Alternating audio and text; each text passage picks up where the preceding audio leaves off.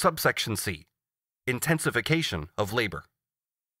As we have seen, the immoderate lengthening of the working day produced by machinery in the hands of capital leads later on to a reaction on the part of society, which is threatened in the very sources of its life, and from there to a normal working day whose length is fixed by law. On the foundation laid by the latter, something we've already met with, namely the intensification of labor, develops into a phenomenon of decisive importance. Our analysis of absolute surplus value dealt primarily with the extensive magnitude of labor, its duration, while its intensity was treated as a given factor. We have now to consider the inversion of extensive magnitude into intensive magnitude, or magnitude of degree. It is self-evident that in proportion as the use of machinery spreads, and the experience of a special class of worker, the machine worker, accumulates, the rapidity and thereby the intensity of labor undergoes a natural increase. Thus in England, in the course of half a century, the lengthening of the working day has gone hand in hand with an increase in the intensity of factory labor. Nevertheless, the reader will clearly see that we are dealing here not with temporary paroxysms of labor, but with labor repeated day after day with unvarying uniformity. Hence, a point must inevitably be reached where the extension of the working day and intensification of labor becomes mutually exclusive, so that the lengthening of the working day becomes compatible only with the lower degree of intensity, and inversely, a higher degree of intensity only with a shortening of the working day. As soon as the gradual upsurge of working-class revolt had compelled Parliament compulsorily to shorten the hours of labor, and to begin by imposing a normal working day on factories properly so called, i.e. from the moment that it was made impossible once and for all to increase the production of surplus value by prolonging the working day, capital threw itself with all its might, and in full awareness of the situation, into the production of relative surplus value, by speeding up the development of the machine system. At the same time, a change took place in the nature of relative surplus value. In general, relative surplus value is produced by raising the productivity of the worker, and thereby enabling him to produce more in a given time with the same expenditure of labor. The same amount of labor time adds the same value as before to the total product, but this unchanged amount of exchange value is spread over more use values. Hence, the value of each single commodity falls. But the situation changes with the compulsory shortening of the hours of labor. This gives an immense impetus to the development of productivity and the more economical use of the conditions of production. It imposes on the worker an increased expenditure of labor within a time which remains constant, a heightened tension of labor power and a closer filling up of the pores of the working day, i.e. a condensation of labor, to a degree which can only be attained within the limits of the shortened working day. This compression of a greater mass of labor into a given period now counts for what it really is, namely an increase in the quantity of labor. In addition to the measure of its extensive magnitude, labor time now acquires a measure of its intensity, or degree of density. The denser hour of the 10-hour working day contains more labor, i.e. expended labor power, than the more porous hour of the 12-hour working day. Thus, the product of one of the 10 hours has as much value as the product of 1 1/5 of the 12 hours, or even more. Apart from the increased yield of relative surplus value, which results from the heightened productivity of labor, the same mass of value is now produced for the capitalist by, say, 3 1/3 hours of surplus labor and 6 2/3 hours of necessary labor, as was previously produced by 4 hours of surplus labor and 8 hours of necessary labor. We now come to the question of how the labor is intensified. The first effect of shortening the working day results from the self-evident law that the efficiency of labor power is an inverse ratio to the duration of its expenditure. Hence, within certain limits, what is lost by shortening the duration of labor is gained by increasing the degree of power exerted. Moreover, the capitalist ensures by his method of payment that the worker really does expend more labor power. In manufactures like potteries, where machinery plays little or no part, the introduction of the Factory Act has strikingly shown that the mere shortening of the working day increases to a wonderful degree the regularity, uniformity, order, continuity, and energy of labor. It seemed, however, doubtful whether this effect could be produced in the factory proper, because there the dependence of the worker on the continuous and uniform motion of the machinery had already created the strictest discipline. Hence, when in 1844 the reduction of the working day to less than 12 hours was being debated, the manufacturers declared almost unanimously that their overlookers in the different rooms took good care that the hands lost no time, and that the extent of vigilance and attention on the part of the workmen was hardly capable of being increased, and therefore, assuming the speed of the machinery and other conditions remained constant, to expect in a well-managed factory any important result from increased intention of the workmen was an absurdity. This assertion was controverted by means of experiments. Mr. Robert Gardner reduced the hours of work in his 2 large factories at Preston on and after the 20th of April 1844 from 12 to 11 hours a day. The result of about a year on this system was that the same amount of product for the same cost was received, and the workpeople as a whole earned in 11 hours as much wages as they did before in 12. I shall pass over the experiments made in the spinning and carding rooms because they were accompanied by an increase of 2% in the speed of the machines. But in the weaving department, where moreover many sorts of figured fancy articles were woven, there was not the slightest alteration of the objective conditions of production. The result was, quote, from the 6th of January to the 20th of April 1844, with the 12 hours day, average weekly wages of each hand 10 shillings 1.5 pence. From the 20th of April to 29th of June 1844, with a day of 11 hours, average weekly wages 10 shillings 3.5 pence. Here we have more produced in 11 hours than previously in 12, entirely as a result of steadier application to the work and a more economical use of time on the part of the workers. While they got the same wages and gained 1 hour of spare time, the capitalist got the same amount produced and saved the cost of coal, gas, and other such items for 1 hour. Similar, equally successful experiments were carried out in the mills of Messrs. Horrocks and Jackson. The shortening of the working day creates, to begin with, the subjective condition for the condensation of labor, i.e., it makes it possible for the worker to set more labor power in motion within a given time. As soon as that shortening becomes compulsory, machinery becomes, in the hands of capital, the objective means, systematically employed, for squeezing out more labor in a given time. This occurs in two ways. The speed of the machines is increased, and the same worker receives a greater quantity of machinery to supervise or operate. Improved construction of the machine is necessary, partly to allow greater pressure to be put on the worker, partly because it is an inevitable concomitant of the intensification of labor, since the legal limitations of the working day compels the capitalist to exercise the strictest economy in the cost of production. The improvements in the steam engine have increased the piston speed and at the same time have made it possible, by means of a greater economy of power, to drive more machinery with the same engine, while consuming the same amount of coal or even a smaller amount. The improvements in the transmitting mechanisms have lessened friction and reduced the diameter and weight of the shafts to a constantly decreasing minimum, something which strikingly distinguishes modern machinery from the older type. Finally, the improvements in the operative machines have, while reducing their size, increased their speed and efficiency, as in the modern power loom, or while increasing the size of their frames, they have also increased the extent and number of their working parts, as in spinning mules, or added to the speed of those working parts by imperceptible alterations of detail, such as those which 10 years ago increased the speed of the spindles and self-acting mules by 1/5. The reduction of the working day to 12 hours dates in England from 1832. In 1836, a manufacturer stated, quote, the labor now undergone in the factories is much greater than it used to be compared with 30 or 40 years ago, owing to the greater attention and activity required by the greatly increased speed which is given to the machinery. In the year 1844, Lord Ashley, now Lord Shaftesbury, made in the House of Commons the following statements, which were supported by documentary evidence. Quote, the labor performed by those engaged in the processes of manufacture is 3 times as great as in the beginning of such operations. Machinery has executed, no doubt, the work that would demand the sinews of millions of men, but it has also prodigiously multiplied the labor of those who are governed by its fearful movements. In 1815, the labor of following a pair of mules spinning cotton of number 40, reckoning 12 hours to the working day, involved the necessity of walking 8 miles. In 1832, the distance traveled in following a pair of mules, spinning cotton yarn of the same number, was 20 miles, and frequently more. In 1825, the spinner put up daily on each of these mules 208 stretches, making a total of 1,640 stretches in the course of the day. In 1832, the spinner put up on each mule 2,200 stretches, making a total of 4,400. In 1844, 2,400 stretches, making a total of 4,800, and in some cases the amount of labor required is still even greater. I have another document sent to me in 1842 stating that the labor is progressively increasing not only because the distance to be traveled is greater, but because the quantity of goods produced is multiplied, while the hands are fewer in proportion than before, and moreover because an inferior species of cotton is now often spun, which it is more difficult to work. In the carding room, there has also been a great increase of labor. 1 person there does the work formerly divided between 2. In the weaving room, where a vast number of persons are employed and principally females, the labor has increased within the last few years fully 10%, owing to the increased speed of the machinery in spinning.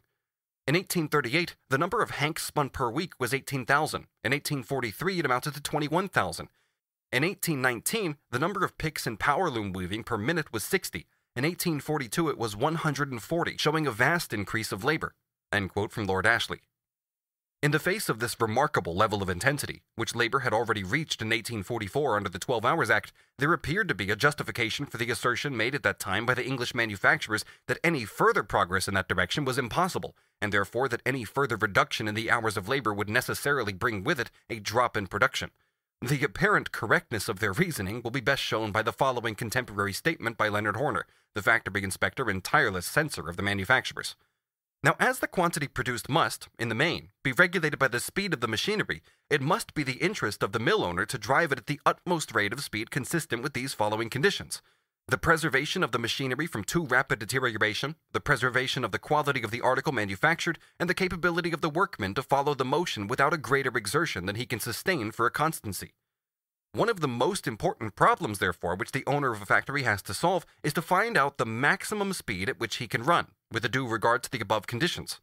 It frequently happens that he finds he has gone too fast, that breakages and bad work more than counterbalance the increased speed, and that he is obliged to slacken his pace. I therefore concluded that as an active and intelligent mill owner would find out the safe maximum, it would not be possible to produce as much in 11 hours as in 12. I further assumed that the operative paid by piecework would exert himself to the utmost consistent with the power of continuing at the same rate. Horner therefore came to the conclusion, despite the experiments of Gardner and others, that a further reduction of the working day below 12 hours would necessarily diminish the quantity of the product. He himself cited his opinion of 1845 10 years later in order to show how much at that time he still underestimated the elasticity of machinery and of human labor power, both of which are simultaneously stretched to their utmost by the compulsory shortening of the working day. We now come to the period following the introduction of the 10 Hours Act in 1847 into the English cotton, woolen, silk, and flax mills. The speed of the spindles has increased upon throstles 500 and upon mules 1,000 revolutions a minute, i.e. the speed of the throstle spindle, which in 1839 was 4,500 times a minute, is now, in 1862, 5,000, and of the mule spindle that was 5,000 is now 6,000 times a minute, amounting in the former case to 1/10 and in the second case to 1/5 additional increase. James Nasmyth, the eminent civil engineer of Patricroft near Manchester, explains in a letter to Leonard Horner, written in 1852, the nature of the improvements in the steam engine made between the years 1848 and 52.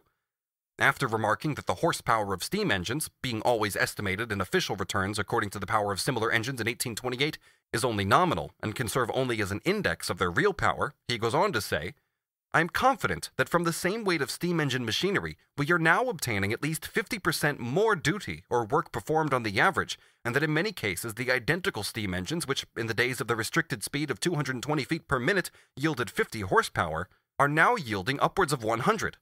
The modern steam engine of 100 horsepower is capable of being driven at a much greater force than formerly, arising from improvements in its construction, the capacity and the construction of the boilers, etc. Although the same number of hands are employed in proportion to the horsepower as at former periods, there are fewer hands employed in proportion to the machinery. In the year 1850, the factories of the United Kingdom employed 134,217 nominal horsepower to move 25.6 million spindles and 301,445 looms.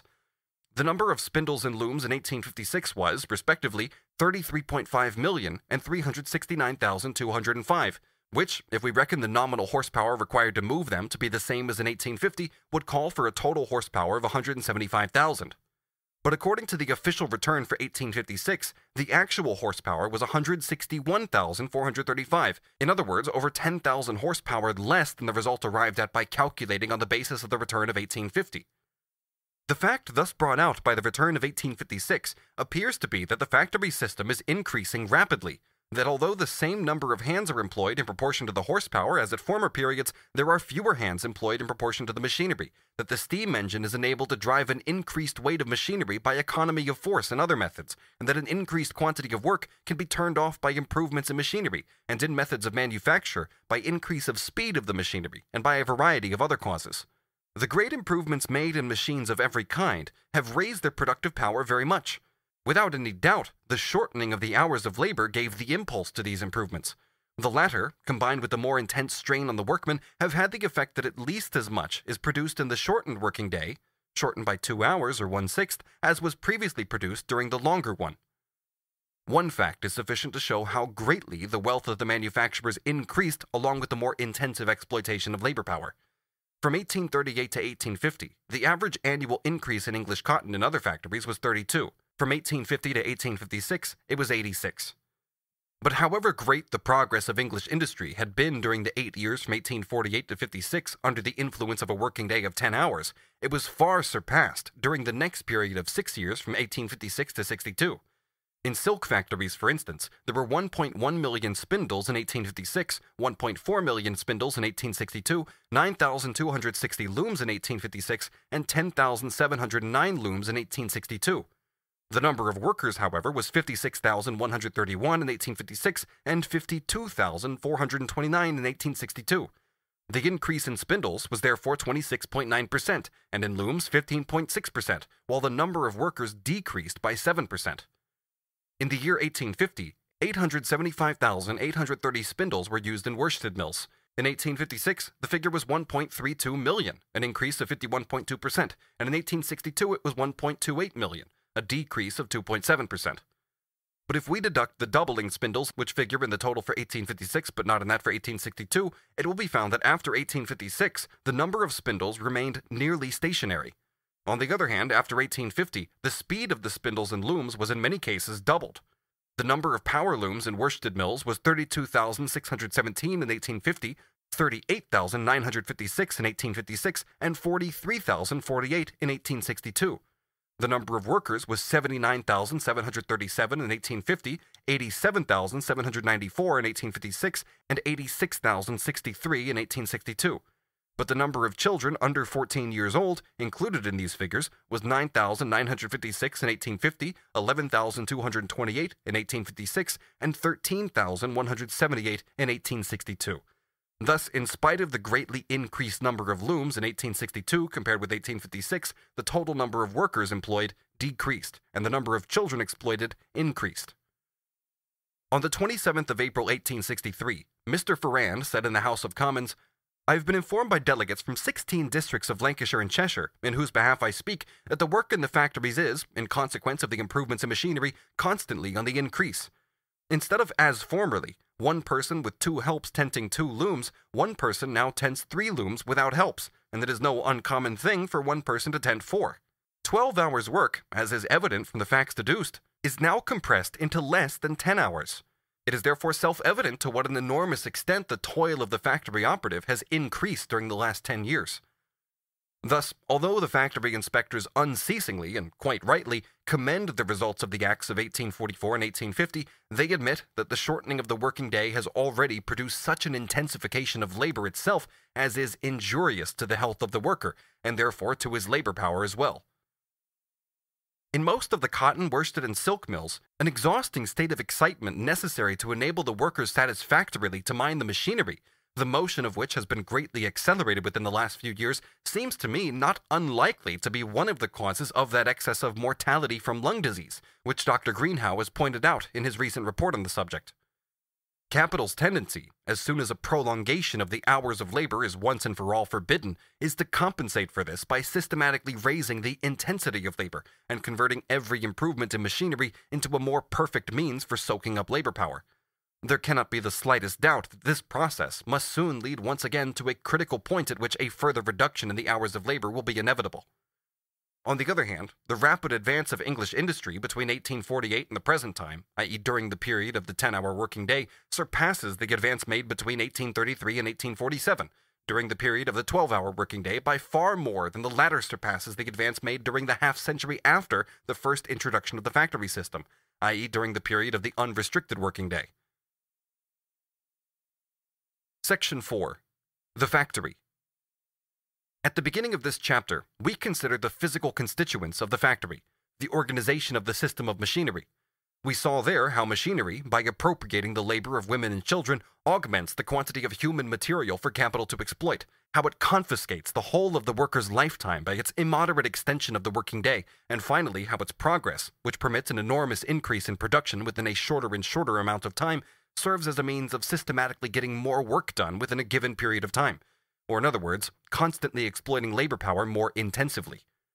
We now turn to the factory as a whole, and indeed in its most developed form.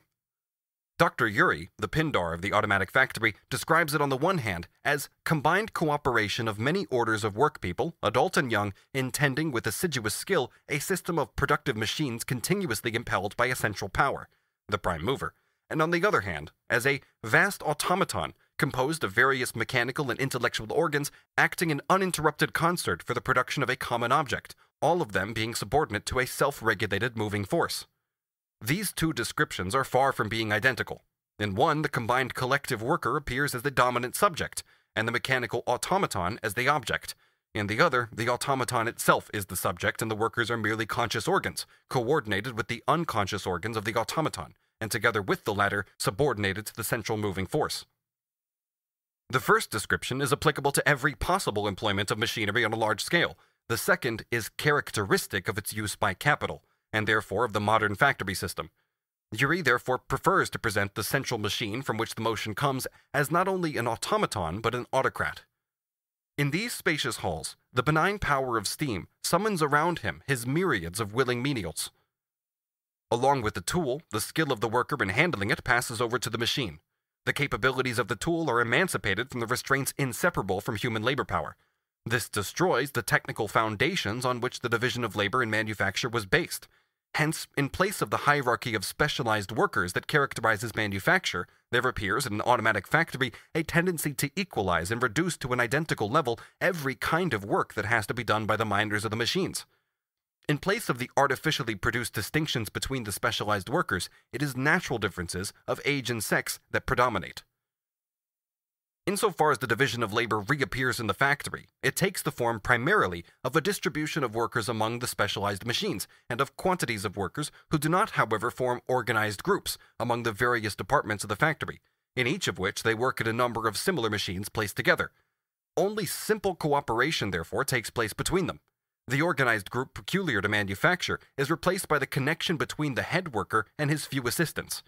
The essential division is that between workers who are actually employed on the machines, among whom are included a few who look after the engine, and those who merely attend them, almost exclusively children. More or less all the feeders who supply the machines with the material which is to be worked up are counted as attendants.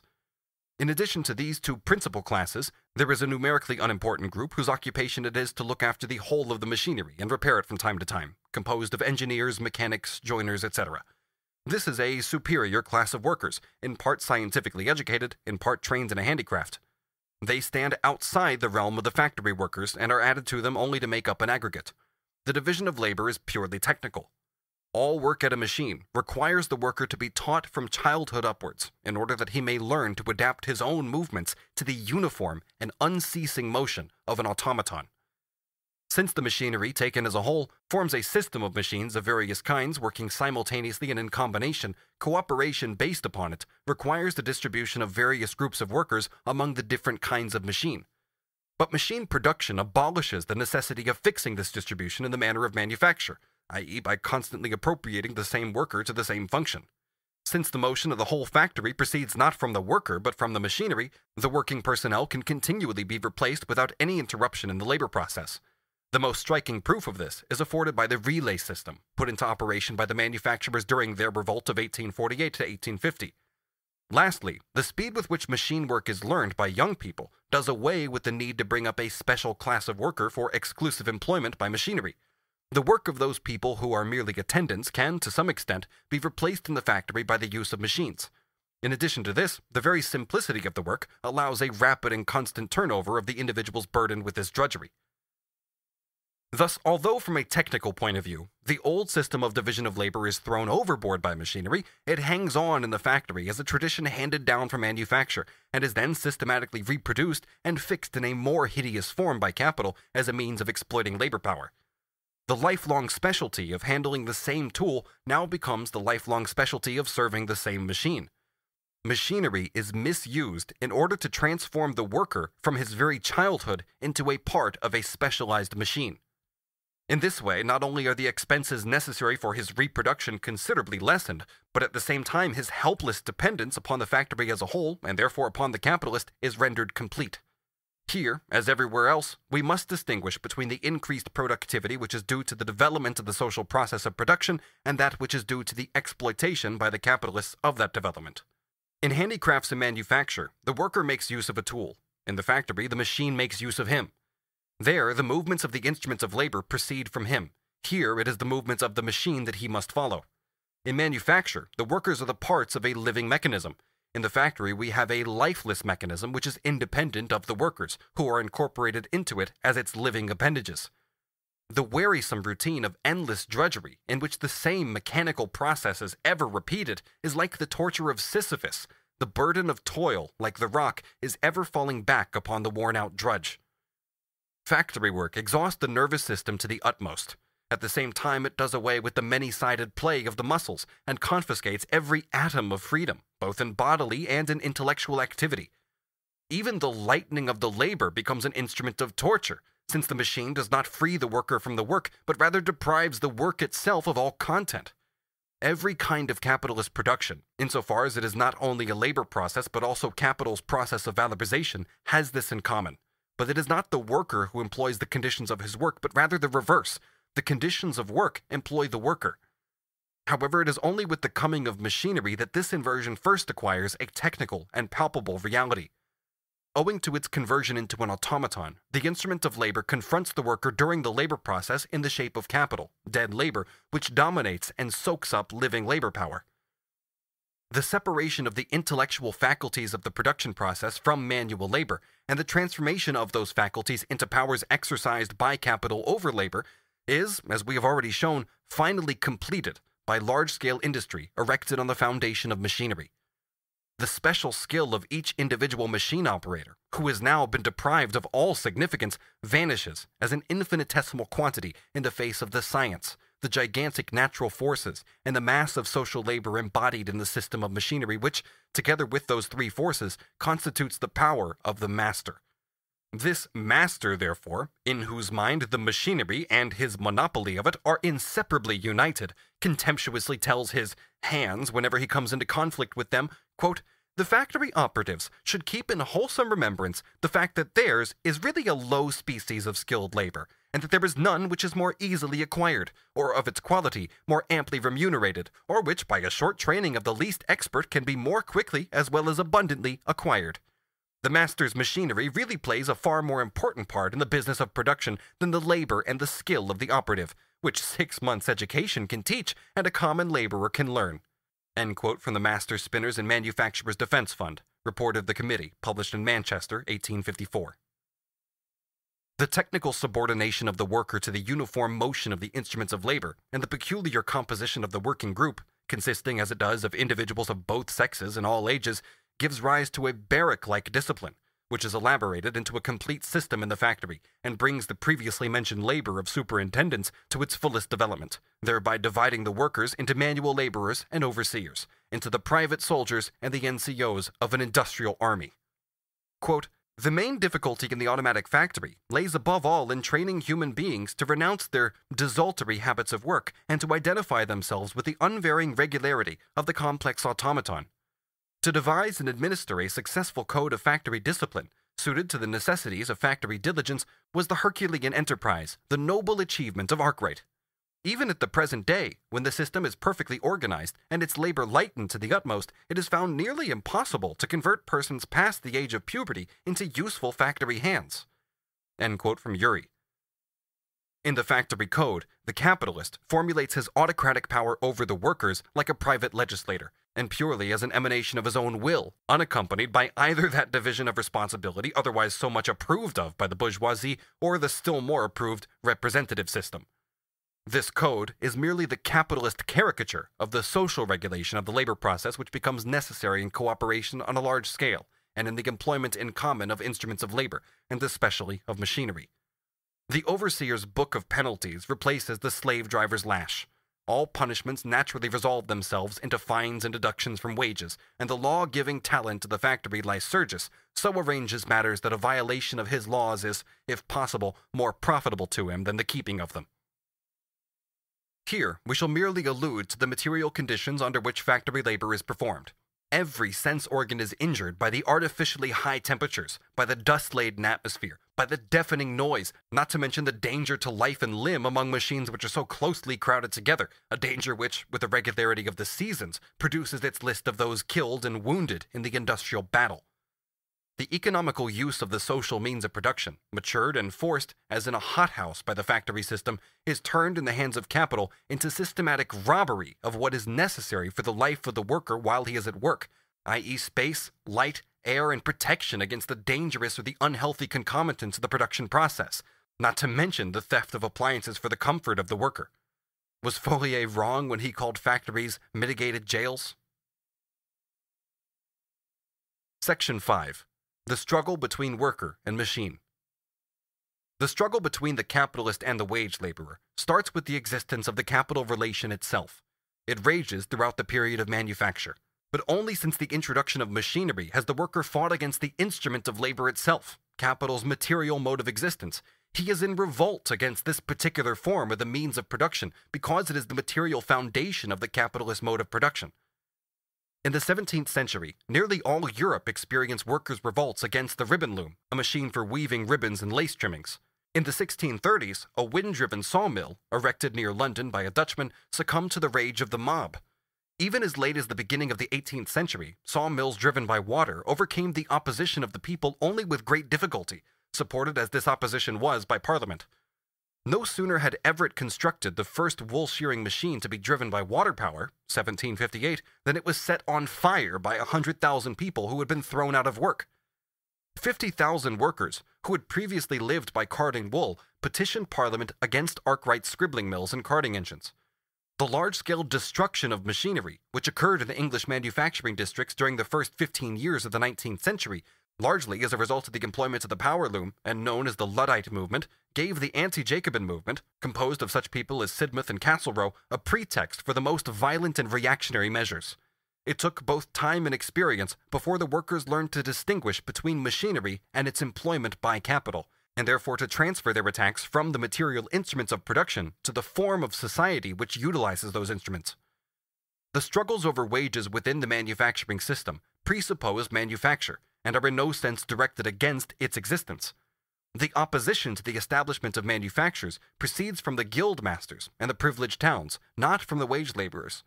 Hence, the workers of the manufacturing period treat the division of labor predominantly as a means of virtually making up for a shortage of workers, and not of actually displacing them. This distinction is very clear. If someone says that 100 million people would be required in England to spin with the old spinning wheel, the cotton that is now spun with mules by 500,000 people, this does not mean that the mules took the place of those millions who never existed. It means only that many million workers would be required to replace the spinning machinery. If, on the other hand, we say that in England the power loom threw 800,000 weavers onto the streets, we do not refer to existing machinery, which would have to be replaced by a certain number of workers, but to an actually existing number of workers who were in fact replaced or displaced by the looms. Handicraft labor, even if it was subdivided into many different parts, remained the basis throughout the period of manufacture. The demands of the new colonial markets could not be satisfied by the relatively small number of urban workers handed down from the Middle Ages, and the manufactures proper opened out new fields of production to the rural population which had been driven from the land by the dissolution of the feudal system.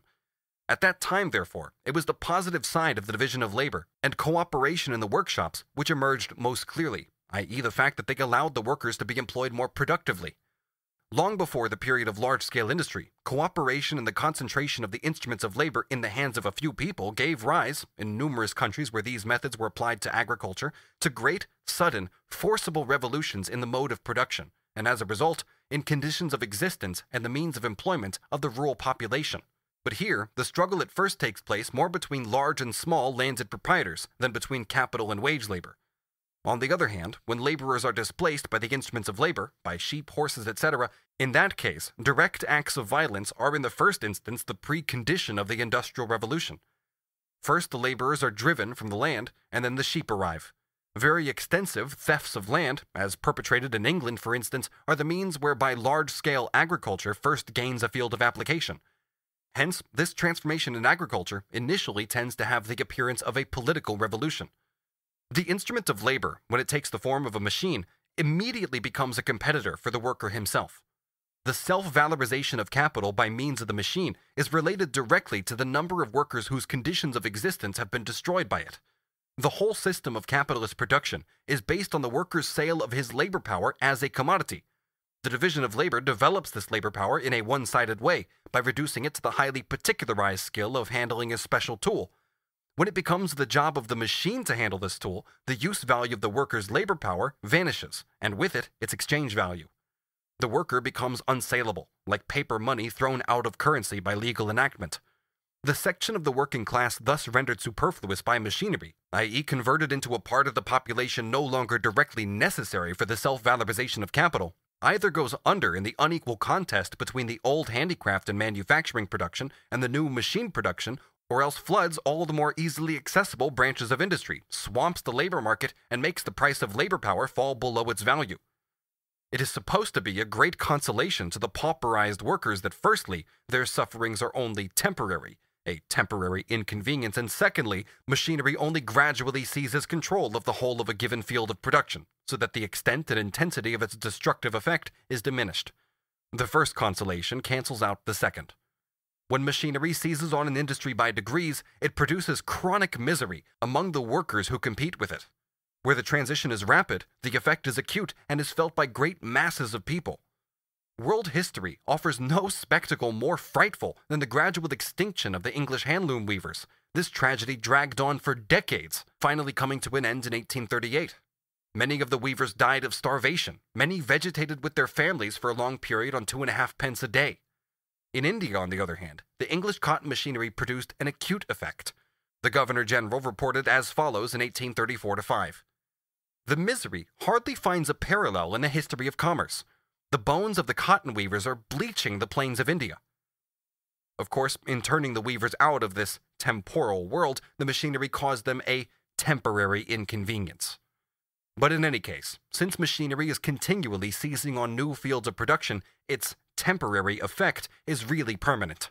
Hence, the character of independence from and estrangement towards the worker, which the capitalist mode of production gives to the conditions of labor and the product of labor, develops into a complete and total antagonism with the advent of machinery. It is therefore when machinery arrives on the scene that the worker for the first time revolts savagely against the instruments of labor. The instrument of labor strikes down the worker. The direct antagonism between the two is that it's most apparent whenever newly introduced machinery enters into competition with handicrafts or manufactures handed down from former times. But within large-scale industry itself, the continual improvement of machinery and the development of the automatic system has an analogous effect.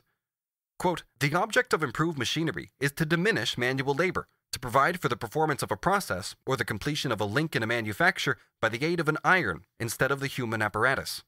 The adaptation of power to machinery heretofore moved by hand is almost of daily occurrence, the minor improvements in machinery having for their object economy of power, the production of better work, the turning off more work in the same time, or in supplying the place of a child, a female, or a man, are constant, and although sometimes apparently of no great moment, have somewhat important results. End quote from reports of the inspectors of factories. Quote, whenever a process requires peculiar dexterity and steadiness of hand, it is withdrawn, as soon as possible, from the cunning workman, who is prone to irregularities of many kinds, and it is placed in charge of a peculiar mechanism, so self-regulating that a child can superintend it. On the automatic plan, skilled labor gets progressively superseded.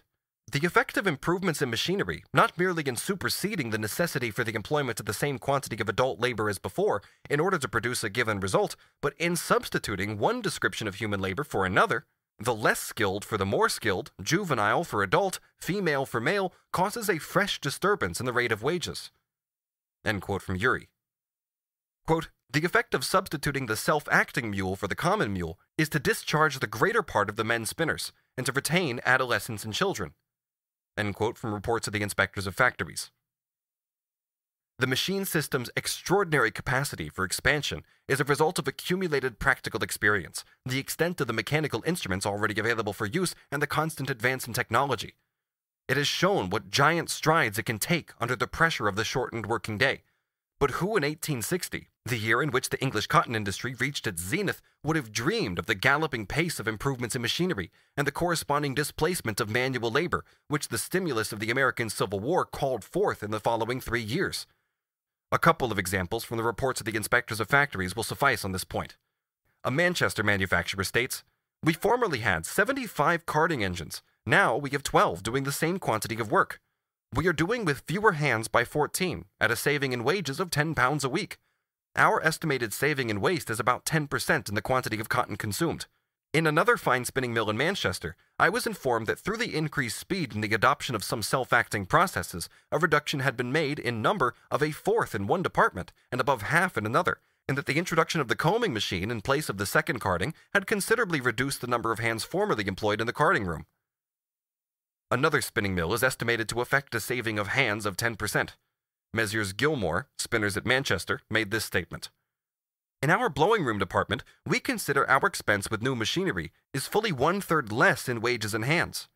In the jack frame and drawing frame room, about 1/3 less in expense, and likewise 1/3 less in hands. In the spinning room, about 1/3 less in expenses. But this is not all. When our yarn goes to the manufacturers, it is so much better by the application of our new machinery that they will produce a greater quantity of cloth, and cheaper than from the yarn produced by the old machinery." Mr. Redgrave, the factory inspector, remarks in connection with this, "The reduction of hands against increased production is, in fact, constantly taking place. In woolen mills, the reduction commenced some time since and is continuing.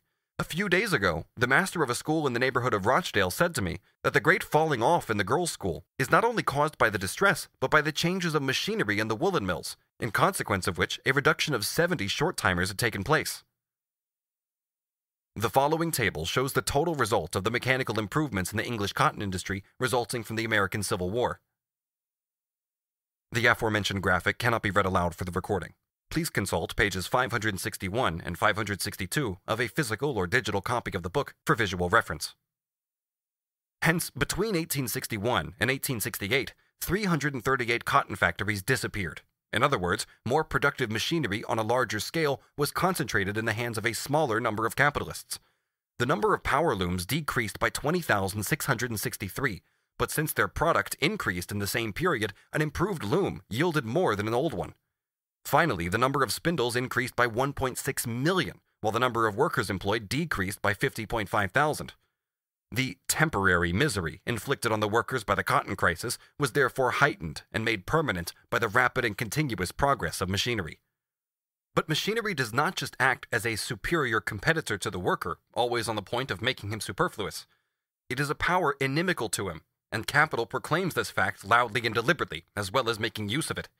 It is the most powerful weapon for suppressing strikes, those periodic revolts of the working class against the autocracy of capital. According to Gaskell, the steam engine was from the very first an antagonist of human power, an antagonist that enabled the capitalist to tread underfoot the growing demands of the workers, which threatened to drive the infant factory system into crisis. It would be impossible to write a whole history of the inventions made since 1830 for the sole purpose of providing capital with weapons against working-class revolt. We would mention above all the self-acting mule because it opened up a new epoch in the automatic system. Nasmyth, the inventor of the steam hammer, gave the following evidence before the Commission on Trade Unions with regard to the improvements in machinery he himself introduced as a result of the widespread and long-lasting strikes of the engineers in 1851. Quote, "The characteristic feature of our modern mechanical improvements is the introduction of self-acting tool machinery. What every mechanical workman has now to do, and what every boy can do, is not to work himself, but to superintend the beautiful labor of the machine. The whole class of workmen that depend exclusively on their skill is now done away with. Formerly, I employed 4 boys to every mechanic.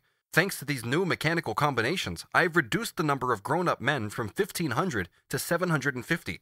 The result was a considerable increase in my profits." End quote. Urey says this of the coloring machines used in calico printing. Quote, "At length, capitalists sought deliverance from this intolerable bondage, namely the terms of their contracts with the workers, which they saw as burdensome, in the resources of science, and were speedily reinstated in their legitimate rule, that of the head over the inferior members." End quote. Then, speaking of an invention for dressing warps, whose immediate occasion was a strike, he says, quote, "The combined malcontents, who fancied themselves impregnably entrenched behind the old lines of division of labor, found their flanks turned, and their defenses rendered useless by the new mechanical tactics, and were obliged to surrender at discretion."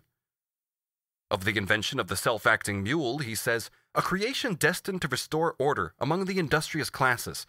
This invention confirms the great doctrine already propounded. that when capital enlists science into her service, the refractory hand of labor will always be taught docility. Although Urey's work appeared in 1835, at a time when the factory system was still comparatively little developed, it remains the classical expression of the spirit of the factory, not only because of its undisguised cynicism, but also because of the naivete with which it blurts out the thoughtless contradictions of the capitalist brain.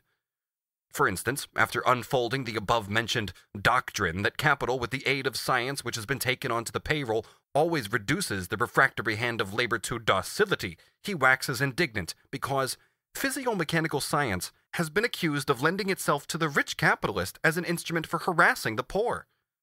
After preaching a long sermon to show how advantageous the rapid development of machinery is to the workers, he warns them that by their obstinacy and their strikes they hasten that development. Violent revolutions of this nature, he says, display short-sighted man in the contemptible character of a self-tormentor. A few pages before this he states the contrary. Had it not been for the violent collisions and interruptions resulting from erroneous views among factory operatives, the factory system would have been developed still more rapidly and beneficially for all concerned. Then he exclaims again, "Fortunately for the state of society in the cotton districts of Great Britain, the improvements in machinery are gradual. The introduction of improvements in machinery, is said to lower the rate of earnings of adults by displacing a portion of them, and thus rendering their numbers superabundant as compared with the demand for their labor. It certainly augments the demand for the labor of children and increases the rate of their wages. On the other hand, this same dispenser of consolation defends the lowness of the children's wages on the ground that it prevents parents from sending their children into the factory at too early an age. The whole of his book is a vindication of a working day of unrestricted length. That Parliament should forbid children of 13 years of age to be exhausted by working 12 hours a day reminds his liberal soul of the darkest days of the Middle Ages. This does not prevent him from calling upon the factory workers to thank Providence, which, by means of machinery, has given them the leisure to think of their immortal interests. Section 6. The compensation theory, with regard to the workers displaced by machinery. A whole series of bourgeois political economists, including James Mill, McCulloch, Terence, Sr., and John Stuart Mill, assert that all machinery that displaces the workers simultaneously and necessarily sets free an amount of capital adequate to employ precisely those workers displaced.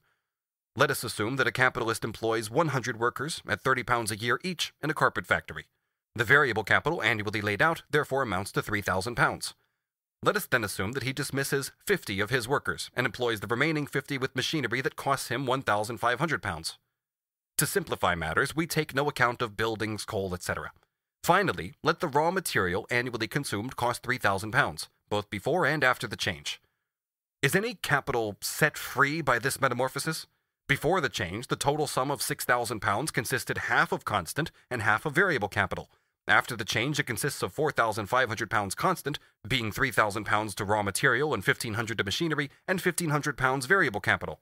The variable capital, instead of being 1/2, is only 1/4 of the total capital. Instead of being set free, a part of the capital is here locked up in such a way as to cease to be exchanged for labor power. Variable has been changed into constant capital. Other things being equal, the capital of £6,000 can now employ no more than 50 men. With each improvement in the machinery, it will employ fewer people. If the newly introduced machinery had cost less than the labor power and implements displaced by it, if, for instance, instead of costing £1,500, it has cost only £1,000, a variable capital of £1,000 would have been converted into constant capital and locked up in it, and a capital of £500 would have been set free.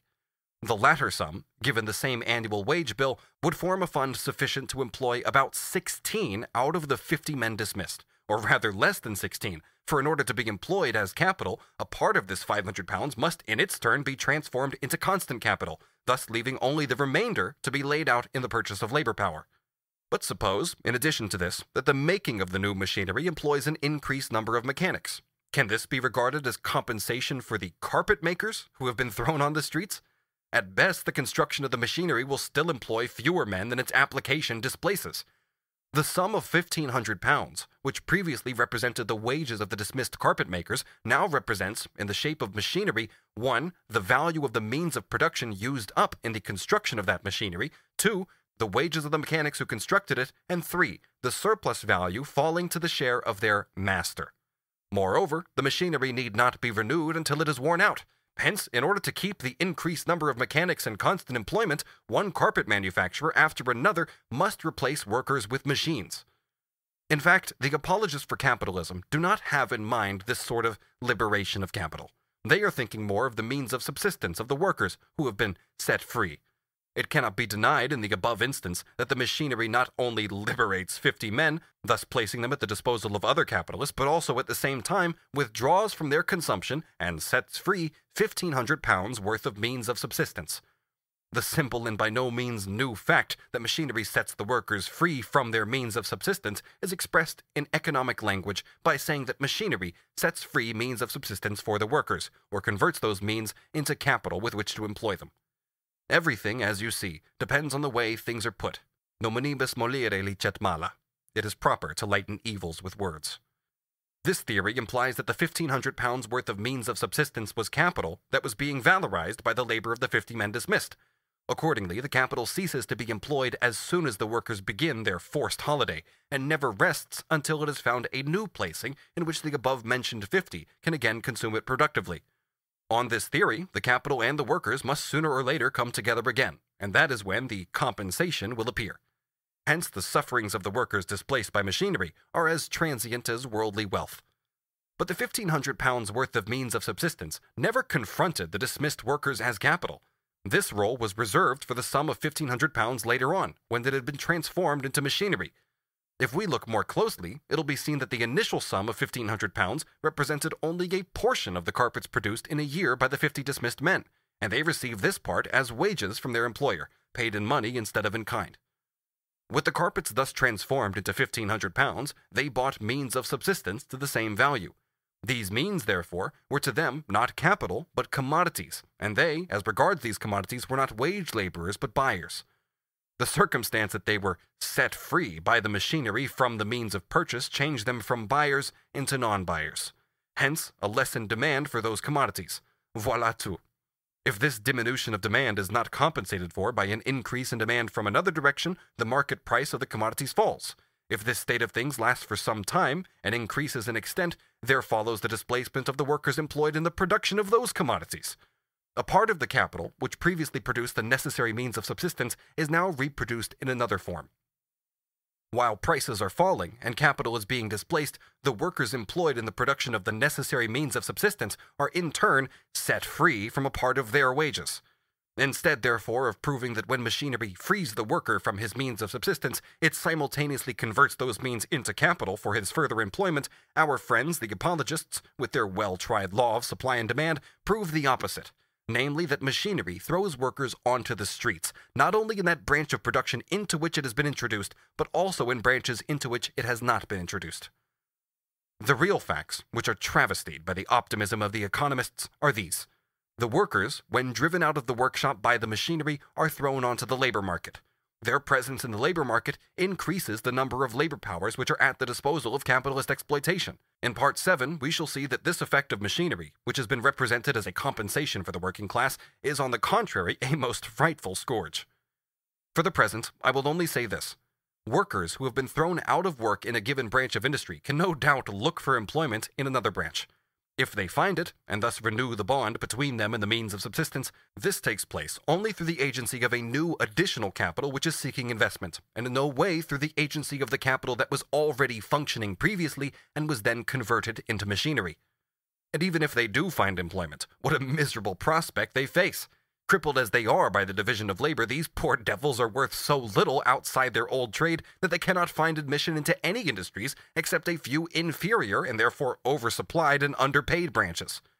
Furthermore, every branch of industry attracts each year a new stream of men, who furnish a contingent from which to fill up vacancies and to draw supply for expansion. As soon as machinery has set free a part of the workers employed in a given branch of industry, the reserve men are also diverted into new channels of employment and become absorbed in other branches. Meanwhile, the original victims, during the period of transition, for the most part starve and perish.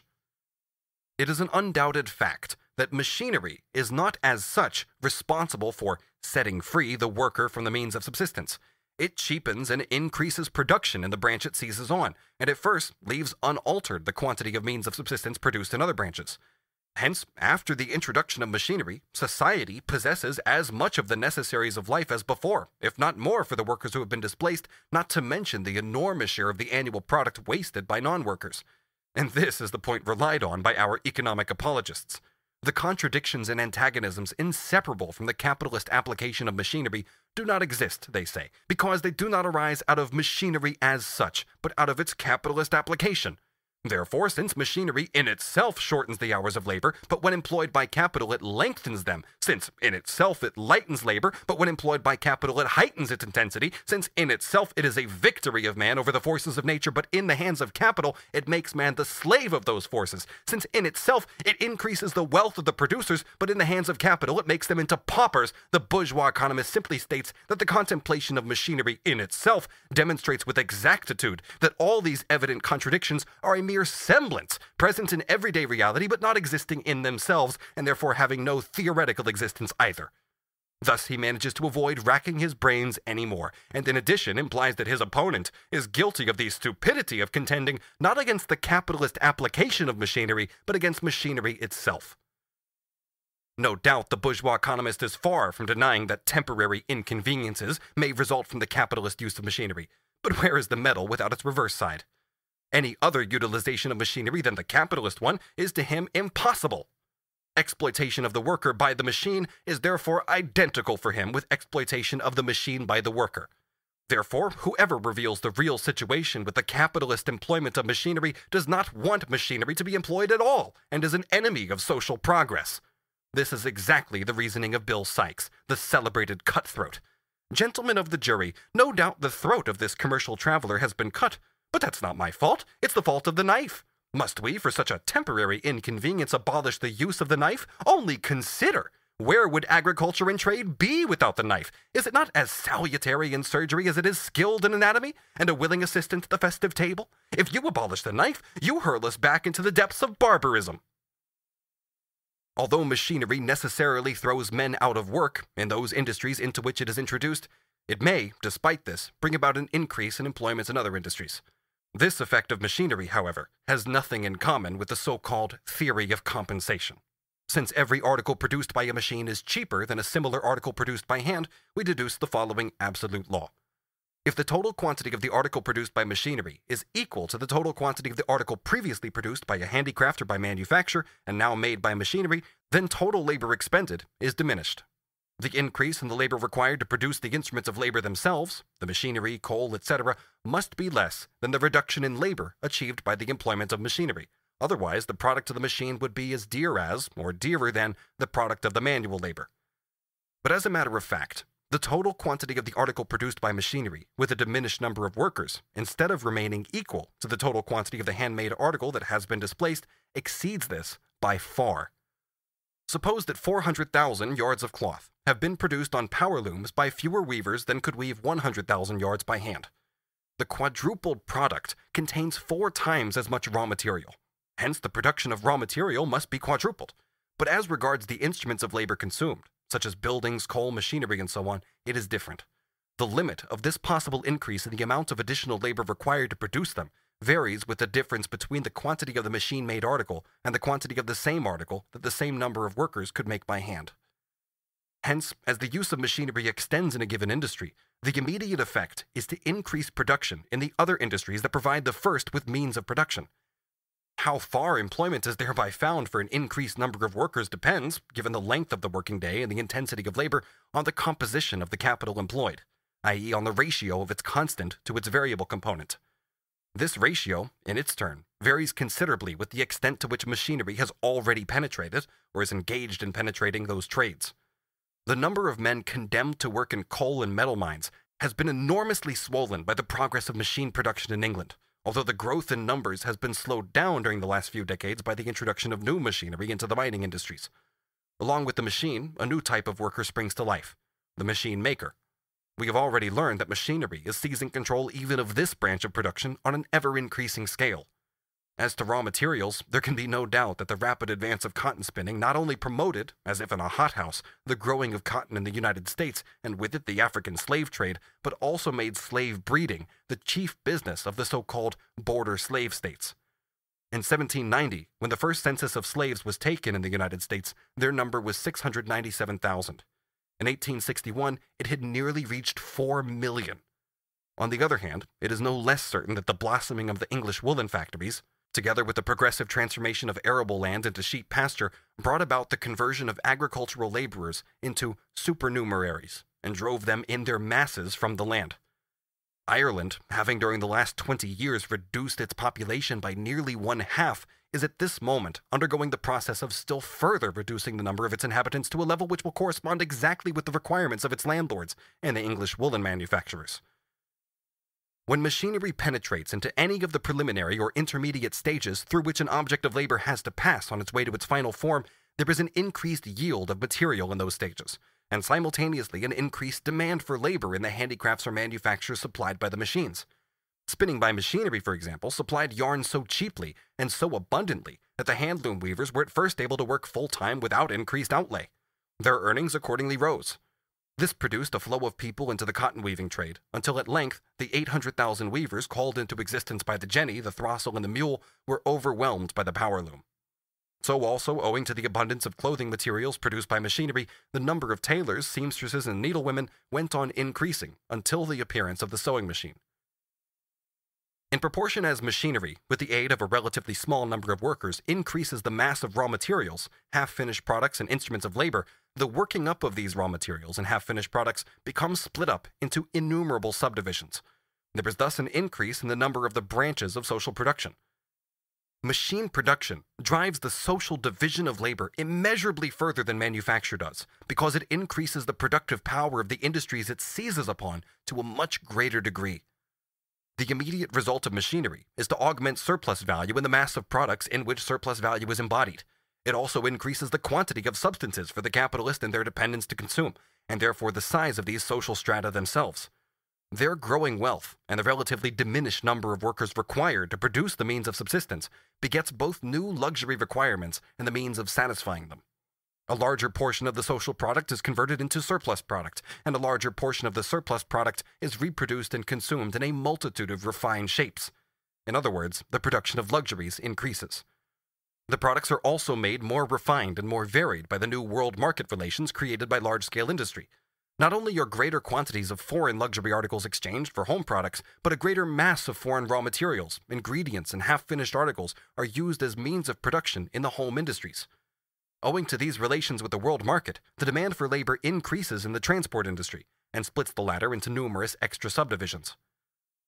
The increase in means of production and subsistence, accompanied by a relative diminution in the number of workers, provides the impulse for an extension of work that can only bear fruit in the distant future, such as the construction of canals, docks, tunnels, bridges, and so on.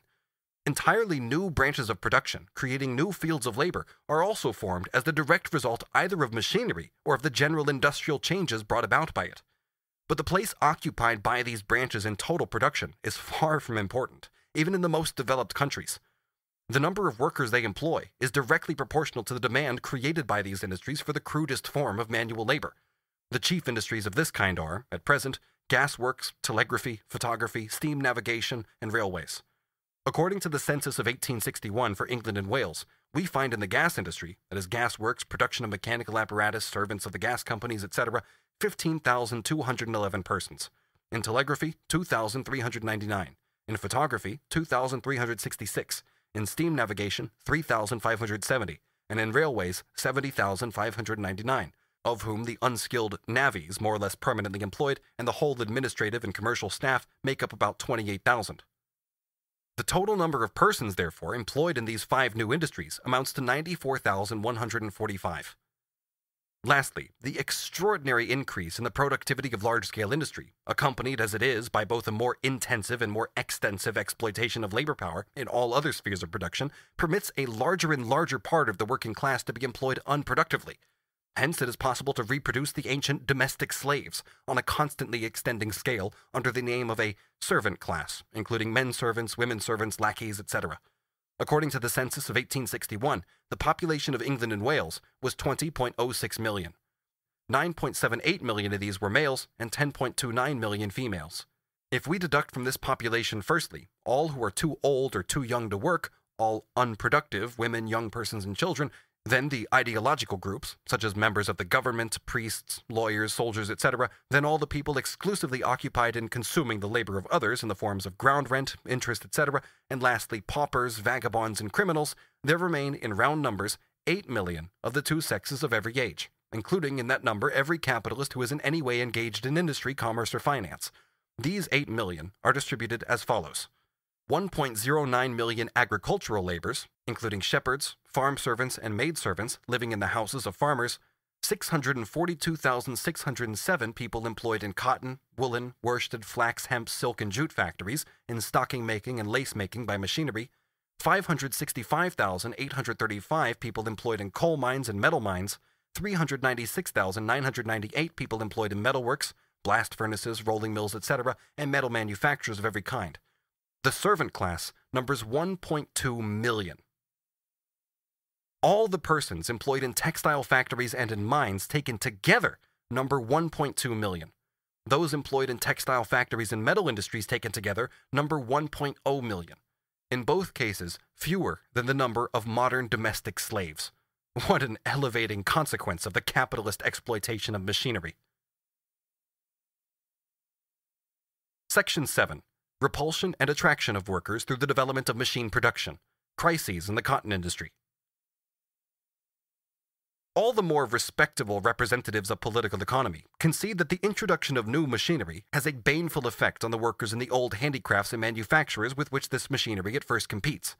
Almost all of them bemoan the slavery of the factory worker. And what is the great trump card they play?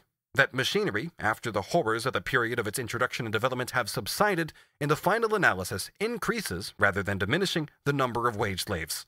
Yes, political economy joyfully proclaims the theory, which is hideous to every philanthropist who believes that the capitalist mode of production is an eternal necessity ordained by nature, that after a period of growth and transition, and even when it is already founded on production by machinery, the factory system grinds down more workers than it originally threw onto the streets.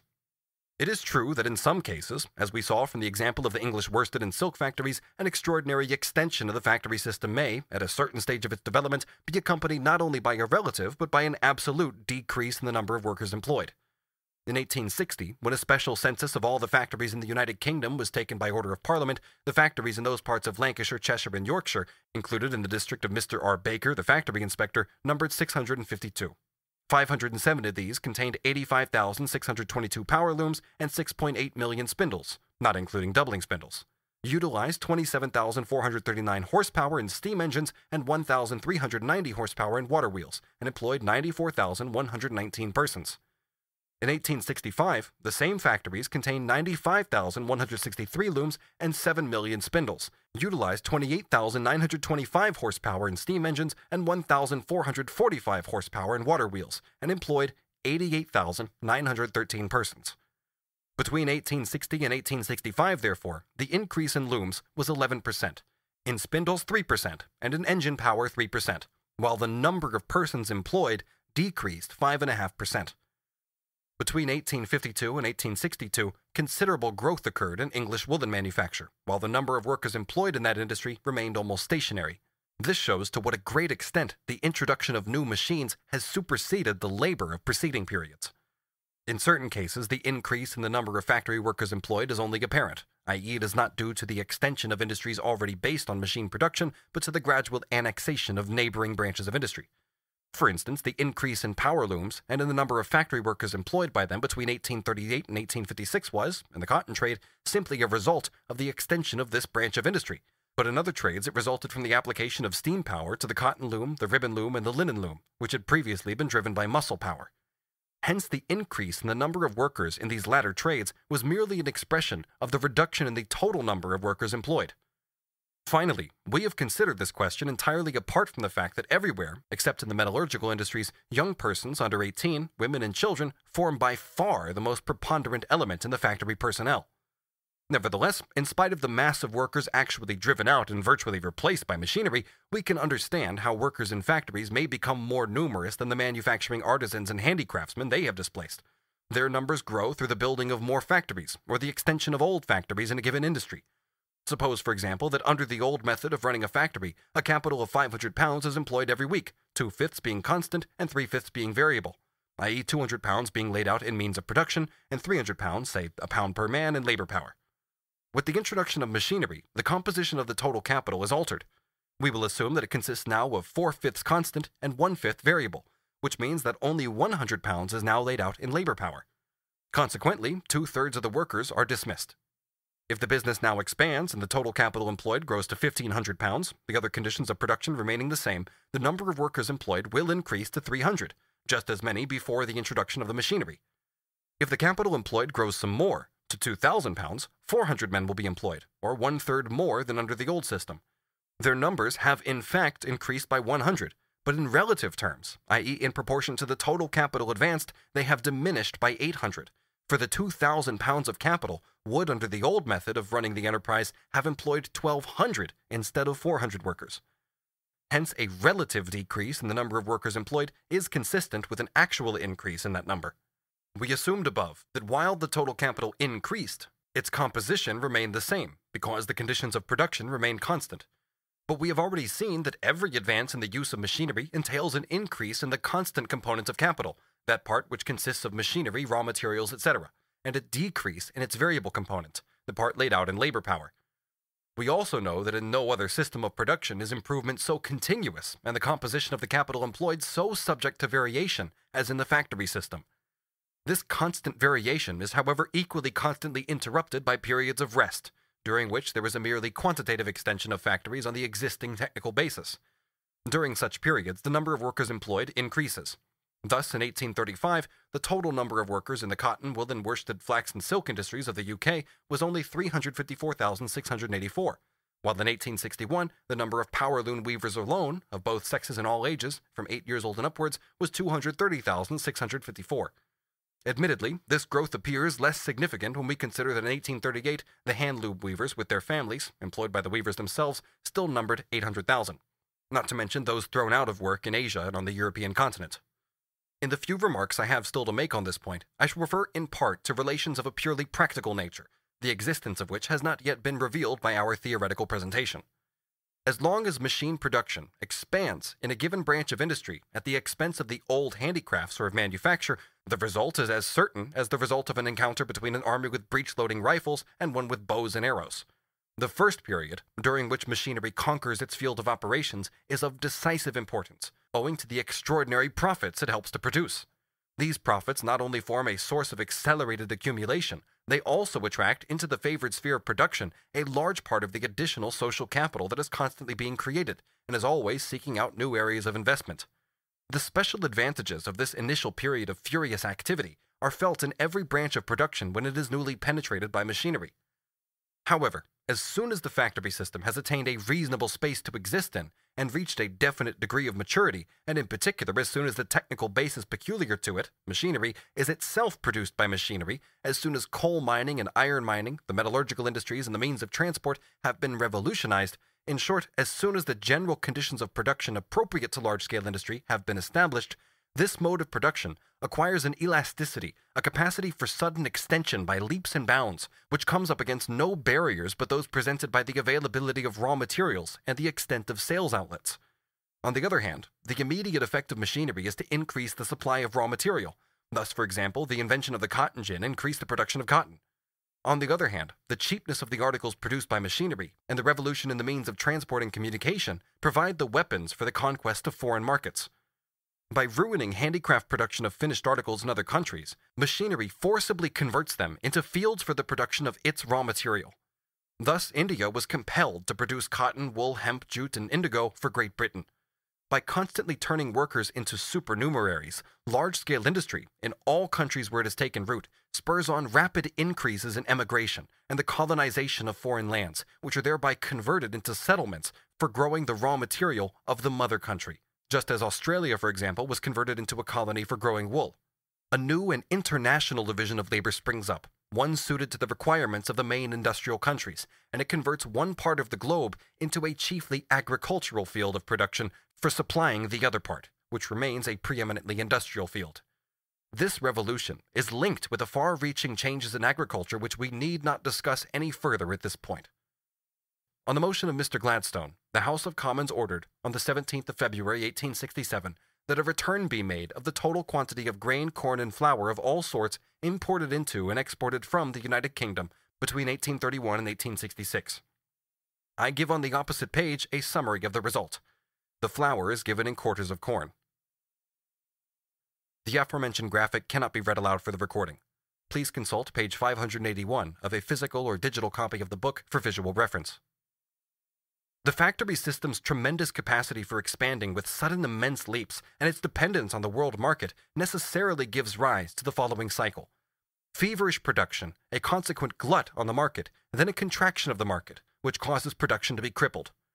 The life of industry becomes a series of periods of moderate activity, prosperity, overproduction, crisis, and stagnation. The uncertainty and instability to which machinery subjects the employment, and consequently the living conditions of the workers, becomes a normal state of affairs, owing to these periodic turns of the industrial cycle. Except in the periods of prosperity, a most furious combat rages between the capitalists for their individual share in the market. This share is directly proportional to the cheapness of the product.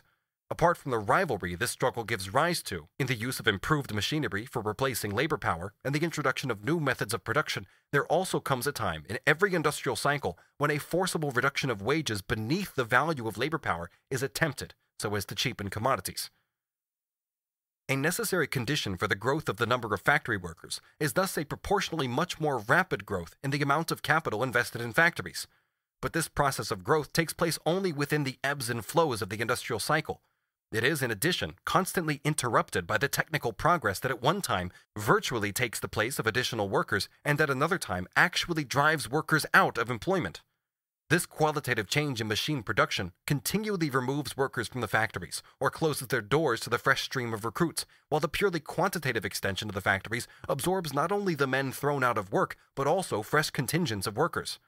The latter are thus continually repelled and attracted, slung backwards and forwards, while at the same time constant changes take place in the sex, age, and skill of the industrial conscripts. The fate of the factory workers will best be depicted if we make a rapid survey of developments in the English cotton industry.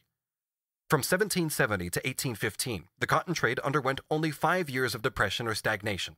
During this period of 45 years, the English manufacturers had a monopoly of machinery and a monopoly on the world market.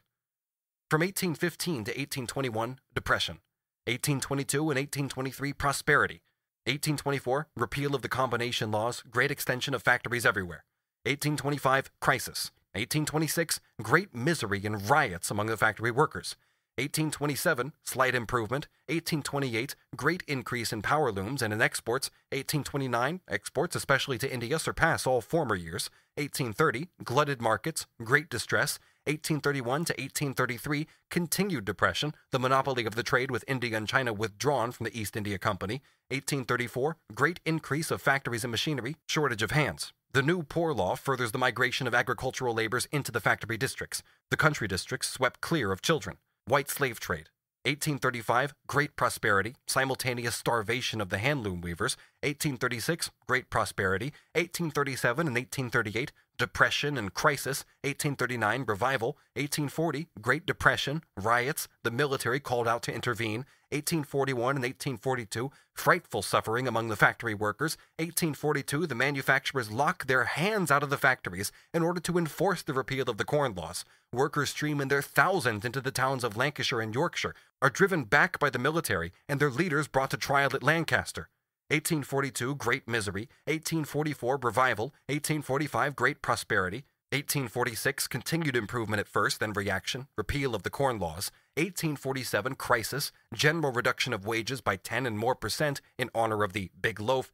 1848, continued depression, Manchester under military protection. 1849, revival. 1850, prosperity. 1851, falling prices, low wages, frequent strikes. 1852, the situation begins to improve. Strikes continue. The manufacturers threaten to import workers from abroad. 1853, increasing exports. Strike for 3 months and great misery at Preston.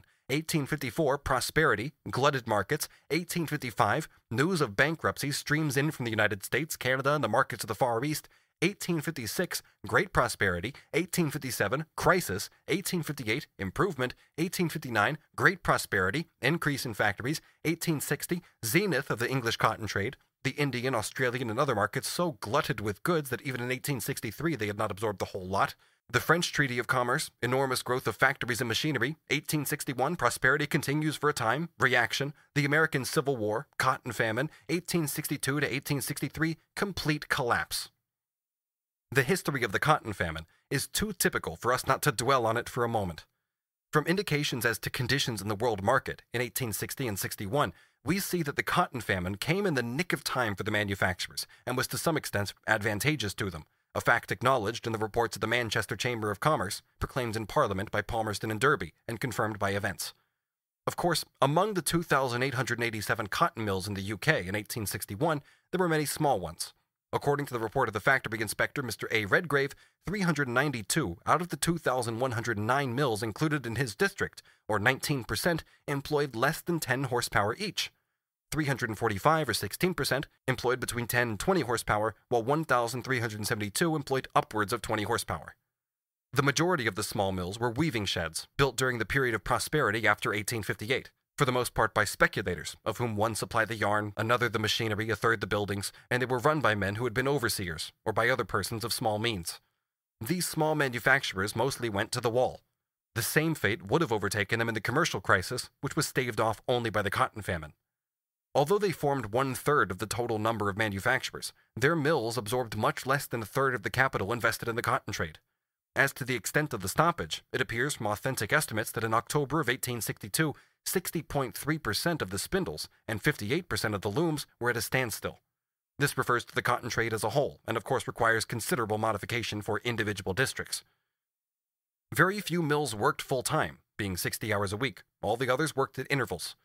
Even in those cases where full-time was worked, and at the customary piece rate, the weekly wages of the workers necessarily shrank, because good cotton was replaced by bad. Sea Island by Egyptian in fine spinning mills, American and Egyptian by Surat, and pure cotton by a mixture of waste and Surat. The shorter fiber of the Surat cotton and its dirty condition, the greater fragility of the thread, the substitution of all sorts of heavy ingredients for flour in sizing the warps, all these things lessened the speed of the machinery, or the number of looms that could be superintended by one weaver, increased the amount of labor necessitated by defects in the machinery, and reduced the piece wage by reducing the amount of the product actually leaving the mill. Where Surat cotton was used, the loss to the workers when on full-time amounted to 20%, 30% or more. But on top of this, the majority of the manufacturers reduced the piece rate by 5, 7.5, and 10%. We can therefore grasp the situation of these workers employed for only 3, 3.5, or 4 days a week, or for only 6 hours a day. Even in 1863, after comparative improvement had set in, the weekly wages of spinners and weavers were 3 shillings 4 pence, 3 shillings 10 pence, 4 shillings 6 pence, and 5 shillings 1 pence. Even in this miserable state of affairs, however, the inventive spirit of the manufacturer did not stand still, but was exercised in making deductions from wages. These were to some extent inflicted as a penalty for defects in the finished article that were really due to his own bad cotton and his unsuitable machinery. Moreover, where the manufacturer owned the workers' cottages, he paid himself his rents by deducting the amount from these miserable wages. Mr. Redgrave tells us of self-acting minders, i.e. workers in charge of a pair of self-acting mules, earning at the end of a fortnight's full work 8 shillings 11 pence, and from this sum was deducted the rent of the house, the manufacturer, however, returning half the rent as a gift. The minders took away the sum of 6 shillings 11 pence. In many places, the self-acting minders ranged from 5 shillings to 9 shillings per week, and the weavers from 2 shillings to 6 shillings per week during the latter part of 1862. Even when short time was being worked, the rent was frequently deducted from the workers' wages. No wonder that in some parts of Lancashire a kind of famine fever broke out. But more characteristic than all this was the revolution that took place in the production process at the expense of the workers. Experimenta incorporabili, experiments in a worthless body, like those of anatomists on the frogs, were actually being made here. Although, says Mr. Redgrave, I have given the actual earnings of the operatives in several mills, it does not follow that they earn the same amount week by week. The operatives are subject to great fluctuation from the constant experimentalizing of the manufacturers. The earnings of the operatives rise and fall with the quality of the cotton mixings. Sometimes they have been within 15% of former earnings, and then in a week or two they have fallen off from 50 to 60%. These experiments were not made just at the expense of the worker's means of subsistence. His 5 senses also had to pay the penalty. The people who are employed in making up Surat cotton complain very much. They inform me, on opening the bales of cotton there is an intolerable smell which causes sickness. In the mixing, scribbling, and carding rooms, the dust and dirt which are disengaged irritate the air passages and give rise to cough and difficulty of breathing. A disease of the skin, no doubt from the irritation of the dirt contained in the surat cotton, also prevails. The fiber being so short, a great amount of size, both animal and vegetable, is used. Bronchitis is more prevalent owing to the dust. Inflammatory sore throat is common from the same cause. Sickness and dyspepsia are produced by the frequent breaking of the weft when the weaver sucks the weft through the eye of the shuttle. On the other hand, these flour substitutes were a fortunatus purse to the manufacturers because they increased the weight of the yarn. They caused, quote, 15 pounds of raw material to weigh 26 pounds after it was woven, end quote. In the reports of the inspectors of factories for the half-year ending on the 30th of April 1864, we read the following. The trade is availing itself of this resource at present to an extent which is even discreditable. I have heard on good authority of a cloth weighing 8 pounds which was made of 5 1/4 pounds cotton and 2 3/4 pounds size, and of another cloth weighing 5 1/4 pounds of which 2 pounds was size. These were ordinary export shirtings. In cloths of other descriptions, as much as 50% size is sometimes added, so that a manufacturer may, and does truly boast, that he is getting rich by selling cloth for less money per pound than he paid for the mere yarn of which they're composed. But the workers did not just have to suffer from the experiments of the manufacturers inside the mills and of the municipalities outside, from reduced wages and absence of work, from want and from charity, and from the eulogies uttered in the Lords and the Commons. Unfortunate females, in consequence of the cotton famine, were at its commencement thrown out of employment and have thereby become outcasts of society, and now, though the trade is revived and work is plentiful, continue members of that unfortunate class, and are likely to continue so. There are also in the borough more youthful prostitutes than I have known for the last 25 years. We find then, in the first 45 years of the English cotton industry, from 1770 to 1815, only 5 years of crisis and stagnation. But this was the period of monopoly. The second period, from 1815 to 63, counts, during its 48 years, only 20 years of revival and prosperity against 28 of depression and stagnation. Between 1815 and 1830, competition with the continent of Europe and with the United States sets in. After 1833, the extension of the Asiatic markets is enforced by destruction of the human race. After the repeal of the Corn Laws, from 1846 to 1863, there were 8 years of moderate activity and prosperity against 9 years of depression and stagnation. The situation of the adult male workers, even during the years of prosperity, may be judged from the appended note. Section 8.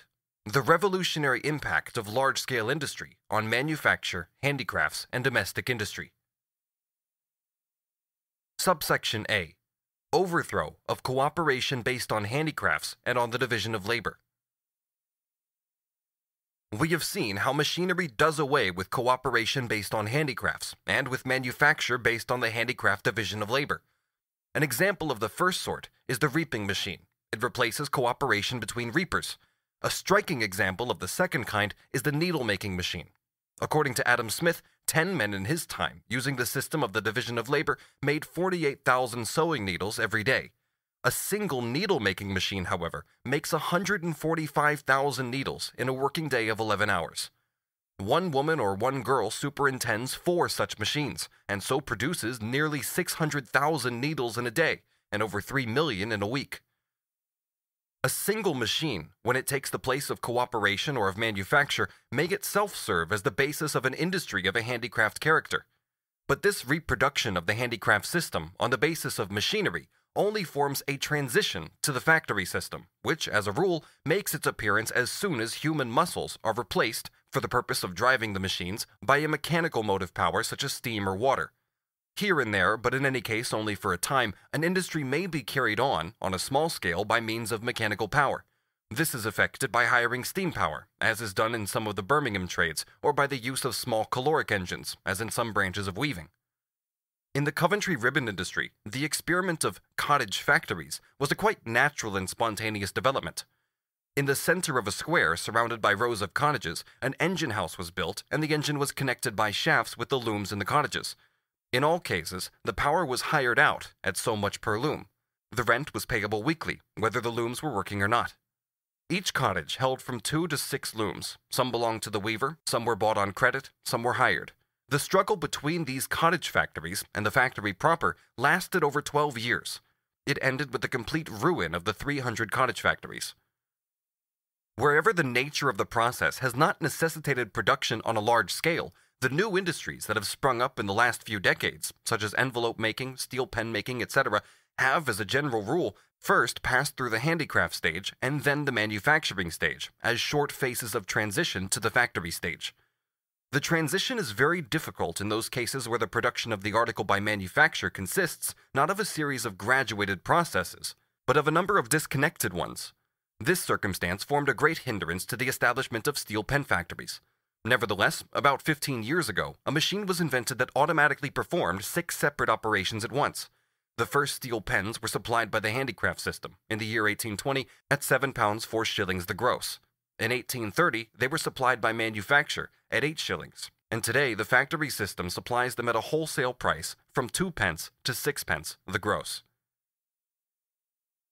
Subsection B. The impact of the factory system on manufacture and domestic industries. With the development of the factory system and the revolution in agriculture that accompanies it, production in all other branches of industry not only expands, but also alters its character. The principle of machine production, namely the division of the production process into its constituent phases and the solution of the problems arising from this by the application of mechanics, chemistry, and the whole range of the natural sciences, now plays the determining role everywhere. Hence, machinery penetrates into manufacture for one specialized process after another. The solid crystallization of a hierarchy of specialized processes, which arose from the old division of labor, ceases to exist. It is dissolved and makes way for constant changes. Quite apart from this, a fundamental transformation takes place in the composition of the collective laborer, or in other words, the combined working personnel. In contrast with the period of manufacture, the division of labor is now based, wherever possible, on the employment of women, of children of all ages, and of unskilled workers.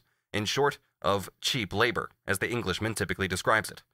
This is true not only for all large-scale production, whether machinery is employed or not, but also for the so-called domestic industries, whether carried on in the privileged dwellings of the workers or in small workshops.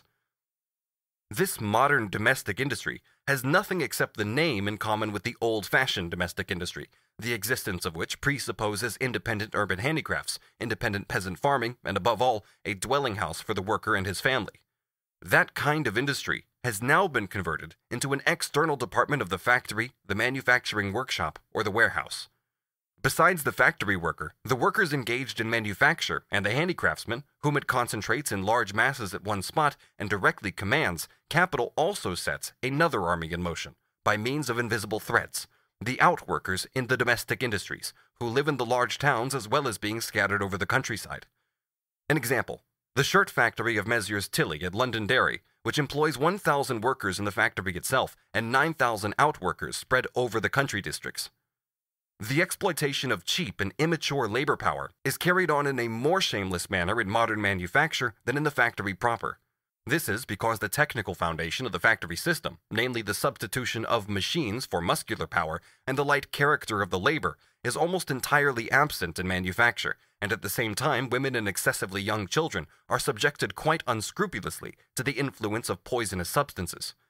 In the so-called domestic industry, this exploitation is still more shameless than in modern manufacture, because the workers' power of resistance declines with their dispersal, because a whole series of plundering parasites insinuate themselves between the actual employer and the worker he employs, because a domestic industry has always to compete either with the factory system or with manufacturing in the same branch of production, because poverty robs the worker of the conditions most essential to his labor, of space, light, and ventilation, because employment becomes more and more irregular, and finally, because in these last places of refuge for the masses made redundant by large-scale industry and agriculture, competition for work necessarily attains its maximum.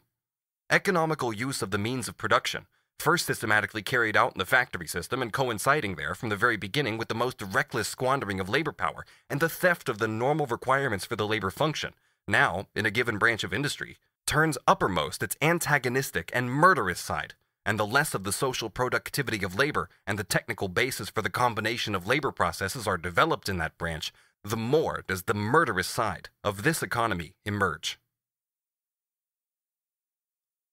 Subsection C. Modern manufacture. I shall now illustrate the principles laid down above with a few examples. As a matter of fact, the reader is already familiar with the whole mass of instances given in the chapter on the working day. In the hardware manufacturers of Birmingham and the neighborhood, there are employed, mostly in very heavy work, 30,000 children and young persons, besides 10,000 women. They are to be found in a range of unhealthy jobs, in brass foundries, button factories, and enameling, galvanizing, and lacquering works. Owing to the excessive labor performed by their workers, both adult and non-adult, certain London firms where newspapers and books are printed have gained for themselves the honorable name of slaughterhouses. Similar excesses occur in bookbinding, where the victims are chiefly women, girls, and children. Young persons have to do very heavy work in rope works, and night work in salt mines, candle factories, and chemical works. Young people are worked to death at turning the looms and silk weaving when it is not carried on by machinery. One of the most shameful, dirtiest, and worst paid job, a kind of labor on which women and young girls are by preference employed, is the sorting of rags. It is well known that Great Britain, apart from its own immense store of rags, is the emporium for the rag trade of the whole world. The rags flow in from Japan, from the most remote countries of South America, and from the Canary Islands. But the chief sources of supply are Germany, France, Russia, Italy, Egypt, Turkey, Belgium, and Holland. They are used for manure, for making bed flocks, for shoddy, and they serve as the raw material for paper. The rag sorters are carriers for the spread of smallpox and other infectious diseases, and they themselves are the first victims. A classic example of overwork, of hard and unsuitable labor, and of its brutalizing effects on the worker from his childhood upwards is afforded not only by coal mining and mining in general, but also by tile and brick making, in which industry the recently invented machinery is, in England, only used here and there. Between May and September, the work lasts from 5 in the morning until 8 in the evening, and where drying is done in the open air, it often lasts from 4 in the morning until 9 in the evening. Work from 5 in the morning until 7 in the evening is considered reduced and moderate. Boys and girls of 6 and even 4 years of age are employed. They work for the same number of hours as the adults, often longer. The work is hard, and the summer heat increases the exhaustion. In a brickfield at Moxley, for example, a young woman of 24 years old was in the habit of making 2,000 bricks a day, with the assistance of 2 little girls who carried the clay for her and stacked the bricks. Every day, these girls carried 10 tons up the slippery slides of the clay pits, from a depth of 30 feet, and then for a distance of 210 feet. Quote, "It is almost impossible, as things are for a child, to pass through the ordeal of a brickfield without great moral degradation. The low language, which they are accustomed to hear from their tenderest years, the filthy, indecent, and shameless habits, amidst which, unknowing and half wild, they grow up, make them, in adult life, lawless, abandoned, dissolute. A frightful source of demoralization is the mode of living. Each molder, who is always a skilled laborer and the chief of a group, supplies his 7 subordinates with board and lodging in his cottage. Whether members of his family or not, the men, boys, and girls all sleep in the cottage, which contains generally 2, exceptionally 3 rooms, all on the ground floor and badly ventilated. These people are so exhausted after the day's hard work that neither the rules of health, of cleanliness, nor of decency are in the least observed. Many of these cottages are models of untidiness, dirt, and dust. The greatest evil of the system that employs young girls on this sort of work consists in this, that as a rule, it chains them fast from childhood, for the whole of their after life, to the most abandoned rabble. They become rough, foul-mouthed boys, before nature has taught them that they are women. Clothed in a few dirty rags, the legs naked far above the knees, hair and face besmeared with dirt, they learn to treat all feelings of decency and shame with contempt. During mealtimes, they lie at full length in the fields, or watch the boys bathing in a neighborhood canal.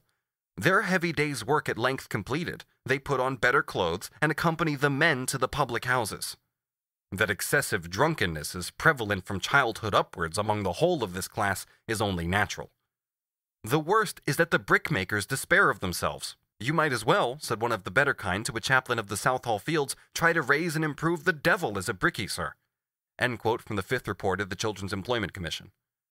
There is a rich collection of official material to be found in the 4th and 6th public health reports, published in 1862 and 1864, on the way in which capital economizes on the requirements for labor in modern manufacture, in which I include all workshops on a large scale except factories proper. The descriptions of the workshops, more especially those of the London printers and tailors, surpass the most loathsome fantasies of the novelists. The effect on the health of the workers is self-evident. Dr. Simon, the chief medical officer of the Privy Council and the official editor of the Public Health Reports, says, among other things, "In my fourth report of 1861, I showed how it is practically impossible for the workpeople to insist upon that which is their first sanitary right, the right that, no matter what the work for which their employer brings them together, the labor, so far as it depends upon him, should be freed from all avoidably unwholesome conditions. I pointed out that while the workpeople are practically incapable of doing themselves this sanitary justice, they are unable to obtain any effective support from the paid administrations of sanitary policy. The life of myriads of workmen and workwomen is now uselessly tortured and shortened by the never-ending physical suffering that their mere occupation begets." In illustration of the way in which the workrooms influence the state of health, Dr. Simon gives the following table of mortality. The aforementioned graphic cannot be read aloud for the recording. Please consult page 595 of a physical or digital copy of the book for visual reference. Subsection D. Modern domestic industry. I now come to so-called domestic industry, in order to get an idea of the horrors of this sphere, in which capital conducts its exploitation against the background of large-scale industry. One might well look, for instance, at the apparently idyllic trade of nail-making, carried on in a few remote villages of England. Here, however, it'll be enough to give a few examples from industries, some of whose branches are either not yet carried on with the gait of machinery or do not as yet compete against machine and factory products: lace-making and straw-plaiting. Of the 150,000 persons employed in England in the production of lace, about 10,000 fall within the sphere of the Factory Act of 1861. Almost the whole of the remaining 140,000 are women, young persons, and children of both sexes, although the male sex is only weakly represented here.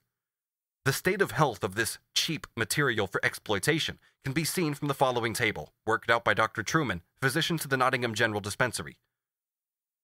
Out of the 686 female patients who were lace makers, most of them between the ages of 17 and 24, the proportion of consumptives was, in 1852, 1 in 45, in 1853, 1 in 28, in 1854, 1 in 17, in 1855, 1 in 18, in 1856, 1 in 15, in 1857, 1 in 13, in 1858, 1 in 15, in 1859, 1 in 9, in 1860, 1 in 8, and in 1861, 1 in 8. This advance in the rate of consumption ought to suffice for the most optimistic advocate of progress or for the most mendacious free trade bagman in Germany. The Factory Act of 1861 regulates the actual making of the lace, insofar as it is done by machinery, and it is done by machinery as a rule in England. The branches we are about to examine, solely with regard to those who work at home and are not concentrated in workshops or warehouses, fall into two categories, namely 1, finishing, and 2, mending. The former gives the finishing touches to the machine-made lace, and includes numerous subdivisions. The lace finishing is done either in what are called mistresses' houses, or by women in their own houses, with or without the help of their children. The women who keep the mistresses' houses are themselves poor. The workroom is in a private house. The mistresses take orders from the manufacturers, or from warehousemen, and employ as many women, girls, and young children as the size of their rooms and the fluctuating demand of the business will allow. The number of women employed in these workrooms varies from 20 to 40 in some, and from 10 to 20 in others. The average age at which the children start work is 6 years, but in many cases it is below 5. The usual working hours are from 8 in the morning until 8 in the evening, with 1.5 hours for meals, which are taken at irregular intervals, and often in the stinking workrooms. When business is brisk, the labor frequently lasts from 8 or even 6 o'clock in the morning until 10, 11, or 12 o'clock at night. In English barracks, the regulation space allotted to each soldier is 500 to 600 cubic feet, and in the military hospitals, 1,200 cubic feet. But in those finishing sties, there are between 67 and 100 cubic feet for each person. At the same time, the oxygen of the air is consumed by gas lights. In order to keep the lace clean, the children are often compelled to pull off their shoes, even in winter, although the floor is tiled or flagged. Quote, "It is not at all uncommon in Nottingham to find 14 to 20 children huddled together in a small room of perhaps not more than 12 square feet and employed for 15 hours out of the 24 at work that of itself is exhausting from its weariness and monotony and is besides carried on under every possible unwholesome condition.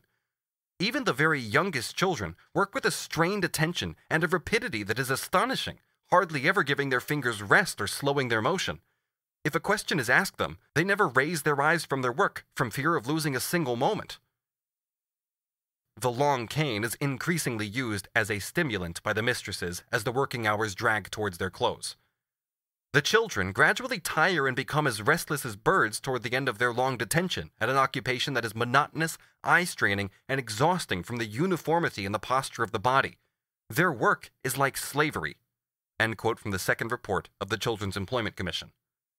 When women and their children work at home, which nowadays means in a hired room, often in a garret, their situation is, if that is possible, still worse. This sort of work is given out within a radius of 80 miles from Nottingham. On leaving the warehouse at 9 or 10 o'clock at night, the children are often given a bundle of lace to take home with them and finish. The Pharisee of a capitalist, represented by one of his paid lackeys, accompanies this action, of course with the unctuous phrase, "That's for mother," yet he knows very well that the poor children must sit up and help. Pillow lace making is chiefly carried on in England in two agricultural districts. One, the Honiton Lace District, extending from 20 to 30 miles along the south coast of Devonshire and including a few places in North Devon. The other comprising a great part of the counties of Buckingham, Bedford, and Northampton, and also the adjoining portions of Oxfordshire and Huntingdonshire. The cottages of the agricultural laborers are the places where the work is usually carried on. Many manufacturers employ upwards of 3,000 of these lace makers, who are chiefly children and young persons and always female. The conditions we have just described for the lace finishing trade also prevail here, except that instead of the mistresses' houses, we find what are called lace schools, kept by poor women in their cottages. From their 5th year and often earlier, until their 12th or 15th year, the children work in these schools. During the first year, the very young ones work from 4 to 8 hours, and later on from 6 in the morning until 8 and 10 o'clock at night. Quote, "These rooms are generally the living rooms of small cottages, with the fireplace stopped up to prevent draught, and sometimes even in winter, the animal heat of the inmates being thought sufficient. In other cases, they are small pantry-like rooms without any fireplaces. The crowding in these rooms and the foulness of the air produced by it are sometimes extreme. Added to this is the injurious effect of drains, privies, decomposing substances, and other filth usual in the purlieus of the smaller cottages." With regard to space, in one lace school, 18 girls and a mistress, 33 cubic feet to each person. In another, where the smell was unbearable, 18 persons and 24½ cubic feet per head. In this industry are to be found employed children of 2 and 2½ years. End quote from the Children's Employment Commission. Where lace making ends in the counties of Buckingham and Bedford, straw plaiting begins, and extends over a large part of Hertfordshire and the westerly and northerly parts of Essex. In 1861, there were 40,043 persons employed in straw plaiting and straw hat making.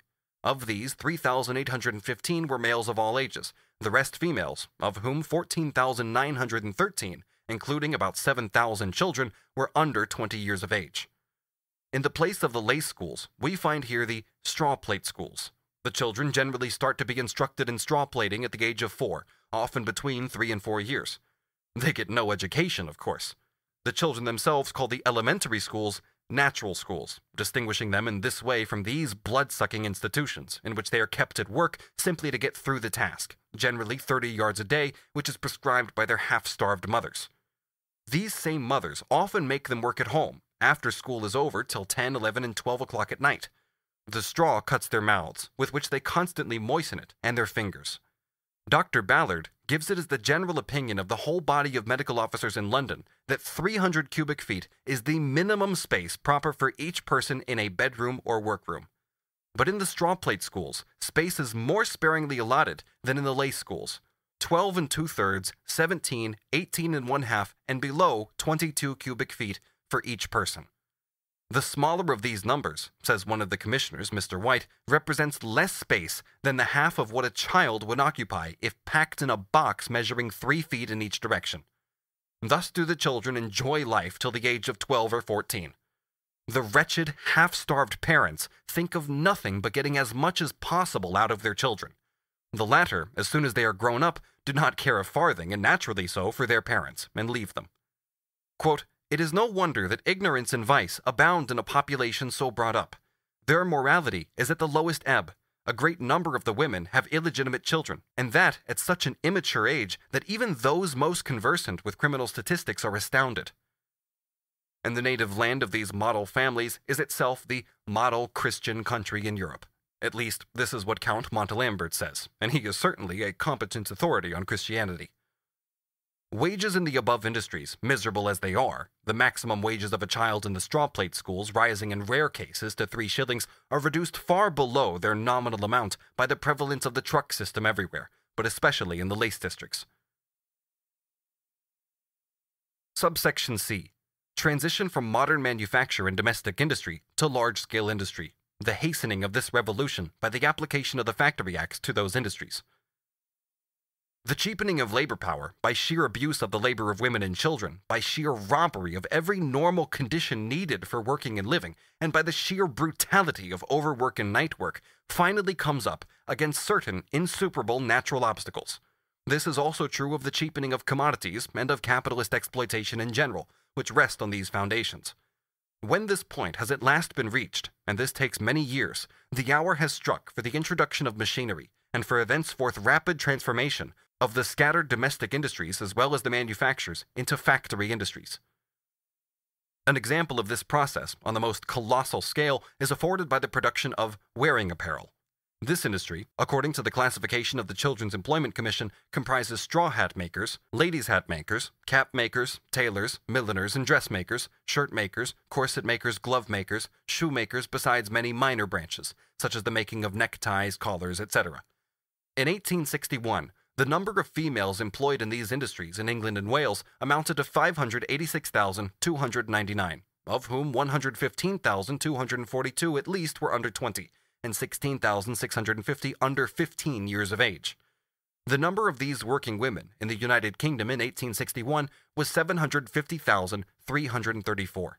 The number of males employed in England and Wales in hat-making, shoe-making, glove-making, and tailoring was 437,969. Of these, 14,964 were under 15 years, 89,285 between 15 and 20, and 333,117 over 20. Many of the smaller branches are not included in these figures, but take the figures as they stand. We then have for England and Wales alone, according to the census of 1861, a total of 1.02 million persons, about as many as are taken up by agriculture and cattle breeding.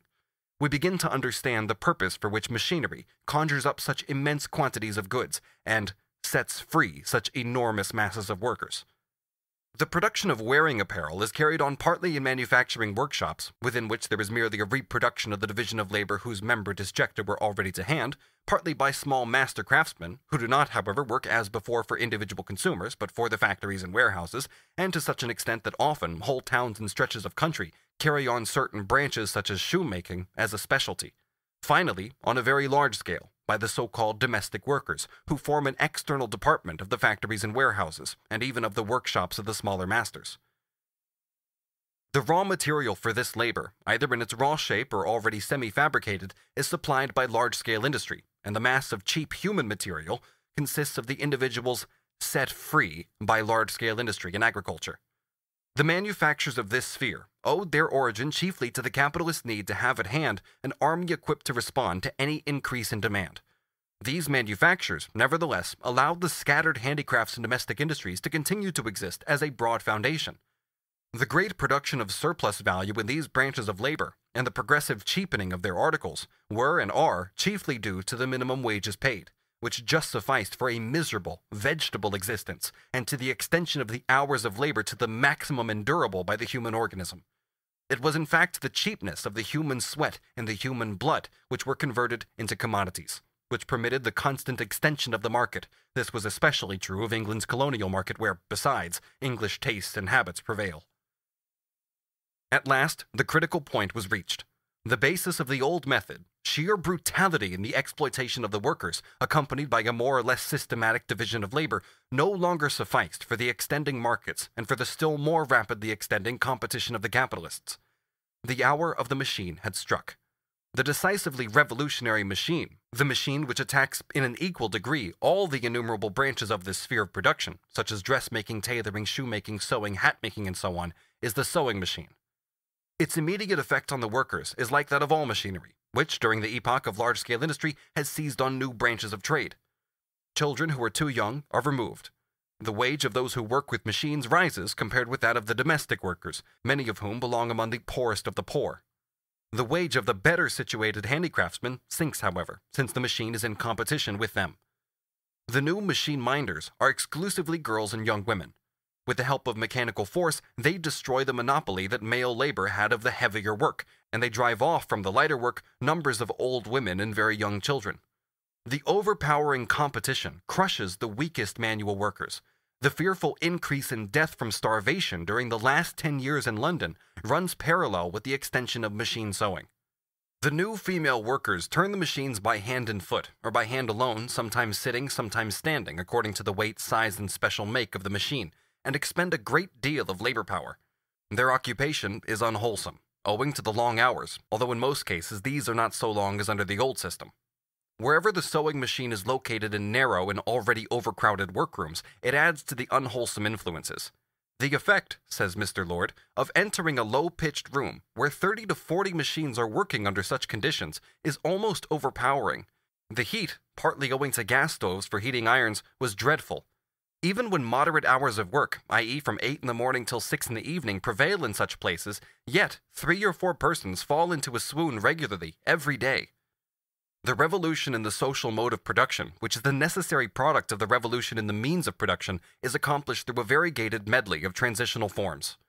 These forms vary according to the extent to which the sewing machine has become prevalent in one branch of industry or the other, the time during which it has been in operation, the previous condition of the workers, the degree to which manufacture, handicrafts, or domestic industry preponderates, the level of rent of the workrooms, and so on. In dressmaking, for instance, where the labor for the most part was already organized chiefly by simple cooperation, the sewing machine at first formed nothing but a fresh element in the already existing system of manufacture. In tailoring, shirt-making, shoemaking, etc., all the forms are intermingled. Here we see the factory system proper. We see middlemen receiving the raw material from the capitalist en chef and setting to work at sewing machines, in chambers and garrets, groups of from 10 to 50 or more female workers. Finally, as is always the case with machinery, even when not organized into a system, and when it can also be used on a very small scale, handicraftsmen and domestic workers, along with their families, or with little extra labor from outside, make use of their own sewing machines. The system actually prevalent in England is this. The capitalist concentrates a large number of machines on his premises, and then distributes the product of those machines amongst the domestic workers to work it up into its finished form. The variety of these transitional forms does not, however, conceal the tendency of operating to transform them into the factory system proper. This tendency is nurtured by the very nature of the sewing machine, the manifold uses of which tend to compel the concentration, under one roof and one management, of previously separated branches of a trade. It is also favored by the circumstance that preparatory needlework and certain other operations are most conveniently done on the premises where the machine is at work, as well as by the inevitable expropriation of the hand sewers and the domestic workers who work with their own machines. This fate has already in part overtaken them. The constantly increasing amount of capital invested in sewing machines spurs on the production of machine-made articles and gluts the market with them, thereby signaling to the domestic workers that they must sell their machines. The overproduction of sewing machines themselves causes their producers, who need to sell at all costs, to let them out for so much a week, thus crushing the small sewing machine owners by their deadly competition. Constant changes in the construction of the machines and their ever-increasing cheapness cause the older makes to depreciate daily and compel their sale in great numbers at absurd prices to large capitalists, who are now the only people who can employ them at a profit. Finally, the substitution of the steam engine for man strikes the final blow in this, as in all similar processes of transformation. Initially, the use of steam power meets with certain technical difficulties, such as unsteadiness in the machines, difficulty in controlling their speed, rapid wear and tear of the lighter machines, etc. But these are all soon overcome by experience. If, on the one hand, the concentration of many machines in large factories leads to the use of steam power, on the other hand, the competition of steam with human muscles hastens on the concentration of workers and machines in large factories.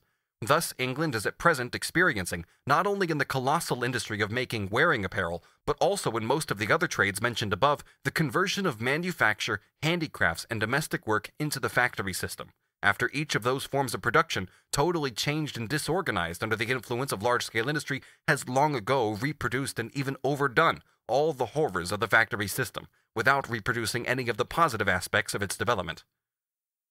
This industrial revolution, which advances naturally and spontaneously, is also helped on artificially by the extension of the Factory Acts to all industries in which women, young persons, and children are employed. The compulsory regulation of the working day, as regards its length, pauses, beginning and end, the introduction of the relay system for children, the exclusion from the factory of all children under a certain age, etc., necessitate, on the one hand, more machinery, and the substitution of steam as a mode of power in place of muscles. On the other hand, in order to make up for the loss of time, an expansion occurs of the means of production used in common, of the furnaces, buildings, etc., in one word, a greater concentration of the means of production, and a corresponding increase in the number of workers conglomerated in one place. The chief objection, raised repeatedly and passionately on behalf of each manufacturer threatened with the Factory Act, is in fact this, that in order to continue the business on the old scale, a greater outlay of capital will be necessary. But as regards labor in the so-called domestic industries and the intermediate forms between them and manufacture, as soon as limits are set to the working day and to the employment of children, those industries go to the wall. Unlimited exploitation of cheap labor power is the sole foundation of their ability to compete. One of the essential conditions for the existence of the factory system, especially when the length of the working day is fixed, is certainty in the result, i.e. the production in a given time of a given quantity of commodities or of a given useful effect. The statutory pauses in the working day, moreover, imply the assumption that periodic and sudden cessations in the work do no harm to the article undergoing the process of production. This certainty in the result, and this possibility of interrupting the work, are of course more easily attained in the purely mechanical industries than in those in which chemical and physical processes play a part, as for instance in the earthenware trade, in bleaching, dyeing, baking, and in most of the metallurgical industries. Wherever there is a working day whose length is not restricted, wherever there is night work and unrestricted waste of human life, there, the slightest obstacle presented by the nature of the work to a change for the better is soon looked on as an eternal, natural barrier inherent in the production. No poison kills vermin with more certainty than the Factory Act removes such natural barriers. No one made a greater outcry over impossibilities than the gentlemen who are involved in the manufacture of earthenware. In 1864, however, they were brought under the Act, and within 16 months, every impossibility had vanished. The improved method called forth by the Act of making slip by pressure instead of by evaporation, the newly constructed stoves for drying the ware in its green state, etc., are each events of great importance in the pottery art, and mark an advance which the preceding century could not rival. It has even considerably reduced the temperature of the stoves themselves, with a considerable saving of fuel, and with a readier effect on the ware. In spite of every prophecy, the cost price of earthenware did not rise, but the quantity produced did, and to such an extent that the export for the 12 months ending December 1865 exceeded in value by £138,628 the average of the preceding 3 years. In the manufacture of matches, it was thought to be an indispensable requirement that boys, even while bolting their dinner, should go on dipping the matches in melted phosphorus, whose poisonous vapor rose into their faces. The Factory Act of 1864 made the saving of time a necessity, and so forced into existence a dipping machine, whose vapor could not come into contact with the workers. Similarly, at the present time, in those branches of lace manufacture not yet subject to the Factory Act, it is maintained that meal times cannot be regular, owing to the different periods required by the various kinds of lace for drying, periods which vary from 3 minutes up to an hour and more. To this, the Children's Employment Commissioners answer: the circumstances of this case are precisely analogous to that of the paper standers, dealt with in our first report. Some of the principal manufacturers in the trade urged that, in consequence of the nature of the materials used and their various processes, they would be unable, without serious loss, to stop for meal times at any given moment. But it was seen from the evidence that, by due care and previous arrangement, the apprehended difficulty could be got over. And accordingly, by Clause 6 of Section 6 of the Factory Acts Extension Act, passed during this session of Parliament, an interval of 18 months is given to them from the passing of the Act before they are required to conform to the meal hours specified by the Factory Acts. The Act had hardly received the sanction of Parliament when the manufacturers also discovered this: the inconveniences we expected to arise from the introduction of the Factory Acts into our branch of manufacture, I am happy to say, have not arisen. We do not find the production at all interfered with. In short, we produce more in the same time. It is evident that the British Parliament, which no one will reproach with being excessively endowed with genius, has been led by experience to the conclusion that a simple compulsory law is sufficient to enact away all the so-called impediments opposed by the nature of the process to the restriction and regulation of the working day. Hence, on the introduction of the Factory Act into a given industry, a period varying from 6 to 18 months is fixed within which it is incumbent on the manufacturers to remove all technical impediments to the working of the Act. Mirabeau's "impossible, never use that ridiculous word to me" is particularly applicable to modern technology. But though the Factory Acts thus artificially ripen the material elements necessary for the conversion of the manufacturing system into the factory system, yet at the same time, because they make it necessary to lay out a greater amount of capital, they hasten the decline of the small masters, and hasten the concentration of capital. Apart from the purely technical impediments, which can be removed by technical means, the irregular habits of the workers themselves obstruct the regulation of the hours of labor. This is especially the case where piece wages predominate, and where loss of time in one part of the day or week can be made good by subsequent overtime or by night work, a process which brutalizes the adult worker and ruins his wife and children. Although this absence of regularity in the expenditure of labor power is a natural and crudely spontaneous reaction against the tedium of monotonous drudgery, it also originates, and to a much greater degree, from the anarchy in production itself, an anarchy that in its turn presupposes unbridled exploitation of labor power by the capitalist. Alongside the general and periodic changes in the industrial cycle and the special fluctuations in the market to which each industry is subject, we may also reckon what is called the season, dependent either on the periodicity of favorable seasons of the year for navigation or on fashion and the sudden placing of large orders that have to be executed in the shortest possible time. The habit of giving such orders becomes more frequent with the extension of railways and telegraphs. The extension of the railway system throughout the country has tended very much to encourage giving short notice. Purchasers now come up from Glasgow, Manchester, and Edinburgh once every fortnight or so to the wholesale city warehouses which we supply, and give small orders requiring immediate execution, instead of buying from stock as they used to do. Years ago, we were always able to work in the slack times so as to meet the demand of the next season, but now no one can say beforehand what will be in demand then. In factories and places of manufacture which are not yet subject to the Factory Acts, the most fearful overwork prevails periodically during what is called the season, as a result of sudden orders.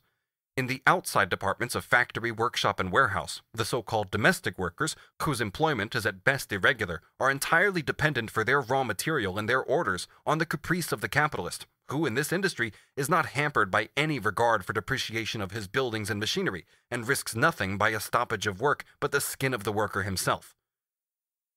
Here, then, he sets himself systematically to work to form an industrial reserve force that shall be ready at a moment's notice. During one part of the year, he decimates this force by the most inhuman toil. During the other part, he lets it starve for lack of work. Employers avail themselves of the habitual irregularity in work at home when any extra work is wanted at a push, so that work goes on till 11 and 12 p.m. or 2 in the morning, or as the usual phrase is, all hours. And in places where the stench is enough to knock you down, you go to the door perhaps and open it, but shudder to go further. "They are curious men," said one of the witnesses, a shoemaker, speaking of the masters, "and think it does a boy no harm to work too hard for half the year if he is nearly idle for the other half." Like the technical impediments, these usages which have grown with the growth of trade, or business customs, were also proclaimed by interested capitalists, and still are proclaimed, to be natural barriers inherent in production. This was a favorable cry of the cotton lords at the time when they were first threatened with the Factory Acts. Although their industry depends more than any other on the world market, and therefore on shipping, experience showed they were lying. Since then, every pretended obstruction to business has been treated by the factory inspectors as a mere sham. The thoroughly conscientious investigations of the Children's Employment Commission prove that the effect of the regulation of the hours of work in some industries was to spread the mass of labor previously employed more evenly over the whole year. That this regulation was the first rational bridle on the murderous, meaningless caprice of fashion, caprices which fit in very badly with the system under which large-scale industry operates. That the development of ocean navigation and of the means of communication in general has destroyed the actual technical foundation of seasonal labor, and that all other so-called uncontrollable circumstances are swept away by the increased size of the buildings, the additional machinery, the increased number of workers employed simultaneously, and the automatic impact of all these changes on the mode of conducting the wholesale trade. But for all that, capital never becomes reconciled to such changes. and this is admitted over and over again by its own representatives, except under the pressure of a general act of Parliament for the compulsory regulation of the hours of labor. Section 9. The Health and Education Clauses of the Factory Acts, the general extension of factory legislation in England. Factory legislation, that first conscious and methodical reaction of society against the spontaneously developed form of its production process, is, as we have seen, just as much the necessary product of large-scale industry as cotton yarn, self-actors, and the electric telegraph. Before we go on to consider the extension of that legislation in England, we shall briefly notice certain clauses contained in the Factory Acts which do not relate to the hours of work. Quite apart from their wording, which makes it easy for the capitalist to evade them, the clauses relating to health are extremely meager, and in fact limited to provisions for whitewashing the walls, for ensuring cleanliness and some other matters, for ventilation, and for protection against dangerous machinery. We shall return again in Volume 3 to the fanatical opposition of the manufacturers to those clauses which imposed on them a slight expenditure on appliances for protecting the arms and legs of their hands. Here is yet another dazzling vindication of the free trade dogma that, in a society of mutually antagonistic interests, each individual furthers the common welfare by seeking his own personal advantage. One example will suffice. It is a well-known fact that during the last 20 years, the flax industry has expanded considerably, and that, with that expansion, the number of scutching mills in Ireland has increased. In 1864, there were in that country 1,800 of these mills. Regularly, in autumn and winter, women and young persons, the wives, sons, and daughters of the neighboring small farmers, a class of people entirely unaccustomed to machinery, are taken from field labor to feed the rollers of the scutching mills with flax. The accidents, both as regards number and kind, are wholly unparalleled in the history of machinery. In one scutching mill, at Kildonan near Cork, there occurred between 1852 and 1856 6 fatal accidents and 60 mutilations. Every one of these might have been prevented by the simplest appliances costing a few shillings. Dr. W. White, the certifying surgeon for factories at Downpatrick, states in his official report, dated the 15th of December 1865, "The serious accidents at the scutching mills are of the most fearful nature. In many cases, a quarter of the body is torn from the trunk, and either involves death or a future of wretched incapacity and suffering. The increase of mills in the country will of course extend these dreadful results, and it will be a great boon if they are brought under the legislature. I am convinced that by proper supervision of scutching mills, a vast sacrifice of life and limb would be averted." What could be more characteristic of the capitalist mode of production than the fact that it is necessary by Act of Parliament to force upon the capitalist the simplest appliances for maintaining cleanliness and health? In the potteries, the Factory Act of 1864 has, quote, "whitewashed and cleansed upwards of 200 workshops after a period of abstinence from any such cleaning, in many cases of 20 years, and in some entirely. This is the abstinence of the capitalist, in which were employed 27,800 artisans, hitherto breathing through protracted days and often nights of labor a mephitic atmosphere, which rendered an otherwise comparatively innocuous occupation pregnant with disease and death. The Act has improved the ventilation very much. At the same time, this part of the Act strikingly demonstrates that the capitalist mode of production by its very nature excludes all rational improvement beyond a certain point. It has been repeatedly noted that the English doctors are unanimous in declaring that where the work is continuous, 500 cubic feet is the very smallest space that should be allowed for each person. Now, just as the Factory Acts, owing to their compulsory provisions, indirectly hasten the conversion of small workshops into factories, thus indirectly attacking the proprietary rights of the smaller capitalists and assuring a monopoly to the big ones, so too, in the same way, thousands of small employers would be expropriated directly at a single stroke if it were made obligatory to provide the proper space for each worker in each workshop. This would strike at the very roots of the capitalist mode of production, i.e. the self-valorization of capital, whether on a small or large scale, by means of the free purchase and consumption of labor power. Factory legislation is therefore brought to a dead halt before these 500 cubic feet of breathing space. The health officers, the industrial inquiry commissioners, the factory inspectors all repeat, over and over again, that it is both necessary for the workers to have these 500 cubic feet and impossible to impose this rule on capital.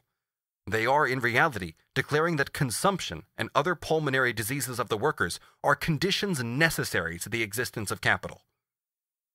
Paltry as the education clauses of the Act appear on the whole, they do proclaim that elementary education is a compulsory precondition for the employment of children. The success of those clauses proved for the first time the possibility of combining education and gymnastics with manual labor, and consequently of combining manual labor with education and gymnastics. The factory inspectors soon found out, by questioning the schoolmasters, that the factory children, although they received only one half the education of the regular day students, yet learned quite as much, and often more. This can be accounted for by the simple fact that, with only being at school for one half of the day, they are always fresh and nearly always ready and willing to receive instruction. The system on which they work, half manual labor and half school, renders each employment a rest and a relief to the other. Consequently, both are far more congenial to the child than would be the case if he were kept constantly at one. It is quite clear that a boy who has been at school all the morning cannot, in hot weather particularly, cope with one who comes fresh and bright from his work. Further evidence of this will be found in Senior's speech at the Social Science Congress at Edinburgh in 1863. He shows there, amongst other things, how the monotonous, unproductive, and long school day undergone by the children of the upper and middle classes uselessly adds to the labor of the teacher. Quote, while he not only fruitlessly but absolutely injuriously wastes the time, health, and energy of the children. As Robert Owen has shown us in detail, the germ of the education of the future is present in the factory system. This education will, in the case of every child over a given age, combine productive labor with instruction in gymnastics, not only as one of the methods of adding to the efficiency of production, but as the only method of producing fully developed human beings. As we have seen, large-scale industry sweeps away by technical means the division of labor characteristic of manufacture, under which each man is bound hand and foot for life to a single specialized operation. At the same time, the capitalist form of large-scale industry reproduces this same division of labor in a still more monstrous shape, in the factory proper, by converting the worker into a living appendage of the machine, and everywhere outside the factory by the sporadic use of machinery and machine workers, or by the introduction of the labor of women, children, and unskilled men as a new foundation for the division of labor. The contradiction between the division of labor under manufacture and the essential character of large-scale industry makes itself forcibly felt. It appears, for example, in the frightful fact that a great part of the children employed in modern factories and manufactures are from their earliest years riveted to the most simple manipulations and exploited for years without being taught a single kind of skill that would afterwards make them of use, even in the same factory. In the English letterpress printing trade, for example, there formerly existed a system, corresponding to that in the old manufactures and handicrafts, of advancing the apprentices from easy to more and more difficult work. They went through a course of teaching till they were finished printers. To be able to read and write was for every one of them a requirement of their trade. All this was changed by the printing machine. It employs two sorts of worker. On the one hand, there are adults, tenters, and on the other hand, there are boys, mostly from 11 to 17 years of age, whose sole occupation is either to spread the sheets of paper under the machine or to take from it the printed sheets. They perform this weary task, in London especially, for 14, 15, and 16 hours at a stretch, during several days in the week, and frequently for 36 hours with only 2 hours rest for meals and sleep. A great proportion of them cannot read, and they are, as a rule, utter savages and very extraordinary creatures. Quote, to qualify them for the work which they have to do, they require no intellectual training. There is little room in it for skill and less for judgment. Their wages, though rather high for boys, do not increase proportionally as they grow up, and the majority of them cannot look for advancement to the better paid and more responsible post of machine minder, because while each machine has but one minder, it has at least 2, and often 4, boys attached to it. As soon as they get too old for such children's work, that is, at about 17 years old, at the latest, they are discharged from the printing establishments. They become recruits for crime. Attempts to procure them employment elsewhere come to grief owing to their ignorance and brutality, their mental and bodily degradation. What is true of the division of labor within the workshop under the system of manufacture is also true of the division of labor within society. As long as handicrafts and manufacture form the universal basis of social production, the subjection of the producer to a single branch, the breaking up of the originally multifarious parts of his employment, is a necessary aspect of the process of development. It is on that basis that each separate branch of production acquires its technically appropriate shape empirically and slowly perfects it. Then, as soon as a particular degree of maturity has been reached, it rapidly crystallizes. Once this has happened, the only thing that here and there gives rise to a change, apart from the provision of new materials for labor through the medium of trade, is the gradual alteration of the instruments of labor. But their form, too, once it has been definitively laid down by experience, undergoes a process of petrification, as is proved by their frequent transmission from one generation to another, unaltered through thousands of years. It is characteristic of this situation that, right down to the 18th century, the different trades were called mysteries, into whose secrets none but those initiated by their profession and their practical experience could penetrate. Large-scale industry tore aside the veil that concealed from men their own social process of production and turned the various spontaneously divided branches of production into riddles not only to the outsiders but even to the initiated. Its principle, which is to view each process of production in and for itself and to resolve it into its constituent elements without looking first at the ability of the human hand to perform the new process, brought into existence the whole of modern science and technology. The varied, apparently unconnected, and petrified forms of the social production process were now dissolved into conscious and planned applications of natural science, divided up systematically in accordance with the particular useful effect aimed at in each case.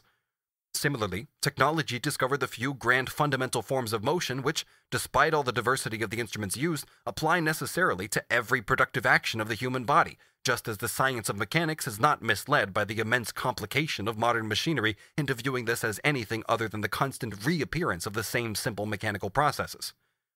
Modern industry never views or treats the existing form of a production process as the definitive one. Its technical basis is therefore revolutionary, whereas all earlier modes of production were essentially conservative. By means of machinery, chemical processes, and other methods, it is continuously transforming not only the technical basis of production, but also the functions of the worker and the social combinations of the labor process. At the same time, it thereby also revolutionizes the division of labor within society and incessantly throws masses of capital and of workers from one branch of production to another. Thus, large-scale industry, by its very nature, necessitates variation of labor, fluidity of functions, and mobility of the worker in all directions. But on the other hand, in its capitalist form, it reproduces the old division of labor with its ossified particularities. We have seen how this absolute contradiction does away with all repose, all fixity, and all security as far as the worker's life situation is concerned, how it constantly threatens, by taking away the instruments of labor, to snatch from his hands the means of subsistence, and by suppressing his specialized function, to make him superfluous. We have seen, too, how this contradiction bursts forth without restraint in the ceaseless human sacrifices required from the working class, in the reckless squandering of labor powers, and in the devastating effects of social anarchy. This is the negative side. But if, at present, variation of labor imposes itself after the manner of an overpowering natural law, and with the blindly destructive action of a natural law that meets with obstacles everywhere, large-scale industry, through its very catastrophes, makes the recognition of variation of labor, and hence of the fitness of the worker for the maximum number of different kinds of labor, into a question of life and death. This possibility of varying labor must become a general law of social production, and the existing relations must be adapted to permit its realization in practice. That monstrosity, the disposable working population held in reserve, in misery, for the changing requirements of capitalist exploitation, must be replaced by the individual man who is absolutely available for the different kinds of labor required of him. The partially developed individual, who is merely the bearer of one specialized social function, must be replaced by the totally developed individual, for whom the different social functions are different modes of activity he takes up in turn. One aspect of this process of transformation, which has developed spontaneously from the foundation provided by large-scale industry, is the establishment of technical and agricultural schools. Another is the foundation of vocational schools, in which the children of the workers receive a certain amount of instruction in technology and in the practical handling of the various implements of labor. Though the Factory Act, that first and meager concession wrung from capital, is limited to combining elementary education with work in the factory, there can be no doubt that, with the inevitable conquest of political power by the working class, technological education, both theoretical and practical, will take its proper place in the schools of the workers. There is also no doubt that those revolutionary ferments, whose goal is the abolition of the old division of labor, stand in diametrical contradiction with the capitalist form of production, and the economic situation of the workers which corresponds to that form. However, the development of the contradictions of a given historical form of production is the only historical way in which it can be dissolved and then reconstructed on a new basis. Let the cobbler stick to his last, a phrase which was the absolute summit of handicraft wisdom, became sheer nonsense from the moment the watchmaker Watt invented the steam engine, the barber Arkwright the throstle, and the jeweler Fulton the steamship. As long as factory legislation is confined to regulating the labor done in factories, etc., it is regarded only as an interference with capital's rights of exploitation. But when it comes to regulating so-called domestic labor, this is immediately viewed as a direct attack on the patria potestas, or in modern terms, parental authority. The tender-hearted English Parliament long affected to shrink from taking the step. The power of facts, however, at last compelled it to acknowledge that large-scale industry, in overturning the economic foundation of the old family system and the family labor corresponding to it, had also dissolved the old family relationships. The rights of the children had to be proclaimed. The concluding report of the Children's Employment Commission, published in 1866, says, quote, "It is, unhappily, to a painful degree apparent throughout the whole of the evidence that against no persons do the children of both sexes so much require protection as against their parents. The system of unlimited exploitation of children's labor in general, and so-called domestic labor in particular, is, quote, maintained only because the parents are able, without check or control, to exercise this arbitrary and mischievous power over their young and tender offspring. Parents must not possess the absolute power of making their children mere machines to earn so much weekly wage. The children and young persons, therefore, in all such cases, may justifiably claim from the legislature as a natural right that an exemption should be secured to them from what destroys prematurely their physical strength and lowers them in the scale of intellectual and moral beings." It was not, however, the misuse of parental power that created the direct or indirect exploitation of immature labor powers by capital, but rather the opposite, i.e. the capitalist mode of exploitation, by sweeping away the economic foundation which corresponded to parental power, made the use of parental power into its misuse. However terrible and disgusting the dissolution of the old family ties within the capitalist system may appear, large-scale industry, by assigning an important part in socially organized processes of production outside the sphere of the domestic economy to women, young persons, and children of both sexes, does nevertheless create a new economic foundation for a higher form of the family and of relations between the sexes. It is, of course, just as absurd to regard the Christian Germanic form of the family as absolute and final as it would have been in the case of the ancient Roman, the ancient Greek, or the Oriental forms, which, moreover, form a series in historical development. It is also obvious that the fact that the collective working group is composed of individuals of both sexes and all ages must, under the appropriate conditions, turn into a source of humane development, although in its spontaneously developed, brutal, capitalist form, the system works in the opposite direction and becomes a pestiferous source of corruption and slavery, since here the worker exists for the process of production, and not the process of production for the worker. The necessity for a generalization of the Factory Acts, for transforming them from exceptional laws relating to mechanical spinning and weaving, those first creations of machinery, into the general law for all social production, arose, as we have seen, from the path of historical development taken by large-scale industry. For in its wake, the traditional shape of manufacture, handicrafts, and domestic industry is entirely revolutionized. Manufactures are constantly passing over into the factory system, and handicrafts into manufactures, and at the end, the spheres of handicrafts and domestic industry become, in what is relatively an amazingly short time, dens of misery, where capitalist exploitation is given free rein to commit the most frightful iniquities. There are two circumstances which finally turn the scale.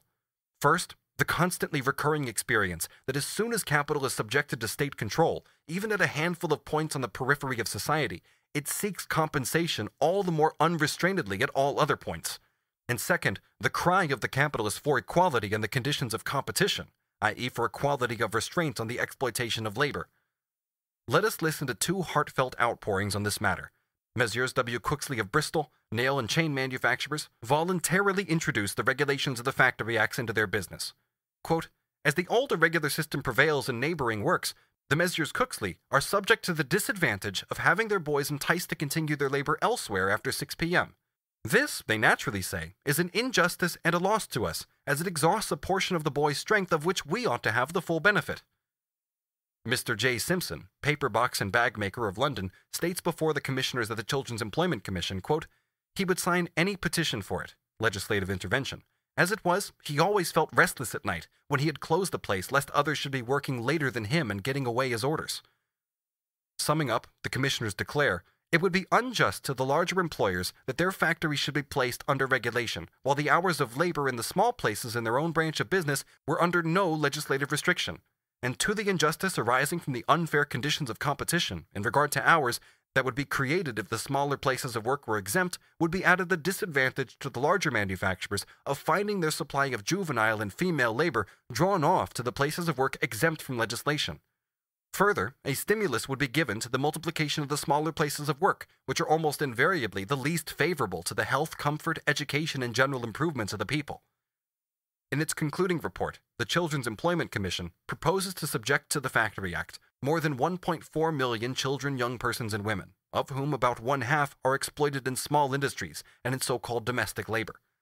It says this: "But if it should seem fit to Parliament to place the whole of that large number of children, young persons, and females under the protective legislation above adverted to, it cannot be doubted that such legislation would have a most beneficent effect, not only upon the young and the feeble, who are its more immediate objects, but upon the still larger body of adult workers who would, in all those employments, both directly and indirectly, come immediately under its influence.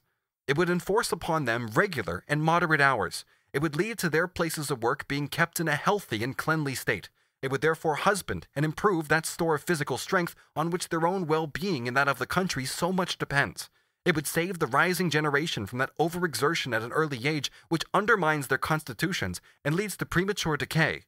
Finally, it would ensure them, at least up to the age of 13, the opportunity of receiving the elements of education, and would put an end to that utter ignorance which, as faithfully exhibited in the reports of our assistant commissioners, cannot be regarded without the deepest pain and a profound sense of national humiliation."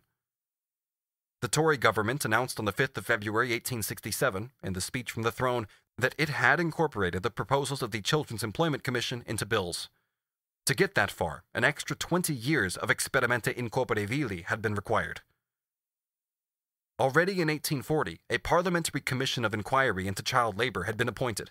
Its report, issued in 1842, unfolded, in the words of Nassau W. Sr., the most frightful picture of avarice, selfishness, and cruelty on the part of masters and parents, and of juvenile and infantile misery, degradation, and destruction ever presented. It may be supposed that it describes the horrors of a past age, but there is unhappily evidence that those horrors continue as intense as they were. A pamphlet on the lace trade in the Factory Act, published by Hardwick in 1860, states that the abuses complained of in 1842 are in full bloom at the present day of 1863. It is a strange proof of the general neglect of the morals and the health of the children of the working class that this report lay unnoticed for 20 years, during which the children, bred up without the remotest sign of comprehension as to what is meant by the term morals, who had neither knowledge, nor religion, nor natural affection, were allowed to become the parents of the present generation. In the meantime, the social situation had undergone a change. Parliament did not dare to shelve the demands of the commissioners of 1862 as it had done those of the Commission of 1840. Hence, in 1864, when the Commission had not yet published more than a part of its reports, the earthenware industries, including the potteries, the manufacture of wallpaper, matches, cartridges, and percussion caps, and the cutting of fustian, were placed under the facts in force in the textile industry. It was then that the Tory government, which was now in power, announced, in the speech from the throne, the introduction of further bills, founded on the final recommendations of the Commission, which had completed its labors in 1866. The Factory Act's Extension Act received the royal assent on the 15th of August, 1867, the Workshops Regulation Act on the 21st of August, 1867. The first act regulated the large industries, the second the small. The Factory Act's Extension Act applies to blast furnaces, iron and copper mills, foundries, machine shops, metal works, paper mills, glass works, tobacco factories, letterpress printing works, bookbinding works, in short, to all industrial establishments of this kind, in which 50 individuals or more are occupied simultaneously, and for not less than 100 days a year. To give an idea of the extent of the sphere embraced by the Workshops Regulation Act in its application, we shall cite the definitions it lays down. Handicraft shall mean any manual labor exercised by way of trade, or for purposes of gain in or incidental to the making of any article or part of an article, or in or incidental to the altering, repairing, ornamenting, finishing, or otherwise adopting for sale any article.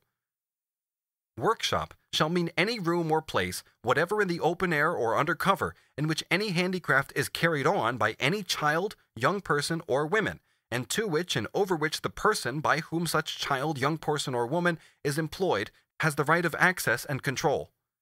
Employed shall mean occupied in any handicraft, whether for wages or not, under a master or under a parent as herein defined. Parent shall mean any parent, guardian, or person having the custody of or control over any child or young person.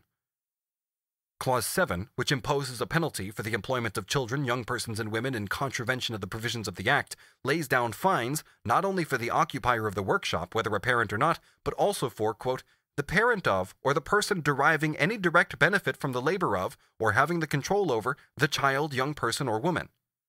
The Factory Act's Extension Act, which affects the large establishments, regresses from the Factory Act by a mass of vicious exceptions and cowardly compromises with the masters. The Workshops Regulation Act, wretched as far as its detailed provisions were concerned, remained a dead letter in the hands of the municipal and local authorities who were charged with its execution. When in 1871 Parliament withdrew this power from them in order to confer it on the factory inspectors, to whose province it thus added at a single stroke more than 100,000 workshops as well as 300 brickworks, care was taken, at the same time, not to add more than 8 assistants to their already undermanned staff.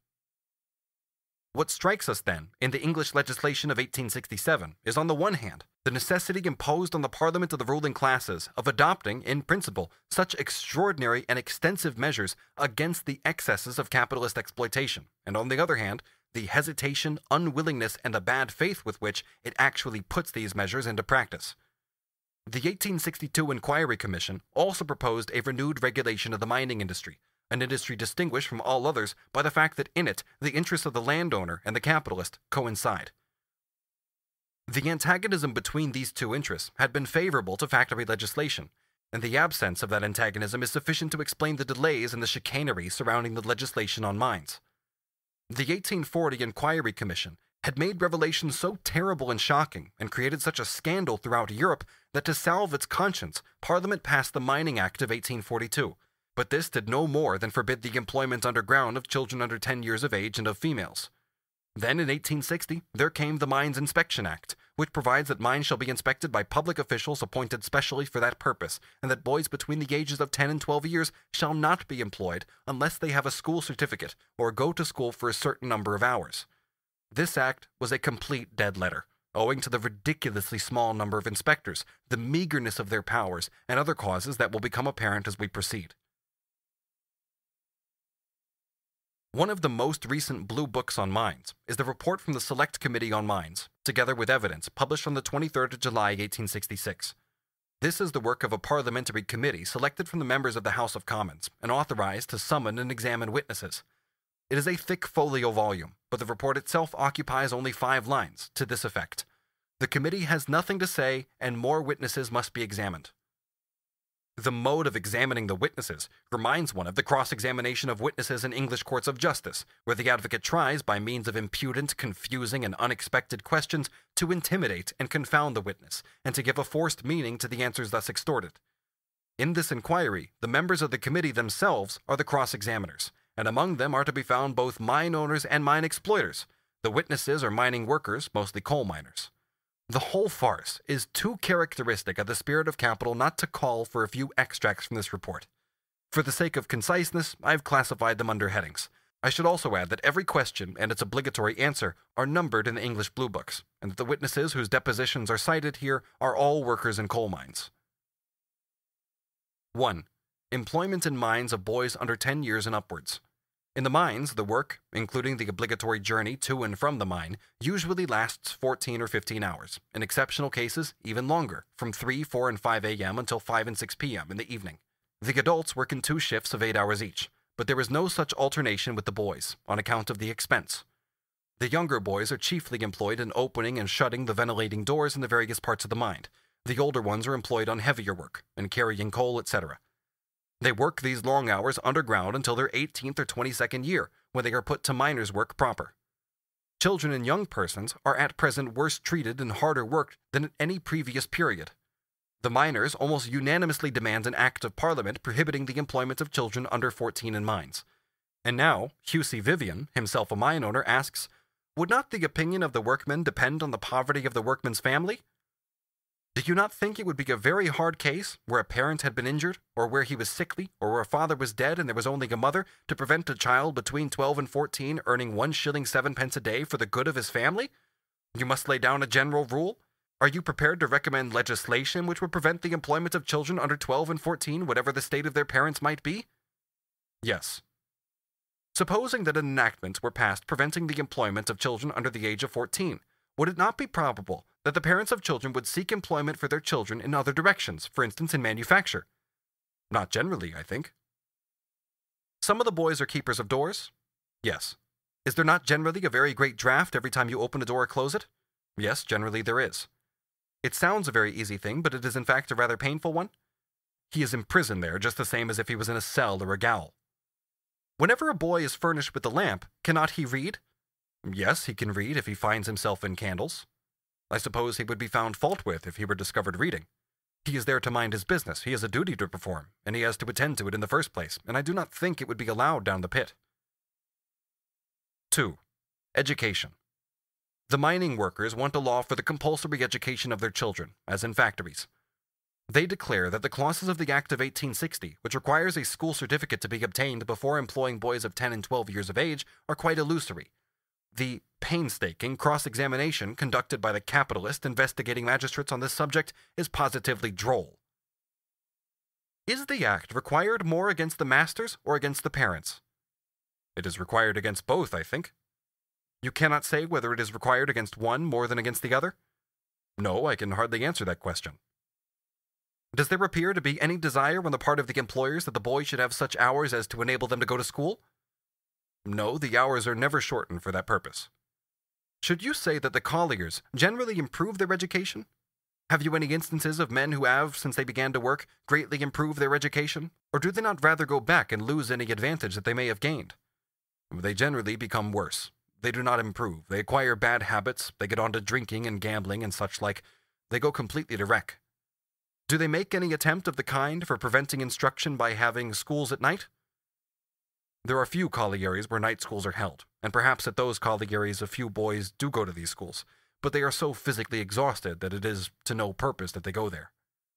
You are then, concludes the bourgeois, against education? Most certainly not. But are the employers not compelled to demand school certificates? By law they are, but I am not aware that they are demanded by the employers. Then it is your opinion that this provision of the Act as to requiring certificates is not generally carried out in the collieries? It is not carried out. Do the men take a great interest in this question of education? The majority of them do.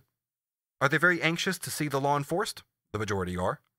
Do you think that in this country, any law that you pass can really be effectual unless the population themselves assist in putting it into operation?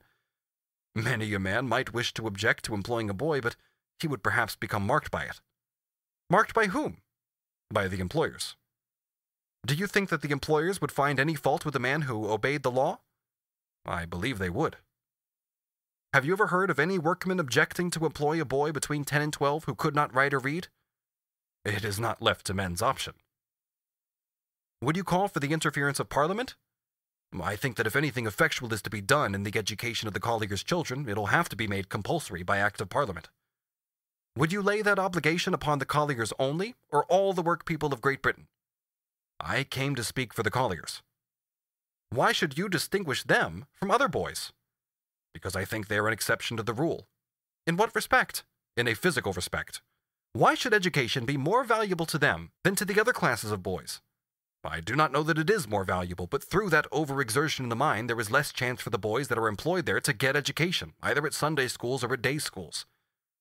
It is impossible to look at a question of this sort absolutely by itself. Is there a sufficiency of schools? No.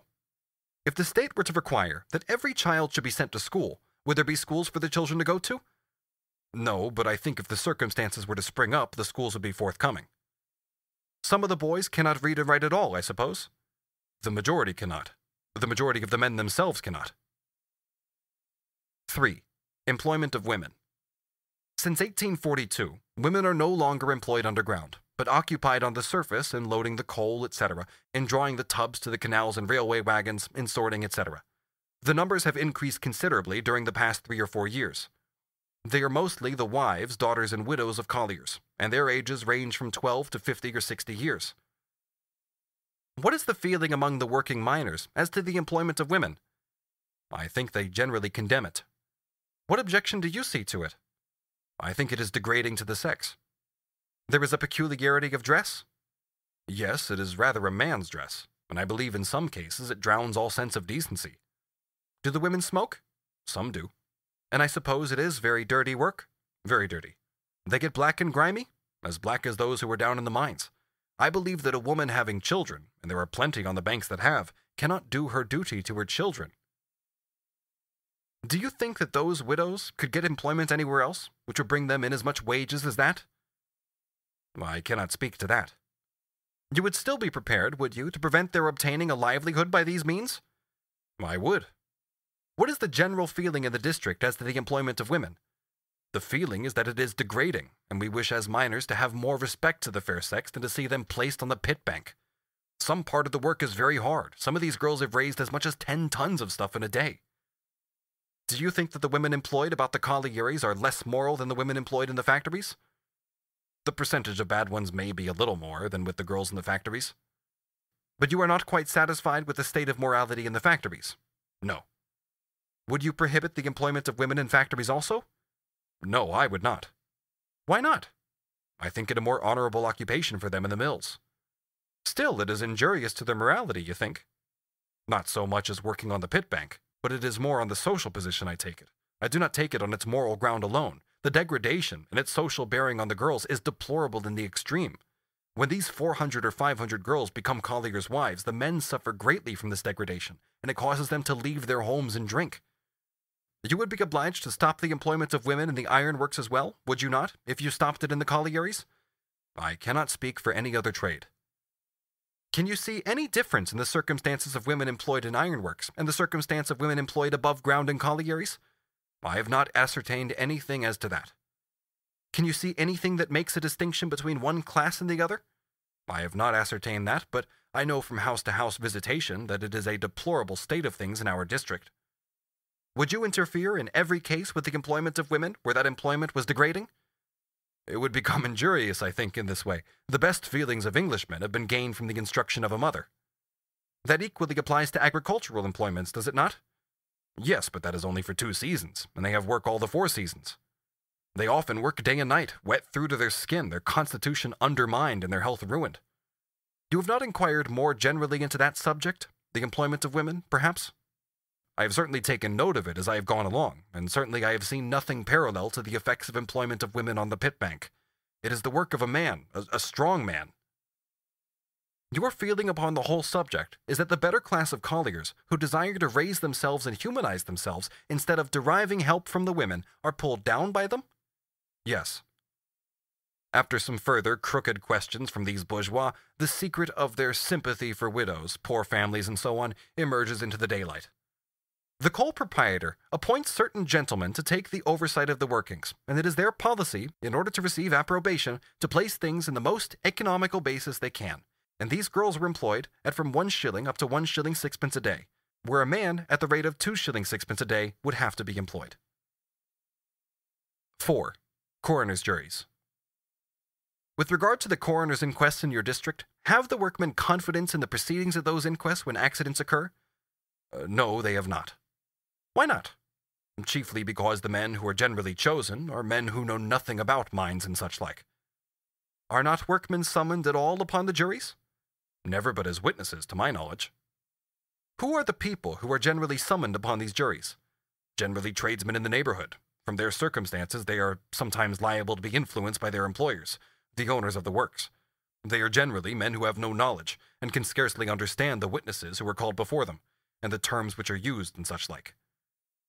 Would you have a jury composed of persons who had been employed in mining? Yes, partly.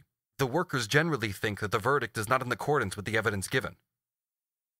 One great object in summoning a jury is to have an impartial one, is it not? Yes, I should think so. Do you think that the juries would be impartial if they were composed to a considerable extent of workmen? I cannot see any motive which the workmen would have to act partially. They necessarily have a better knowledge of the operations in connection with the mine. You do not think there would be a tendency on the part of the workmen to return unfairly severe verdicts? No, I think not. 5. False weights and measures. The workers demand to be paid by the week instead of by the fortnight, and by weight instead of by the cubic content of the tubs. They also demand protection against the use of false weights, etc. If the tubs were fraudulently increased, a man could discontinue working by giving 14 days' notice. But if he goes to another place, there is the same thing going on there. But he can leave that place when the wrong has been committed? It is general. Wherever he goes, he has to submit to it. Could a man leave by giving 14 days' notice? Yes. So much for that. 6. Inspection of mines. Casualties from gas explosions are not the only things the workers suffer from. Our men complain very much of the bad ventilation of the collieries. The ventilation is so bad in general that the men can scarcely breathe. They are quite unfit for employment of any kind after they have been for a length of time in connection with their work. Indeed, just at the part of the mine where I am working, men have been obliged to leave their employment and come home in consequence of that. Some of them have been out of work for weeks just in consequence of the bad state of the ventilation where there is not explosive gas.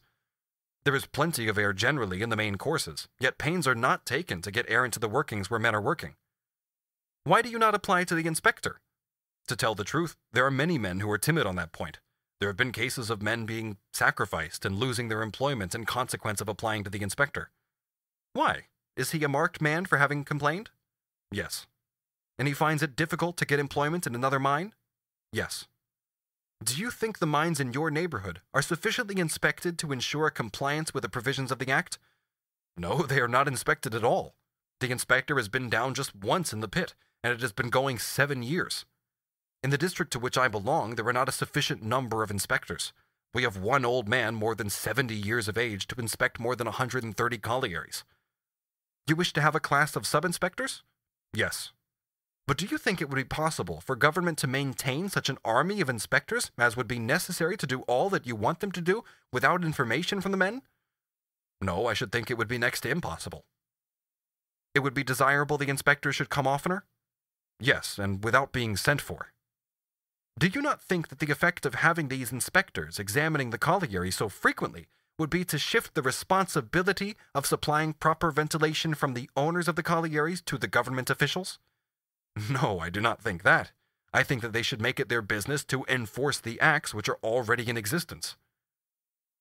When you speak of sub-inspectors, do you mean men at less salary and of an inferior stamp to the present inspectors? I would not have them inferior if you could get them otherwise. Do you merely want more inspectors, or do you want a lower class of men as an inspector? A man who would knock about and see things that are kept right, a man who would not be afraid of himself. If you obtained your wish in getting an inferior class of inspectors appointed, do you think that there would be no danger from want of skill, etc.? I think not. I think that the government would see after that, and have proper men in that position. This kind of examination at last becomes too much even for the chairman of the investigating committee, and he interrupts with the observation, "You want a class of men who would look into all the details of the mine, and would go into all the holes and corners, and go into the real facts. They would report to the chief inspector, who would then bring in his scientific knowledge to bear on the facts they get stated? Would it not entail very great expense if all these old workings were kept ventilated?" Yes, expense might be incurred, but life would be at the same time protected. A mining worker protests against Section 17 of the Act of 1860. He says, "At the present time, if the inspector of mines finds a part of the mine unfit to work in, he has to report it to the mine owner and the Home Secretary. After doing that, there is given to the owner 20 days to look over the matter. At the end of 20 days, he has the power to refuse making any alteration in the mine.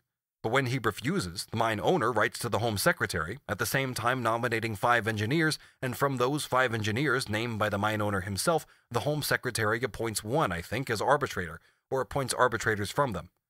Now we think in that case, the mine owner virtually appoints his own arbitrator."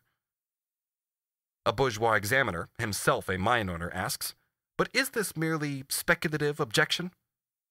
Then you have a very poor opinion of the integrity of mining engineers?" "It is most certainly unjust and inequitable." "Do not mining engineers possess a sort of public character, and do not you think that they are above making such a partial decision as you apprehend?" "I do not wish to answer such a question as that with respect to the personal character of those men. I believe that in many cases they would act very partially indeed, and that it ought not to be in their hands to do so, where men's lives are at stake." The same bourgeois has the impudence to put this question, "Do you not think that the mine owner also suffers loss from an explosion?" And finally, Are not you workmen in Lancashire able to take care of your own interests without calling in the government to help you? No. In the year 1865, there were 3,217 coal mines in Great Britain and 12 inspectors. A Yorkshire mine owner himself calculates, in the Times published on the 26th of January, 1867, that leaving aside the purely bureaucratic activities, which absorb the whole of their time, each mine can be visited only once in 10 years by an inspector. No wonder mining disasters have increased progressively, both in number and extent, sometimes with the loss of 200 to 300 men during the last 10 years. These are the beauties of the free capitalist production. Defective as it is, the Act passed in 1872 is the first that regulates the hours of labor of children employed in mines, and makes exploiters and owners, to a certain extent, responsible for so-called accidents. The Royal Commission appointed in 1867 to inquire into the employment in agriculture of children, young persons, and women has published some very important reports. Several attempts have been made to apply the principles of the Factory Acts in a modified form to agriculture, but so far these attempts have failed totally. However, all I wish to point out here is that there exists an irresistible tendency towards the general application of those principles. If the general extension of the factory legislation to all trades for the purpose of protecting the working class, both in mind and body, has become inevitable, on the other hand, as we have already pointed out, that extension hastens on the general conversion of numerous isolated small industries into a few combined industries carried on upon a large scale. It therefore accelerates the concentration of capital and the exclusive predominance of the factory system. It destroys both the ancient and the transitional forms behind which the dominion of capital is still partially hidden, and replaces them with a dominion which is direct and unconcealed. But by doing this, it also generalizes the direct struggle against its rule. While in each individual workshop it enforces uniformity, regularity, order, and economy, the result of the immense impetus given to technical improvement by the limitation and regulation of the working day is to increase the anarchy and the proneness to catastrophe of capitalist production as a whole, the intensity of labor, and the competition of machinery with the worker. By the destruction of small-scale and domestic industries, it destroys the last resorts of the redundant population, thereby removing what was previously a safety valve for the whole social mechanism. By maturing the material conditions and the social combination of the process of production, it matures the contradictions and antagonisms of the capitalist form of that process, and thereby ripens both the elements for forming a new society and the forces tending towards the overthrow of the old one. Section 10. Large-scale industry and agriculture. The revolution called forth by large-scale industry and agriculture, and in the social relations of agricultural producers, will be investigated later on. Here, we shall merely indicate a few results by way of anticipation. If the use of machinery in agriculture is for the most part free from the injurious physical effect it has on the factory worker, its effect in making workers redundant is more intense and comes up against less resistance, as we shall see later in detail.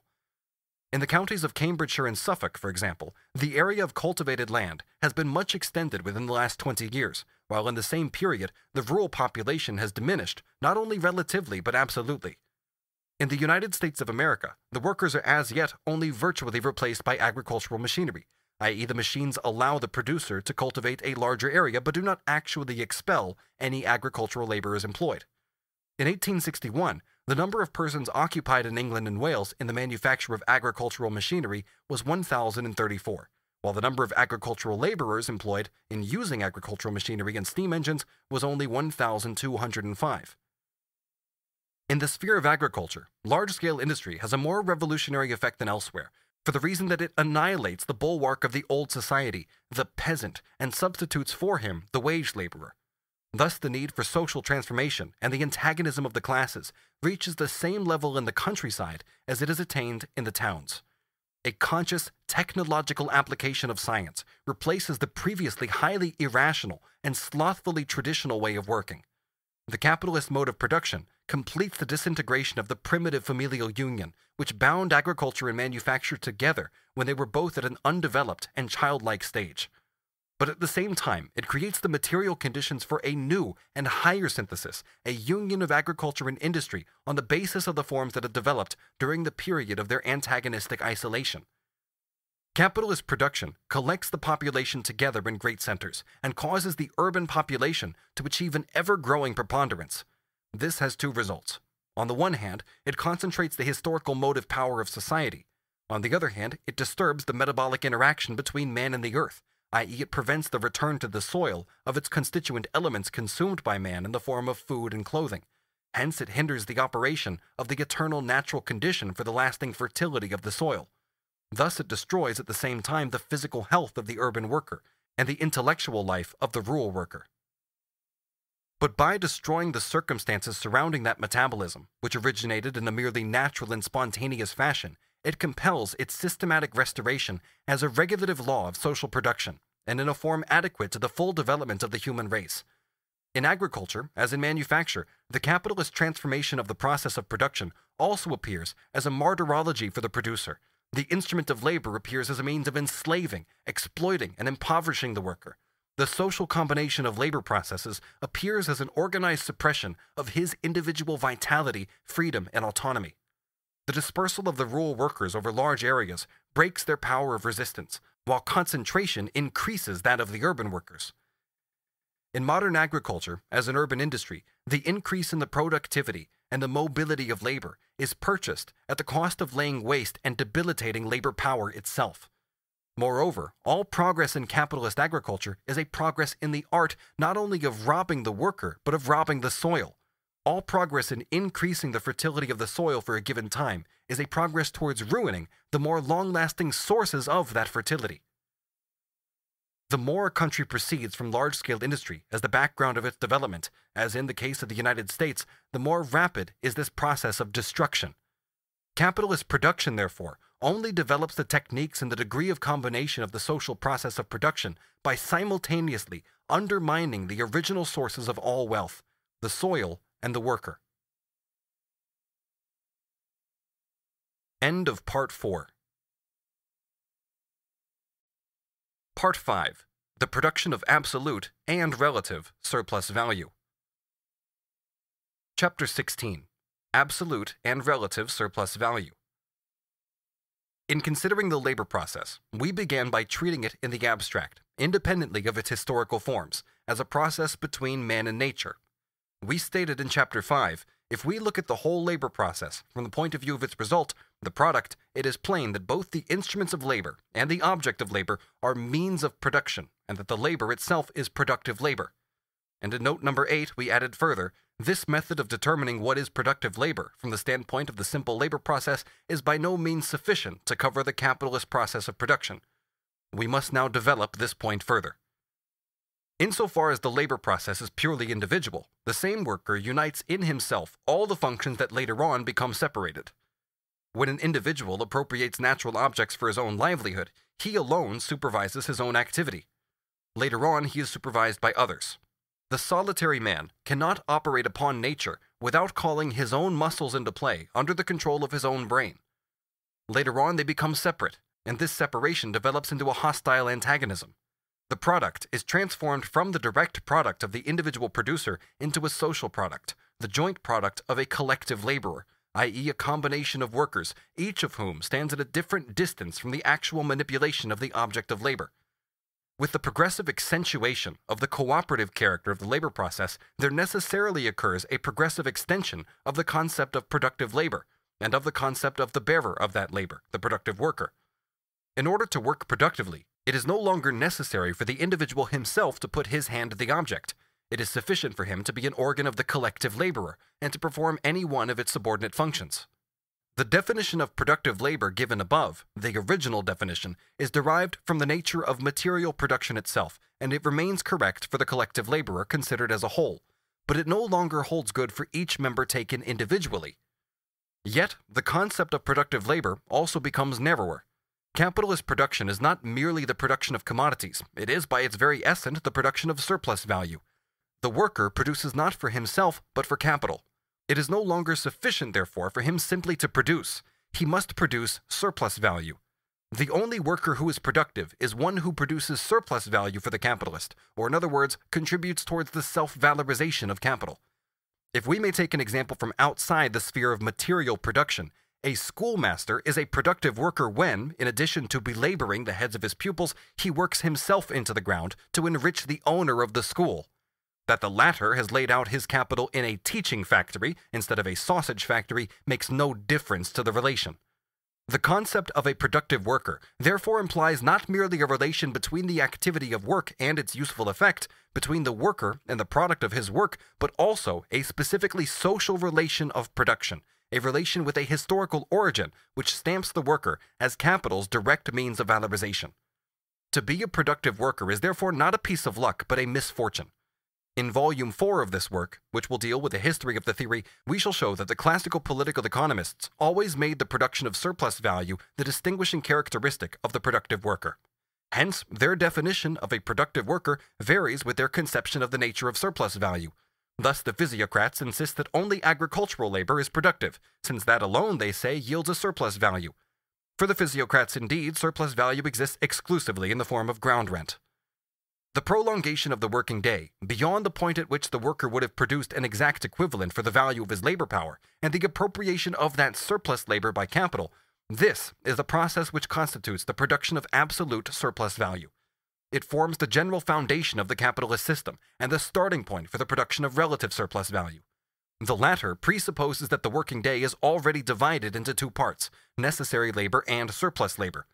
In order to prolong the surplus labor, the necessary labor is shortened by methods for producing the equivalent of the wage of labor in a shorter time. The production of absolute surplus value turns exclusively on the length of the working day, whereas the production of relative surplus value completely revolutionizes the technical processes of labor and the groupings into which society is divided. It therefore requires a specifically capitalist mode of production, a mode of production which, along with its methods, means, and conditions, arises and develops spontaneously on the basis of the formal subsumption of labor under capital. This formal subsumption is then replaced by a real subsumption. It'll be sufficient if we merely refer to certain hybrid forms, in which, although surplus labor is not extorted by direct compulsion from the producer has not yet become formally subordinate to capital. In these forms, capital has not yet acquired a direct control over the labor process. Alongside the independent producers, who carry on their handicrafts or their agriculture in the inherited, traditional way, there steps the usurer or merchant with his usurer's capital or merchant's capital, which feeds on them like a parasite. The predominance of this form of exploitation in a society excludes the capitalist mode of production, although it may form the transition to capitalism as in the later Middle Ages. Finally, as in the case of modern domestic industry, certain hybrid forms are reproduced here and there against the background of large-scale industry, though their physiognomy is totally changed. A merely formal subsumption of labor under capital suffices for the production of absolute surplus value. It is enough, for example, that handicraftsmen who previously worked on their own account or as apprentices of a master should become wage laborers under the direct control of a capitalist. But we have seen how methods of producing relative surplus value are, at the same time, methods of producing absolute surplus value. Indeed, the unrestricted prolongation of the working day turned out to be a very characteristic product of large-scale industry. The specifically capitalist mode of production ceases in general to be a mere means of producing relative surplus value as soon as it has conquered an entire branch of production. This tendency is still more powerful when it has conquered all the important branches of production. It then becomes the universal, socially predominant form of the production process. It only continues to act as a special method of producing relative surplus value in two respects. First, insofar as it seizes upon industries previously only formally subordinate to capital, that is, insofar as it continues to proselytize, and second, insofar as the industries already taken over continue to be revolutionized by changes in the methods of production. From one standpoint, the distinction between absolute and relative surplus value appears to be illusory. Relative surplus value is absolute because it requires the absolute prolongation of the working day beyond the labor time necessary to the existence of the worker himself. Absolute surplus value is relative because it requires a development of the productivity of labor which will allow the necessary labor time to be restricted to a portion of the working day. But if we keep in mind the movement of surplus value, this semblance of identity vanishes. Once the capitalist mode of production has become the established and universal mode of production, the difference between absolute and relative surplus value makes itself felt whenever there is a question of raising the rate of surplus value. Assuming that labor power is paid for at its value, we are confronted with this alternative. On the one hand, if the productivity of labor and its normal degree of intensity is given, the rate of surplus value can be raised only by prolonging the working day in absolute terms. On the other hand, if the length of the working day is given, the rate of surplus value can be raised only by a change in the relative magnitudes of the components of the working day, i.e. necessary labor and surplus labor, and if wages are not to fall below the value of labor power, this change presupposes a change either in the productivity or the intensity of the labor. If the worker needs to use all his time to produce the necessary means of subsistence for himself and his family, he has no time left in which to perform unpaid labor for other people. Unless labor has attained a certain level of productivity, the worker will have no such free time at his disposal, and without superfluous time, there can be no surplus labor, hence no capitalists, as also no slave owners, no feudal barons, in a word, no class of large-scale landed proprietors. Thus, we may say that surplus value rests on a natural basis, but only in the very general sense that there is no natural obstacle absolutely preventing one man from lifting from himself the burden of the labor necessary to maintain his own existence and imposing it on another, just as there is no unconquerable natural obstacle to the consumption of the flesh of one man by another. It would be absolutely mistaken to attach mystical notions to this spontaneously developed productivity of labor, as is sometimes done. It is only when men have worked their way out of their initial animal condition, when therefore their labor has been to some extent socialized, that a situation arises in which the surplus labor of one person becomes a condition of existence for another. At the dawn of civilization, the productive powers acquired by labor are small, but so too are the needs which develop with and upon the means of their satisfaction. Furthermore, at that early period, the portion of society that lives on the labor of others is infinitely small compared with the mass of direct producers. As the social productivity of labor advances, this small portion of society increases both absolutely and relatively. Besides, the capital relation arises out of an economic soil that is the product of a long process of development. The existing productivity of labor, from which it proceeds as its basis, is a gift not of nature, but of a history embracing thousands of centuries. Even if we leave aside the question of the level of development attained by social production, the productivity of labor remains fettered by natural conditions. These conditions can all be traced back to the nature of man himself, and to the natural objects which surround him. External natural conditions can be divided from the economic point of view into two great classes, namely 1. Natural wealth in the means of subsistence, i.e. a fruitful soil, waters teeming with fish, etc., and 2. Natural wealth in the instruments of labor, such as waterfalls, navigable rivers, wood, metal, coal, etc. At the dawn of civilization, it is the first class that turns the scale. At a higher stage of development, it is the second. Compare, for example, England with India, or in ancient times Athens and Corinth with the shores of the Black Sea. The smaller the number of natural requirements imperatively calling for satisfaction, and the greater the natural fertility of the soil and the kindness of the climate, the smaller the amount of labor time necessary for the maintenance and reproduction of the producer. Hence, the greater the quantity of excess labor the producer can perform for others, in addition to the labor he does for himself. This was pointed out long ago by Diodorus when discussing the ancient Egyptians. Quote, "It is altogether incredible how little trouble and expense the bringing up of their children causes them. They cook for them the first simple food at hand. They also give them the lower part of the papyrus stem to eat, if it can be roasted in the fire, and the roots and stalks of the marsh plants, some raw, some boiled and roasted. Most of the children go without shoes and unclothed, since the air is very mild. Hence, a child, until he is grown up, costs his parents not more than 20 drachmas altogether. This is the main reason why the population of Egypt is so numerous, and therefore why so many great works can be undertaken." End quote. Nevertheless, the gigantic building projects of ancient Egypt owed less to the size of the population than to the large proportion of it that was freely disposable. Just as in the case of the individual worker, the less his necessary labor time, the more surplus labor he can provide. So in the case of the working population, the smaller the portion of it required for the production of the necessary means of subsistence, the greater the portion of it available for other work. If we assume capitalist production then, with all other circumstances remaining the same, and the length of the working day a given factor, the quantity of surplus labor will vary according to the natural conditions within which labor is carried on, in particular the fertility of the soil. But it by no means follows, inversely, that the most fertile soil is the most fitted for the growth of the capitalist mode of production. The latter presupposes the domination of man over nature. Where nature is too prodigal with her gifts, she keeps him in hand, like a child in leading strings. Man's own development is not in that case a nature-imposed necessity. The mother country of capital is not the tropical region with its luxuriant vegetation, but the temperate zone. It is not the absolute fertility of the soil, but its degree of differentiation, the variety of its natural products, which forms the natural basis for the social division of labor, and which, by changes in the natural surroundings, spurs man on to the multiplication of his needs, his capacities, and the instruments and modes of his labor. It is the necessity of bringing a natural force under the control of society, of economizing on its energy, of appropriating or subduing it on a large scale by the work of the human hand, that plays the most decisive role in the history of industry. Thus, for example, the regulation of the flow of water in Egypt, Lombardy, and Holland, or irrigation in India, Persia, and so on, where artificial canals not only supply the soil with the water indispensable to it, but also carry down mineral fertilizers from the hills in the shape of sediment. The secret of the flourishing state of industry in Spain and Sicily, under the rule of the Arabs, lay in their irrigation works. Favorable natural conditions can provide in themselves only the possibility, never the reality, of surplus labor, nor accordingly the reality of surplus labor and a surplus product. The result of differences in the natural conditions of labor is this: the same quantity of labor satisfies a different mass of requirements in different countries, and consequently, under otherwise analogous circumstances, the quantity of necessary labor time is different. These conditions affect surplus labor only as natural limits, i.e., by determining the point at which labor for others can begin. In proportion as industry advances, these natural limits recede.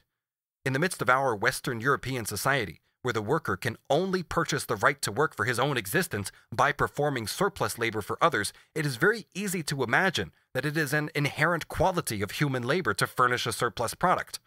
But consider, for example, an inhabitant of the islands of the East Indies, where sago grows wild in the forests. Quote, "When the inhabitants have convinced themselves, by boring a hole in the tree, that the pith is ripe, the trunk is cut down and divided into several pieces. The pith is extracted, mixed with water, and filtered. It is then quite fit for use as sago. One tree commonly yields 300 pounds, and occasionally 500 to 600 pounds. There, then, people go into the forest and cut bread for themselves, just as with us they cut firewood. Suppose now that an East Indian bread cutter of this kind requires 12 working hours a week for the satisfaction of all his needs. Nature's direct gift to him is plenty of leisure time. Before he can apply this leisure time productively for himself, a whole series of historical circumstances is required. Before he spends it in surplus labor for others, compulsion is necessary. If capitalist production were introduced, the good fellow would perhaps have to work 6 days a week in order to appropriate to himself the product of one working day. In that case, the bounty of nature would not explain why he now has to work 6 days a week, or why he must provide 5 days of surplus labor. It explains only why his necessary labor time would be limited to 1 day a week. But in no case would his surplus product arise from some innate occult quality of human labor. Thus, both the historically developed productive forces of labor in society and its naturally conditioned productive forces appear as productive forces of the capital into which that labor is incorporated. Ricardo never concerns himself with the origin of surplus value.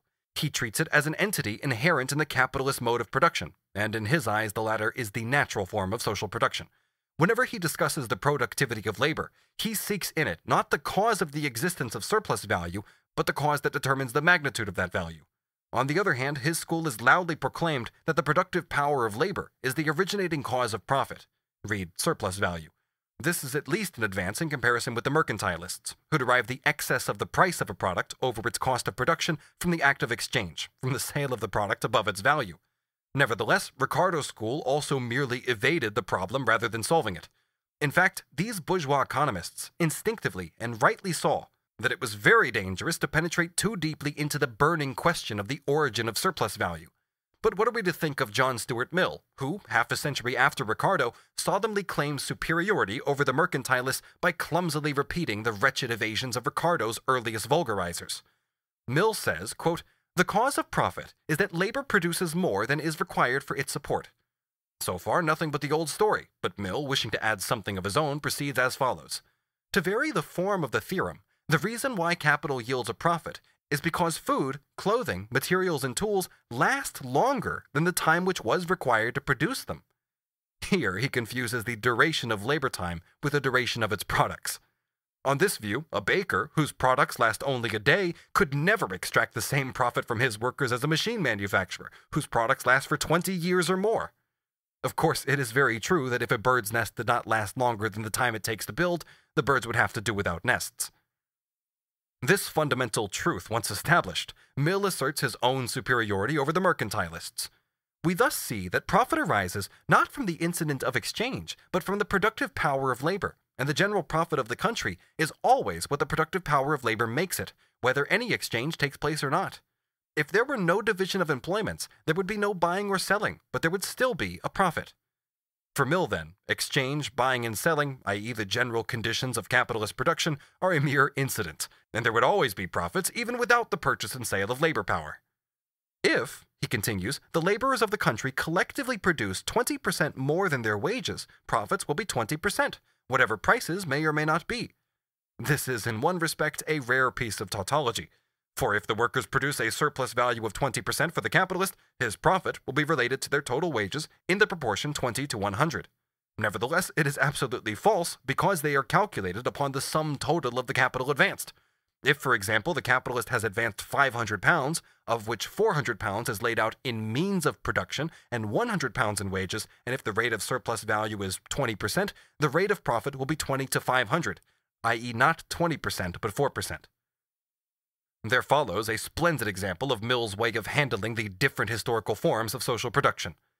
I assume throughout the state of things which prevails with few exceptions universally, the state in which the laborers and capitalists are separate classes, namely, that the capitalist advances the whole expenses, including the entire remuneration of the laborer. Strange optical illusion to see everywhere a situation which as yet exists only exceptionally on our earth. But let us proceed. Mill is good enough to make this concession. That he should do so is not a matter of inherent necessity. On the contrary, the laborer might wait until the production is complete for all that part of his wages which exceeds mere necessaries, and even for the whole if he has funds in his hand sufficient for his temporary support. But in the latter case, the laborer is to that extent really a capitalist in the concern, by supplying a portion of the funds necessary for carrying it on.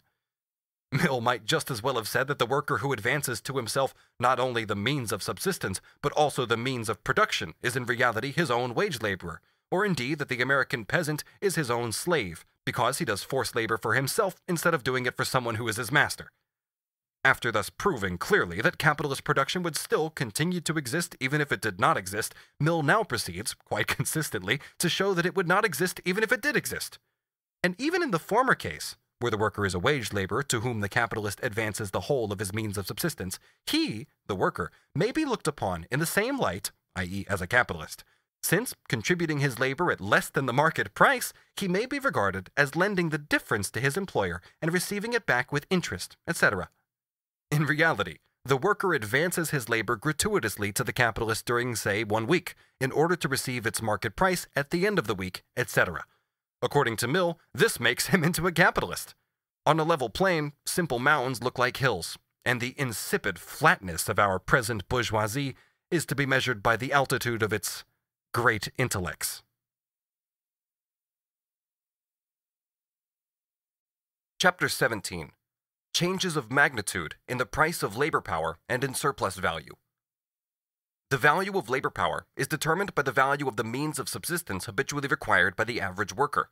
The quantity of the means of subsistence required is given at any particular epoch in any particular society, and can therefore be treated as a constant magnitude. What changes is the value of this quantity.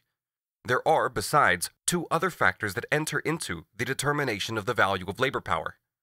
One is the cost of developing that power, which varies with the mode of production. The other is the natural diversity of labor power, the differences between the labor power of men and women, children and adults.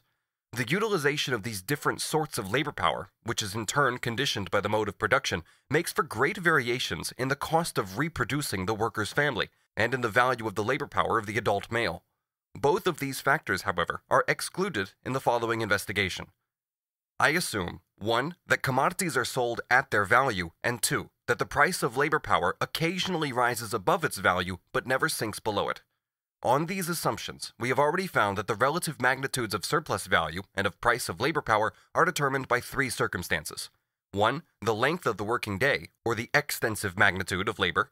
2, the normal intensity of labor, or its intensive magnitude, whereby a given quantity of labor is expended in a given time. And 3, the productivity of labor, whereby the same quantity of labor yields, in a given time, a greater or smaller quantity of the product, depending on the degree of development attained by the conditions of production. Very different combinations are clearly possible, since one of the 3 factors can be constant while the other 2 vary, 2 factors can be constant while one varies, and finally all 3 may vary. In addition, the number of possible combinations is augmented by the fact that when all these factors vary simultaneously, the amount and direction of their respective variations may differ. In what follows, the chief combinations alone are considered. Section 1. The length of the working day and the intensity of labor constant. The productivity of labor variable. On these assumptions, the value of labor power and the magnitude of surplus value are determined by three laws. Firstly, a working day of a given length always creates the same amount of value, no matter how the productivity of labor and with it the mass of the product and the price of each single commodity produced may vary. If the value created by a day of 12 hours is, say, 6 shillings, then although the mass of use values produced varies with the productivity of labor, the value, represented by 6 shillings, will simply be spread over a greater or lesser number of commodities. Secondly, the value of labor power and surplus value vary in opposite directions. A variation in the productivity of labor, its increase or diminution, causes the value of labor power to move in the opposite direction, while surplus value moves in the same direction. The value created by a working day of 12 hours is a constant quantity, say 6 shillings. This constant quantity is the sum of the surplus value plus the value of the labor power, the value of the labor power being replaced with an equivalent by the worker himself. It is self-evident that if a constant quantity consists of two parts, neither of them can increase without the other diminishing. Let the two parts be equal at the beginning, and let 3 shillings be the value of the labor power, and the same for the surplus value. Then the value of the labor power cannot rise from 3 shillings to 4 without the surplus value falling from 3 shillings to 2. And the surplus value cannot rise from 3 shillings to 4 without the value of the labor power falling from 3 shillings to 2. Under these circumstances, then, no change can take place in the absolute magnitude either of the surplus value or of the value of the labor power without a simultaneous change in their relative magnitudes. It is impossible for them to rise or fall simultaneously.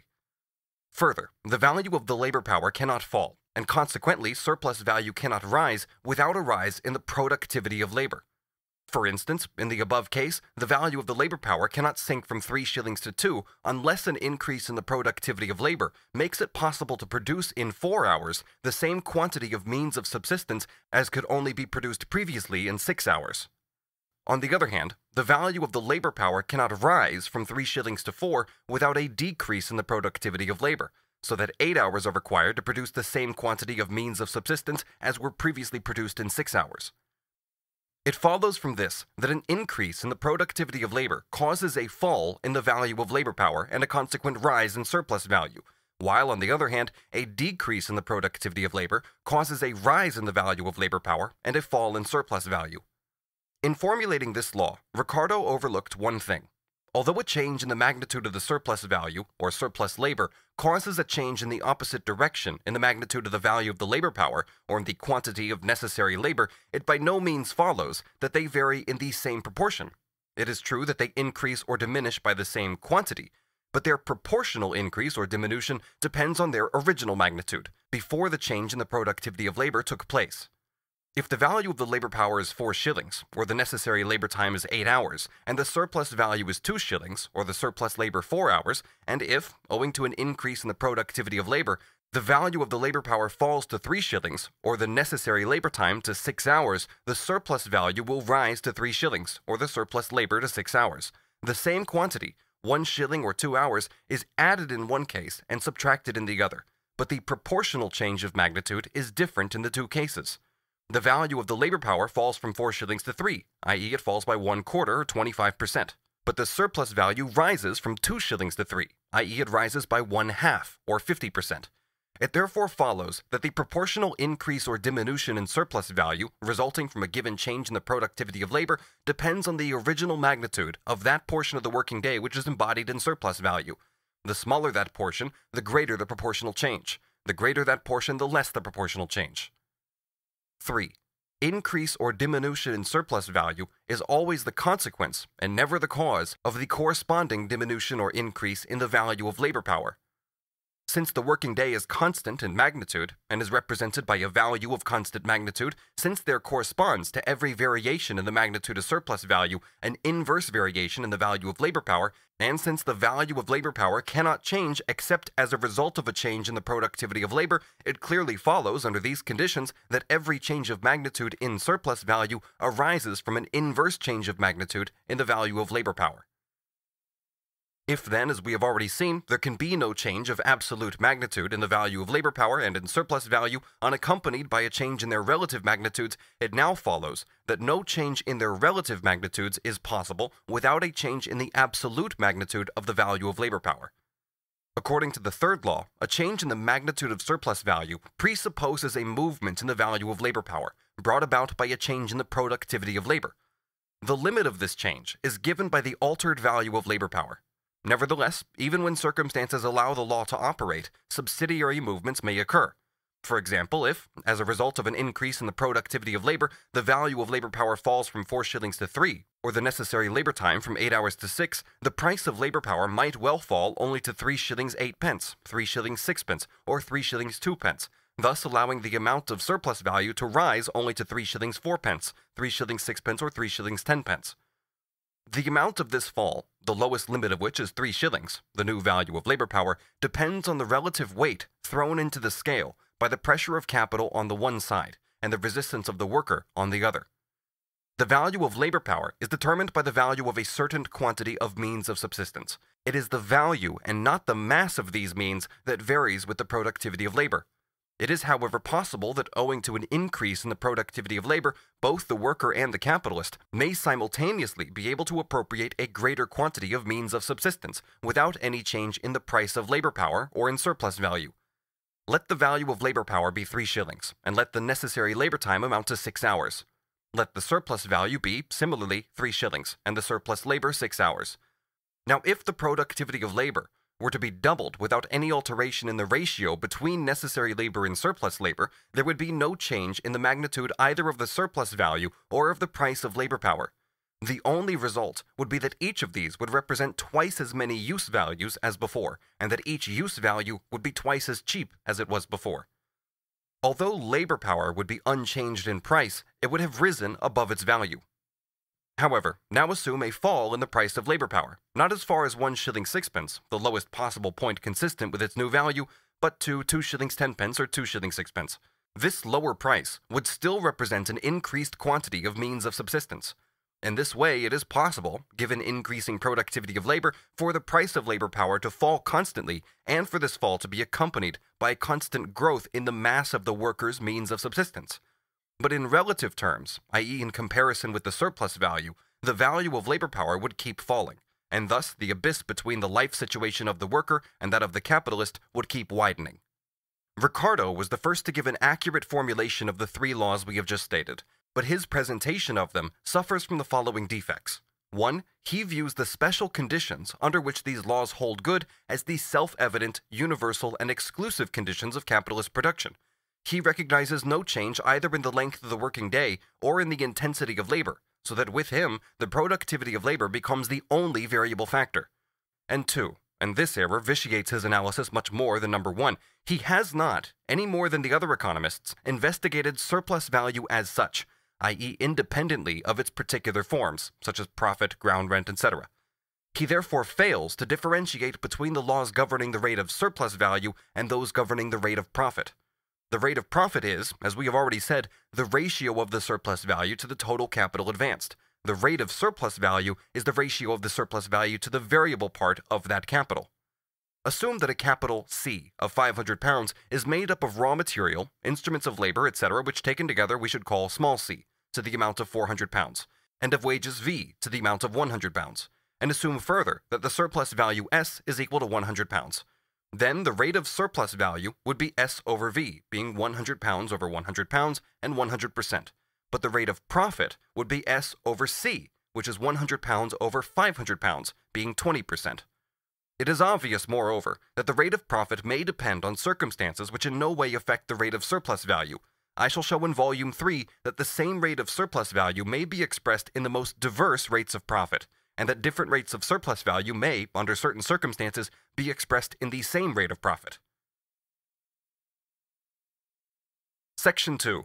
The length of the working day and the productivity of labor constant, the intensity of labor variable. Increased intensity of labor means increased expenditure of labor in a given time.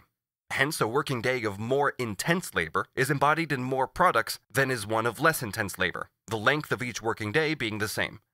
Admittedly, an increase in the productivity of labor will also supply more products in a given working day. But in that case, the value of each single product falls, for it costs less labor than before, whereas in the case mentioned here, that value remains unchanged, because each article costs the same amount of labor as before. Here we have an increase in the number of products unaccompanied by a fall in their individual prices. As their number increases, so does the sum of their prices, whereas in the case of an increase in productivity, a given value is spread over a greater mass of products. Hence, if the length of the working day remains constant, a day's labor of increased intensity will be incorporated in an increased amount of value, and assuming no change in the value of money, in an increased amount of money. The value created varies with the extent to which the intensity of labor diverges from its normal social level of intensity. A given working day, therefore, no longer creates a constant value but a variable one. In a day of 12 hours of ordinary intensity, the value created is, say, 6 shillings. But with increased intensity, the value may be 7, 8, or more shillings. It is clear that if the value created by a day's labor increases from, say, 6 shillings to 8 shillings, then the two parts into which the value is divided, namely the price of labor power and surplus value, may both increase simultaneously, either equally or unequally.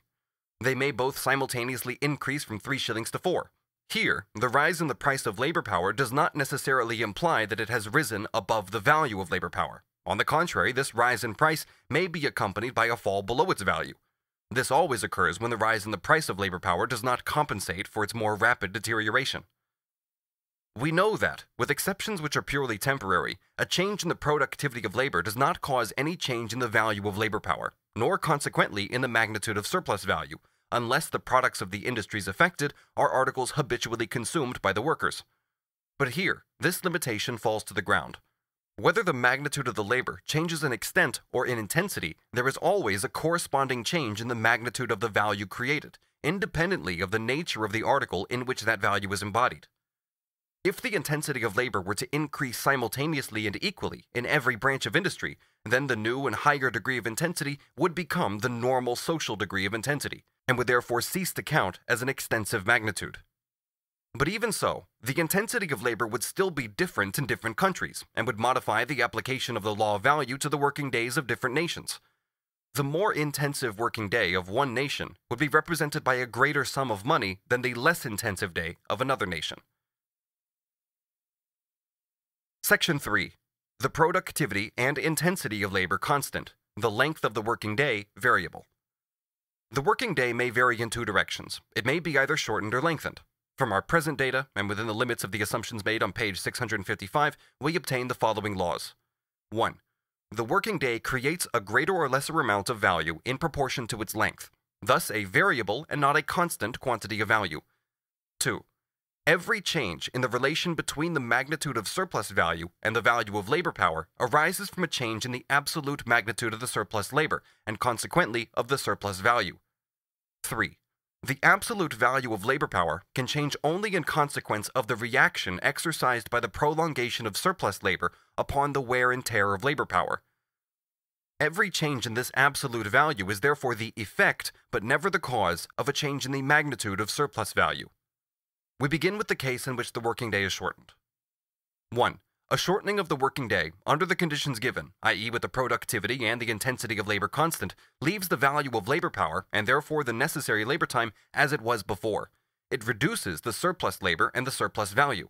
Along with the absolute magnitude of the latter, its relative magnitude also falls, i.e. its magnitude in relation to the magnitude of the value of labor power, which remains constant. Only by reducing the price of labor power below its value could the capitalist compensate himself for this fall. All the usual arguments against the shortening of the working day depend on the assumption that the phenomenon occurs under the conditions presupposed here, but in reality, the very opposite is the case. A shortening of the working day either follows upon or immediately precedes a change in the productivity and the intensity of labor. 2. Lengthening of the working day. Let the necessary labor time be 6 hours, or the value of labor power 3 shillings.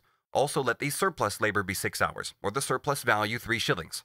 The whole working day then amounts to 12 hours and is embodied in a value of 6 shillings. If the working day is lengthened by 2 hours and the price of labor power remains the same, the surplus value increases both absolutely and relatively. Although there is no absolute change in the value of labor power, it suffers a relative fall. Under the conditions assumed in case number 1, there could not be a change of relative magnitude in the value of labor power without a change in its absolute magnitude. Here, on the contrary, the change of relative magnitude in the value of labor power is the result of a change of absolute magnitude in surplus value. Since the value product in which a day of labor is embodied increases with the length of that day, it is evident that the surplus value in the price of labor power may simultaneously increase, either by equal or unequal quantities. This simultaneous increase is therefore possible in 2 cases. The first case is an absolute increase in the length of the working day, and the second case is an increase in the intensity of labor, unaccompanied by an increase in length. When the working day is prolonged, the price of labor power may fall below its value, although that price nominally remains unchanged or even rises. The value of a day's labor power is estimated, as will be remembered, on the basis of its normal average duration, or on the normal duration of the life of a worker, and on the basis of the appropriate normal standard of conversion of living substances into motion, as it applies to the nature of man. Up to a certain point, the increased deterioration of labor power, inseparable from a lengthening of the working day, may be compensated for by making amends in the form of higher wages. But beyond this point, deterioration increases in geometrical progression, and all the requirements for the normal reproduction and functioning of labor power cease to be fulfilled. The price of labor power and the degree of its exploitation cease to be commensurable quantities. Section 4. Simultaneous variations in the duration, productivity, and intensity of labor. It is obvious that a large number of combinations are possible here. Any 2 of the factors may vary and the third remain constant, or all 3 may vary at once. They may vary equally or unequally, in the same direction or in opposed directions, with the result that the variations cancel each other out, either wholly or in part. Nevertheless, every possible case can easily be analyzed by using the results obtained in cases 1, 2, and 3. The effect of every possible combination may be found by treating each factor in turn as variable, and the other 2 as constant for the time being. We shall therefore restrict ourselves here to a brief discussion of 2 important cases. 1. Diminishing productivity of labor with simultaneous lengthening of the working day. In speaking here of diminishing productivity of labor, we are particularly concerned with those industries whose products determine the value of labor power. We have in mind, for example, diminishing productivity resulting from the decreased fertility of the soil and from the corresponding increase in the prices of its products. Assume a working day of 12 hours and a value product of 6 shillings, half of which replaces the value of the labor power, the other half forming the surplus value. Then let a rise in the prices of the products of the soil occur, so that the value of labor power goes up from 3 shillings to 4, and the necessary labor time therefore rises from 6 hours to 8. If the length of the working day remains unaltered, the surplus labor will fall from 6 hours to 4, and the surplus value from 3 shillings to 2. If the day is lengthened by 2 hours, i.e. from 12 hours to 14 hours, the surplus labor will remain at 6 hours. The surplus value will remain at 6 shillings, but the relative magnitude of the surplus value will decrease in comparison with the magnitude of the value of labor power, as measured by the necessary labor time. If the day is lengthened by 4 hours, i.e. from 12 hours to 16, the proportional magnitudes of surplus value and value of labor power, of surplus labor and necessary labor, will continue unchanged, but the absolute magnitude of surplus value will rise from 3 shillings to 4, and that of the surplus labor from 6 hours to 8, an increment of 1/3, or 33 1/3%. Therefore, with diminishing productivity of labor and a simultaneous lengthening of the working day, the absolute magnitude of surplus value may continue unaltered, at the same time as its relative magnitude diminishes. Its relative magnitude may continue unaltered at the same time as its absolute magnitude increases, and finally, if the working day is lengthened to a sufficient extent, both may increase. In the period between 1799 and 1815, an increase in the prices of the means of subsistence led in England to a nominal rise in wages, although there was a fall in real wages as expressed in the quantity of the means that they could purchase. From this fact, West and Ricardo drew the conclusion that the diminution in the productivity of agricultural labor had brought about a fall in the rate of surplus value, and they made this assumption, which is purely a product of their own imagination, the starting point of important investigations into the relative magnitudes of wages, profits, and ground rent. But as a matter of fact, surplus value had at that time increased, both in absolute and in relative magnitudes, thanks to the increased intensity of labor and to the prolongation of the working day which had been forced upon the workers. This was the period in which the right to prolong the working day without any restriction at all became accepted as one of the basic rights of the citizen. It was also a period especially characterized, on the one hand, by a rapid growth of capital, and on the other hand, by a rapid growth of pauperism. 2.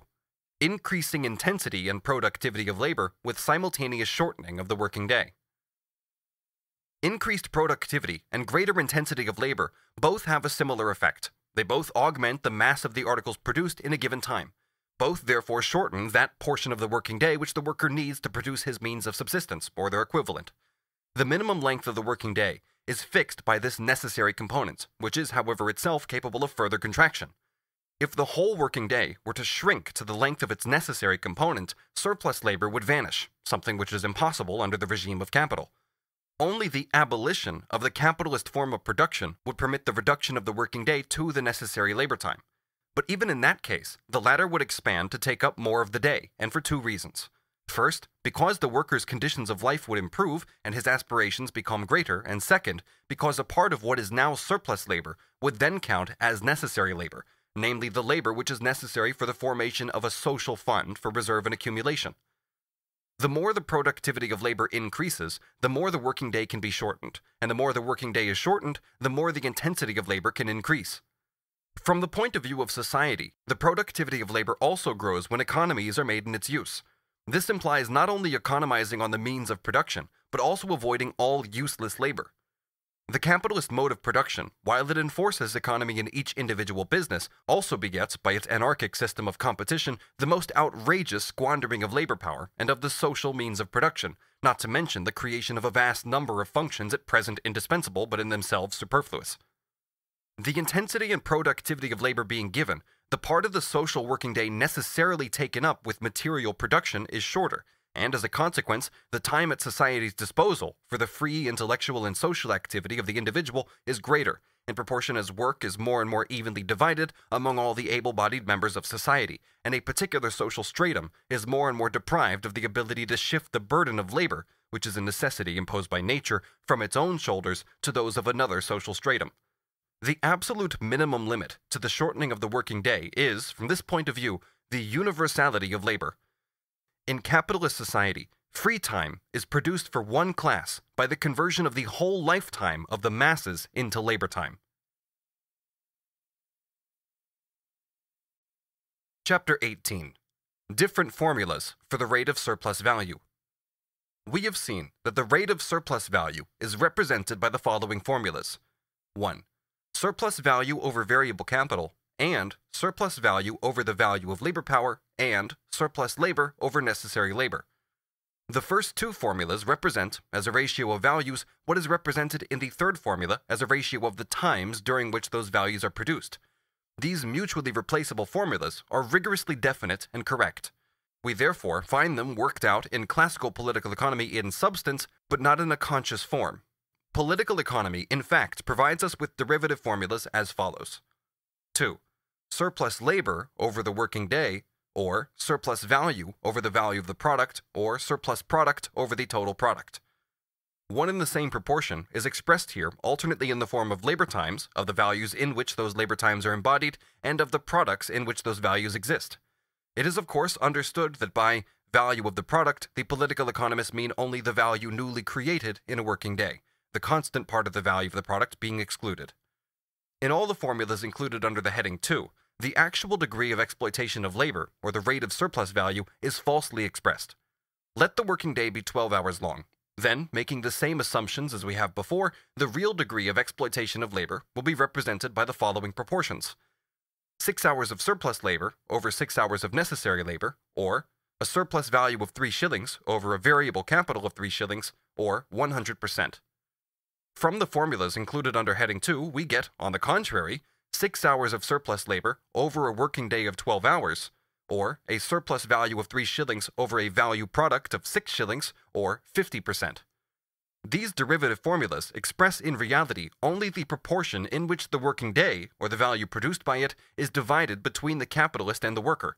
If they are to be treated as direct expressions of the degree of capital's self-valorization, the following erroneous law would hold good. Surplus labor, or surplus value, can never reach 100%.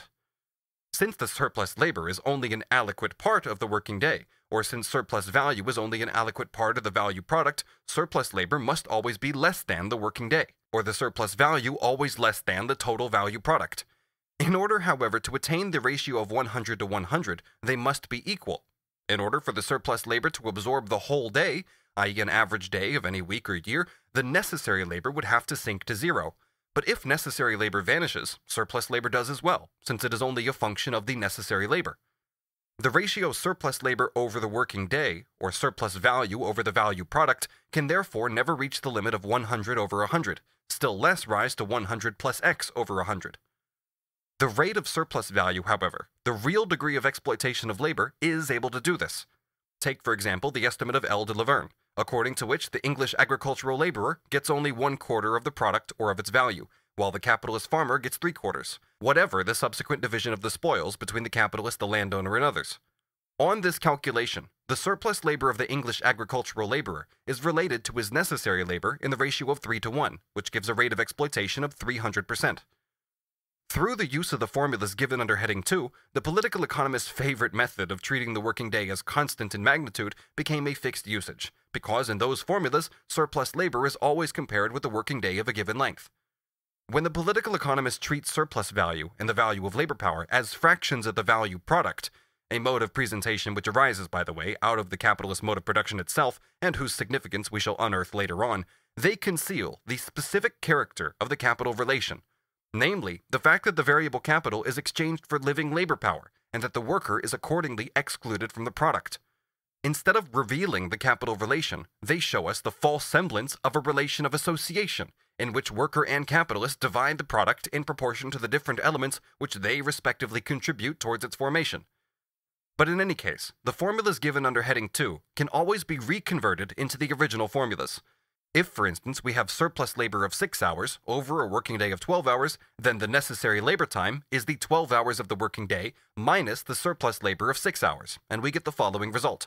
Surplus labor of 6 hours over the necessary labor of 6 hours equaling 100 over 100. There is a third formula which I have occasionally anticipated. 3. Surplus value over the value of labor power, or surplus labor over necessary labor, or unpaid labor over paid labor. After the analysis given above, it is no longer possible to be misled by the formula unpaid labor over paid labor into concluding that the capitalist pays for labor and not for labor power. Unpaid labor over paid labor is only a popular expression for surplus labor over necessary labor. The capitalist pays the value of the labor power, or if the price diverges from this, he pays the price, and receives in exchange the right to dispose of the living labor power itself. The length of time during which he utilizes this labor power is divided into 2 separate periods. During one period, the worker produces a value that is only equal to the value of his labor power, i.e. he produces its equivalent. Thus, the capitalist receives, in return for advancing the price of the labor power, a product of the same price. It is the same as if he had bought the product ready-made in the market. During the other period, the period of surplus labor, the utilization of the labor power creates a value for the capitalist without costing him any value in return. He is thus able to set labor power in motion without paying for it. It is in this sense that surplus labor can be called unpaid labor. Capital, therefore, is not only the command over labor, as Adam Smith thought. It is essentially the command over unpaid labor. All surplus value, whatever particular form it may subsequently crystallize into, profit, interest, or rent, it is in substance the materialization of unpaid labor time. The secret of the self-valorization of capital resolves itself into the fact that it has at its disposal a definite quantity of the unpaid labor of other people. End of Part 5. Part 6. Wages. Chapter 19. The transformation of the value, and respectively the price, of labor power into wages. On the surface of bourgeois society, the worker's wage appears as the price of labor, as a certain quantity of money that is paid for a certain quantity of labor. Thus, people speak of the value of labor, and call its expression in money its necessary or natural price. On the other hand, they speak of the market price of labor, i.e. prices which oscillate above or below its necessary price. But what is the value of a commodity, the objective form of social labor expended in its production? And how do we measure the quantity of its value? By the quantity of the labor contained in it. How, then, is the value, for example, of a 12-hour working day to be determined? By the 12 working hours contained in a working day of 12 hours, which is an absurd tautology. In order to be sold as a commodity in the market, labor must at all events exist before it is sold.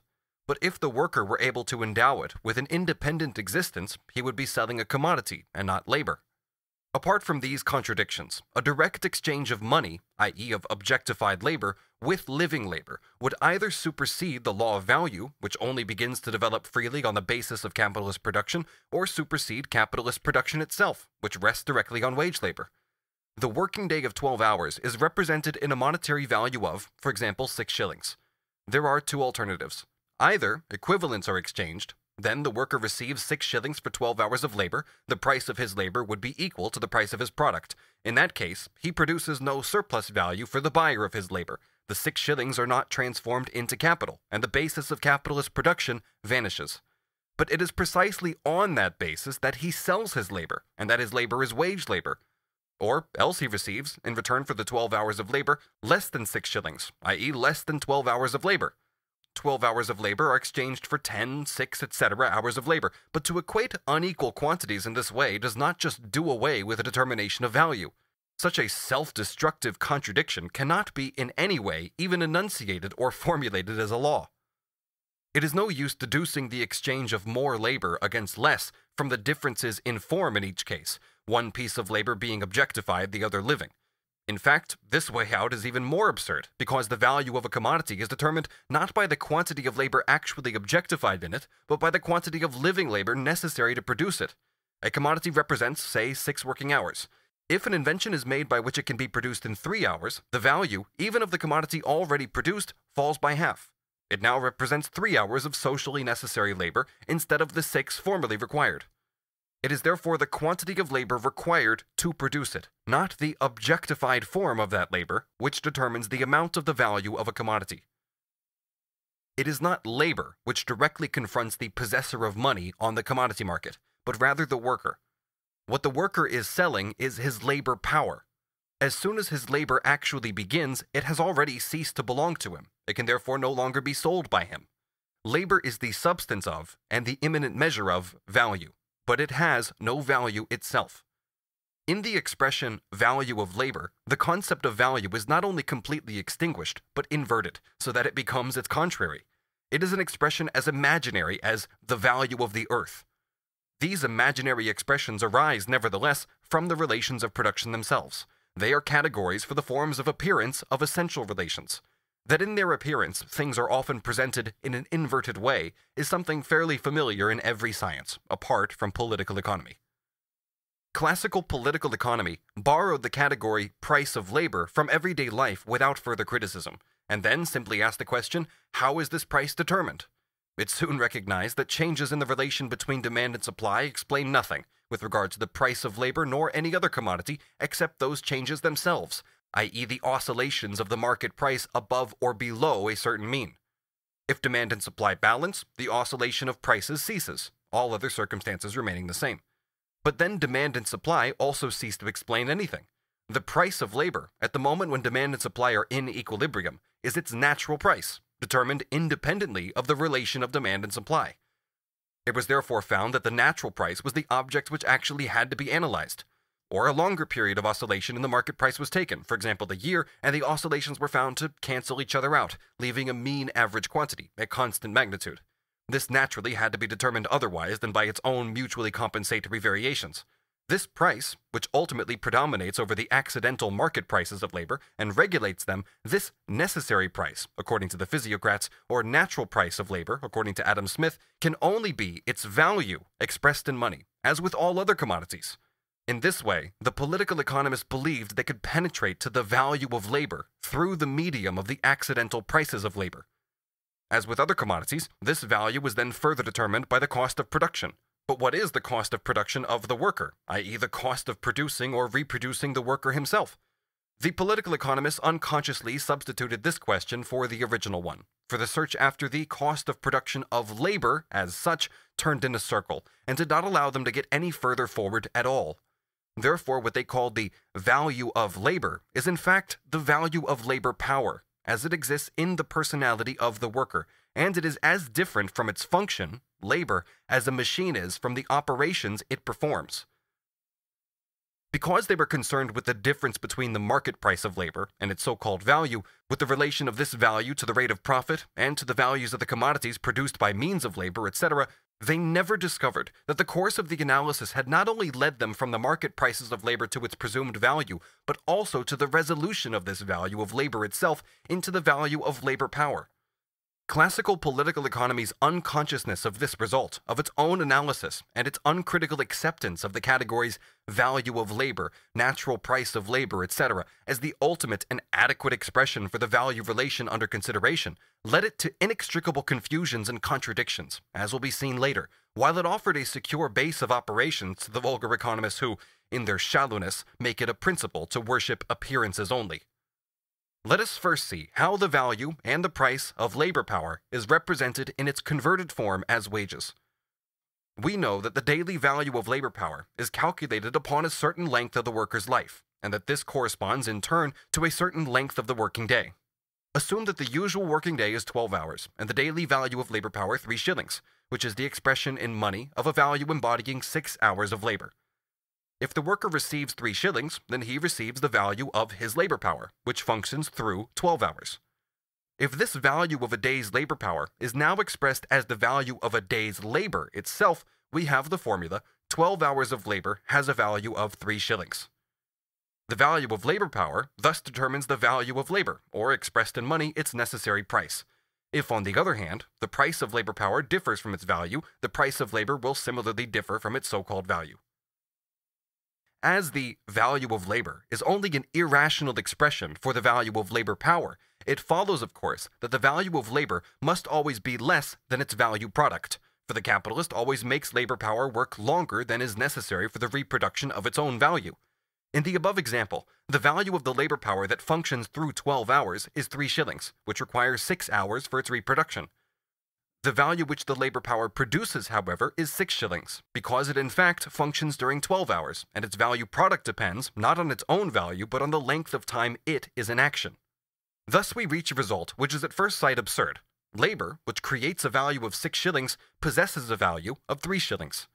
We see further, the value of 3 shillings, which represents the paid portion of the working day, i.e. 6 hours of labor, appears as the value or price of the whole working day of 12 hours. Which thus includes 6 hours which have not been paid for. The wage form thus extinguishes every trace of the division of the working day into necessary labor and surplus labor, into paid labor and unpaid labor. All labor appears as paid labor. Under the Colvet system, it is different. There, the labor of the serf for himself and his compulsory labor for the lord of the land are demarcated very clearly both in space and time. In slave labor, even the part of the working day in which the slave is only replacing the value of his own means of subsistence, in which he therefore actually works for himself alone, appears as labor for his master. All his labor appears as unpaid labor. In wage labor, on the contrary, even surplus labor, or unpaid labor, appears as paid. In the one case, the property relation conceals the slave's labor for himself. In the other case, the monetary relation conceals the uncompensated labor of the wage laborer. We may therefore understand the decisive importance of the transformation of the value and price of labor power into the form of wages, or into the value and price of labor itself. All the notions of justice held by both the worker and the capitalist, all the mystifications of the capitalist mode of production, all capitalism's illusions about freedom, all the apologetic tricks of vulgar economics have as their basis the form of appearance discussed above, which makes the actual relation invisible, and indeed presents to the eye the precise opposite of that relation. World history has taken a long time to get to the bottom of the mystery of wages. But despite this, nothing is easier to understand than the necessity, the raison d'être, of this form of appearance. The exchange between capital and labor at first presents itself to our perceptions in exactly the same way as the sale and purchase of all other commodities. The buyer gives a certain sum of money, the seller an article, which is something other than money. The legal mind recognizes here at most a material difference, expressed in the legally equivalent formulas, I give that you may give, I give that you may do, I do that you may give, I do that you may do. Further, since exchange value and use value are in themselves incommensurable magnitudes, the expressions value of labor, price of labor do not seem more rational than the expressions value of cotton, price of cotton. Moreover, the worker is paid after he has given his labor. In its function as a means of payment, money realizes, but only subsequently, the value or price of the article supplied. Finally, the use value supplied by the worker to the capitalist is not in fact his labor power, but its function, a specific form of useful labor, such as tailoring, cobbling, spinning, etc. That this same labor is, on the other hand, the universal value-creating element, and thus possesses a property by virtue of which it differs from all other commodities, is something which falls outside the frames of reference of the everyday consciousness. Let us put ourselves in the place of the worker who receives for 12 hours of labor the value product of, say, 6 hours of labor, namely 3 shillings. For him, in fact, his 12 hours of labor is the means of buying the 3 shillings. The value of his labor power may vary with the value of his usual means of subsistence from 3 to 4 shillings or from 3 to 2 shillings, or if the value of labor power remains constant, its price may rise to 4 shillings or fall to 2 shillings as a result of changes in the relation of demand and supply. He always gives 12 hours of labor. Every change in the amount of the equivalent that he receives, therefore, necessarily appears to him as a change in the value or price of his 12 hours of labor. This circumstance misled Adam Smith, who treated the working day as a constant quantity, into the opposite assertion that the value of labor is constant, although the value of the means of subsistence may vary, and the same working day, therefore, may represent more or less money for the worker. Let us consider, on the other hand, the capitalist. He wishes to receive as much labor as possible for as little money as possible. In practice, therefore, the only thing that interests him is the difference between the price of labor power and the value which its function creates. But he tries to buy all commodities as cheaply as possible, and his own invariable explanation of his profit is that it is a result of mere sharp practice of buying under the value and selling over it. Hence, he never comes to see that if such a thing as the value of labor really existed, and he really paid this value, no capital would exist, and his money would never be transformed into capital. Moreover, the actual movement of wages presents phenomena which seem to prove that it is not the value of labor power which is paid, but the value of its function, of labor itself. We may reduce these phenomena to 2 great classes. 1. Changes in wages, owing to the changes in the length of the working day. One might as well conclude that it is not the value of a machine which is paid, but that of its operation, because it costs more to hire a machine for a week than for a day. 2. Individual differences between the wages of different workers who perform the same function.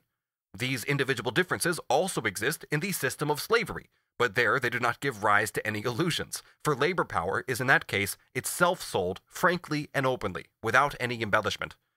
Only in the slave system, the advantage of a labor power above the average and the disadvantage of a labor power below the average affects the slave owner, whereas in the system of wage labor, it affects the worker himself, because his labor power is, in the one case, sold by himself, in the other by a third person.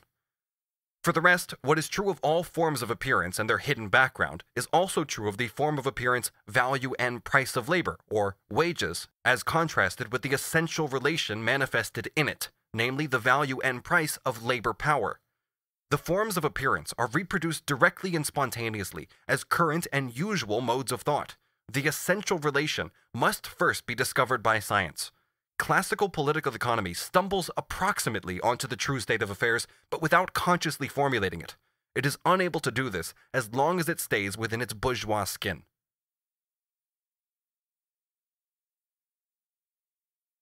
Chapter 20. Time wages. Wages themselves again take many forms. This fact is not apparent from the ordinary economic treaties, which, in their crude obsession with the material side, ignore all differences of form. An exposition of all these forms belongs to the special study of wage labor, and not therefore to this work. Nevertheless, we shall have to give a brief description of the 2 fundamental forms here. The sale of labor power, as will be remembered, always takes place for definite periods of time. The converted form in which the daily value, weekly value, etc. of labor power is directly presented is hence that of time wages, therefore day wages, etc. Next, it is to be noted that the laws set forth in Chapter 17 on the changes in the relative magnitudes of price of labor power and of surplus value can be transformed by a simple alteration in their form into laws of wages. Similarly, the distinction between the exchange value of labor power and the sum of means of subsistence into which this value is converted now appears as the distinction between nominal and real wages. It would be useless to repeat here, when dealing with the form of appearance, what we have already worked out in relation to the essential form. We shall therefore limit ourselves to a few points which characterize time wages. The sum of money which the worker receives for his daily or weekly labor forms the amount of his nominal wages, or of his wages estimated in value. But it is clear that according to the length of the working day, that is, according to the amount of actual labor supplied every day, the same daily or weekly wage may represent very different prices of labor, i.e., very different sums of money for the same quantity of labor. We must therefore, in considering time wages, again distinguish between the sum total of the daily or weekly wages, etc., and the price of labor. How then can we find this price, i.e., the money value of a given quantity of labor? The average price of labor is the average daily value of labor power divided by the average number of hours in the working day. If, for instance, the daily value of labor power is 3 shillings, which is the value product of 6 working hours, and if the working day is 12 hours, the price of 1 working hour is 3 over 12 shillings, i.e. 3 pence. The price of the working hour thus found serves as the unit measure for the price of labor. It follows, therefore, that daily and weekly wages may remain the same, although the price of labor falls constantly. If, for example, the usual working day is 10 hours and the daily value of labor power 3 shillings, the price of the working hour is 3 3/5 pence. It falls to 3 pence as soon as the working day rises to 12 hours, and to 2 2/5 pence as soon as it rises to 15 hours. Despite all this, daily or weekly wages remain unchanged. Inversely, daily or weekly wages may rise, although the price of labor remains constant or even falls. If, for instance, the working day is 10 hours and the daily value of labor power 3 shillings, the price of 1 working hour is 3 3/5 pence.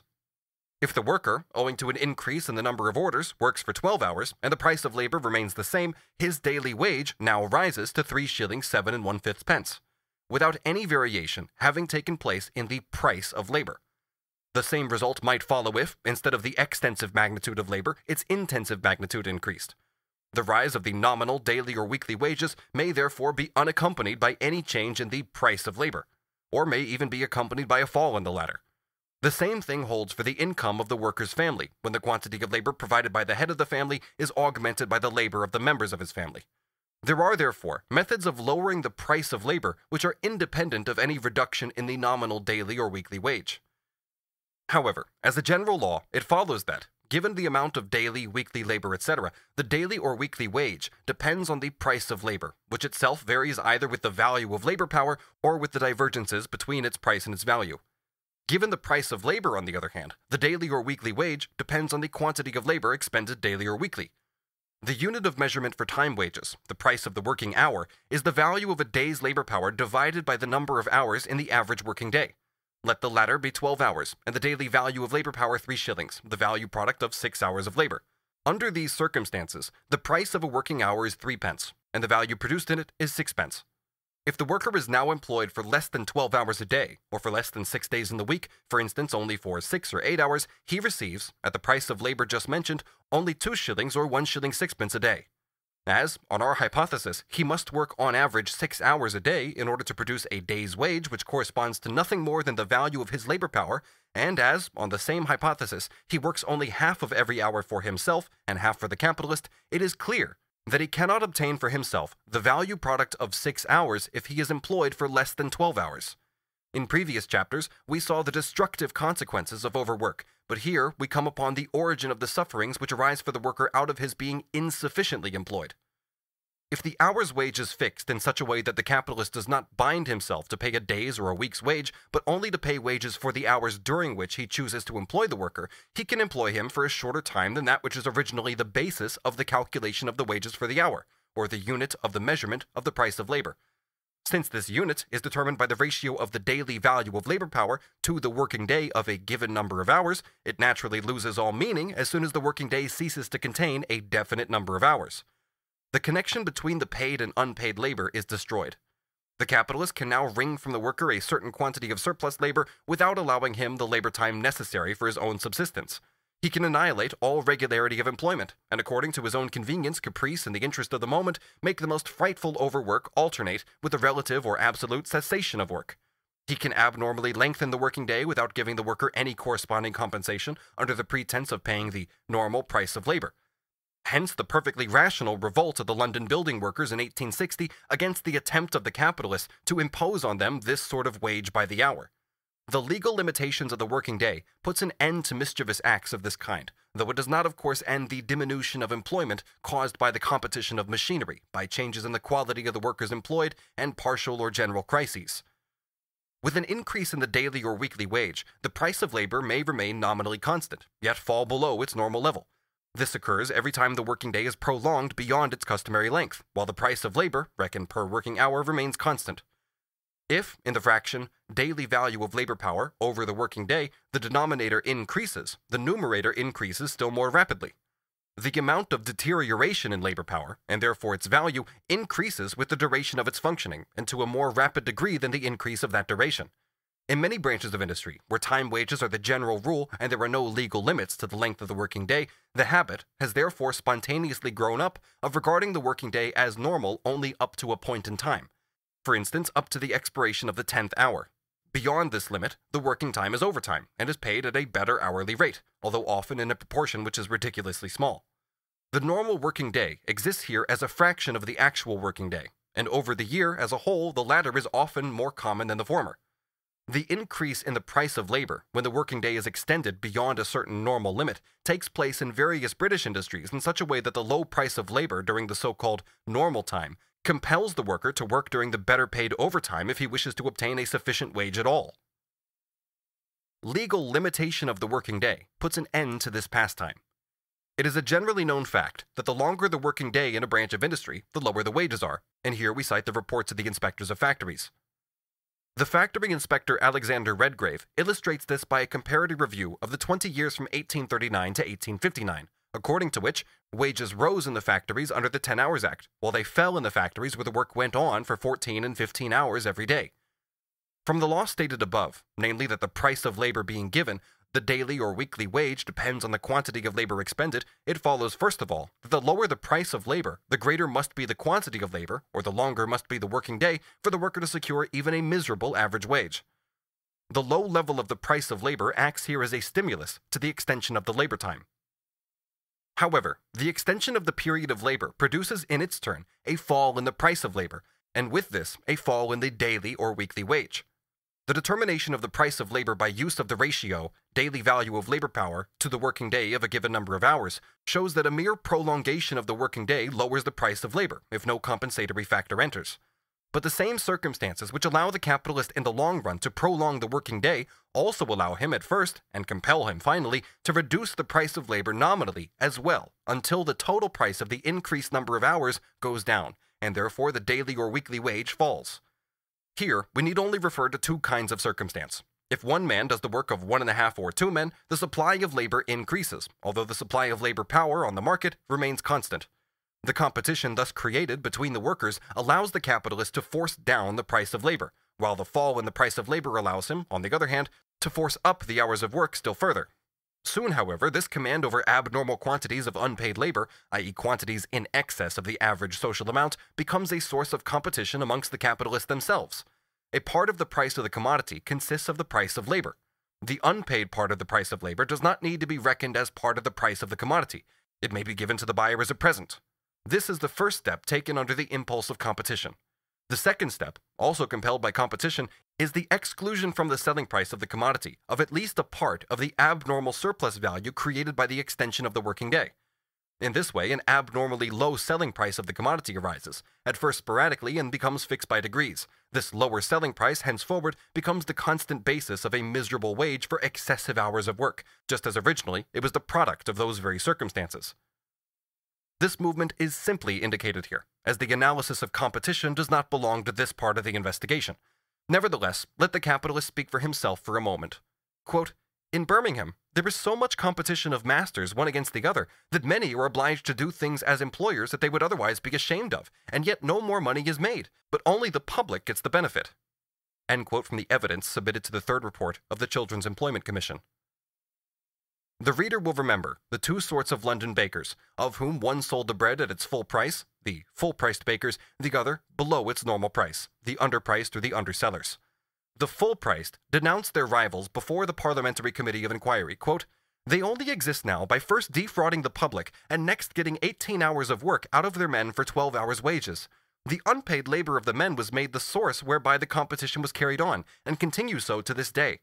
The competition among the master bakers is the cause of the difficulty in getting rid of night work. An underseller who sells his bread below the cost price according to the price of flour must make it up by getting more out of the labor of the men. If I got only 12 hours of work out of my men and my neighbor got 18 or 20, he must beat me in the selling price. If the men could insist on payment for overwork, this would be set right. A large number of those employed by the undersellers are foreigners and youths, who are obliged to accept almost any wages they can obtain." End quote. This Jeremiad is also interesting because it shows how it is only the semblance of the relations of production which is reflected by the brains of the capitalist. He does not know that the normal price of labor also includes a definite quantity of unpaid labor, and that this very unpaid labor is the normal source of his profits. The category of surplus labor time does not exist at all for him, since it is included in the normal working day, which he thinks he is paid for in the day's wages. But overtime, namely the prolongation of the working day beyond the limits corresponding to the usual price of labor, certainly does exist for him. When faced with his underselling competitor, he even insists on extra pay for this overtime. Again, he does not know that this extra pay also includes unpaid labor, just as much as the price of the customary hour of labor does. For example, the price of 1 hour of the 12-hour working day is 3 pence, say the value product of half a working hour, while the price of an overtime working hour is 4 pence, or the value product of 2/3 of a working hour. In the first case, the capitalist appropriates 1/2 of the working hour, in the second case 1/3, without making any payment in return.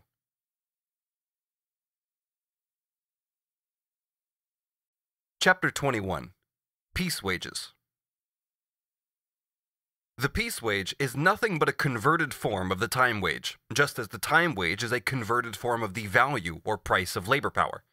In peace wages, it seems at first sight as if the use value bought from the worker is not his labor power as it actually functions, living labor, but labor already objectified in the product.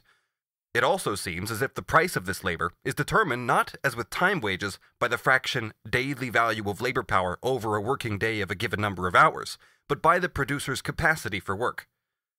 The confidence that trusts in this, the mere appearance of things, ought to receive an initial severe shock from the fact that both forms of wages exist side by side, at the same time and in the same branches of industry. For example, the compositors of London, as a general rule, work by the piece, time work being the exception, while those in the country work by the day, the exception being work by the piece. The shipwrights of the Port of London work by the job or the piece, while those of all other ports work by the day. In the same saddlery shops of London, often for the same work, piece wages are paid to Frenchmen and time wages are paid to Englishmen. In the actual factories, where piece wages are the general rule, certain specific operations have to be excepted from this form of evaluation on technical grounds, and they are therefore paid by time wages. However, it is in itself obvious that the difference of form in the payment of wages in no way alters their essential nature, although the one form may be more favorable to the development of capitalist production than the other. Let the ordinary working day contain 12 hours, of which 6 are paid, 6 unpaid. Let its value product be 6 shillings. The value product of 1 hour of labor will therefore be 6 pence.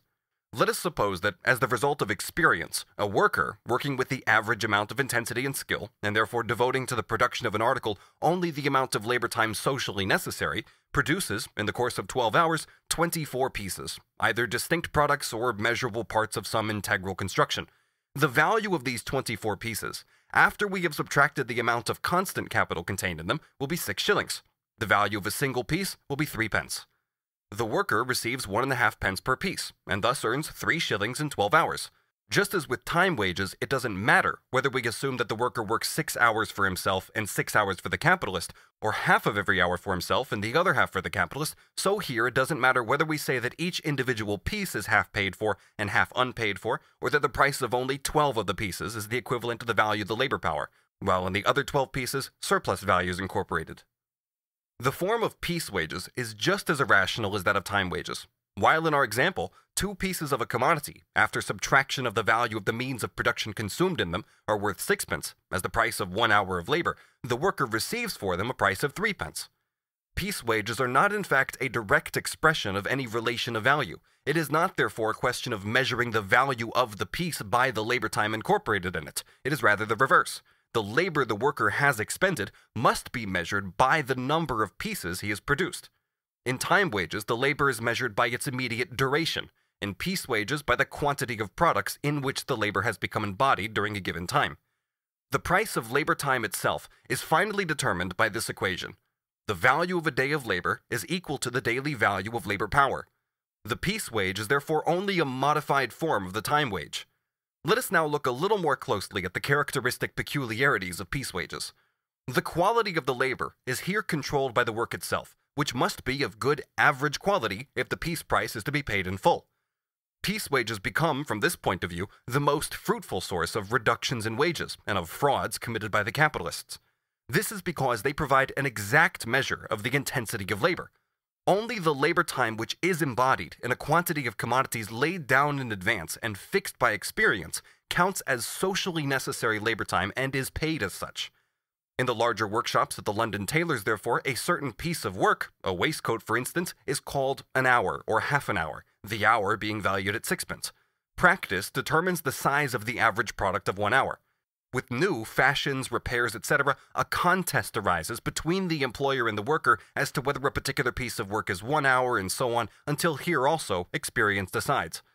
If the worker cannot provide labor of an average degree of efficiency, and if he cannot therefore supply a certain minimum of work per day, he is dismissed. Since the quality and intensity of the work are here controlled by the very form of the wage, superintendence of labor becomes, to a great extent, superfluous. Piece wages therefore form the basis for the modern domestic labor we described earlier, as well as for a hierarchically organized system of exploitation and oppression. The latter has two fundamental forms. On the one hand, piece wages make it easier for parasites to interpose themselves between the capitalist and the wage laborer, thus giving rise to the subletting of labor. The profits of these middlemen come entirely from the difference between the price of labor which the capitalist pays and the part of that price they actually allow the worker to receive. In England, this system is called, characteristically, the sweating system. On the other hand, piece wages allow the capitalist to make a contract for so much per piece with the most important worker. In manufacture with the chief of some group, in mines with the extractor of the coal, in the factory with the actual machine worker, at a price for which this man himself undertakes the enlisting and the payment of his assistants.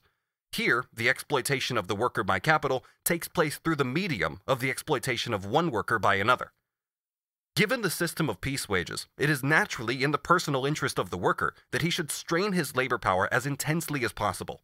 This in turn enables the capitalist to raise the normal degree of intensity of labor more easily. Moreover, the lengthening of the working day is now in the personal interest of the worker, since with it his daily or weekly wages rise.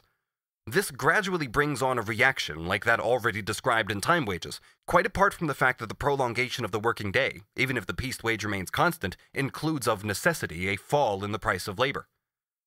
In time wages, with few exceptions, the same wage is paid for the same functions, while in piece wages, although the price of the labor time is measured by a definite quantity of the product, the daily or weekly wage will vary with the individual differences between the workers, one of whom will supply within a given period the minimum of product only, another the average, a third more than the average. With regard to their actual income, then, there is a great variety among the individual workers, according to their different degrees of skill, strength, energy, and staying power. Of course, this does not alter the general relation between capital and wage labor. First, the individual differences cancel each other out in the workshop as a whole, which thus supplies the average product within a given period of labor, and the total wages paid will be the average wage of that particular branch of industry. Second, the proportion between wages and surplus value remains unaltered, since the mass of surplus labor supplied by each particular worker corresponds with the wage he receives. But the wider scope that piece wages give to individuality tends to develop both that individuality and with it the worker's sense of liberty, independence, and self-control, and also the competition of workers with each other. The piece wage therefore has a tendency, while raising the wages of individuals above the average, to lower this average itself. However, where a particular rate of piece wage has for a long time been a fixed tradition, and its lowering therefore has presented as special difficulties, in such exceptional cases, the masters have sometimes had recourse to the forcible transformation of piece wages into time wages. In 1860, for instance, this action set off a big strike among the ribbon weavers of Coventry. Finally, the piece wage is one of the chief supports of the hour system described in the preceding chapter. From what has been shown so far, it is apparent that the piece wage is the form of wage most appropriate to the capitalist mode of production. Although by no means new, it figures officially side by side with time wages in the French and English labor statutes of the 14th century. It only conquered a large field of action during the period of manufacture properly so called. In the stormy youth of large-scale industry, and particularly from 1797 to 1815, it served as a lever for the lengthening of the working day and the lowering of wages. The very important material bearing on the movement of wages during that period is to be found in the two blue books, Report and Evidence from the Select Committee on Petitions Respecting the Corn Laws, published from the parliamentary session of 1813 to 14, and Report from the Lords Committee on the State of the Growth, Commerce, and Consumption of Grain, and all laws relating thereto, from the session of 1814 to 15. Here we find documentary evidence of the constant lowering of the price of labor from the beginning of the anti-Jacobin War. In the weaving industry, for example, piece wages had fallen so low that in spite of the very great lengthening of the working day, the daily wage was then lower than it had been before. Quote, "The real earnings of the cotton weaver are now far less than they were. His superiority over the common laborer, which at first was very great, has now almost entirely ceased. Indeed, the difference in the wages of skillful and common labor is far less now than at any former period." End quote from Remarks on the Commercial Policy of Great Britain, published in London in 1815. How little the increased intensity and extension of labor through piece wages benefited the agricultural proletariat can be seen from the following passage from a pamphlet in favor of the landlords and farmers. Quote, "By far, the greater part of agricultural operations is done by people who are hired for the day or on piecework. Their weekly wages are about 12 shillings, and although it may be assumed that a man earns on piecework under the greater stimulus to labor 1 shilling or perhaps 2 shillings more than on weekly wages, yet it is found, on calculating his total income, that his loss of employment during the year outweighs this gain. Further, it'll generally be found that the wages of these men bear a certain proportion to the price of the necessary means of subsistence, so that a man with 2 children is able to bring up his family without recourse to a parish relief." End quote from A Defense of the Landowners and Farmers of Great Britain, published in London in 1814. Malthus remarked at that time, with reference to the facts published by Parliament, "I confess that I see with misgiving the great extension of the practice of piece wage. Really hard work during 12 or 14 hours of the day, or for any longer time, is too much for any human being." In those workshops which are subject to the Factory Act, the piece wage becomes the general rule, because there, capital can increase the yield of the working day only by intensifying labor. Changes in the productivity of labor mean that the same quantity of a given product represents an amount of labor time which varies. Therefore, the piece wage also varies, for it is the expression of the price of a definite amount of labor time. In our earlier example, 24 pieces were produced in 12 hours. While the value product of the 12 hours was 6 shillings, the daily value of the labor power was 3 shillings, the price of an hour of labor was 3 pence, and the wage for 1 piece was 1.5 pence. Half an hour of labor was absorbed in 1 piece. If the productivity of labor is now doubled, so that the same working day supplies 48 pieces instead of 24, and all other circumstances remain unchanged, then the piece wage falls from 1.5 pence to 3/4 pence, as every piece now only represents 1/4 instead of 1/2 a working hour. 24 times 1.5 pence is 3 shillings, and similarly, 48 times 3/4 pence is 3 shillings. In other words, the piece wage is lowered in the same proportion as the number of pieces produced in the same time rises, and therefore in the same proportion as the amount of labor time employed on the same piece falls. This change in the piece wage, so far purely nominal, leads to constant struggles between the capitalist and the worker, either because the capitalist uses it as a pretext for actually lowering the price of labor, or because an increase in the productivity of labor is accompanied by an increase in its intensity, or because the worker takes the outward appearance of piece wages seriously, i.e. he thinks his product is being paid for and not his labor power, and he therefore resists any reduction of wages which is not accompanied by a reduction in the selling price of the commodity. Quote, "The operatives carefully watch the price of raw material and the price of manufactured goods, and are thus enabled to form an accurate estimate of their master's profits." End quote from H. Fawcett. The capitalist rightly rejects such pretensions as being gross errors to the nature of wage labor. He cries out against this presumptuous attempt to lay taxes on the progress of industry and declares roundly that the productivity of labor does not concern the worker in the least.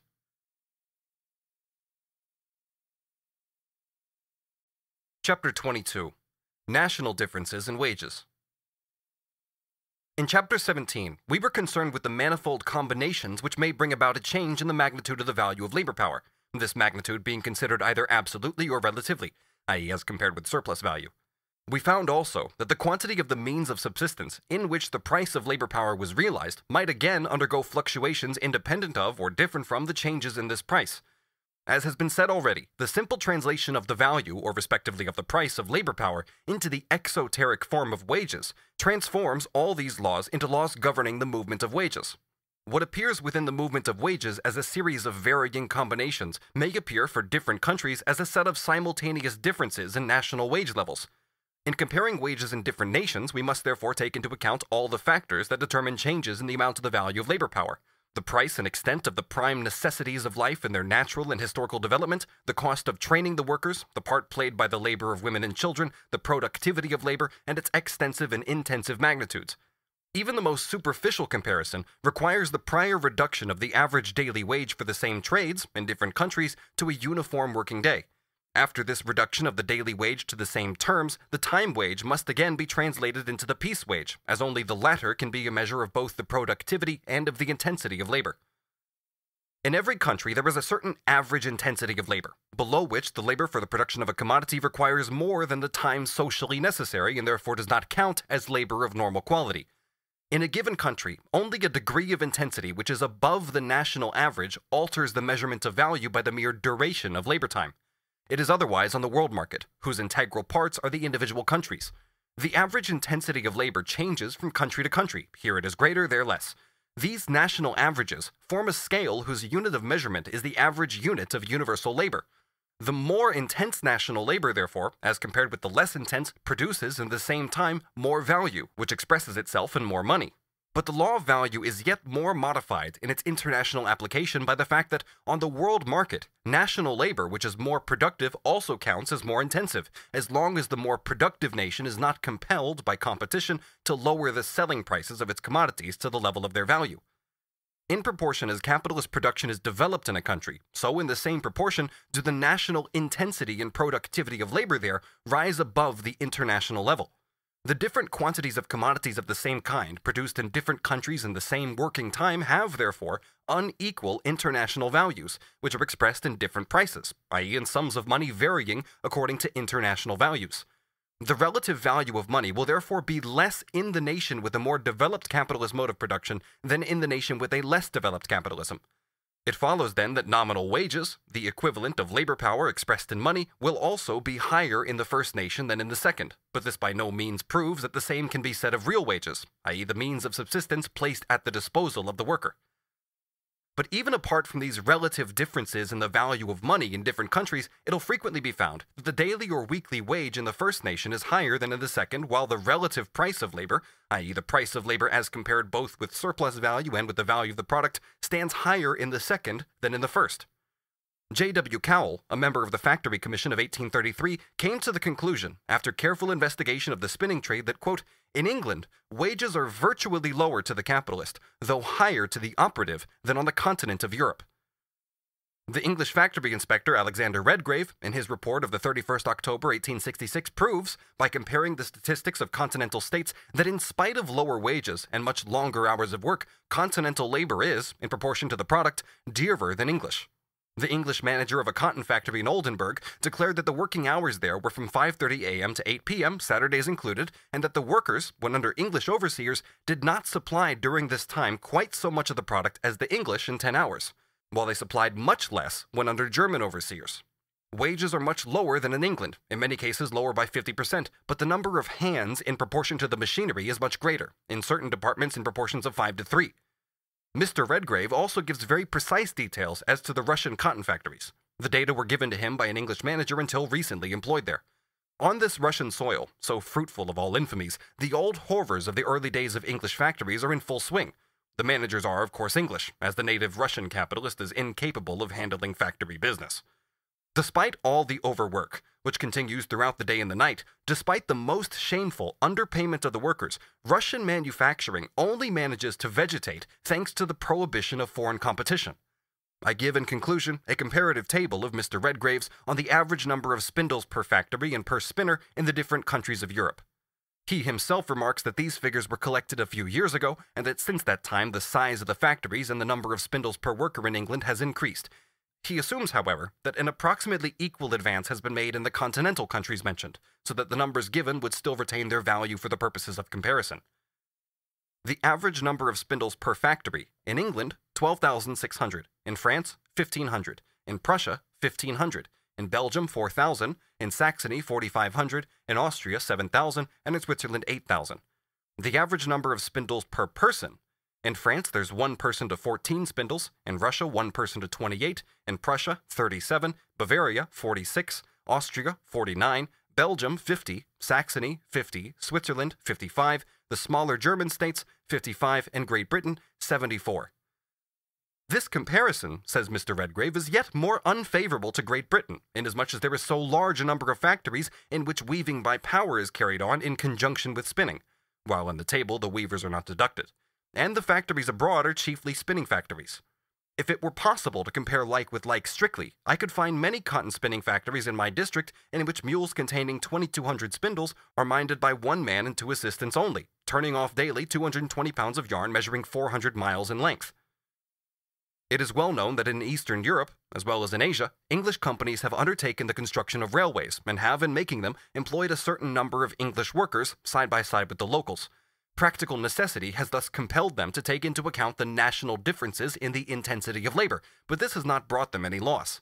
Their experience shows that even if the level of wages more or less corresponds with the average intensity of labor, the relative price of labor, i.e. the price of labor in relation to the product, generally varies in the inverse direction. In an essay on the rate of wages, one of his first economic writings, H. Carey tries to prove that differences in national wage levels are directly proportional to the degree of productivity of the working day of each nation, in order to draw from this international ratio the deduction that wages everywhere rise and fall in proportion to the productivity of labor. The whole of our analysis of the production of surplus value shows that this deduction would be absurd even if Carey himself had demonstrated his premise, instead of shuffling a confused mass of statistical material to and fro in his usual uncritical and superficial manner. The best of all is that he does not assert that things actually are as they ought to be according to his theory. For state intervention has falsified the natural economic relation. The different national wages must therefore be calculated on the assumption that the part of them that goes to the state in the form of taxes was received by the worker himself. Ought not Mr. Carey to consider further whether these state expenses are not the natural fruits of capitalist development? His reasoning is quite worthy of the man who, first of all, declared that the capitalist relations of production were eternal laws of nature and reason, whose free and harmonious working was only disturbed by the intervention of the state, and then discovered afterwards that state intervention, i.e. the defense of those laws of nature and reason by the state, alias the system of production, was necessitated by the diabolical influence of England on the world market, an influence which, it appears, does not spring from the natural laws of capitalist production.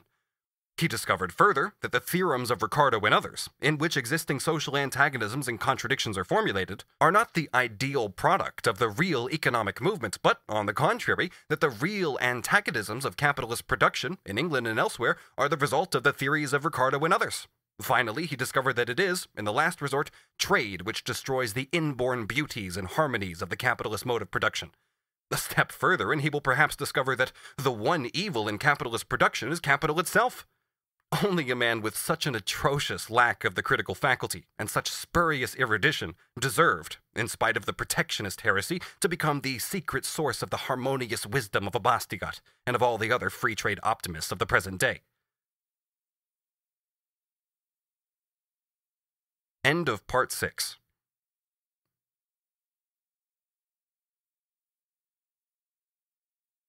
Part 7. The Process of Accumulation of Capital. Introduction. The transformation of a sum of money into means of production and labor power is the first phase of the movement undergone by the quantum of value which is going to function as capital. It takes place in the market, within the sphere of circulation. The second phase of the movement, the process of production, is complete as soon as the means of production have been converted into commodities whose value exceeds that of their component parts, and therefore contains the capital originally advanced plus a surplus value. These commodities must then be thrown back into the sphere of circulation. They must be sold, their value must be realized in money, this money must be transformed once again into capital, and so on again and again. This cycle, in which the same phases are continually gone through in succession, forms the circulation of capital. The first condition of accumulation is that the capitalist must have contrived to sell his commodities and to reconvert into capital the greater part of the money received from their sale. In the following pages, we shall assume that capital passes through its process of circulation in the normal way. The detailed analysis of the process will be found in Volume 2. The capitalist who produces surplus value, i.e. who extracts unpaid labor directly from the workers and fixes it in commodities, is admittedly the first appropriator of this surplus value, but he is by no means its ultimate proprietor. He has to share it afterwards with capitalists who fulfill other functions in social production taken as a whole, with the owner of the land and with yet other people. Surplus value is therefore split up into various parts. Its fragments fall to various categories of person and take on various mutually independent forms, such as profit, interest, gains made through trade, ground rent, etc. We shall be able to deal with these modified forms of surplus value only in Volume 3. On the one hand, then, we assume here that the capitalist sells the commodities he has produced at their value, and we shall not concern ourselves with their later return to the market, or the new forms that capital assumes while in the sphere of circulation, or the concrete conditions of reproduction hidden within those forms. On the other hand, we treat the capitalist producer as the owner of the entire surplus value, or perhaps better, as the representative of all those who will share the spoils with him. We shall therefore begin by considering accumulation from an abstract point of view, i.e. simply as one aspect of the immediate process of production. Insofar as accumulation actually takes place, the capitalist must have succeeded in selling his commodities and in reconverting the money shaken loose from them into capital. Moreover, the breakup of surplus value into various fragments does not affect either its nature or the conditions under which it becomes an element in accumulation. Whatever the proportion of surplus value which the capitalist producer retains for himself or yields up to others, he is the one who in the first instance appropriates it. In our presentation of accumulation, then, we assume no more than is assumed by the actual process of accumulation itself. On the other hand, the simple, fundamental form of the process of accumulation is obscured, both by the splitting up of surplus value and by the mediating movement of circulation. An exact analysis of the process, therefore, demands that we should, for a time, disregard all phenomena that conceal the workings of its inner mechanism. Chapter 23. Simple reproduction.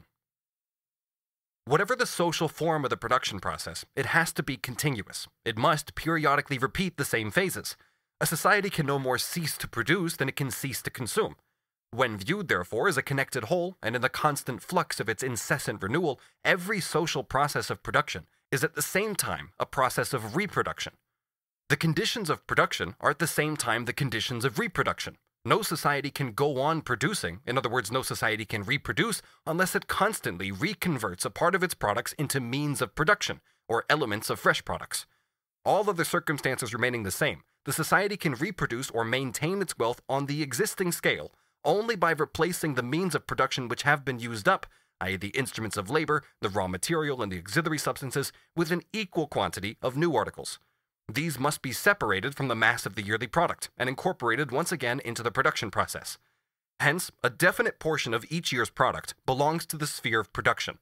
Destined for productive consumption from the very first, this portion exists, for the most part, in forms which by their very nature exclude the possibility of individual consumption. If production has a capitalist form, so too will reproduction. Just as in the capitalist mode of production the labor process appears only as a means towards the process of valorization, so in the case of reproduction, it appears only as a means of reproducing the value advanced as capital, i.e. a self-valorizing value. The economic character of capitalist becomes firmly fixed to a man only if his money constantly functions as capital. If, for instance, a sum of £100 has this year been converted into capital and has produced a surplus value of £20, it must continue, during the next year and subsequent years, to repeat the same operation. As a periodic increment of the value of the capital, or a periodic fruit borne by capital in process, surplus value acquires the form of a revenue arising out of capital. If this revenue serves the capitalist only as a fund to provide for his consumption, and if it is consumed as periodically as it is gained, then other things being equal, simple reproduction takes place. And although this reproduction is a mere repetition of the process of production on the same scale as before, this mere repetition or continuity imposes on the process certain new characteristics, or rather causes the disappearance of some apparent characteristics possessed by the process in isolation. The purchase of labor power for a fixed period is the prelude to the production process, and this prelude is constantly repeated when the period of time for which the labor power has been sold comes to an end, when a definite period of production, such as a week or a month, has elapsed. But the worker is not paid until after he has expended his labor power and realized both the value of his labor power and a certain quantity of surplus value in the shape of commodities. He has therefore produced not only surplus value, which we for the present regard as a fund to meet the private consumption of the capitalist, but also the variable capital, the fund out of which he himself is paid before it flows back to him in the shape of wages. And his employment lasts only so long as he continues to reproduce this fund. This is the reason for the formula of the economists mentioned in Chapter 18 under Heading 2, which presents wages as a share in the product itself. What flows back to the worker in the shape of wages is a portion of the product he himself continuously reproduces. The capitalist, it is true, pays him the value of the commodity in money, but this money is merely the transmuted form of the product of his labor. While he is converting a portion of the means of production into products, a portion of his former product is being turned into money.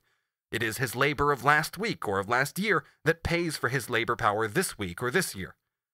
The illusion created by the money form vanishes immediately if, instead of taking a single capitalist and a single worker, we take the whole capitalist class and the whole working class. The capitalist class is constantly giving to the working class drafts in the form of money on a portion of the product produced by the latter and appropriated by the former. The workers give these drafts back just as constantly to the capitalists, and thereby withdraw from the latter their allotted share of their own product. The transaction is veiled by the commodity form of the product and the money form of the commodity. Variable capital is therefore only a particular historical form of appearance of the fund for providing the means of subsistence, or the labor fund, which the worker requires for his own maintenance and reproduction, and which, in all systems of social production, he must himself produce and reproduce. If the labor fund constantly flows back to him in the form of money that pays for his labor, it is because his own product constantly moves away from him in the form of capital. But this form of appearance of the labor fund makes no difference to the fact that it is the worker's own objectified labor which is advanced to him by the capitalist. Let us take a peasant liable to do compulsory labor services. He works on his own land with his own means of production for, say, 3 days a week. The other 3 days are devoted to forced labor on the lord's domain. He constantly reproduces his own labor fund, which never, in his case, takes the form of a money payment for his labor, advanced by another person. But in return, his unpaid and forced labor for the lord never acquires the character of voluntary and paid labor. If, one fine morning, the landowner appropriates to himself the plot of land, the cattle, the seed, in short, the means of production of the peasant, the latter will thenceforth be obliged to sell his labor power to the former. He will, other things being equal, labor 6 days a week as before, 3 for himself and 3 for his former lord, who thenceforth becomes a wage-paying capitalist. As before, he will use up the means of production as means of production and transfer their value to the product. As before, a definite portion of the product will be devoted to reproduction. But from the moment that forced labor is changed into wage labor, the labor fund, which the peasant himself continues as before to produce and reproduce, takes the form of a quantity of capital advanced in the form of wages by the lord of the land. The bourgeois economist, whose limited mentality is unable to separate the form of appearance from the thing which appears within that form, shuts his eyes to the fact that even at the present time, the labor fund only crops up exceptionally on the face of the globe in the form of capital. Variable capital, it is true, loses its character of a value advanced out of the capitalist funds only when we view the process of capitalist production in the flow of its constant renewal. But that process must have had a beginning of some kind. From our present standpoint, it therefore seems likely that the capitalist, once upon a time, became possessed of money by some form of primitive accumulation that took place independently of the unpaid labor of other people, and that this was therefore how he was able to frequent the market as a buyer of labor power. However this may be, the mere continuity of the process of capitalist production, or simple reproduction, brings about other remarkable transformations which seize hold of not only the variable, but the total capital. If a surplus value of £200 is generated every year by the use of a capital of £1,000, and if this surplus value is consumed every year, it is clear that when this process has been repeated for 5 years, the surplus value consumed will amount to 5 times £200, or the £1,000 originally advanced. If only a part were consumed, say 1/2, the same result would follow at the end of 10 years, since 10 times 100 is equal to 1,000. The following general formulation emerges. The value of the capital advanced, divided by the surplus value annually consumed, gives the number of years, or periods of reproduction, at the expiration of which the capital originally advanced has been consumed by the capitalist and has disappeared. The capitalist thinks that he is consuming the produce of the unpaid labor of others, i.e. the surplus value, and is keeping intact the value of his original capital. But what he thinks cannot alter the actual situation. After the lapse of a certain number of years, the value of the capital he possesses is equal to the sum total of the surplus value he has appropriated during those years, and the total value he has consumed is equal to the value of his original capital. It is true that he has in his hand a quantity of capital whose magnitude has not changed, and that part of it, such as buildings, machinery, etc., was already there when he began to conduct his business operations. But we are not concerned here with the material components of the capital. We are concerned with its value. When a person consumes the whole of his property by taking upon himself debts equal to the value of that property, it is clear that his property represents nothing but the sum total of his debts. And so it is with the capitalist. When he has consumed the equivalent of his original capital, the value of his present capital represents nothing but the total amount of surplus value appropriated by him without payment. Not a single atom of the value of his old capital continues to exist. Therefore, entirely leaving aside all accumulation, the mere continuity of the production process, in other words, simple reproduction, sooner or later, and necessarily, converts all capital into accumulated capital, or capitalized surplus value.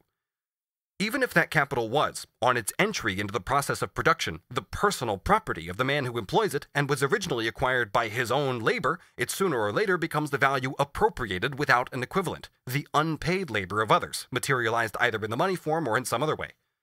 We saw in Chapter 4 that for the transformation of money into capital, something more was required than the production and circulation of commodities.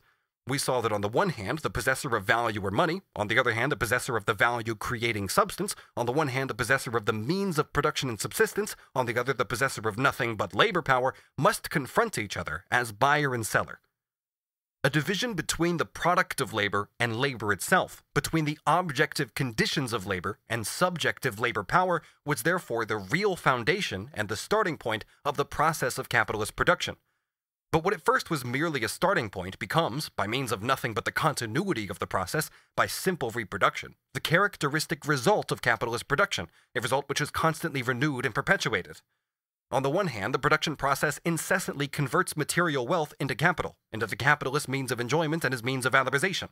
On the other hand, the worker always leaves the process in the same state as he entered it, a personal source of wealth, but deprived of any means of making that wealth a reality for himself. Since before he enters into the process, his own labor has already been alienated from him, appropriated by the capitalist and incorporated with capital, it now, in the course of the process, constantly objectifies itself so that it becomes a product alien to him. Since the process of production is also the process of the consumption of labor power by the capitalist, the worker's product is not only constantly converted into commodities but also into capital, i.e. into value that sucks up the worker's value-creating power, means of subsistence that actually purchase human beings, and means of production that employ the people who are doing the producing.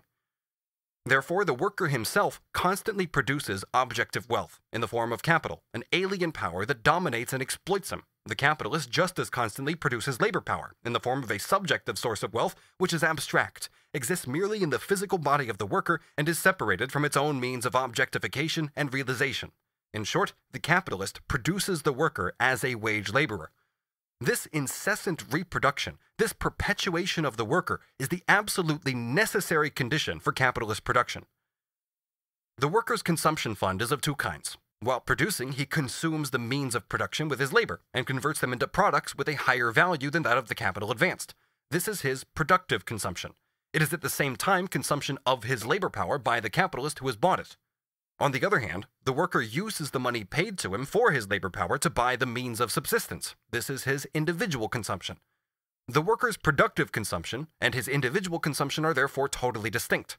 In the former, he acts as the motive power of capital and belongs to the capitalist. In the latter, he belongs to himself and performs his necessary vital functions outside the production process.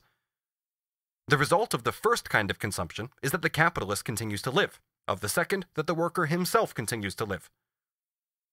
When dealing with the working day, we saw that the worker is often compelled to make his individual consumption into a merely incidental part of the production process. In such a case, he provides himself with means of subsistence in order to keep his labor power in motion, just as coal and water are supplied to the steam engine and oil to the wheel. His means of consumption are then merely the means of consumption of a means of production. His individual consumption is directly productive consumption. This, however, appears to be an abuse rather than an essential attribute of the capitalist process of production. The matter takes quite another aspect if we contemplate not the single capitalist and the single worker, but the capitalist class and the working class, not an isolated process of production, but capitalist production in full swing and on its actual social scale. By converting a part of his capital into labor power, the capitalist valorizes the value of his entire capital. He kills two birds with one stone. He profits not only by what he receives from the worker, but also by what he gives him. The capital given in return for labor power is converted into means of subsistence which have to be consumed to reproduce the muscles, nerves, bones, and brains of existing workers, and to bring new workers into existence. Within the limits of what is absolutely necessary, therefore, individual consumption of the working class is the reconversion of the means of subsistence given by capital in return for labor power into fresh labor power, which capital is then again able to exploit.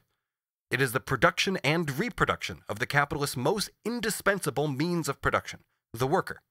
The individual consumption of the worker, whether it occurs inside or outside the workshop, inside or outside the labor process, remains an aspect of the production and reproduction of capital, just as the cleaning of machinery does, whether it is done during the labor process or when intervals in that process permit.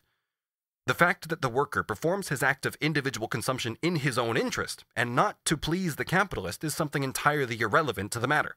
The consumption of food by a beast of burden does not become any less a necessary aspect of the production process because the beast enjoys what it eats. The maintenance and reproduction of the working class remains a necessary condition for the reproduction of capital, but the capitalist may safely leave this to the worker's drives for self-preservation and propagation. All the capitalist cares for is to reduce the worker's individual consumption to the necessary minimum, and an immense distance separates his attitude from the crudeness of the South American mine owners, who force their workers to consume the more substantial rather than the less substantial kind of food.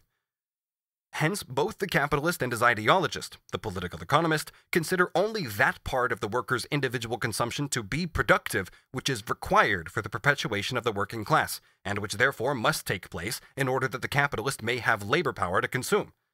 What the worker consumes over and above that minimum for his own pleasure is seen as unproductive consumption.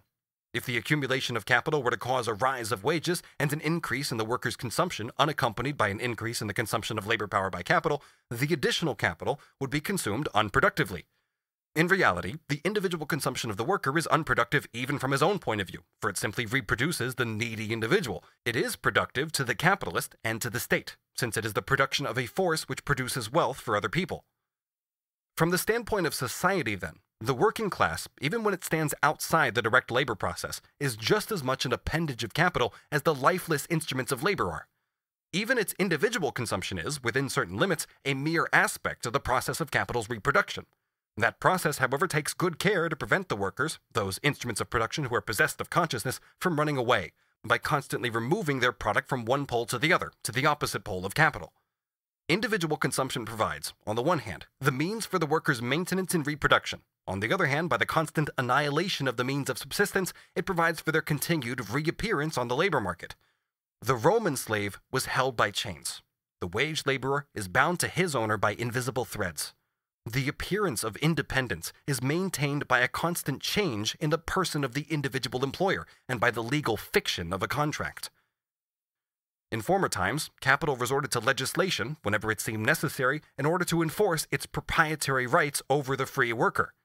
For instance, down to 1815, the emigration of mechanics employed in machine making was forbidden in England, on pain of severe punishment. The reproduction of the working class implies at the same time the transmission and accumulation of skills from one generation to another. The capitalist regards the existence of such a skilled working class as one of the conditions of production which belong to him, and in fact views it as the real existence of his variable capital. This becomes very clear as soon as a crisis threatens him with its loss. As a result of the American Civil War and the accompanying cotton famine, the majority of the cotton workers of Lancashire were, as is well known, thrown out of work. Both from the working class itself and from other social strata, there arose a cry for state aid, or voluntary national subscriptions, in order to make possible the emigration of those who were redundant to the English colonies or to the United States. That was the time when the Times published a letter on the 24th of March 1863 from Edmund Potter, a former president of the Manchester Chamber of Commerce.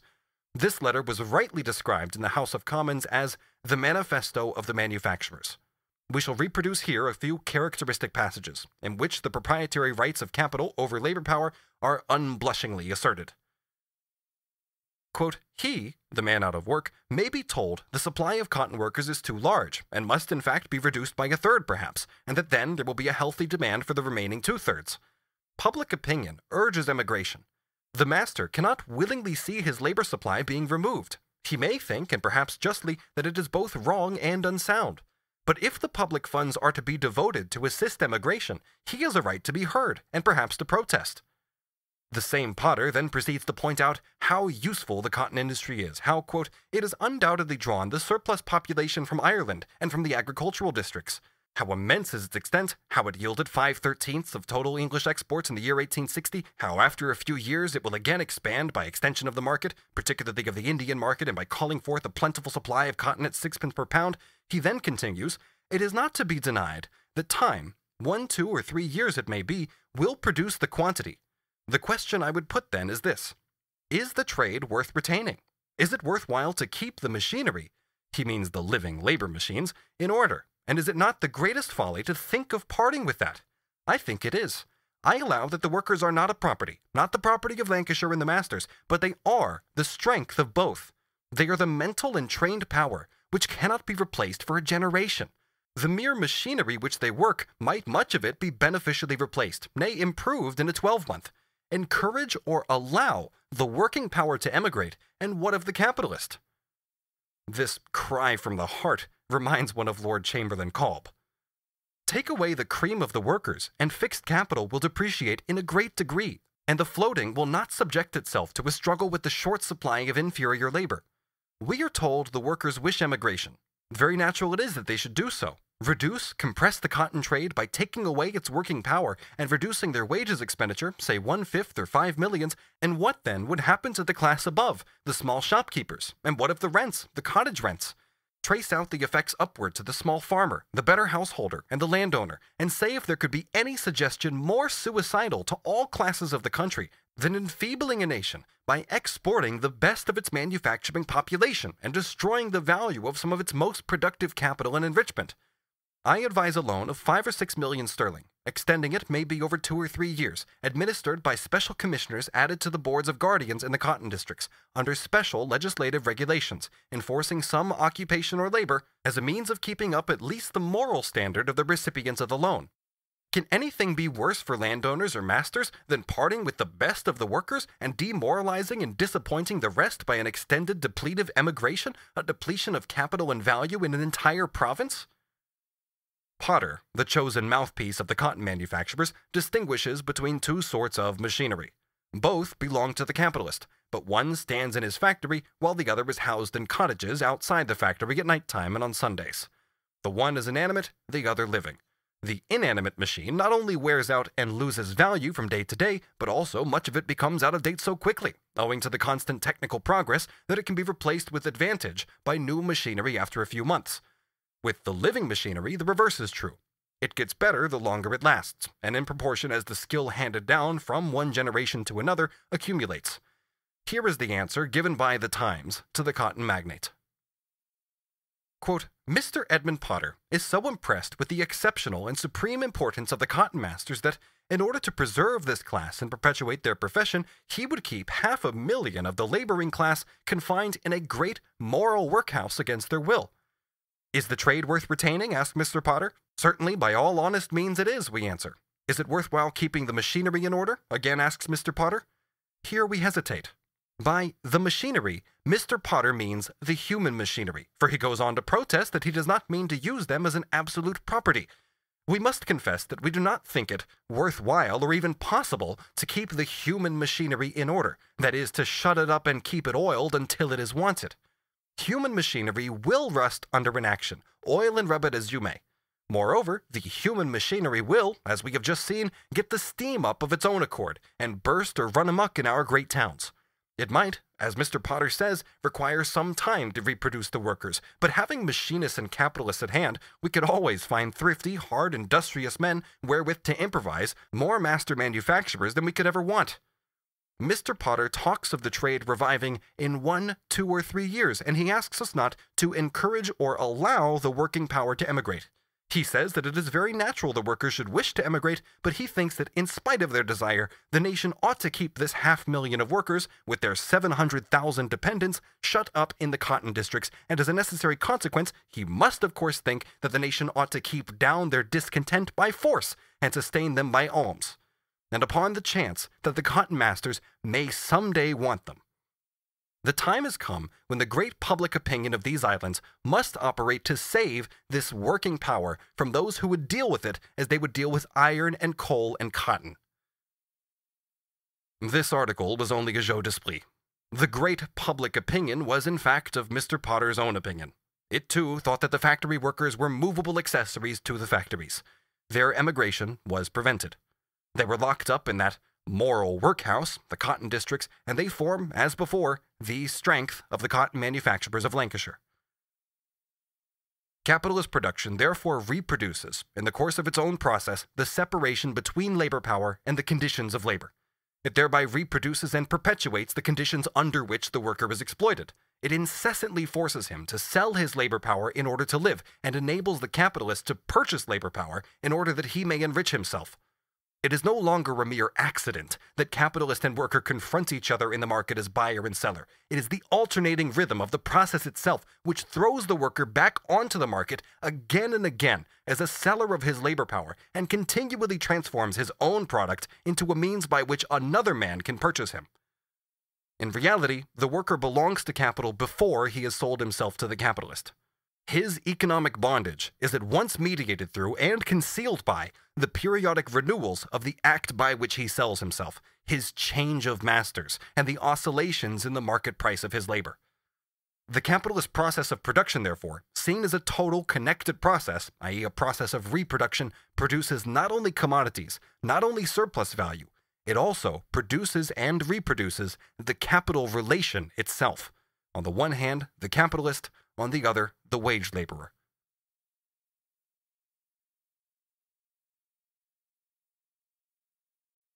Chapter 24. The transformation of surplus value into capital. Section 1. Capitalist production on a progressively increasing scale. The inversion which converts the property laws of commodity production into laws of capitalist appropriation. Earlier, we considered how surplus value arises from capital. Now we have to see how capital arises from surplus value. The employment of surplus value as capital, or its reconversion into capital, is called the accumulation of capital. Let us first consider this process from the standpoint of the individual capitalist. Suppose a master spinner has advanced a capital of £10,000, of which 4/5, £8,000, is laid out in cotton, machinery, etc., and 1/5, £2,000, in wages. Let him produce £240,000 of yarn every year, and let the value of this yarn be £12,000 sterling. The rate of surplus value being 100%, the surplus value is contained in the surplus, or net product, of £40,000 of yarn, which is 1/6 of the gross product and has a value of £2,000 sterling, which will be realized by a sale. £2,000 is £2,000. Neither seeing nor smelling will tell us that this sum of money is surplus value. When we know that a given value is surplus value, we know how its owner came by it, but that does not alter the nature either of value or of money. In order to transform this newly acquired sum of £2,000 into capital, the master spinner will, all circumstances remaining as before, advance 4/5 of it, being £1,600, in the purchase of cotton, etc., and 1/5, being £400, in the purchase of additional spinning workers, who will find in the market the means of subsistence whose value the master has advanced to them. The new capital of £2,000 then functions in the spinning mill and in its turn brings in a surplus value of £400. The capital value was originally advanced in the form of money.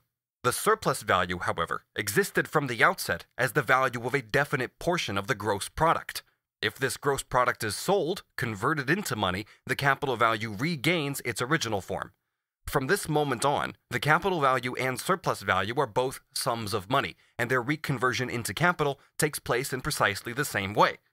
The one, as well as the other, is laid out by the capitalist in the purchase of commodities that place him in a position to start making his goods again, and indeed on a larger scale this time. But in order to be able to buy these commodities, he must find them ready in the market. His own yarn, circulates only because he brings his annual product to market, as do all other capitalists with their commodities. But these commodities, before coming to market, were already part of the annual production fund, i.e. part of the total mass of objects of every kind into which the sum total of the individual capitals, or the total social capital, had been converted in the course of the year, and of which each capitalist had in hand only a small fraction. All the transactions in the market can accomplish is the interchange of the individual components of this annual product, their transfer from one hand to another. They cannot increase the total annual production, nor can they alter the nature of the objects produced. Hence, the use that can be made of the total annual product depends entirely on its own composition, and in no way on circulation. Annual production must in the first place furnish all those objects, being use values, from which the material components of capital, used up in the course of the year, have to be replaced. After we have deducted this, there remains the net or surplus product, which contains the surplus value. And what does this surplus product consist of? Only of things destined to satisfy the needs and desires of the capitalist class? Things which consequently enter into the consumption fund of the capitalists? If that were all, the cup of surplus value would be drained to the very dregs, and nothing but simple reproduction would ever take place. Accumulation requires the transformation of a portion of the surplus product into capital, but we cannot, except by a miracle, transform into capital anything but such articles as can be employed in the labor process, i.e. means of production, and such further articles as are suitable for the sustenance of the worker, i.e. means of subsistence. Consequently, a part of the annual surplus labor must have been applied to the production of additional means of production and subsistence, over and above the quantity of these things required to replace the capital advanced.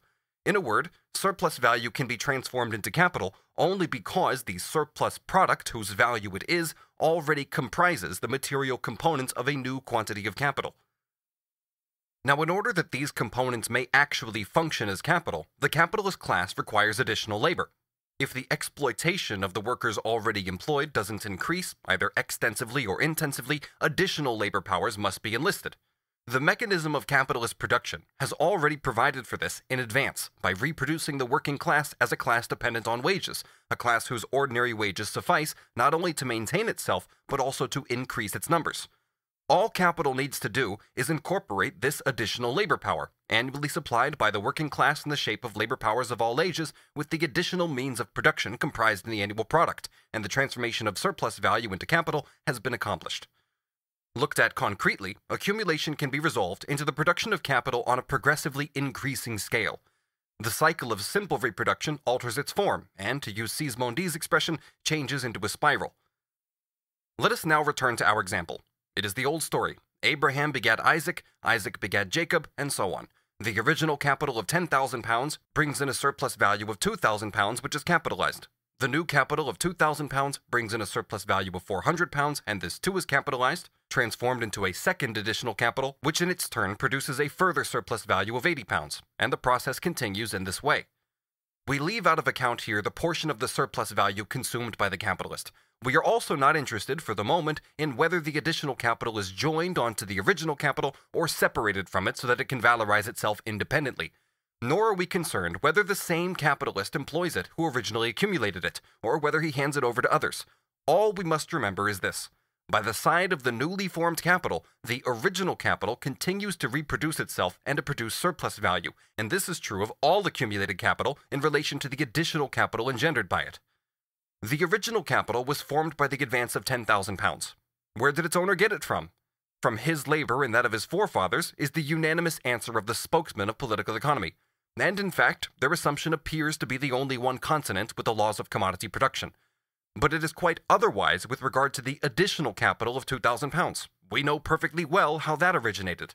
There is not one single atom of its value that does not owe its existence to unpaid labor. The means of production with which the additional labor power is incorporated, as well as the necessaries with which the workers are sustained, are nothing but component parts of the surplus product, parts of the tribute annually exacted from the working class by the capitalist class. Even if the latter uses a portion of that tribute to purchase the additional labor power at its full price, so that equivalent is exchanged for equivalent, the whole thing still remains the age-old activity of the conqueror, who buys commodities from the conquered with the money he has stolen from them. If the additional capital employs the person who produced it, this producer must not only continue to valorize the value of the original capital, but must buy back the fruits of his previous labor with more labor than they cost. If we view this as a transaction between the capitalist class and the working class, it makes no difference that additional workers are employed by means of the unpaid labor of the previously employed workers. The capitalist may even convert the additional capital into a machine that throws the producers of that capital out of work and replaces them with a few children. In every case, the working class creates by the surplus labor of one year the capital destined to employ additional labor in the following year. And this is what is called creating capital out of capital. The accumulation of the first additional capital of £2,000 presupposes that a value of £10,000 exists, advanced by the capitalist and belonging to him by virtue of his original labor. The second additional capital of £400 presupposes, on the contrary, only the prior accumulation of the £2,000, of which the £400 is the capitalized surplus value. The ownership of past unpaid labor is thenceforth the sole condition for the appropriation of living unpaid labor on a constantly increasing scale. The more the capitalist has accumulated, the more he is able to accumulate. The surplus value that makes up additional capital number 1 is the result of the purchase of labor power with part of the original capital, a purchase which conformed to the laws of commodity exchange and which, from a legal standpoint, presupposes nothing beyond the worker's power to dispose freely of his own capacities, and the money owner's or commodity owner's power to dispose freely of the values that belong to him. Equally, additional capital number 2 is merely the result of additional capital number 1, and is therefore a consequence of the relations described above. Hence, each individual transaction continues to conform to the laws of commodity exchange, with the capitalist always buying labor power and the worker always selling it at what we shall assume is its real value. It is quite evident from this that the laws of appropriation, or of private property, laws based on the production and circulation of commodities, become changed into their direct opposite through their own internal and inexorable dialectic. The exchange of equivalents, the original operation with which we started, is now turned around in such a way that there is only an apparent exchange, since firstly, the capital which is exchanged for labor power is itself merely a portion of the product of the labor of others which has been appropriated without an equivalent, and secondly, this capital must not only be replaced by its producer, the worker, but replaced together with an added surplus. The relation of exchange between capitalist and worker becomes a mere semblance belonging only to the process of circulation. It becomes a mere form which is alien to the content of the transaction itself and merely mystifies it. The constant sale and purchase of labor power is the form. The content is the constant appropriation by the capitalist without equivalent of a portion of the labor of others which has already been objectified, and his repeated exchange of this labor for a greater quantity of the living labor of others. Originally, the rights of property seem to us to be grounded in a man's own labor. Some such assumption was at least necessary, since only commodity owners with equal rights confronted each other, and the sole means of appropriating the commodities of others was the alienation of a man's own commodities, commodities which, however, could only be produced by labor. Now, however, property turns out to be the right, on the part of the capitalist, to appropriate the unpaid labor of others or its product, and the impossibility, on the part of the worker, of appropriating his own product. The separation of property from labor thus becomes the necessary consequence of a law that apparently originated in their identity. Therefore, however much the capitalist mode of appropriation may seem to fly in the face of the original laws of commodity production, it nevertheless arises not from a violation of those laws, but on the contrary from their application. Let us make this clear once more by briefly reviewing the consecutive phases of motion whose culminating point is capitalist accumulation. We saw in the first place that the original transformation of a sum of values into capital was achieved in complete accordance with the laws of exchange. One party to the contract sells his labor power, the other buys it. The former receives the value of his commodity, whose use value, labor, is thereby alienated to the buyer. Means of production, which already belong to the latter, are then transformed by him, with the aid of labor equally belonging to him, into a new product, which is likewise lawfully his. The value of this product includes, first, the value of the means of production which have been used up. Useful labor cannot consume these means of production without transferring their value to the new product, but to be saleable, labor power must be capable of supplying useful labor in the branch of industry in which it is to be employed. The value of the new product includes further the equivalent of the value of the labor power together with a surplus value. This is so because the value of the labor power, sold for a definite length of time, say a day, a week, etc., is less than the value created by its use during that time. But the worker has received payment for the exchange value of his labor power, and by so doing has alienated its use value, this being the case in every sale and purchase. The fact that this particular commodity, labor power, possesses the peculiar use value of supplying labor, and therefore of creating value, cannot affect the general law of commodity production. If, therefore, the amount of value advanced in wages is not merely found again in the product, but augmented by a surplus value, this is not because the seller has been defrauded, for he has really received the value of his commodity. It is due solely to the fact that this commodity has been used up by the buyer. The law of exchange requires equality only between the exchange values of the commodities given in exchange for one another. From the very outset, indeed, it presupposes a difference between their use values, and it has nothing whatever to do with their consumption, which begins only after the contract has been concluded and executed. Thus, the original transformation of money into capital takes place in the most exact accordance with the economic laws of commodity production and with the rights of property derived from them. Nevertheless, its result is 1. That the product belongs to the capitalist and not to the worker. 2. That the value of this product includes, apart from the value of the capital advanced, a surplus value which costs the worker labor but the capitalist nothing, and which nonetheless becomes the legitimate property of the capitalist. 3. That the worker has retained his labor power and can sell it again if he finds another buyer. Simple reproduction is only the periodic repetition of this first operation. Each time, money is freshly transformed into capital. Thus, the law is not broken.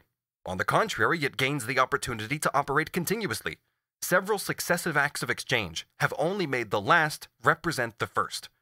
And yet we have seen that simple reproduction suffices to stamp this first operation, insofar as it is conceived as an isolated process with a totally changed character. Quote, of those who share the national income among themselves, the one side, the workers, acquire each year a fresh right to their share by fresh labor. The others, the capitalists, have already acquired, by their original labor, a permanent right to their share. End quote from Sismondi. It is indeed a well-known fact that the sphere of labor is not the only one in which primogeniture works miracles. Nor does it matter if simple reproduction is replaced by reproduction on an extended scale, by accumulation. In the former case, the capitalist squanders the whole of the surplus value in dissipation. In the latter, he demonstrates his bourgeois virtue by consuming only a portion of it and converting the rest into money. The surplus value is his property. It has never belonged to anyone else. If he advances it for the purposes of production, the advances made come from his own funds, exactly as on the day when he first entered the market.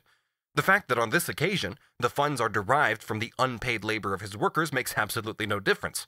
If worker B is paid out of the surplus value which worker A produced, then, in the first place, A furnished that surplus value without having the fair price of his commodity cut by even a farthing, and in the second place, the transaction is no concern of B's whatever. What B claims, and has a right to claim, is that the capitalist should pay him the value of his labor power. Quote, both of them still benefited. The worker, because he was advanced the fruits of his labor, should read of the unpaid labor of other workers, before the work was done, should read before his own labor had borne fruit. The employer, because the labor of this worker was worth more than his wages, should read produced more value than the value of his wages. End quote from Sismondi. To be sure, the matter looks quite different if we consider capitalist production in the uninterrupted flow of its renewal, and if, in place of the individual capitalist and the individual worker, we view them in their totality, as the capitalist class and the working class confronting each other.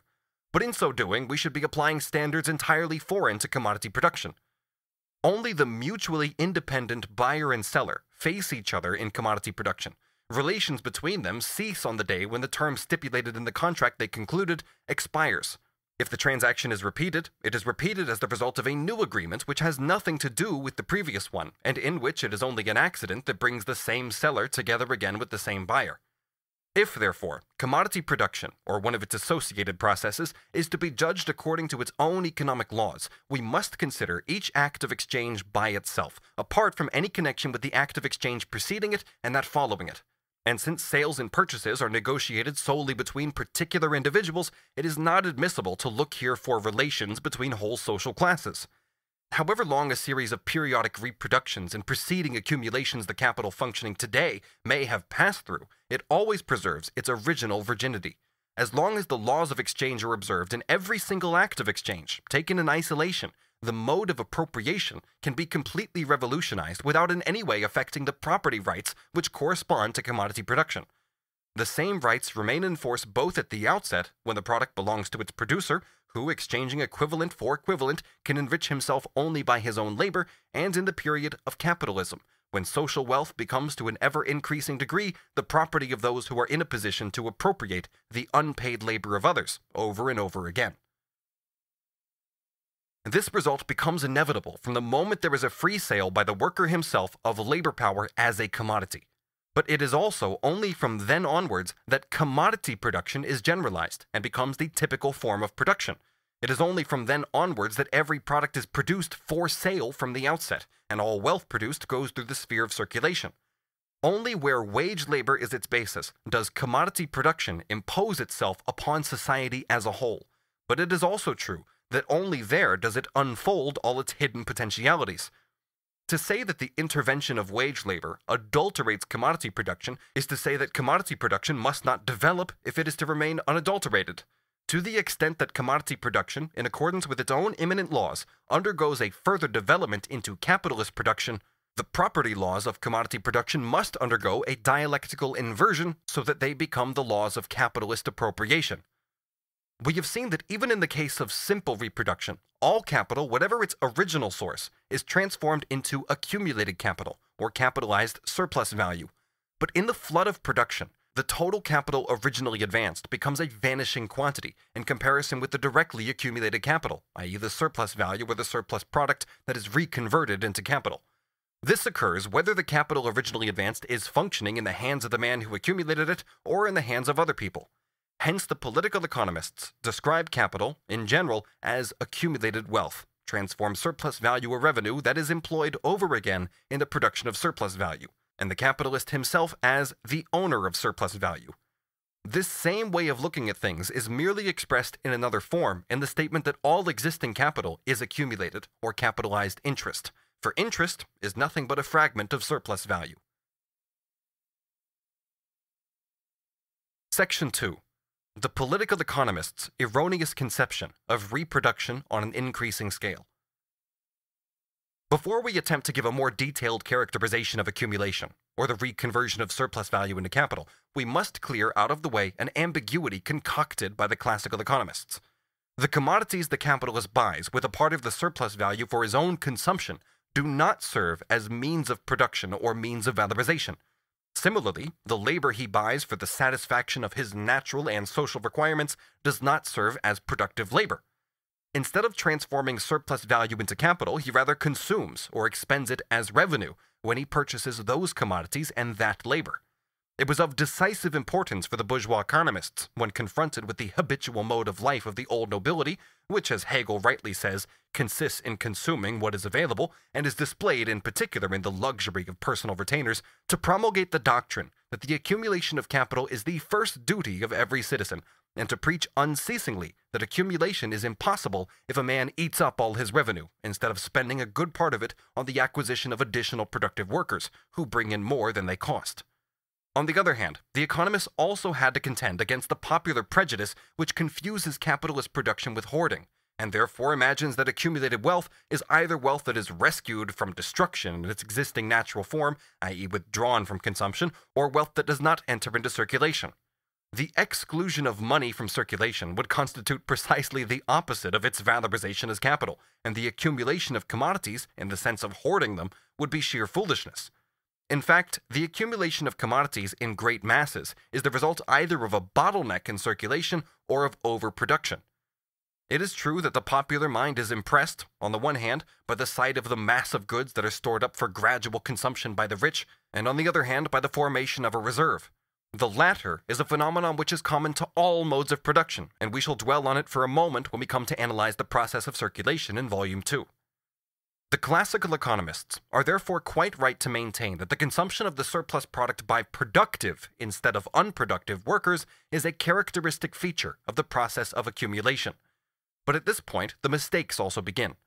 Adam Smith has made it the fashion to present accumulation as nothing more than the consumption of the surplus product by productive workers. This amounts to saying that the capitalization of surplus value consists merely in turning surplus value into labor power. Let us listen to Ricardo on this point. Quote, "It must be understood that all the productions of a country are consumed, but it makes the greatest difference imaginable whether they are consumed by those who reproduce or by those who do not reproduce another value. When we say that revenue is saved and added to capital, what we mean is that the portion of revenue so said to be added to capital is consumed by productive instead of unproductive laborers. There can be no greater error than in supposing that capital is increased by non-consumption. There can be no greater error than the one repeated after Adam Smith by Ricardo and all subsequent political economists, namely the view that the portion of revenue so said to be added to capital is consumed by productive laborers. According to this, all surplus value that is transformed into capital becomes variable capital.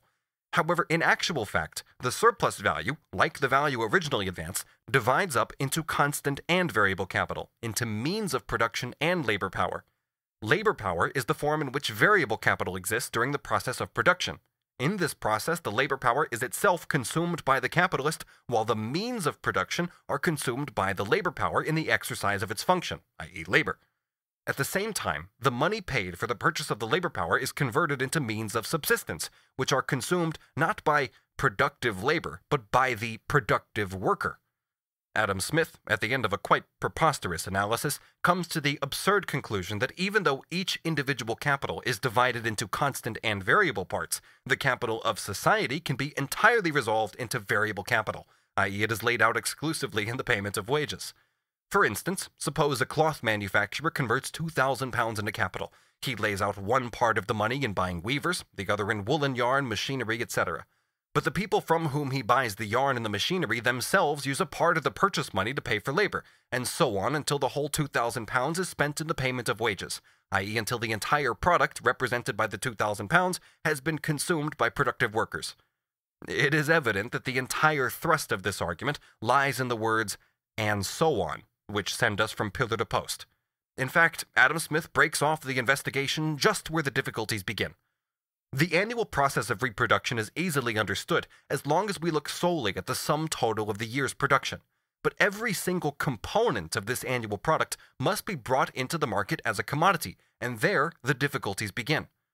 The movements of the individual capitals and personal revenues cross and intermingle and become lost in a general alternation of positions, i.e. in the circulation of society's wealth. This confuses the onlooker and provides the investigation with very complicated problems to solve. In the third part of Volume 2, I shall give an analysis of the way the whole system is actually linked together. It is one of the great merits of the physiocrats that in their tableau économique, they were the first to attempt to depict the year's production in the shape in which it emerges from circulation. For the rest, it goes without saying that political economy has not failed to exploit, in the interests of the capitalist class, Adam Smith's doctrine that the whole of that part of the net product which is transformed into capital is consumed by the working class. Section 3. Division of surplus value into capital and revenue. The abstinence theory. In the previous chapter, we treated surplus value, or the surplus product, solely as a fund for satisfying the capitalist's individual consumption requirements. In this chapter so far, we have treated it solely as a fund for accumulation. In fact, however, it is neither the one nor the other. It is both. One part of the surplus value is consumed by the capitalist as revenue, the other part is employed as capital, i.e. it is accumulated. With a given mass of surplus value then, the larger the one part, the smaller the other.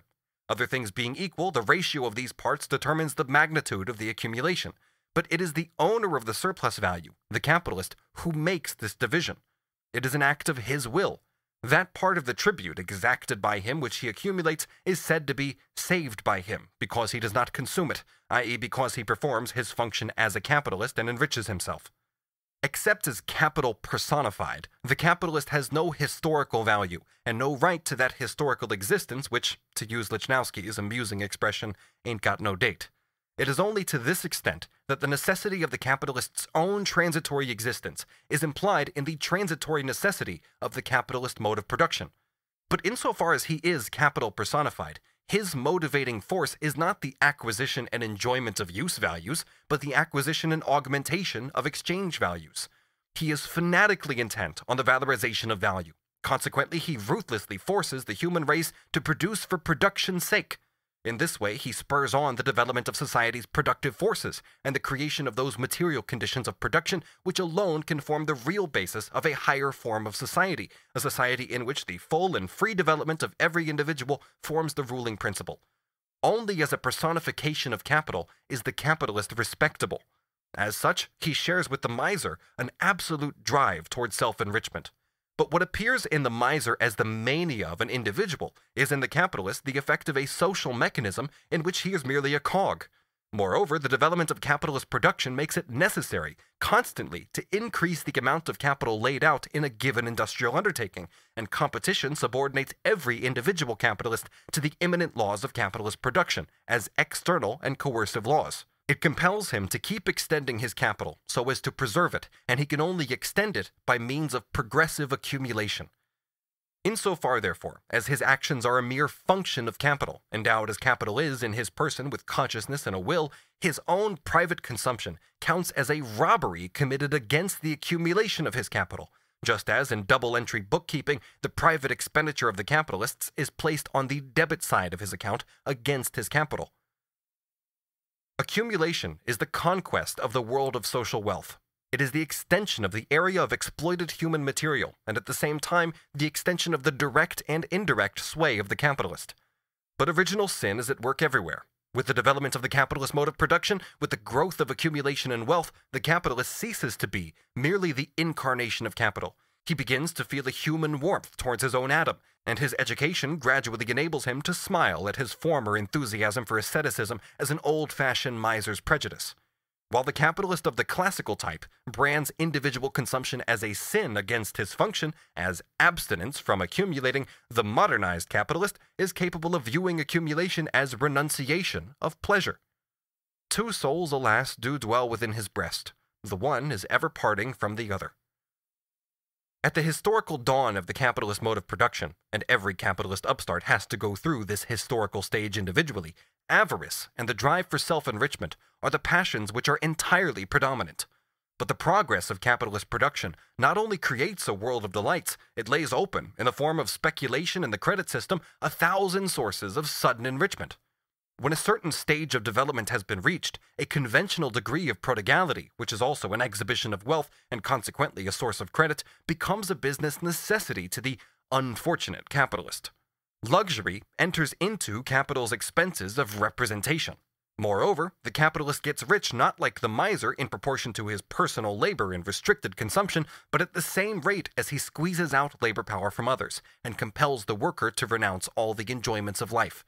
Thus, although the expenditure of the capitalist never possesses the bona fide character of the dashing feudal lord's prodigality, but on the contrary is always restrained by the sordid avarice and anxious calculation lurking in the background, this expenditure nevertheless grows with his accumulation, without the one necessarily restricting the other. At the same time, however, there develops in the breast of the capitalist a Faustian conflict between the passion for accumulation and the desire for enjoyment.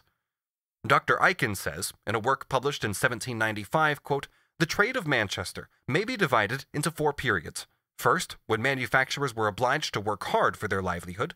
They enriched themselves chiefly by robbing the parents whose children were bound as apprentices to them. The parents paid a high premium, while the apprentices were starved. On the other hand, the average profits were low, and in order to accumulate, extreme parsimony was needed. They lived like misers, and were far from consuming even the interest on their capital. The second period, when they had begun to acquire little fortunes, but worked as hard as before, for the direct exploitation of labor costs labor, as every slave driver knows, and lived in as plain a manner as before. The third, when luxury began, and the trade was pushed by sending out writers for orders into every market town in the kingdom. It is probable that few or no capitals of £3,000 to £4,000 acquired by trade existed here before 1690.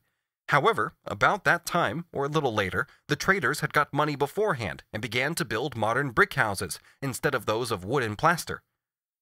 Even in the early part of the 18th century, a Manchester manufacturer who placed a pint of foreign wine before his guests exposed himself to the remarks and head-shakings of all his neighbors. Before the rise of machinery, a manufacturer's evening expenditure at the public house where they all met never exceeded 6pence for a glass of punch and a penny for a screw of tobacco. It was not until 1758, and this marks an epoch, that a person actually engaged in business was seen with a carriage of his own. The fourth period, the last 30 years of the 18th century, is that in which expense and luxury have made great progress, supported by a trade extended by means of riders and factors through every part of Europe. What would the good Dr. Aiken say if he could rise from the grave and see the Manchester of today? Accumulate, accumulate, that is Moses and the prophets. Industry furnishes the material which saving accumulates. Therefore save, i.e. reconvert the greatest possible portion of surplus value or surplus product into capital. Accumulation for the sake of accumulation. Production for the sake of production. This was the formula in which classical economics expressed the historical mission of the bourgeoisie in the period of its domination. Not for one instant did it deceive itself over the nature of wealth's birth pangs. But what use is it to lament a historical necessity?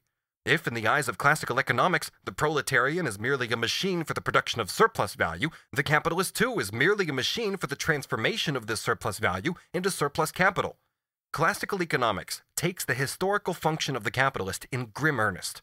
In order to conjure away the awful conflict between the desire for enjoyment and the drive for self-enrichment, Malthus, around the beginning of the 1820s, advocated a division of labor which assigned the business of accumulating to the capitalist actually engaged in production and the business of spending to the other sharers in surplus value, the landed aristocracy, the placemen, the beneficed clergy, and so on.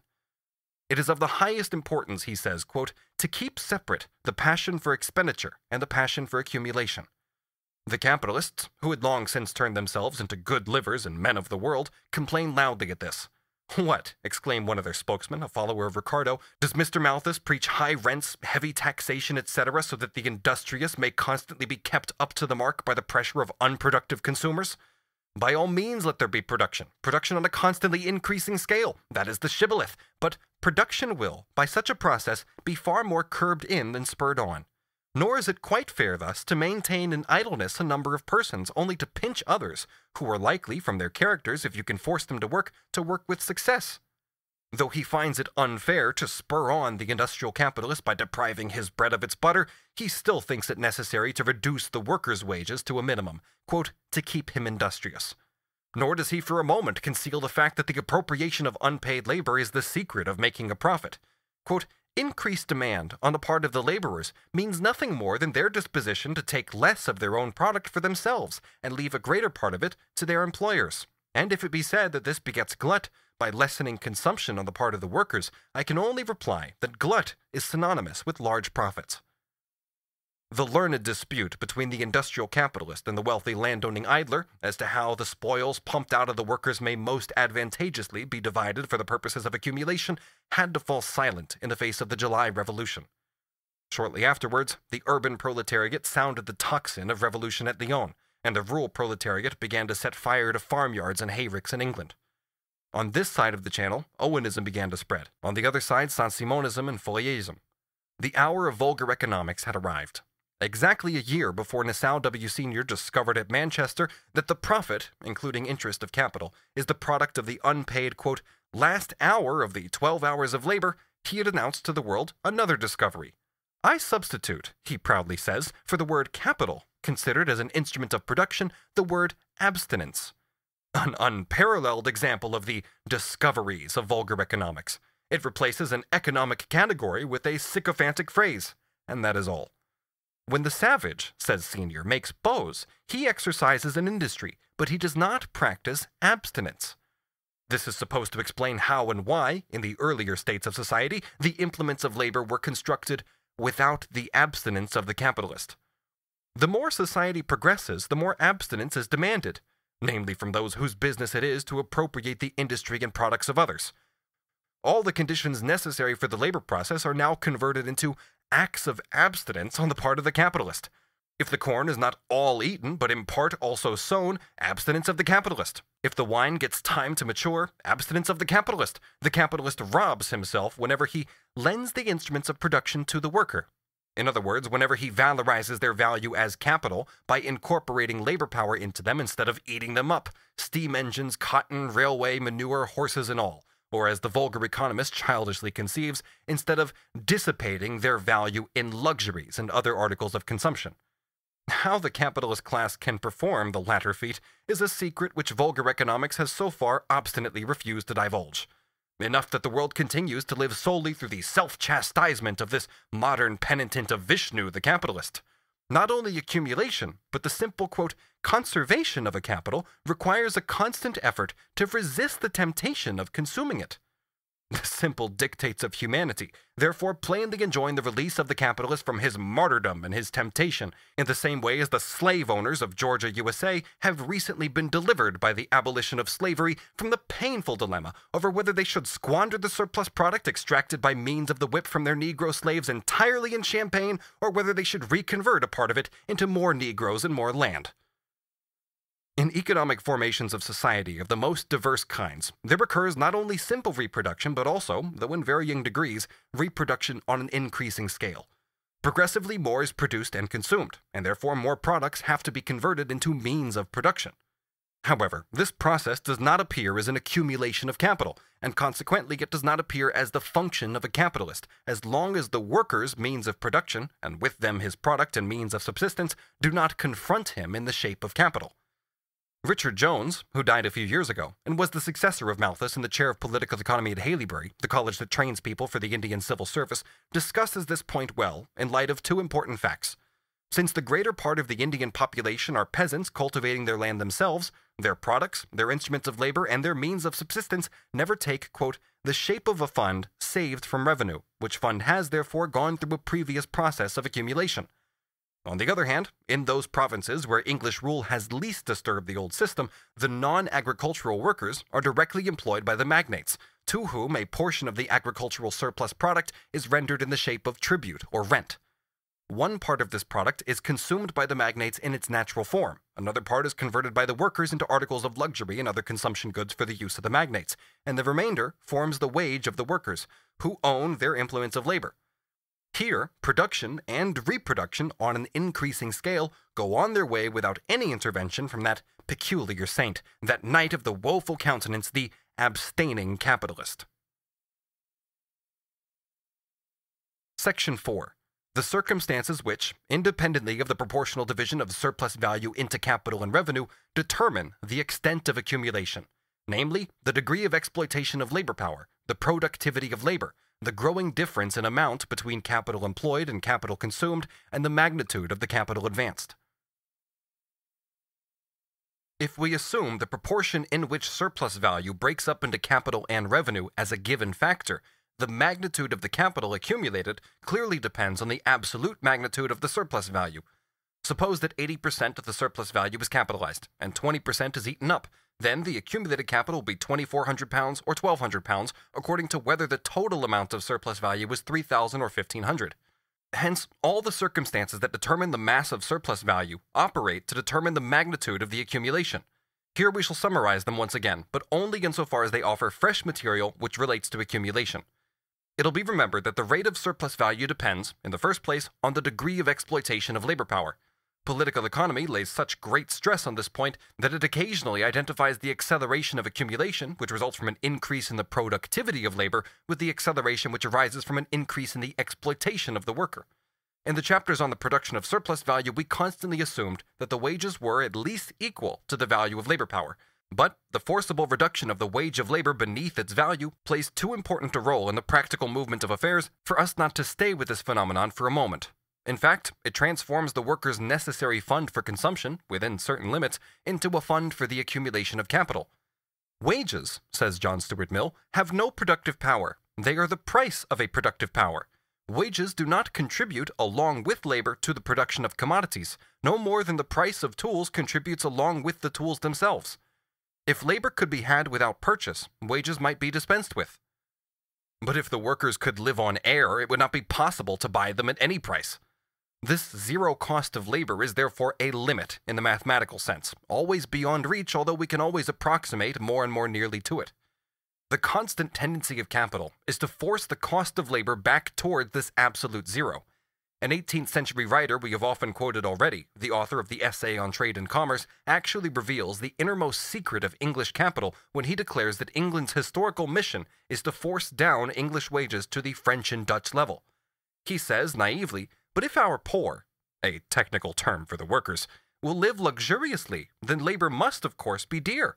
One has only to consider what luxuries the manufacturing populace consume, such as brandy, gin, tea, sugar, foreign fruit, strong beer, printed linen, snuff, tobacco, etc. He quotes the work of a Northamptonshire manufacturer who, with one eye on heaven, laments, "Labor is 1/3 cheaper in France than in England, for their poor work hard and fare hard as to their food and clothing. Their chief diet is bread, fruit, herbs, roots, and dried fish, for they very seldom eat flesh, and when wheat is dear, they eat very little bread." To which may be added, our essayist continues, that their drink is either water or other small liquors, so that they spend very little money. These things are very difficult to be brought about, but they are not impracticable, since they have been effected both in France and in Holland. 20 years later, an American humbug, the ennobled Yankee Benjamin Thompson, alias Count Rumford, pursued the same line in philanthropy, to the great satisfaction of God and man.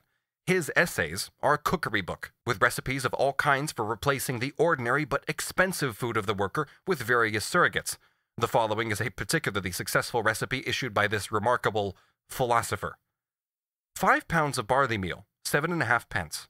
5 pounds of Indian corn, 6.5 pence. 3 pence worth of red herring, 1 pence salt, 1 pence vinegar, 2 pence pepper and sweet herbs, in all 20 3/4 pence make a soup for 64 men, and at the medium price of barley and of Indian corn.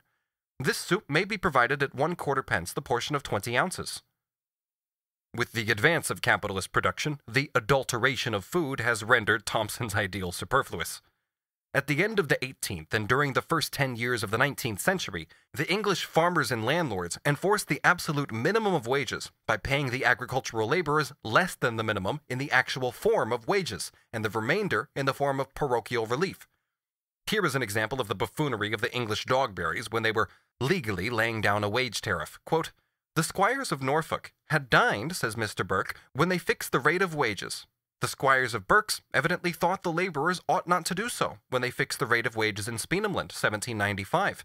There, they decided that income weekly should be 3 shillings for a man when the gallon or half-peck of loaf of 8 pounds 11 ounces is at 1 shilling, and increase regularly until bread is 1 shilling 5 pence. When it is above that sum, decrease regularly till it be at 2 shillings, and then his food should be 1/8 less." Before the Committee of Inquiry at the House of Lords in 1814, a certain A. Bennett, a big farmer, magistrate, poor law guardian, and wage regulator, was asked, "Has any proportion of the value of daily labor been made up to the laborers out of the poor's rate?" Answer, "Yes, it has. The weekly income of every family is made up to the gallon loaf of 8 pounds 11 ounces, and 3 pence per head. The gallon loaf per week is what we suppose sufficient for the maintenance of every person in the family for the week, and the 3 pence is for clothes, and if the parish think proper to find clothes, the 3 pence is deducted. This practice goes through all the western part of Wiltshire, and I believe throughout the country." "For years," exclaims a bourgeois writer of the time, "they, the farmers, have degraded a respectable class of their countrymen by forcing them to have recourse to the workhouse. The farmer, while increasing his own gains, has prevented any accumulation on the part of his laboring dependents." The case of so-called domestic industry shows the part played in our own time by direct robbery from the workers' necessary consumption fund in the formation of surplus value, and therefore in the formation of the fund for the accumulation of capital. We shall give further facts on this subject later. Although that portion of the constant capital which consists of the instruments of labor must, in all branches of industry, be sufficient for a certain number of workers, this number being determined by the size of the enterprise, it by no means always necessarily increases in the same proportion as the quantity of labor employed. Let us suppose that 100 workers, working 8 hours a day in a given factory, yield 800 hours of labor. If the capitalist wishes to raise this total by 1/2, he can employ 50 more workers, but then he must also advance more capital not merely for wages, but for instruments of labor. But he might also let the 100 workers work 12 hours instead of 8, and then the instruments of labor already to hand would suffice. They would merely be consumed more rapidly.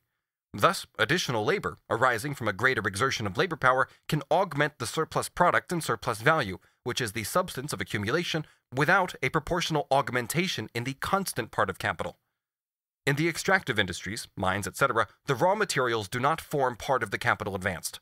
The object of labor is in this case not a product of previous labor, but something provided by nature free of charge, as in the case of metals, minerals, coal, stone, etc. Here, the constant capital consists almost exclusively of instruments of labor, which can very easily absorb an increased quantity of labor, through day and night shifts, for example. All other things being equal, the mass and value of the product will rise in direct proportion to the labor expended.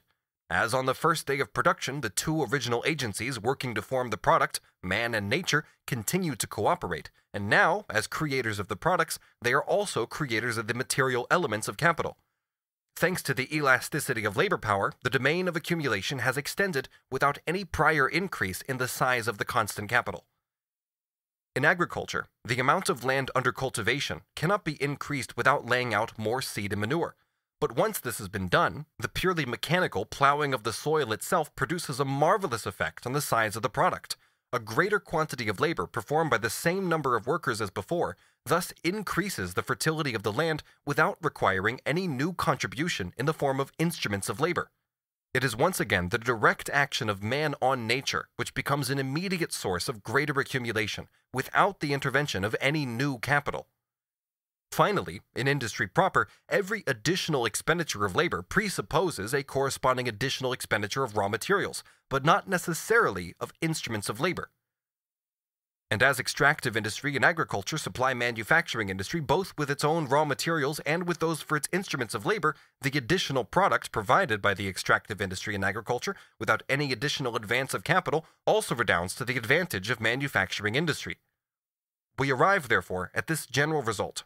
By incorporating with itself the two primary creators of wealth, labor power and land, capital acquires a power of expansion that permits it to augment the elements of its accumulation beyond the limits apparently fixed by its own magnitude, or by the value and the mass of the means of production which have already been produced and in which it has its being.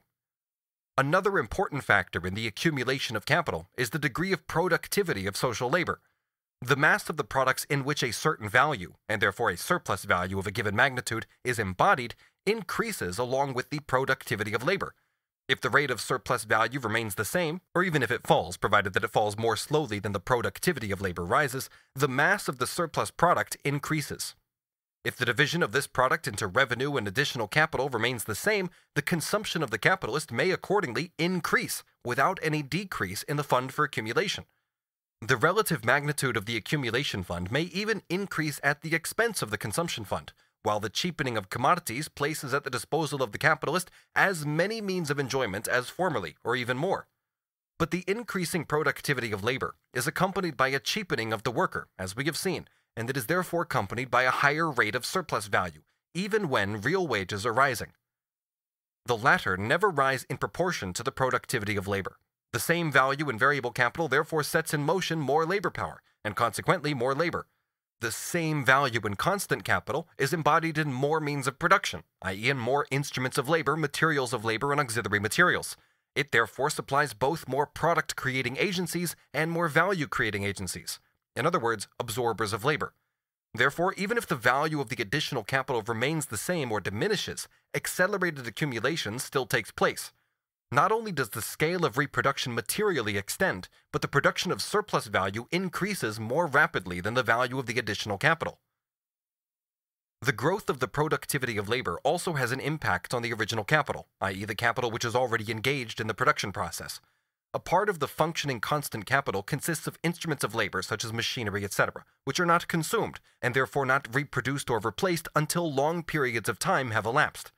However, every year some of these instruments of labor perish, or reach the ultimate limit of their productive function. At this point, then, they reach the time for their periodic reproduction, for their replacement with other similar machines. If the productivity of labor has increased in the place where these instruments of labor are constructed, and it does develop continually owing to the uninterrupted advance of science and technology, the old machines, tools, apparatus, etc. will be replaced by more efficient, and considering their increased efficiency, cheaper ones. The old capital is replaced in a more productive form, not to mention continual improvements in the details of the instruments of labor actually in operation. The other part of the constant capital, raw material and auxiliary substances, is reproduced over and over again within the space of a year. The part of the constant capital produced by agriculture is reproduced annually by and large. Every time improved methods are introduced, therefore, this has an almost simultaneous impact on the new capital and the capital already engaged in its function. Every advance in chemistry not only multiplies the number of useful materials and the useful applications of those already known, thus extending capital's sphere of investment along with its growth, it also teaches capital how to throw back the waste from the process of production and consumption into the cycle of the process of reproduction, and thus, without any previous outlay of capital, it creates fresh materials for it. Like the increased exploitation of natural wealth resulting from the simple act of increasing the pressure under which labor power has to operate, science and technology give capital a power of expansion which is independent of the given magnitude of the capital actually functioning. They react at the same time on that part of the original capital which has entered the stage of its renewal. This, in passing into its new shape, incorporates free of charge the social advances made while its old shape was being used up. Of course, this development of productivity is accompanied by a partial depreciation of the functioning capital, but insofar as this depreciation makes itself acutely felt in competition, the main burden falls on the worker, in whose increased exploitation the capitalist seeks compensation for his loss. Labor transmits to the product the value of the means of production consumed by it. On the other hand, the value in mass of the means of production set in motion by a given quantity of labor increase as the labor becomes more productive. Although the same quantity of labor adds to its products only the same sum of new value, the old capital value transmitted by the labor to the products nevertheless continues to increase in line with the growth in productivity. An English spinner and a Chinese spinner, for example, may work the same number of hours with the same intensity. They will then both create equal values in the course of the week. But in spite of this equality, an immense difference exists between the value of the weekly product of the Englishman, who works with a mighty automatic machine, and that of the Chinese, who only has a spinning wheel. In the same time as the Chinese spinner spins 1 pound of cotton, the English spinner spins several hundreds of pounds. A sum of old values many hundred times as great swells the value of his product, for in that product the old values reappear in a new useful form, and can thus function again as capital. In 1782, as Frederick Engels informs us, the whole wool crop of the preceding 3 years in England lay unused for want of workers, and would have continued so to lie if the newly invented machinery had not come to its assistance and spun it. The labor which was objectified in the form of machinery did not of course directly cause men to spring out of the earth, but made it possible for a smaller number of workers, adding relatively less living labor, not only to consume the wool productively and put into it new value, but also to preserve its old value in the form of yarn, etc. At the same time, it provided the means and the incentive for an increased reproduction of wool. It is the natural property of living labor to keep old value in existence while it creates new. Hence, with the increase in efficacy, extent, and value of its means of production, and therefore with the accumulation which accompanies the development of its productivity, labor maintains and perpetuates an always increasing capital value in an ever-renewed form. This natural power of labor appears as a power incorporated into capital for the latter's own self-preservation, just as the productive forces of social labor appear as inherent characteristics of capital, and just as the constant appropriation of surplus labor by the capitalists appears as the constant self-valorization of capital. All the powers of labor project themselves as powers of capital, just as all the value forms of the commodity do as forms of money. With the growth of capital, the difference between the capital employed and the capital consumed increases. In other words, there is an increase in the value and the material mass of the instruments of labor, such as buildings, machinery, drain pipes, plowing oxen, apparatus of every kind that functions for a longer or shorter time in constantly repeated processes, or serves for the attainment of particular useful effects, while the instruments of labor themselves only gradually wear out, therefore only lose their value piecemeal, and transfer that value to the product only bit by bit. In the same proportion as these instruments of labor serve as agencies in the formation of products without adding value to those products, i.e. in the same proportion as they are wholly employed but only partly consumed, to that degree do they perform, as we saw earlier, the same free service as the forces of nature, such as water, steam, air, and electricity.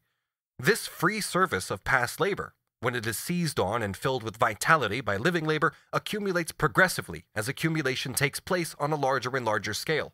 Since past labor always disguises itself as capital, i.e. since the debts owed to the labor of A, B, C, etc. are disguised as the assets of the non-worker X, bourgeois citizens and political economists are full of praise for the services performed by past labor, which, according to that Scottish genius, McCulloch, ought indeed to receive a special remuneration in the shape of interest, profit, etc. The ever-growing weight of the assistance given by past labor to the living labor process in the form of means of production is therefore attributed to that form of past labor in which it is alienated as unpaid labor from the worker himself, i.e. it is attributed to its form as capital. The practical agents of capitalist production and their ideological word spinners are as incapable of thinking of the means of production separately from the antagonistic social mask they wear at present as a slave owner is of thinking of the worker himself as distinct from his character as a slave. With a given degree of exploitation of labor power, the mass of surplus value produced is determined by the number of workers simultaneously exploited. This corresponds, although in varying proportions, with the magnitude of the capital. Thus, the more that capital increases by means of successive accumulations, the more does the sum of value increase that is divided into a fund for consumption and a fund for accumulation. The capitalist can therefore live a more pleasant life, and at the same time, renounce more. And finally, the more the scale of production extends, along with the mass of the capital advanced, the greater the expansive capacity of its driving forces. Section 5. The so-called labor fund. It has been shown in the course of this inquiry that capital is not a fixed magnitude, but a part of social wealth which is elastic and constantly fluctuates with the division of surplus value into revenue and additional capital. It has been seen further that, even with a given magnitude of functioning capital, the labor power, science, and land, which means, economically speaking, all the objects of labor furnished by nature without human intervention, incorporated in it, form elastic powers of capital, allowing it, within certain limits, a field of action independent of its own magnitude. In this inquiry, we have ignored all relations arising from the process of circulation, which may produce very different degrees of efficiency in the same mass of capital. And since we presuppose the limits set by capitalist production, i.e. we presuppose the social process of production in a form developed by purely spontaneous growth, we disregarded any more rational combination which could be effected directly and in a planned way with the means of production and the labor power at present available. Classical political economy has always liked to conceive social capital as a fixed magnitude of fixed degree of efficiency, but this prejudice was first established as a dogma by the arch-Philistine Jeremy Bentham, that soberly pedantic and heavy-footed oracle of the common sense of the 19th century bourgeoisie. Bentham is among philosophers what Martin Tupper is among poets. Both could only have been manufactured in England. This dogma, in fact, renders the commonest phenomena of the production process, for instance its sudden expansions and contractions, and even accumulation itself, absolutely incomprehensible. It was used by Bentham himself, as well as by Malthus, James Mill, McCulloch, etc., for apologetic purposes, and in particular so as to represent one part of capital, namely variable capital, or that part convertible into labor power, as being of fixed size. Variable capital in its material existence, i.e. the mass of the means of subsistence it represents for the worker, or the so-called labor fund, was turned by this fable into a separate part of social wealth, confined by natural chains and unable to cross the boundary to the other parts. To set in motion the part of social wealth which is to function as constant capital, or to express it in a material form as means of production, a definite mass of living labor is required. This mass is given by technology. But the number of workers required to put this mass of labor power in a fluid state is not given, for it changes with the degree of exploitation of the individual labor power. Nor is the price of this labor power given, but only its minimum limit, which is moreover very elastic. The facts on which the dogma is based are these. On the one hand, the worker has no right to interfere in the division of social wealth into means of enjoyment for the non-worker and means of production. On the other hand, it is only in favorable and exceptional cases that he can enlarge the so-called labor fund at the expense of the revenue of the rich. How absurd a tautology results from the attempt to represent the capitalist limits of the labor fund as social barriers imposed by its very nature may be seen, for example, in Professor Fawcett. The circulating capital of a country, he says, is its wage fund. Hence, if we desire to calculate the average money wages received by each laborer, we have simply to divide the amount of this capital by the number of the laboring population. That is to say, we first add together the individual wages actually paid, and then we assert that the sum thus obtained forms the total value of the labor fund handed down to us by the grace of God and nature. Lastly, we divide the sum thus obtained by the number of workers, in order to find out how much each is permitted to receive on the average. A very shrewd way of proceeding this is. It does not prevent Mr. Fawcett from saying in the same breath, the aggregate wealth, which is annually saved in England, is divided into two portions. One portion is employed as capital to maintain our industry, and the other portion is exported to foreign countries. only a portion, and perhaps not a large portion, of the wealth which is annually saved in this country is invested in our own industry. The greater part of the yearly accruing surplus product, which is embezzled from the English workers without any equivalent being given in return, is thus used as capital not in England, but in foreign countries. But with the additional capital thus exported, a part of the labor fund invented by God and Bentham naturally also flows out of the country.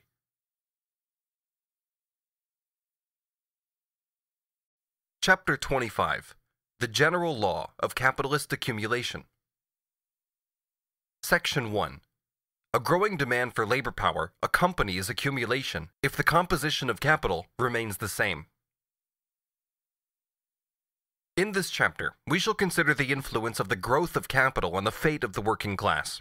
The most important factor in this investigation is the composition of capital, and the changes it undergoes in the course of the process of accumulation. The composition of capital is to be understood in a twofold sense. As value, it is determined by the proportion in which it is divided into constant capital, or the value of the means of production, and variable capital, or the value of labor power, that is, the sum total of wages. As material, as it functions in the process of production, all capital is divided into means of production and living labor power. This latter composition is determined by the relation between the mass of the means of production employed on the one hand and the mass of the labor necessary for their employment on the other. I call the former the value composition, the latter the technical composition of capital. There is a close correlation between the two. To express this, I call the value composition of capital, insofar as it is determined by its technical composition and mirrors the changes in the latter, the organic composition of capital. Whenever I refer to the composition of capital without further qualification, its organic composition is always understood. The many individual capitals invested in a particular branch of production have compositions which differ from each other to a greater or lesser extent. The average of their individual compositions gives us the composition of the total capital in the branch of production under consideration. Finally, the average of all the average compositions in all branches of production gives us the composition of the total social capital of a country, and it is with this alone that we are concerned here in the final analysis. Growth of capital implies growth of its variable constituent, in other words, the part invested in labor power. A part of the surplus value which has been transformed into additional capital must always be retransformed into variable capital, or additional labor fund.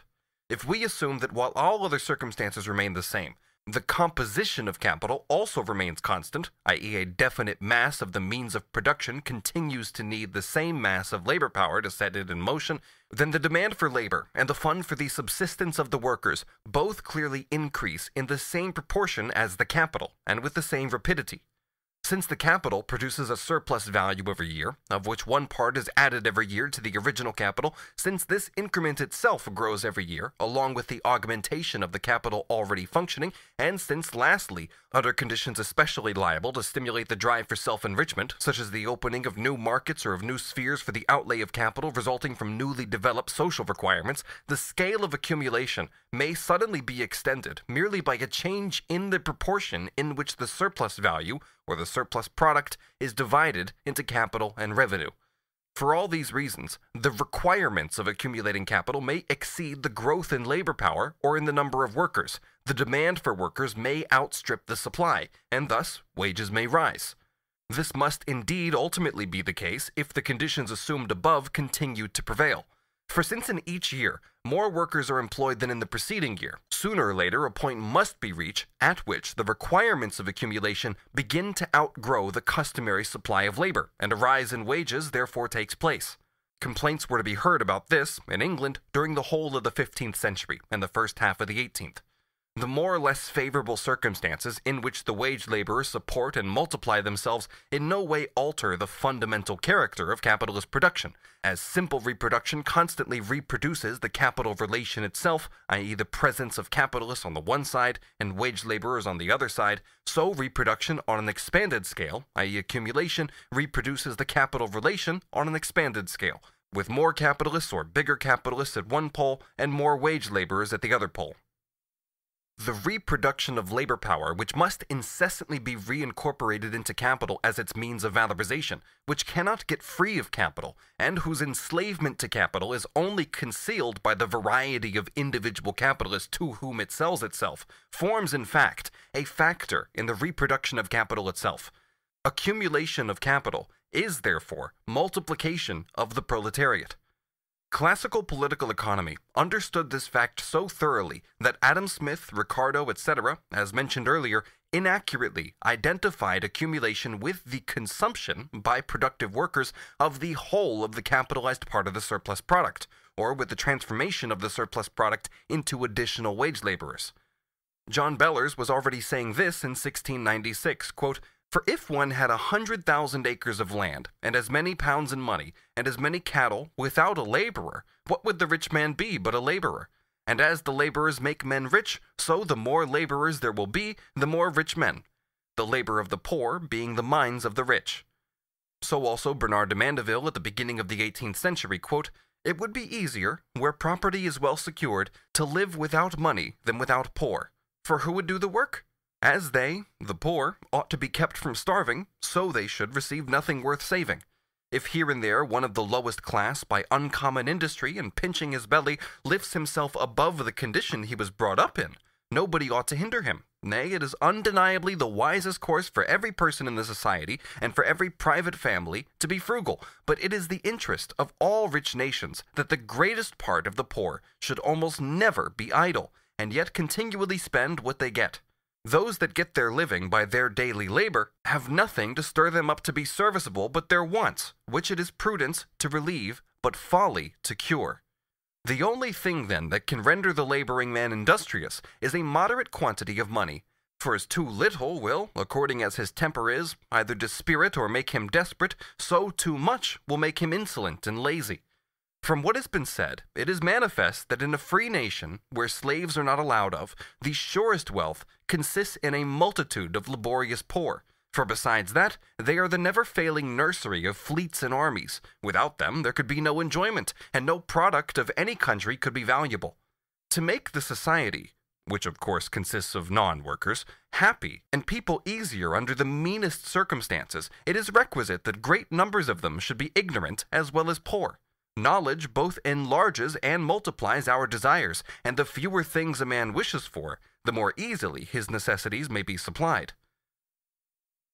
What Mandeville, an honest man with a clear mind, had not yet grasped was the fact that the mechanism of the accumulation process itself not only increases the amount of capital, but also the mass of the laboring poor, i.e. the wage laborers, who turn their labor power into a force for increasing the valorization of the growing capital, and who are thereby compelled to make the relation of dependence on their own product, as personified in the capitalist, into an eternal relation. In reference to this relation of dependence, Sir F.M. Eden remarks in his The State of the Poor, or a History of the Laboring Classes in England, quote, "The natural produce of our soil is certainly not fully adequate to our subsistence. We can neither be clothed, lodged, nor fed, but in consequence of some previous labor.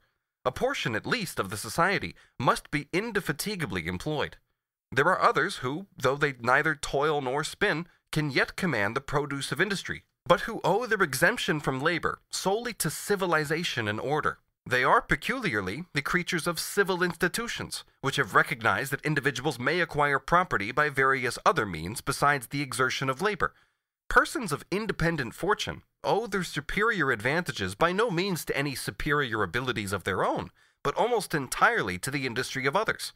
It is not the possession of land or of money, but the command of labor which distinguishes the opulent from the laboring part of the community. This, meaning the scheme approved by Eden, would give the people of property sufficient influence and authority over those who work for them, and it would place such laborers not in an abject or servile condition, but in such a state of easy and liberal dependence as all who know human nature and its history will allow to be necessary for their own comfort." Sir F.M. Eden, it may be remarked in passing, was the only disciple of Adam Smith to have achieved anything of importance during the 18th century. Under the conditions of accumulation we have assumed so far, conditions which are the most favorable to the workers, their relation of dependence on capital takes on forms which are endurable, or as Eden says, easy and liberal, Instead of becoming more intensive with the growth of capital, this relation of dependence only becomes more extensive, i.e. the sphere of capital's exploitation and domination merely extends its own dimensions and the number of people subjected to it. A larger part of the worker's own surplus product, which is always increasing and is continually being transformed into additional capital, comes back to them in the shape of means of payment, so that they can extend the circle of their enjoyments, make additions to their consumption fund of clothes, furniture, etc., and lay by a small reserve fund of money. But these things no more abolish the exploitation of the wage laborer and his situation of dependence than do better clothing, food, and treatment, and a larger peculium in the case of a slave. A rise in the price of labor as a consequence of the accumulation of capital only means, in fact, that the length and weight of the golden chain the wage laborer has already forged for himself allow it to be loosened somewhat. In the controversies on this question, the essential fact has generally been overlooked, namely the differentia specifica of capitalist production.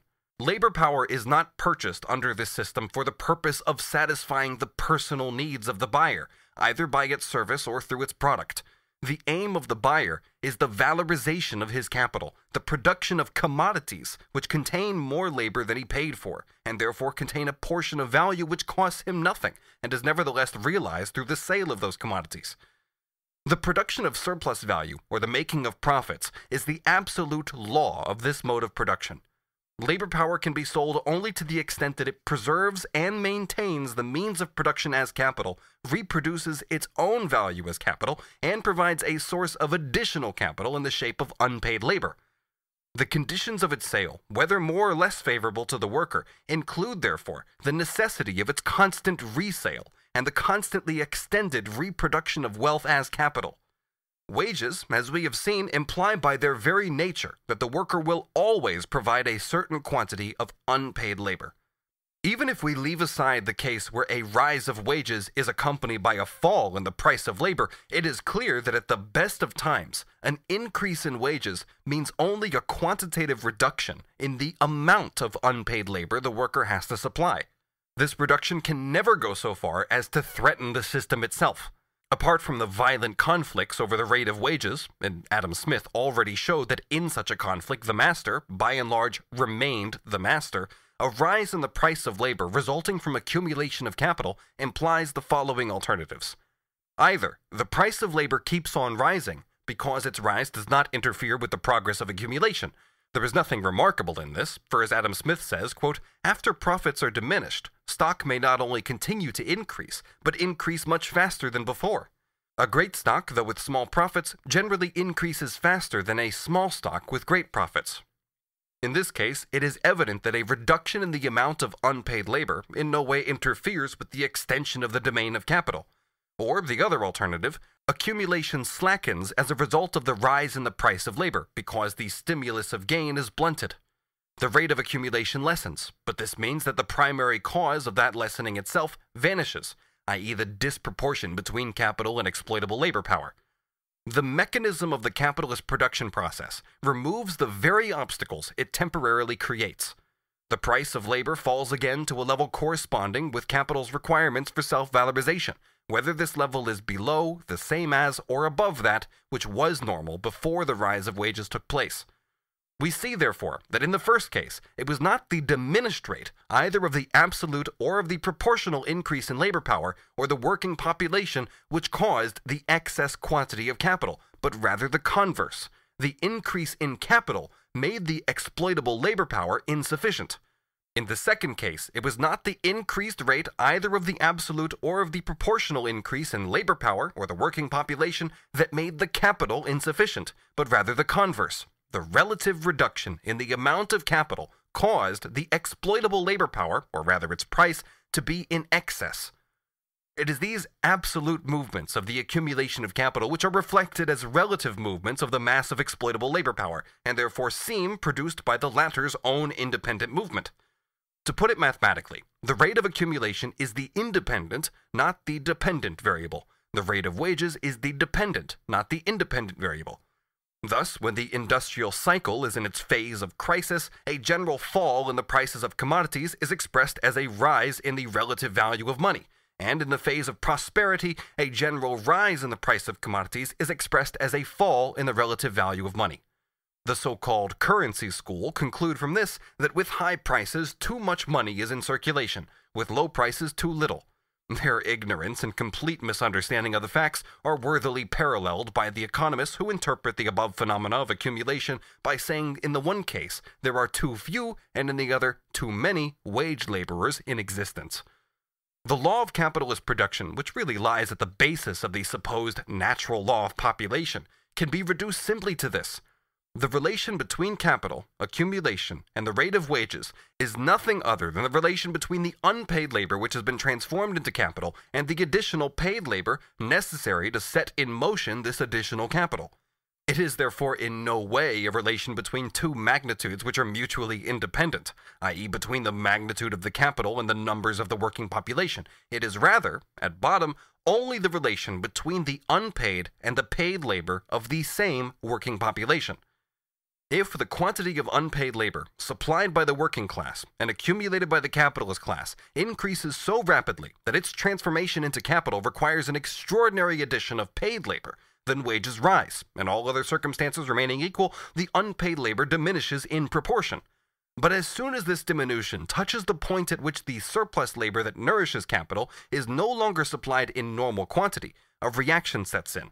A smaller part of revenue is capitalized, accumulation slows down, and the rising movement of wages comes against an obstacle.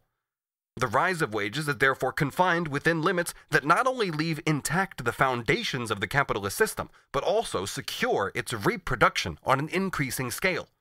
The law of capitalist accumulation, mystified by the economists into a supposed law of nature, in fact expresses the situation that the very nature of accumulation excludes every diminution in the degree of exploitation of labor, and every rise in the price of labor, which could seriously imperil the continual reproduction on an ever larger scale of the capital relation.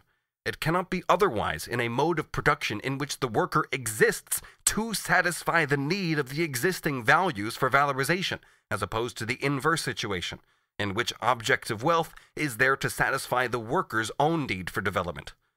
Just as man is governed in religion by the products of his own brain, so in capitalist production he is governed by the products of his own hand. Section 2. A relative diminution of the variable part of capital occurs in the course of the further progress of accumulation and of the concentration accompanying it. According to the economists themselves, it is neither the actual extent of social wealth nor the magnitude of the capital already acquired that leads to a rise of wages, but only the constant growth of accumulation and the degree of rapidity of that growth. So far, we have considered only one special phase of this process, that in which the increase of capital occurs while the technical composition of capital remains constant, but the process goes beyond this phase. Given the general basis of the capitalist system, a point is reached in the course of accumulation at which the development of the productivity of social labor becomes the most powerful lever of accumulation. This same cause, says Adam Smith, which raises the wages of labor, the increase of stock, tends to increase its productive powers and to make a smaller quantity of labor produce a greater quantity of work. Apart from natural conditions, such as the fertility of the soil, etc., and apart from the skill of independent and isolated producers, shown rather qualitatively in the high standard of their products than quantitatively in their mass, the level of the social productivity of labor is expressed in the relative extent of the means of production that one worker, during a given time, with the same degree of intensity of labor power, turns into products. The mass of means of production with which he functions in this way increases with the productivity of his labor. But those means of production play a double role. The increase of some is a consequence, that of others is a condition of the increasing productivity of labor. For example, the consequence of the division of labor under manufacture and the application of machinery is that more raw material is worked up in the same time, and therefore a greater mass of raw material and auxiliary substances enters into the labor process. That is the consequence of the increasing productivity of labor. On the other hand, the mass of machinery, beasts of burden, mineral manures, drain pipes, etc., is a condition of the increasing productivity of labor.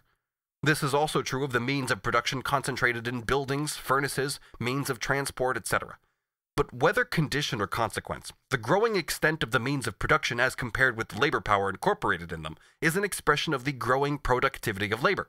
The increase of the latter appears, therefore, in the diminution of the mass of labor in proportion to the mass of means of production moved by it, or in the diminution of the subjective factor of the labor process as compared with the objective factor. This change in the technical composition of capital, this growth in the mass of the means of production as compared with the mass of labor power that vivifies them, is reflected in its value composition by the increase of the constant constituent of capital at the expense of its variable constituent. There may be, for example, originally 50% of a capital laid out in means of production and 50% in labor power. Later on, with the development of the productivity of labor, 80% may be laid out in means of production and 20% in labor power, and so on. This law of the progressive growth of the constant part of capital, in comparison with the variable part, is confirmed at every step, as already shown, by the comparative analysis of the prices of commodities, whether we compare different economic epochs or different nations in the same epoch.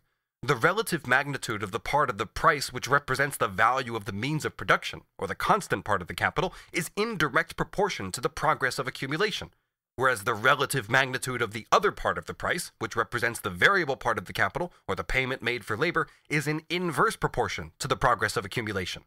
However, this diminution in the variable part of capital, as compared with the constant part, or in other words, this change in the composition of the value of the capital, provides only an approximate indication of the change in the composition of its material constituents. The value of the capital employed today in spinning is, say, 7/8 constant and 1/8 variable, while at the beginning of the 18th century it was 1/2 constant and 1/2 variable. Yet in contrast to this, the mass of raw material, instruments of labor, etc., that a certain quantity of spinning labor consumes productively today is many hundred times greater than at the beginning of the 18th century. The reason is simple. With the increasing productivity of labor, the mass of the means of production consumed by labor increases, but their value, in comparison with their mass, diminishes. Their value therefore rises absolutely, but not in proportion to the increase in their mass. The increase of the difference between constant and variable capital is therefore much less than that of the difference between the mass of the means of production into which the constant capital and the mass of the labor power into which the variable capital is converted. The former difference increases with the latter, but in a smaller degree. The progress of accumulation lessens the relative magnitude of the variable part of capital, therefore, but this by no means thereby excludes the possibility of a rise in its absolute magnitude. Suppose that a capital value is divided at first into 50% constant and 50% variable capital, and later into 80% constant and 20% variable capital. If, in the meantime, the original capital, say £6,000, has increased to £18,000, its variable constituent has also increased, in fact, by 20%. It was £3,000, it is now £3,600. But whereas formerly an increase of capital by 20% would have sufficed to raise the demand for labor by 20%, now the original capital needs to be tripled in order to secure an increase of 20% in the demand for labor. We showed in Part 4 how the development of the social productivity of labor presupposes cooperation on a large scale, how the division and combination of labor can only be organized on that basis, and the means of production economized by concentration on a vast scale, how instruments of labor which by their very nature can only be used in common, such as systems of machinery, can be called into existence, how gigantic natural forces can be pressed into the service of production, and how the production process can be transformed into a process of the technological application of scientific knowledge. When the prevailing system is the production of commodities, i.e. where the means of production are the property of private persons, and the artisan therefore either produces commodities in isolation and independently of other people, or sells his labor power as a commodity because he lacks the means to produce independently, the above-mentioned presupposition, namely cooperation on a large scale, can be realized only through the increase of individual capitals, only in proportion as the social means of production and subsistence are transformed into the private property of capitalists. Where the basis is the production of commodities, large-scale production can occur only in a capitalist form. A certain accumulation of capital in the hands of individual producers, therefore, forms the necessary precondition for a specifically capitalist mode of production. We had, therefore, to presuppose this when dealing with the transition from handicrafts to capitalist industry. It may be called primitive accumulation, because it is the historical basis instead of the historical result of specifically capitalist production. How it itself originates we need not investigate as yet. It is enough that it forms the starting point. But all methods for raising the social productivity of labor that grow up on this basis are at the same time methods for the increased production of surplus value or surplus product, which is, in its turn, the formative element of accumulation. They are, therefore, also methods for the production of capital by capital, or methods for its accelerated accumulation. The continual reconversion of surplus value into capital now appears in the shape of the increasing magnitude of the capital that enters into the production process. This is in turn the basis of an extended scale of production, of the methods for raising the productivity of labor that accompany it, and of an accelerated production of surplus value. If, therefore, a certain degree of accumulation of capital appears as a precondition for the specifically capitalist mode of production, the latter reacts back to cause an accelerated accumulation of capital. With the accumulation of capital, therefore, the specifically capitalist mode of production develops, and with the capitalist mode of production, the accumulation of capital. These two economic factors bring about, in the compound ratio of the impulses they give to each other, that change in the technical composition of capital by which the variable component becomes smaller and smaller as compared with the constant component. Every individual capital is a larger or smaller concentration of means of production, with a corresponding command over a larger or smaller army of workers. Every accumulation becomes the means of new accumulation. With the increasing mass of wealth which functions as capital, accumulation increases the concentration of that wealth in the hands of individual capitalists, and thereby widens the basis of production on a large scale and extends the specifically capitalist methods of production. The growth of the social capital is accomplished through the growth of many individual capitals. All other circumstances remaining the same, the individual capitals grow, and with their growth, the concentration of the means of production increases, in the proportion in which they form adequate parts of the total social capital. At the same time, offshoots split off from the original capitals and start to function as new and independent capitals. Apart from other causes, the division of property within capitalist families plays a great part in this. With the accumulation of capital, therefore, the number of capitalists grows to a greater or lesser extent. Two features characterize this kind of concentration, which grows directly out of accumulation, or rather is identical with it. Firstly, the increasing concentration of the social means of production in the hands of individual capitalists is, other things remaining equal, limited by the degree of increase of social wealth. Secondly, the part of the social capital domiciled in each particular sphere of production is divided among many capitalists who confront each other as mutually independent and competitive commodity producers. Therefore, not only are accumulation and the concentration accompanying it scattered over many points, but the increase of each functioning capital is thwarted by the formation of new capitals and the subdivision of old. Accumulation, therefore, presents itself on the one hand as an increasing concentration of the means of production and of command over labor, and on the other hand as repulsion of many individual capitals from one another. This fragmentation of the total social capital into many individual capitals, or the repulsion of its fractions from each other, is counteracted by their attraction. The attraction of capitals no longer means the simple concentration of the means of production and the command over labor, which is identical with accumulation.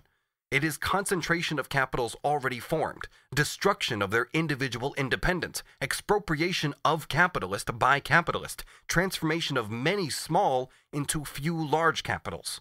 This process differs from the first one in this respect, that it only presupposes a change in the distribution of already available and already functioning capital. Its field of action is therefore not limited by the absolute growth of social wealth, or in other words, by the absolute limits of accumulation. Capital grows to a huge mass in a single hand in one place, because it has been lost by many in another place. This is centralization proper, as distinct from accumulation and concentration.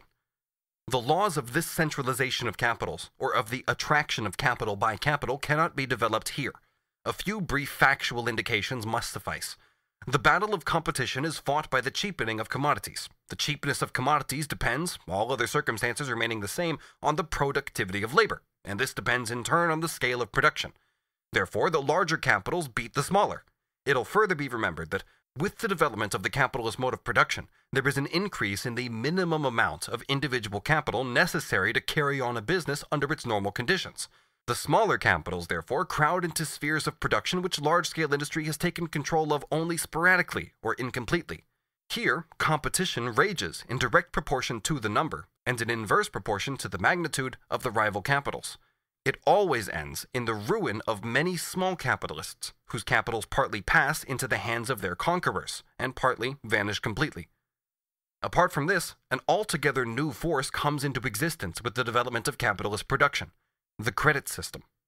In its first stages, this system furtively creeps in as the humble assistant of accumulation, drawing into the hands of individual or associated capitalists by invisible threads the money resources, which lie scattered in larger or smaller amounts over the surface of society.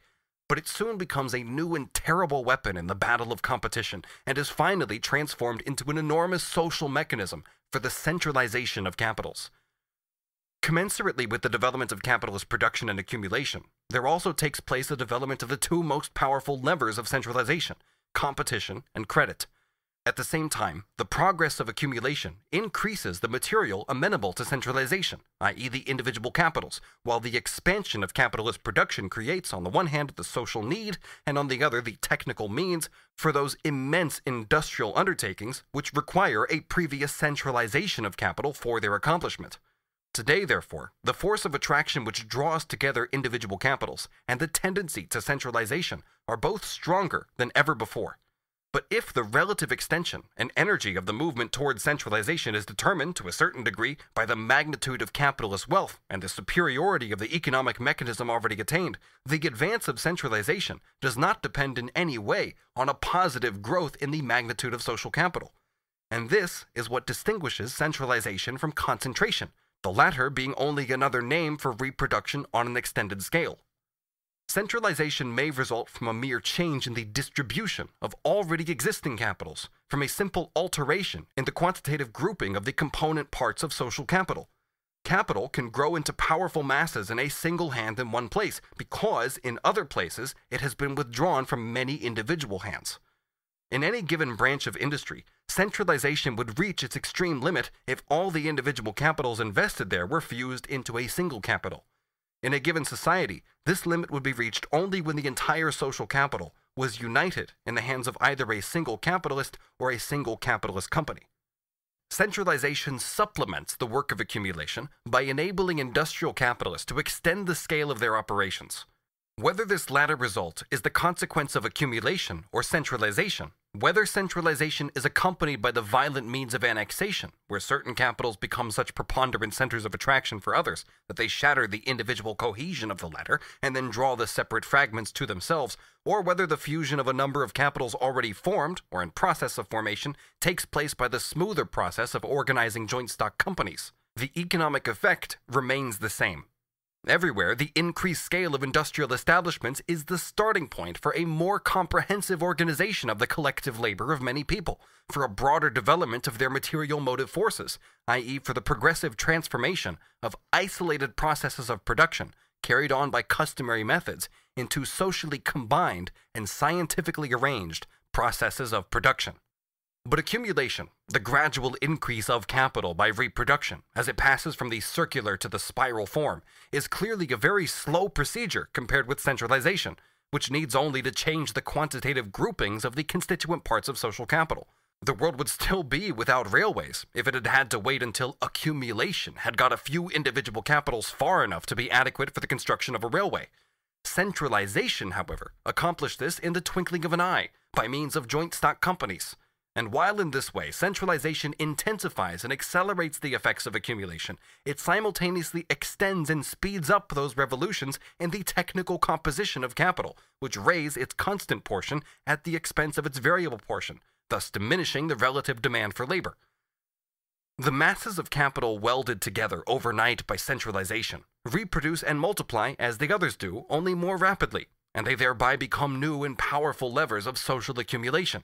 Therefore, when we speak of the progress of social accumulation, we tacitly include, these days, the effects of centralization.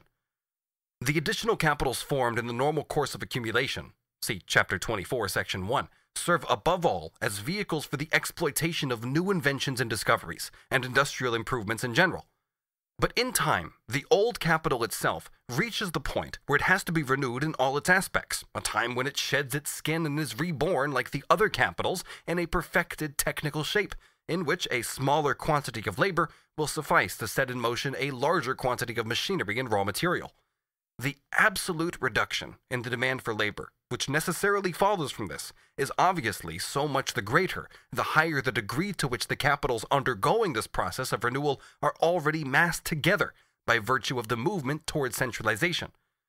On the one hand, therefore, the additional capital formed in the course of further accumulation attracts fewer and fewer workers in proportion to its magnitude. On the other hand, the old capital, periodically reproduced with a new composition, repels more and more of the workers formerly employed by it.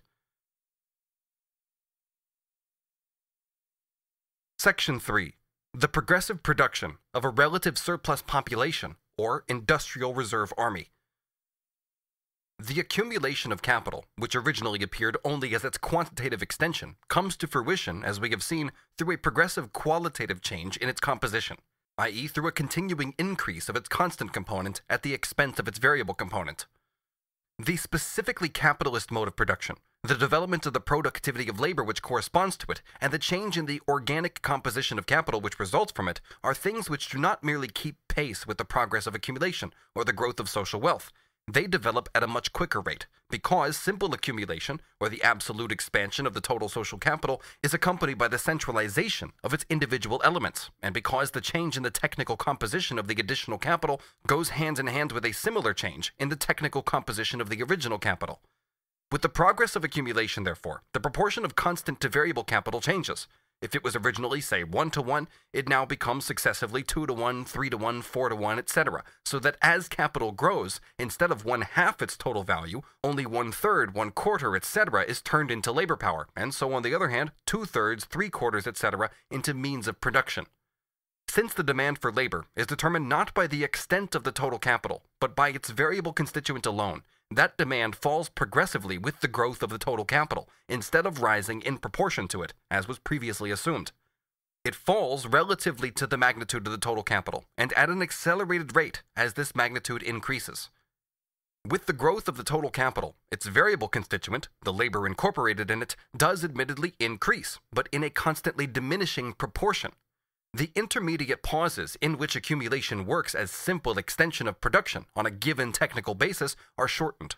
It is not merely that an accelerated accumulation of the total capital, accelerated in a constantly growing progression, is needed to absorb an additional number of workers, or even on account of the constant metamorphosis of old capital to keep employed those already performing their functions. This increasing accumulation and centralization also becomes, in its turn, a source of new changes in the composition of capital, or in other words, of an accelerated diminution of the capital's variable component as compared with its constant one. This accelerated relative diminution of the variable component, which accompanies the accelerated increase of the total capital and moves more rapidly than this increase, takes the inverse form, at the other pole, of an apparently absolute increase in the working population, an increase which always moves more rapidly than that of the variable capital or the means of employment. But in fact, it is capitalist accumulation itself that constantly produces, and produces indeed in direct relation with its own energy and extent, a relatively redundant working population, i.e. a population which is superfluous to capital's average requirements for its own valorization, and is therefore a surplus population. If we consider the total social capital, we can say that the movement of its accumulation sometimes causes periodic changes, and at other times distributes various phases simultaneously over the different spheres of production. In some spheres, a change in the composition of capital occurs without any increase in its absolute magnitude, as a consequence of simple concentration. In others, the absolute growth of capital is connected with an absolute diminution in its variable component, or in other words, in the labor power absorbed by it. In others again, capital continues to grow for a time on its existing technical basis, and attracts additional labor power in proportion to its increase, while at other times it undergoes organic change and reduces its variable component. In all spheres, the increase of the variable part of the capital, and therefore the number of workers employed by it, is always connected with violent fluctuations and the temporary production of a surplus population, whether this takes the more striking form of the extrusion of workers already employed, or the less evident but not less real form of a greater difficulty in absorbing the additional working population through its customary outlets. owing to the magnitude of the already functioning social capital and the degree of its increase, owing to the extension of the scale of production and the great mass of workers set in motion, owing to the development of the productivity of their labor and the greater breadth and richness of the steam springing from all the sources of wealth, there is also an extension of the scale on which greater attraction of workers by capital is accompanied by their greater repulsion. An increase takes place in the rapidity of the change in the organic composition of capital and in its technical form, and an increasing number of spheres of production become involved in this change, sometimes simultaneously and sometimes alternatively. The working population therefore produces both the accumulation of capital and the means by which it is itself made relatively superfluous, and it does this to an extent which is always increasing.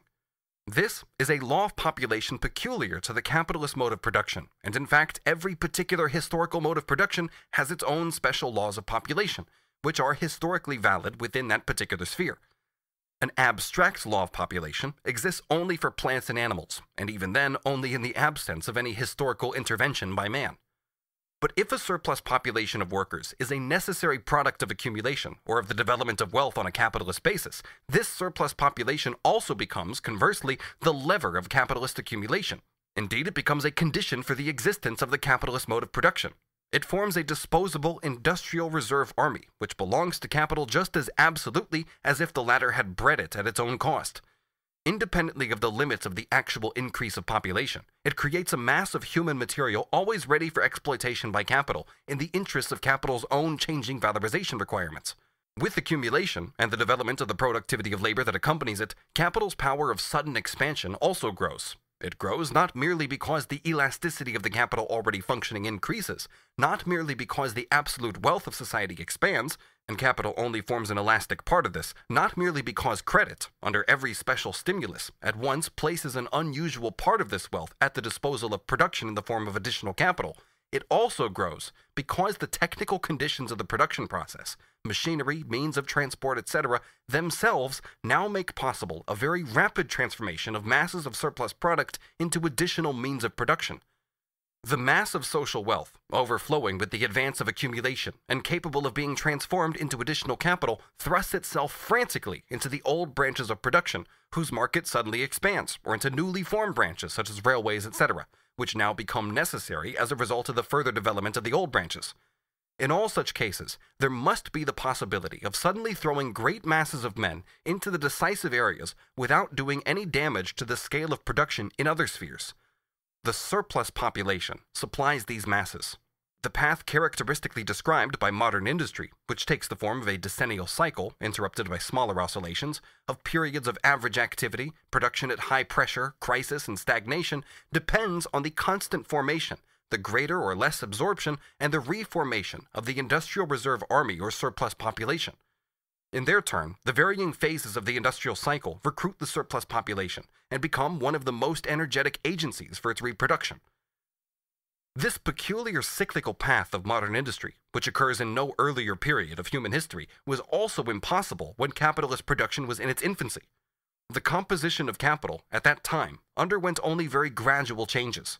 By and large, therefore, the proportional growth in the demand for labor has corresponded to the accumulation of capital.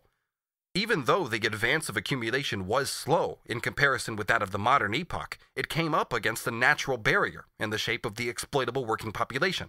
This barrier could only be swept away by the violent means we shall discuss later. The expansion by fits and starts of the scale of production is the precondition for its equally sudden contractions. The latter again evokes the former, but the former is impossible without disposable human material, without an increase in the number of workers which must occur independently of the absolute growth of the population. This increase is effected by the simple process that constantly sets free a part of the working class, by methods which lessen the number of workers employed in proportion to the increased production. Modern industry's whole form of motion therefore depends on the constant transformation of a part of the working population into unemployed or semi-employed hands. The superficiality of political economy shows itself in the fact that it views the expansion and contraction of credit as the cause of the periodic alternations in the industrial cycle, whereas it is a mere symptom of them. Just as the heavenly bodies always repeat a certain movement once they have been flung into it, so also does social production, once it has been flung into this movement of alternate expansion and contraction. Effects become causes in their turn, and the various vicissitudes of the whole process, which always reproduces its own conditions, takes on the form of a periodicity. When this periodicity has once become consolidated, even political economy sees that the production of a relative surplus population, i.e. a population surplus in relation to capital's average requirements for valorization, is a necessary condition for modern industry. Suppose, says H. Merivale, formerly professor of political economy at Oxford, and later on employed at the Colonial Office, suppose that, on the occasion of some of these crises, the nation were to rouse itself to the effort of getting rid by emigration of some hundreds of thousands of superfluous arms. What would be the consequence? That at the first returning demand for labor, there would be a deficiency. However rapid reproduction may be, it takes, at all events, the space of a generation to replace the loss of adult labor. Now, the profits of our manufacturers depend mainly on the power of making use of the prosperous moment when demand is brisk, and thus compensating themselves for the interval during which it is slack. This power is secured to them only by the command of machinery and of manual labor. They must have hands ready by them, and they must be able to increase the activity of their operations when required, and to slacken it again according to the state of the market, or they cannot possibly maintain that preeminence in the race of competition on which the wealth of the country is founded. Even Malthus recognizes that a surplus population is a necessity of modern industry, although he explains this, in his narrow fashion, not by saying that part of the working population has been rendered relatively superfluous, but by referring to its excessive growth. He says, quote, "Prudential habits with regard to marriage, carried on a considerable extent among the laboring class of a country, mainly depending upon manufactures and commerce, might injure it. From the nature of a population, an increase of laborers cannot be brought into market in consequence of a particular demand till after the lapse of 16 or 18 years, and the conversion of revenue into capital by saving may take place much more rapidly. A country is always liable to an increase in the quantity of the funds for the maintenance of the labor faster than the increase of population. After political economy has thus declared that the constant production of a relative surplus population of workers is a necessity of capitalist accumulation, she very aptly adopts the shape of an old maid and puts into the mouth of her ideal capitalist the following words addressed to the redundant workers who have been thrown onto the streets by their own creation of additional capital. Quote, "We manufacturers do what we can for you, whilst we are increasing that capital on which you must subsist. And you must do the rest by accommodating your numbers to the means of subsistence." End quote from Harriet Martineau. Capitalist production can by no means content itself with the quantity of disposable labor power which the natural increase of population yields. It requires for its unrestricted activity an industrial reserve army which is independent of these natural limits. We have so far assumed that the increase or diminution of the variable capital corresponds precisely with the increase or diminution of the number of workers employed. But the same number of workers under the command of capital may remain the same, or even fall, while the variable capital increases. This is the case if the individual worker provides more labor, and his wages thus increase, although the price of labor remains the same or even falls, only more slowly than the mass of labor rises. Increase of variable capital in this case becomes an index of more labor, but not of more workers employed. It is the absolute interest of every capitalist to extort a given quantity of labor out of a smaller rather than a greater number of workers, if the cost is about the same. In the latter case, the outlay of constant capital increases in proportion to the mass of labor set in motion. In the former, that increase is much smaller. The more extended the scale of production, the more decisive is this motive. Its force increases with the accumulation of capital. We have seen that the development of the capitalist mode of production and of the productivity of labor, which is at once the cause and the effect of accumulation, enables the capitalist, with the same outlay of variable capital, to set in motion more labor by greater exploitation, either extensive or intensive, of each individual labor power. We have further seen that the capitalist buys with the same capital a greater mass of labor power, as he progressively replaces skilled workers by less skilled, mature labor power by immature, male by female, that of adults by that of young persons or children.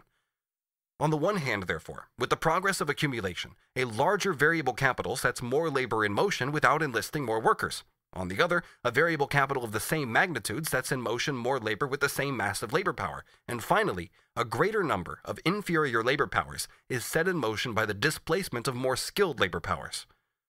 The production of a relative surplus population, or the setting free of workers, therefore proceeds still more rapidly than the technical transformation of the process of production that accompanies the advance of accumulation and is accelerated by it, and more rapidly than the corresponding diminution of the variable part of the capital as compared with the constant.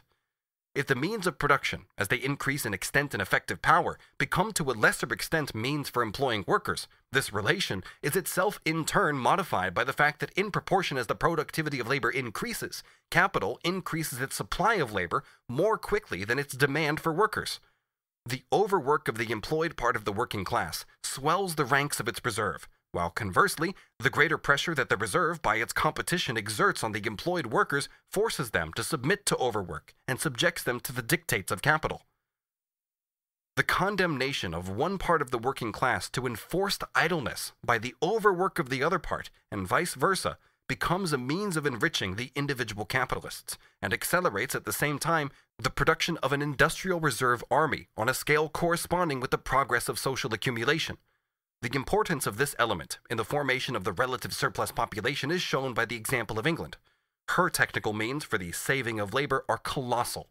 Nevertheless, if tomorrow morning labor were universally to be reduced to a rational amount and proportioned to the different sections of the working class according to age and sex, the available working population would be absolutely insufficient to carry on the nation's production on its present scale.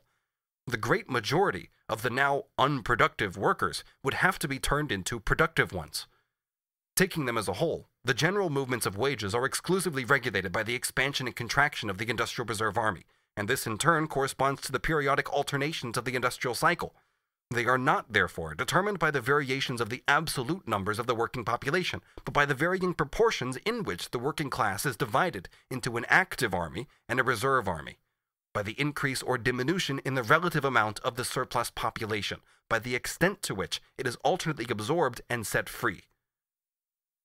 The appropriate law for modern industry, with its decennial cycles and periodic phases which, as accumulation advances, are complicated by irregular oscillations following each other more and more quickly, is the law of the regulation of the demand and supply of labor by the alternate expansion and contraction of capital, i.e. by the level of capital's valorization requirements at the relevant moment, the labor market sometimes appearing relatively undersupplied because capital is expanding, and sometimes relatively oversupplied because it is contracting. It would be utterly absurd, in place of this, to lay down a law according to which the movements of the capital depended simply on the movements of the population. Yet this is the dogma of the economists. According to them, wages rise as a result of the accumulation of capital. Higher wages stimulate the working population to more rapid multiplication, and this goes on until the labor market becomes oversupplied, and hence capital becomes insufficient in relation to the supply of labor. Wages fall, and now we have the obverse side of the medal. The working population is, little by little, decimated by the fall in wages, so that capital is again in excess in relation to the workers, or as others explain it, the fall in wages and the corresponding increase in the exploitation of the workers again accelerates accumulation, while at the same time the lower wages hold the growth of the working class in check. Then the time comes round again when the supply of labor is less than the demand, wages rise, and so on. This would indeed be a beautiful form of motion for developed capitalist production. Before the rise in wages could produce any positive increase of the population really fit for work, the deadline would long since have passed, within which the industrial campaign would have to have been carried through, and the battle fought to a conclusive finish. Between 1849 and 1859, a rise of wages, which was in practice merely nominal, although it was accompanied by a fall in the price of corn, took place in the English agricultural districts. In Wiltshire, for example, the weekly wage rose from 7 shillings to 8 shillings. In Dorsetshire, it rose from 7 shillings to 8 or 9, and so on. This was the result of an unusual exodus of the agricultural surplus population caused by wartime demands, and by the vast extension of railways, factories, mines, etc. The lower the wage, the higher is the proportion in which even a very insignificant increase is expressed. If the weekly wage, for instance, is 20 shillings, and it rises to 22 shillings, that is a rise of 10%. But if it is only 7 shillings and it rises to 9, that is a rise of 28 4/7%, which sounds very fine.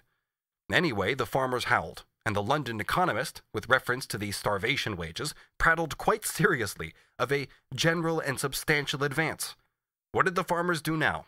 Did they wait until the agricultural laborers had so increased and multiplied as a result of this splendid remuneration that their wages had to fall again, which is the way things are supposed to happen according to the dogmatic economic brain? No, they introduced more machinery, and in a moment the laborers were redundant again to a degree satisfactory even to the farmers. There was now more capital laid out in agriculture than before, and in a more productive form. With this, the demand for labor fell, not only relatively but absolutely. The economic fiction we have been dealing with confuses the laws that regulate the general movement of wages, or the ratio between the working class, i.e. the total sum of labor power, and the total social capital, with the laws that distribute the working population over the different spheres of production. If, for example, owing to a favorable conjuncture, accumulation in a particular sphere of production becomes especially active, and profits in it, being greater than the average profits, attract additional capital, then of course the demand for labor rises, and wages rise as well. The higher wages draw a larger part of the working population into the more favored sphere, until it is glutted with labor power, and wages at length fall again to their average level or below it, if the pressure is too great. At that point, the influx of workers into the branch of industry in question not only ceases, but gives place to an outflow of workers. Here, the political economist thinks he can grasp the situation. He thinks he can see an absolute diminution of workers accompanying an increase of wages, and a diminution of wages accompanying an absolute increase of workers. But he really sees only the local oscillations of the labor market in a particular sphere of production. He sees only the phenomena which accompany the distribution of the working population into the different spheres of outlay of capital, according to its varying needs. The Industrial Reserve Army, during the periods of stagnation and average prosperity, weighs down the active army of workers. During the periods of overproduction and feverish activity, it puts a curb on their pretensions. The relative surplus population is therefore the background against which the law of the demand and supply of labor does its work. It confines the field of action of this law to the limits absolutely convenient to capital's drive to exploit and dominate the workers. This is the place to return to one of the great exploits of economic apologetics. It'll be remembered that if through the introduction of new machinery or the extension of old, a portion of variable capital is transformed into constant capital, the economic apologist interprets this operation, which fixes capital and by that very act sets free workers, in exactly the opposite way, pretending that capital is thereby set free for the workers. Only now can one evaluate the true extent of the effrontery of these apologists.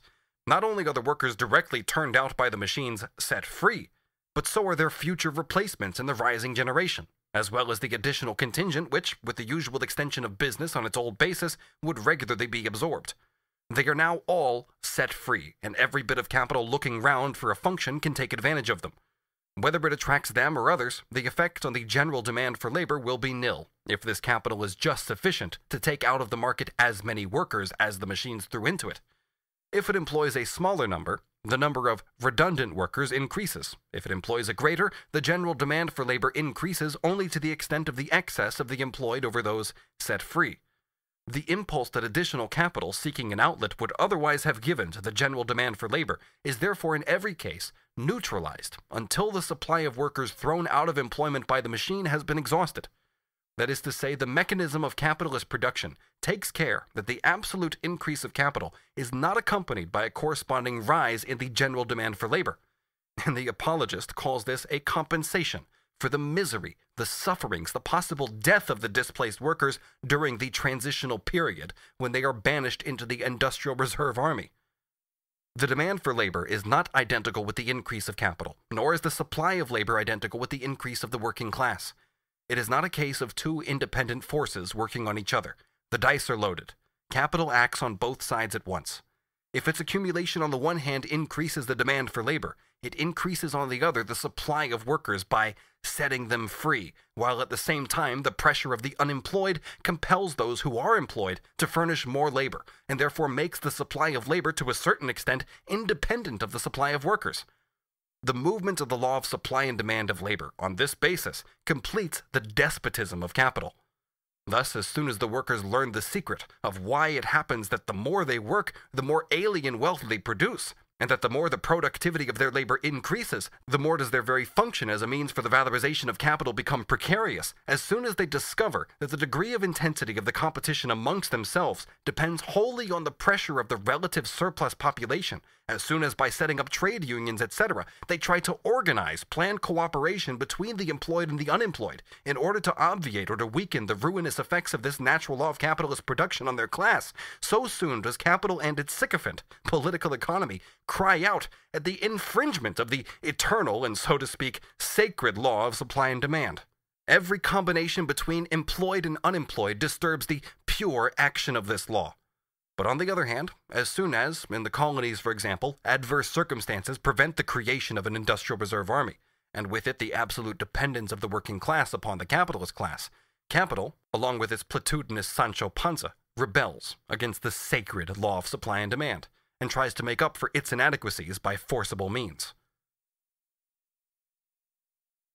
Section 4. Different forms of existence of the relative surplus population. The general law of capitalist accumulation. The relative surplus population exists in all kinds of forms. Every worker belongs to it during the time when he is only partially employed or wholly unemployed. Leaving aside the large-scale and periodically recurring forms the changing phases of the industrial cycle impress on it, so that it sometimes appears acute in times of crisis and sometimes chronic in times when business is slack, we can identify three forms which it always possesses: the floating, the latent, and the stagnant. In the centers of modern industry, factories, workshops, ironworks, mines, etc., the workers are sometimes repelled, sometimes attracted again in greater masses, so that the number of those employed increases on the whole, although in a constantly decreasing proportion to the scale of production. Here, the surplus population exists in the floating form. Both in the factories proper and in the large workshops where machinery enters as one factor, or even where no more than a division of labor of a modern type has been put into operation, large numbers of male workers are employed up to the age of maturity but not beyond. Once they reach maturity, only a very small number continue to find employment in the same branches of industry, while the majority are regularly dismissed. This majority forms an element of the floating surplus population, which grows with the extension of those branches of industry. Some of these workers emigrate. In fact, they are merely following capital, which has itself emigrated. A further consequence is that the female population grows more rapidly than the male. Witness England. That the natural increase of the number of workers does not satisfy the requirements of the accumulation of capital, and yet at the same time exceeds those requirements, is a contradiction inherent in capital's very movement. Capital demands more youthful workers, fewer adults.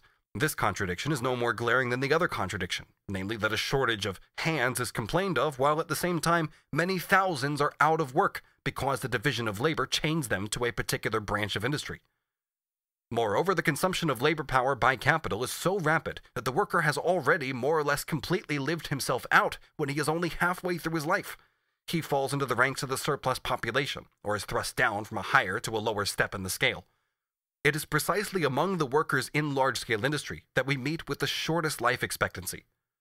Dr. Lee, medical officer of health for Manchester, stated that the average age at death of the Manchester upper middle class was 38 years, while the average age at death of the laboring class was 17, while at Liverpool those figures were represented as 35 against 15. It thus appeared that the well-to-do classes had a lease of life which was more than double the value of that which fell to the lot of the less favored citizens. Under these circumstances, the absolute increase of this section of the proletariat must take a form which swells their numbers, despite the rapid wastage of their individual elements. Hence, rapid replacement of one generation of workers by another. This law does not hold for the other classes of the population. This social requirement is met by early marriages, which are a necessary consequence of the conditions in which workers in large-scale industry live, and by the premium that the exploitation of the workers' children sets on their production. As soon as capitalist production takes possession of agriculture, and in proportion to the extent to which it does so, the demand for a rural working population falls absolutely, while the accumulation of the capital employed in agriculture advances, without this repulsion being compensated for by a greater attraction of workers, as is the case in the non-agricultural industries. Part of the agricultural population is therefore constantly on the point of passing over into an urban or manufacturing proletariat, and on the lookout for opportunities to complete this transformation. The term manufacture is used here to cover all non-agricultural industries. There is thus a constant flow from this source of the relative surplus population. But the constant movement towards the towns presupposes, in the countryside itself, a constant latent surplus population, the extent of which only becomes evident at those exceptional times when its distribution channels are wide open. The wages of the agricultural laborer are therefore reduced to a minimum, and he always stands with one foot already in the swamp of pauperism. The third category of the relative surplus population is the stagnant population. This forms a part of the active labor army, but with extremely irregular employment. Hence, it offers capital an inexhaustible reservoir of disposable labor power. Its conditions of life sink below the average normal level of the working class, and it is precisely this which makes it a broad foundation for special branches of capitalist exploitation. It is characterized by a maximum of working time and a minimum of wages. We have already become familiar with its chief form under the rubric of domestic industry. It is constantly recruited from workers in large-scale industry and agriculture who have become redundant, and especially from those decaying branches of industry where handicraft is giving way to manufacture and manufacture to machinery. Its extent grows in proportion as, with the growth in the extent and energy of accumulation, the creation of a surplus population also advances. But it forms at the same time a self-reproducing and self-perpetuating element of the working class, taking a proportionately greater part in the general increase of that class than the other elements. In fact, not only the number of births and deaths, but the absolute size of families stands in inverse proportion to the level of wages, and therefore to the amount of the means of subsistence at the disposal of different categories of worker. This law of capitalist society would sound absurd to savages, or even to civilized colonists. It calls to mind the boundless reproduction of animals individually weak and constantly hunted down. Finally, the lowest sediment of the relative surplus population dwells in the sphere of pauperism.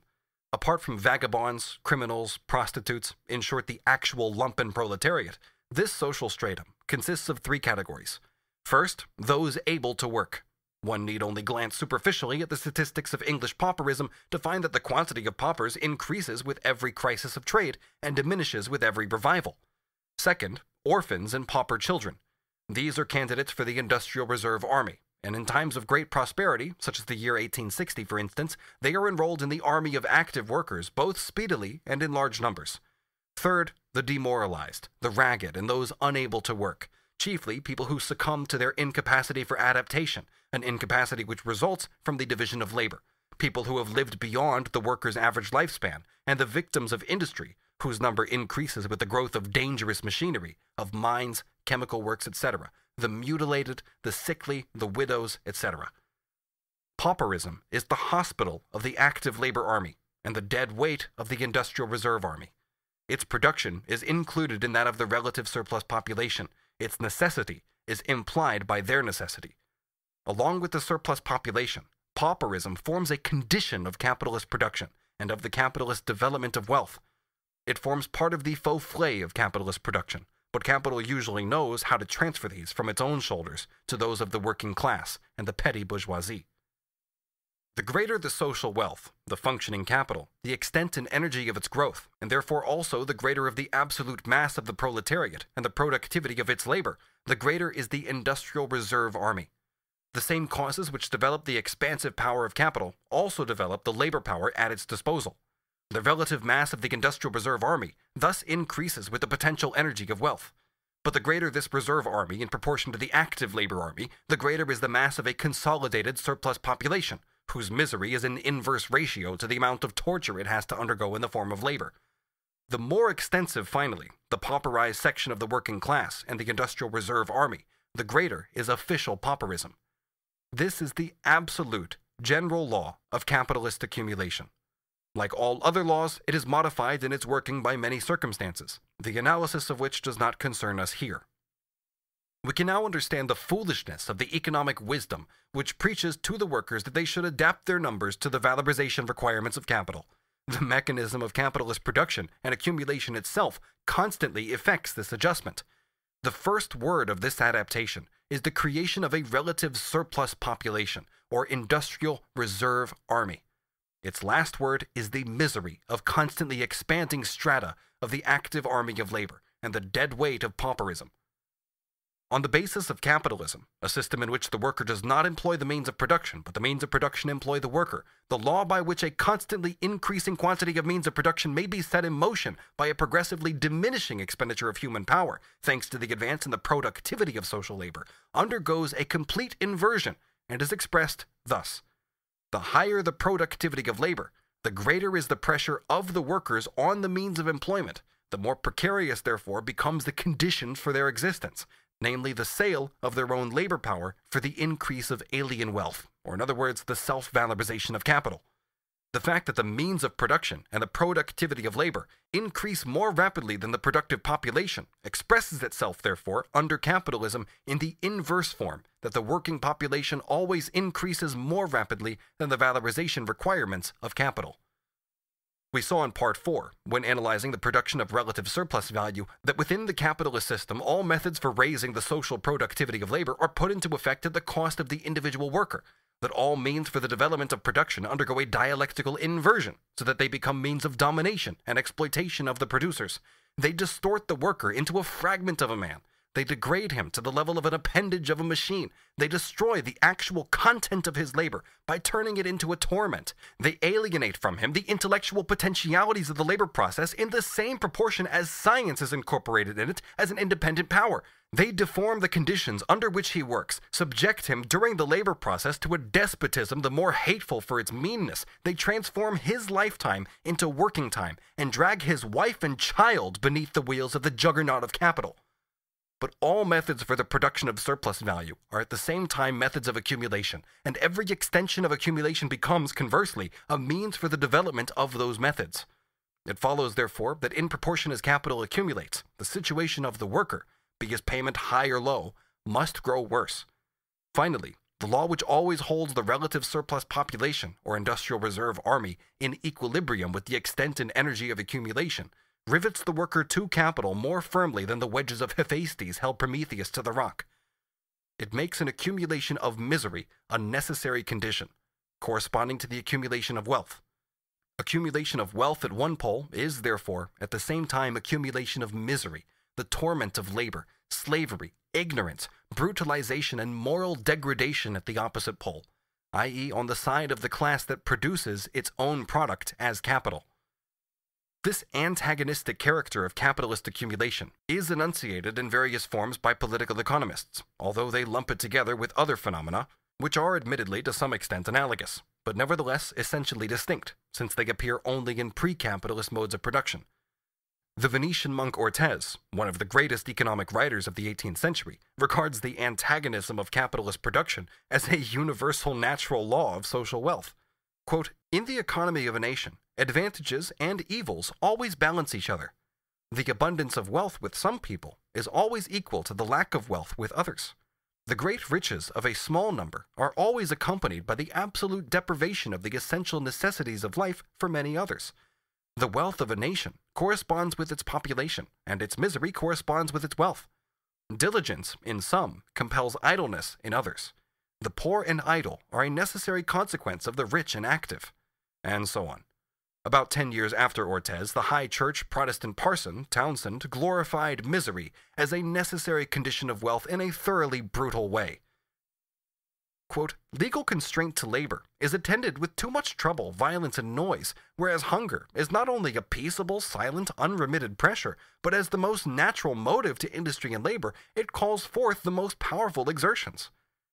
Everything, therefore, depends on making hunger permanent among the working class, and this is provided for, according to Townsend, by the principle of population, which is especially applicable to the poor.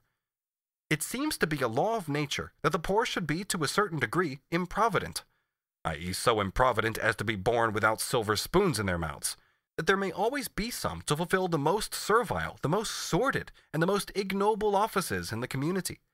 The stock of human happiness is thereby much increased, whilst the more delicate are not only relieved from drudgery, but are left at liberty, without interruption, to pursue those callings which are suited to their various dispositions. The poor law tends to destroy the harmony and beauty, the symmetry and order of that system which God and nature have established in the world. If the Venetian monk found in fatal destiny that makes misery eternal a justification for the existence of Christian charity, celibacy, monasteries, and pious foundations, the beneficed Protestant finds in it a pretext for condemning the laws by which the poor possessed a right to a miserable amount of public relief. The progress of social wealth, says Stork, begets this useful class of society, which performs the most wearisome, the vilest, the most disgusting functions, which, in a word, takes on its shoulders all that is disagreeable and servile in life, and procures thus for other classes leisure, serenity of mind, and conventional dignity of character. Stork then asks himself what the actual advantage is of this capitalist civilization, with its misery and its degradation of the masses, as compared with barbarism. He can find only one answer: security. Thanks to the advance of industry and science, says Sismondi, every worker can produce every day much more than he needs to consume. But at the same time, while his labor produces wealth, that wealth would, were he called on to consume it himself, make him less fit for labor.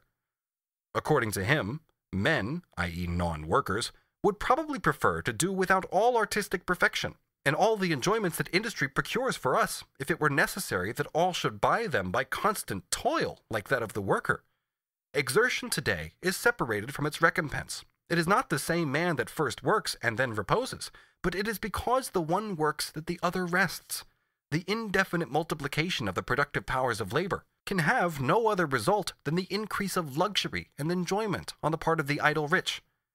And finally, that fish-blooded bourgeois doctrinaire, Destutt de Tracy, makes the point in the most brutal fashion. In poor nations, the people are comfortable. In rich nations, they are generally poor. Section 5. Illustrations of the General Law of Capitalist Accumulation. Subsection A. England from 1846 to 1866.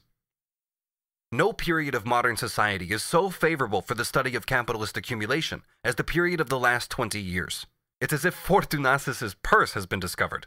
But of all countries, England again provides the classical example, because it holds the foremost place in the world market, because capitalist production is fully developed only in England, and finally, because the introduction of the free trade millennium since 1846 has cut off the last retreat of vulgar economics. We have already sufficiently indicated the titanic progress of production in Part 4. In fact, in the latter half of the 20-year period under discussion, it has gone far beyond its progress in the former half. Although the absolute growth of the English population in the last half-century has been very great, the relative increase, or rate of growth, has fallen constantly, as is shown by the following table, borrowed from the census, which gives the average annual increase of the population of England and Wales over successive 10-year periods. Let us now, on the other hand, consider the increase of wealth. Here, the movements of profits, ground rent, etc., which are subject to income tax, provides the surest basis. The increase of profits liable to income tax in Great Britain from 1853 to 1864, farmers and some other categories not included, amounted to 50.47%, or an annual average of 4.58%, while the population itself increased during the same period by about 12%. The augmentation of the rent of the land subject to taxation, including houses, railways, mines, fisheries, etc., amounted for 1853 to 1864 to 38%, or 3 5/12% annually. Under this heading, the following categories showed the greatest increase: houses, quarries, mines, ironworks, fisheries, gasworks, and railways. If we compare the years from 1853 to 1864, in 3 sets of 4 consecutive years each, the rate of increase of these incomes accelerates constantly. Incomes arising from profits increased between 1853 and 1857 at 1.73% a year. In 1857 to 61, 2.74%, and 1861 to 4, 9.3% a year. The sum of the incomes of the UK that came under the income tax was, in 1856, £3.07 million, in 1859, £3.28 million, in 1862, £3.52 million, in 1863, £3.59 million, in 1864, £3.62 million, in 1865, £3.85 million. The accumulation of capital was accompanied at the same time by its concentration and centralization. Although no official statistics of agriculture existed for England, they did for Ireland, they were voluntarily given in 10 counties. It emerged from these statistics that between 1851 and 1861, the number of farms of less than 100 acres had fallen from 31,583 to 26,597, so that 5,016 had been thrown together into larger farms. From 1815 to 1825, no personal estate of more than £1 million came under the succession duty. From 1825 to 1855, however, 8 did, and from 1856 to June of 1859, i.e. in 4.5 years, 4 did. The centralization will best be seen, however, from a short analysis of the Income Tax Schedule D, profits exclusive of farms, etc., in the years 1864 and 1865. I note in advance that incomes from this source pay income tax on everything over £60. These taxable incomes amounted in England, Wales, and Scotland in 1864 to £95.84 million, in 1865 to £105.44 million. The number of persons taxed was, in 1864, 308,416 out of a population of 23,891,009. In 1865, 332,431 out of a population of 24,127,003. The following table shows the distribution of these incomes into 2 years. The aforementioned graphic cannot be read aloud for the recording. Please consult page 804 of a physical or digital copy of the book for visual reference. In 1855, there were produced in the United Kingdom 61.5 million tons of coal, of value 16.1 million pounds. In 1864, 92.8 million tons, of value 23.2 million pounds. In 1855, 3.2 million tons of pig iron, of value of 8.0 million pounds. In 1864, 4.8 million tons, of value of 11.9 million pounds. In 1854, the length of railways in use in the United Kingdom was 8,054 miles, with a paid-up capital of 286.0 million pounds. In 1864, the length was 12,789 miles, with a paid-up capital of 425.7 million pounds. In 1854, the total sum of the exports and imports of the United Kingdom was 268.2 million pounds. In 1865, 489.9 million pounds. The following table shows the movement of exports. After these few examples, one understands the cry of triumph uttered by the Registrar General, quote, "Rapidly, as the population has increased, it has not kept pace with the progress of industry and wealth." Let us now return to the direct agents of this industry, or the producers of this wealth, the working class.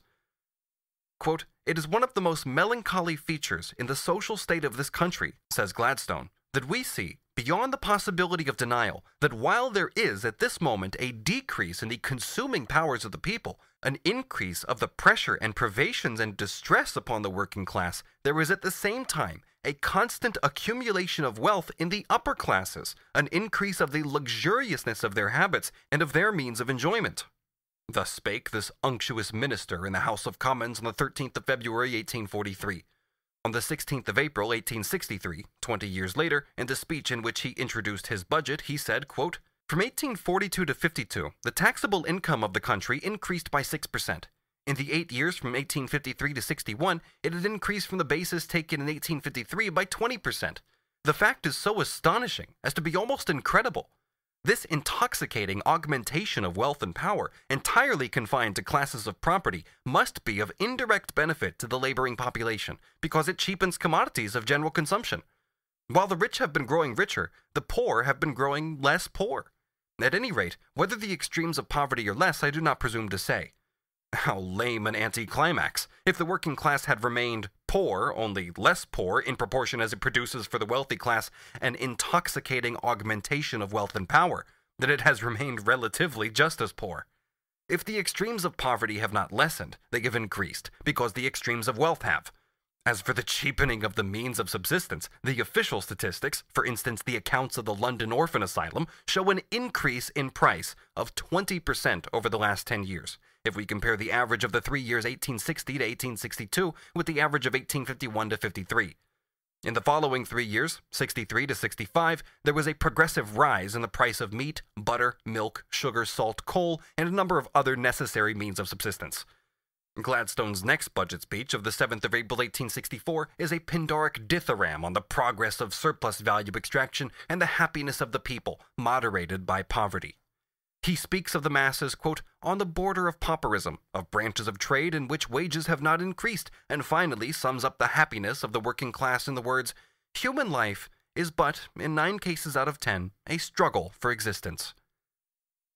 Professor Fawcett, not bound like Gladstone by official considerations, declares roundly, quote, "I do not of course deny that money wages have been augmented by this increase of capital in the last 10 years, but this apparent advantage is to a great extent lost, because many of the necessaries of life are becoming dearer." He believes that this is because of the fall in value of the precious metals. "The rich grow rapidly richer, whilst there is no perceptible advance in the comfort enjoyed by the industrial classes. They, the workers, become almost the slaves of the tradesmen, to whom they owe money."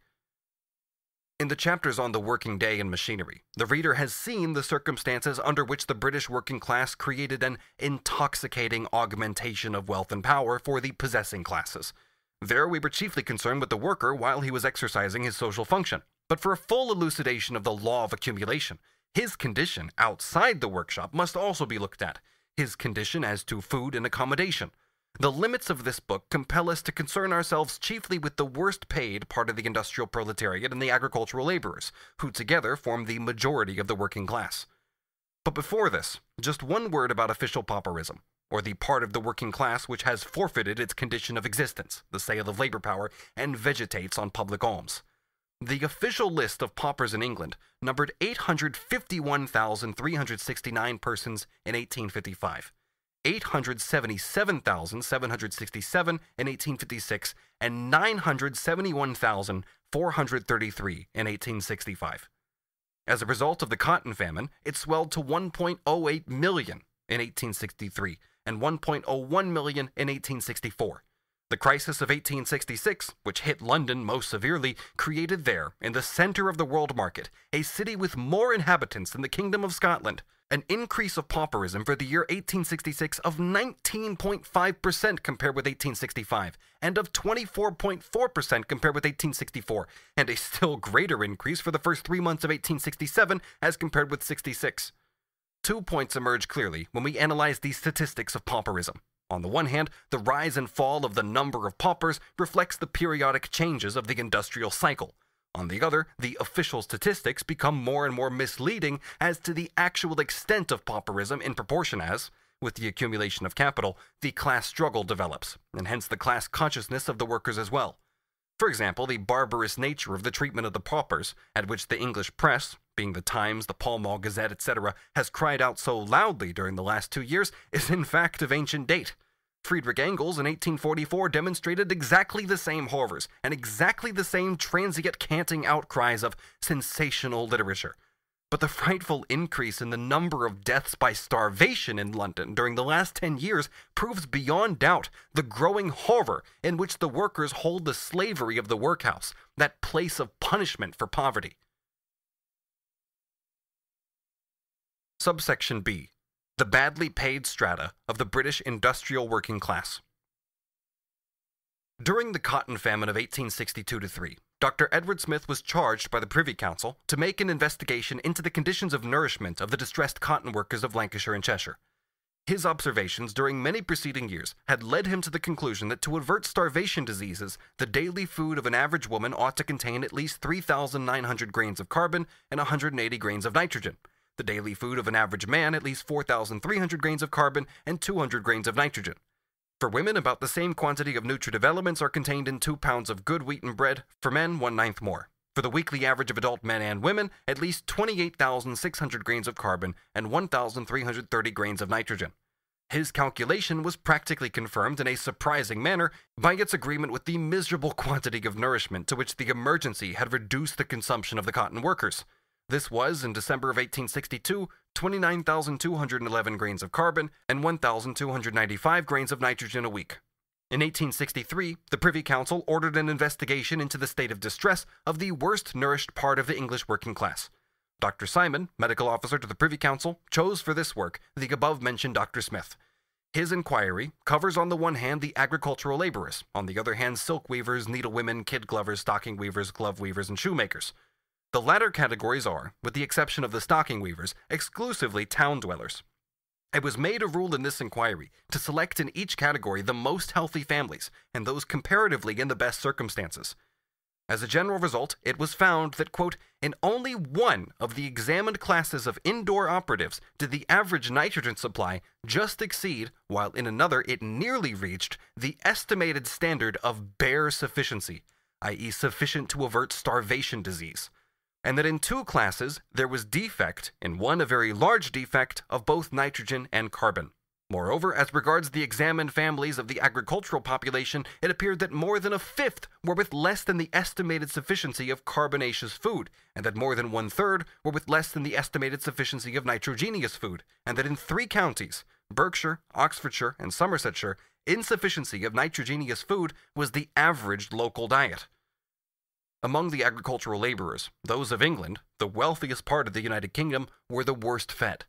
The insufficiency of food among the agricultural laborers fell, as a rule, chiefly on the women and children, for, quote, the man must eat to do his work. Still greater penury ravaged the urban workers he examined. They are so ill-fed that assuredly among them there must be many cases of severe and injurious privation. This is all abstinence on the part of the capitalist, for it is abstinence from paying for the means of subsistence absolutely necessary for the mere vegetation of his hands.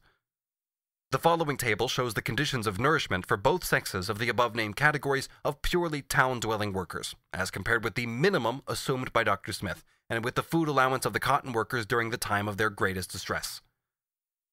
Just under one-half of the categories of industrial worker investigated had absolutely no beer, and 28% no milk.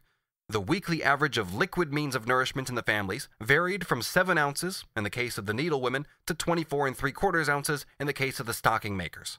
The majority of those who did not obtain milk were needlewomen in London. The quantity of bread consumed weekly varied from 7 3/4 pounds for the needlewomen to 11 1/2 pound for the shoemakers, and gave a total average of 9.9 pounds per adult weekly. Sugar varied from 4 ounces weekly for the kid glovers to 11 ounces for the stocking makers, and the total average per week for all categories was 8 ounces per adult per week. The total weekly average butter intake, being fat, etc., was 5 ounces per adult. The weekly average of meat varied from 7 1/4 ounces for the silk weavers to 18 1/4 ounces for the kid glovers. The total average for the different categories, 13.6 ounces. The weekly cost of food per adult was expressed in the following average figures. Silk weavers, 2 shillings 2.5 pence. Needlewomen, 2 shillings 7 pence. Kid glovers, 2 shillings 9.5 pence. Shoemakers, 2 shillings 7 3/4 pence. Stocking weavers, 2 shillings 6 1/4 pence. For the silk weavers of Macclesfield, the average was only 1 shilling 8.5 pence. The worst nourished categories were the needlewomen, silk weavers, and kid glovers. In his general health report, Dr. Simon says this about the state of nourishment, quote, that cases are innumerable in which the defective diet is the cause or the aggravator of disease can be affirmed by anyone who is conversant with poor law medical practice or with the wards and outpatient rooms of hospitals. Yet in this point of view there is, in my opinion, a very important sanitary context to be added. It must be remembered that privation of food is very reluctantly born, and that as a rule, great poorness of diet will only come when other privations have preceded it. Long before insufficiency of diet is a matter of hygienic concern, long before the physiologist would think of counting the grains of nitrogen and carbon which intervene between life and starvation, the household will have been utterly destitute of material comfort. Clothing and fuel will have been even scantier than food. Against inclemencies of weather, there will have been no adequate protection. Dwelling space would have been stinted to the degree in which overcrowding produces or increases disease. Of household utensils and furniture, there will have scarcely been any. Even cleanliness will have been found costly or difficult, and if there still be self-respectful endeavors to maintain it, every such endeavor will represent additional pangs of hunger. The home, too, will be where shelter can be cheapest bought, in quarters where commonly there is least fruit of sanitary supervision, least drainage, least scavenging, least suppression of public nuisances, least or worst water supply, and if in town, least light and air. Such are the sanitary dangers to which poverty is almost certainly exposed, when it is poverty enough to imply scantiness of food. And while the sum of them is of terrible magnitude against life, the mere scantiness of food is in itself a very serious moment. These are painful reflections, especially when it is remembered that the poverty to which they advert is not the deserved poverty of idleness. In all cases, it is the poverty of working populations. Indeed, as regards the indoor operatives, the work which obtains the scanty pittance of food is for the most part excessively prolonged. Yet evidently, it is only in a qualified sense that the work can be deemed self-supporting. And on a very large scale, the nominal self-support can only be a circuit longer or shorter to pauperism. The intimate connection between the pangs of hunger suffered by the most industrious layers of the working class and the extravagant consumption, coarse or refined, of the rich, for which capitalist accumulation is the basis, is only uncovered when the economic laws are known. It is otherwise with the housing situation. Every unprejudiced observer sees that the greater the centralization of the means of production, the greater is the corresponding concentration of workers within a given space. And therefore the more quickly capitalist accumulation takes place, the more miserable the housing situation of the working class. improvements of towns which accompany the increase of wealth, such as the demolition of badly built districts, the erection of palaces to house banks, warehouses, etc., the widening of streets for business traffic, for luxury carriages, for the introduction of tramways, obviously drive the poor away into even worse and more crowded corners. On the other hand, everyone knows that the dearness of houses stands in inverse ratio to their quality, and that the mines of misery are exploited by house speculators with more profit and at less cost than the mines of Potosi were ever exploited. The antagonistic character of capitalist accumulation, and thus of capitalist property relations in general, is here so evident that even the official English reports on this subject teem with heterodox onslaughts on property and its rights. This evil makes such progress alongside the development of industry, the accumulation of capital, and the growth and improvement of towns that the sheer fear of contagious diseases, which do not spare even respectable people, brought into existence from 1847 to 64 no less than 10 acts of parliament on sanitation, and that the frightened middle classes in certain towns, such as Liverpool, Glasgow, and so on, took strenuous measures to deal with the problem through their municipalities. Nevertheless, Dr. Simon says in his report of 1865, quote, "Speaking generally, it may be said that the evils are uncontrolled in England."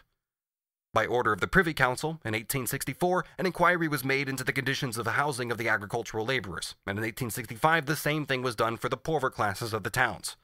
The results of the admirable work of Dr. Julian Hunter are to be found in the 7th and 8th reports on public health. I shall come back to the agricultural laborers later on. On the condition of urban dwellings, I quote, as a preliminary, a general remark made by Dr. Simon. "Although my official point of view," he says, "is one exclusively physical, common humanity requires that the other aspect of this evil should not be ignored. In its higher degrees, overcrowding almost necessarily involves such negation of all delicacy, such unclean confusion of bodies and bodily functions, such an exposure of animal and sexual nakedness as is rather bestial than human. To be subject to these influences is a degradation which must become deeper and deeper for those on whom it continues to work.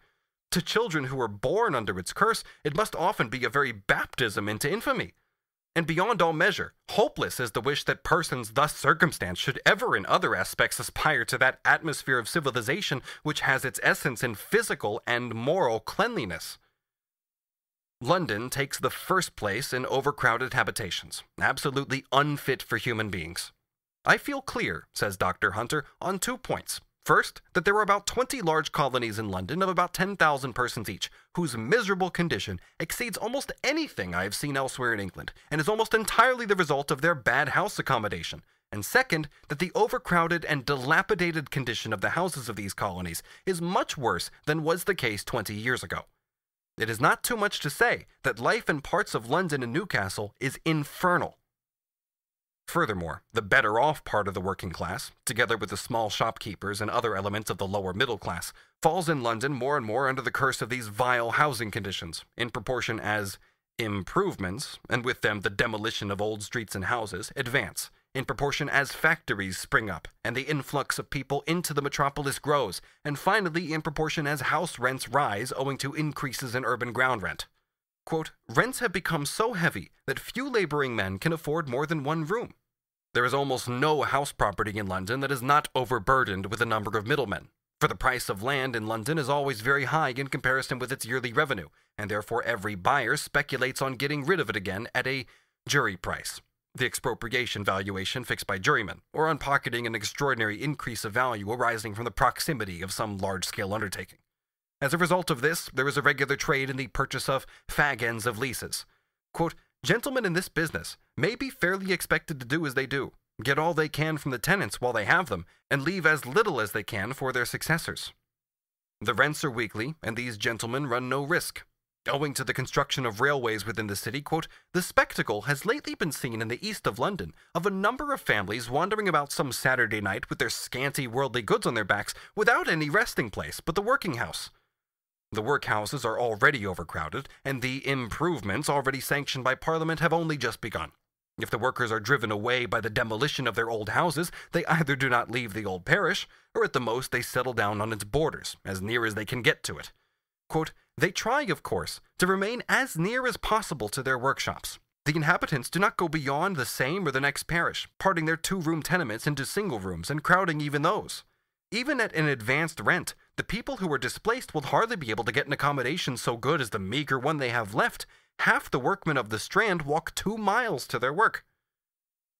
This same Strand, a main thoroughfare which gives strangers an imposing idea of the wealth of London, may serve as an example of the way human beings are packed together in that city. In one of its parishes, the public health officer reckoned 581 persons per acre, although half the width of the Thames was included in the parish.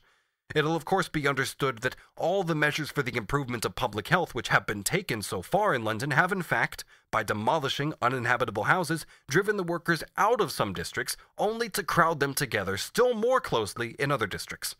Either, says Dr. Hunter, the whole proceeding will of necessity stop as an absurdity, or the public compassion be effectually aroused to the obligation, which may now be without exaggeration called national, of supplying cover to those who will provide it for them. Capitalist justice is truly to be wondered at. The owner of land and houses, the businessman, when expropriated by improvements such as railways, the building of new streets, etc., does not just receive full compensation.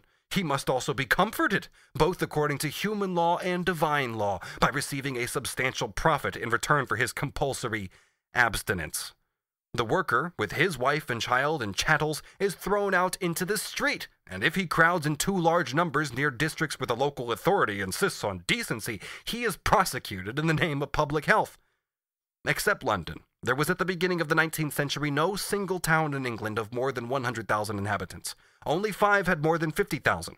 Now, there are 28 towns with more than 50,000 inhabitants. Quote, the result of this change is not only that the class of town people is enormously increased, but the old close-packed little towns are now centers built round on every side, open nowhere to air, and being no longer agreeable to the rich, are abandoned by them for the pleasanter outskirts.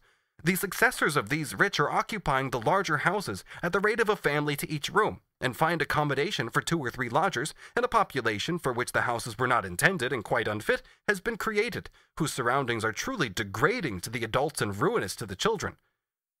The more rapidly capital accumulates in an industrial or commercial town, the more rapidly flows the stream of exploitable human material, the more miserable are the impoverished dwellings of the workers.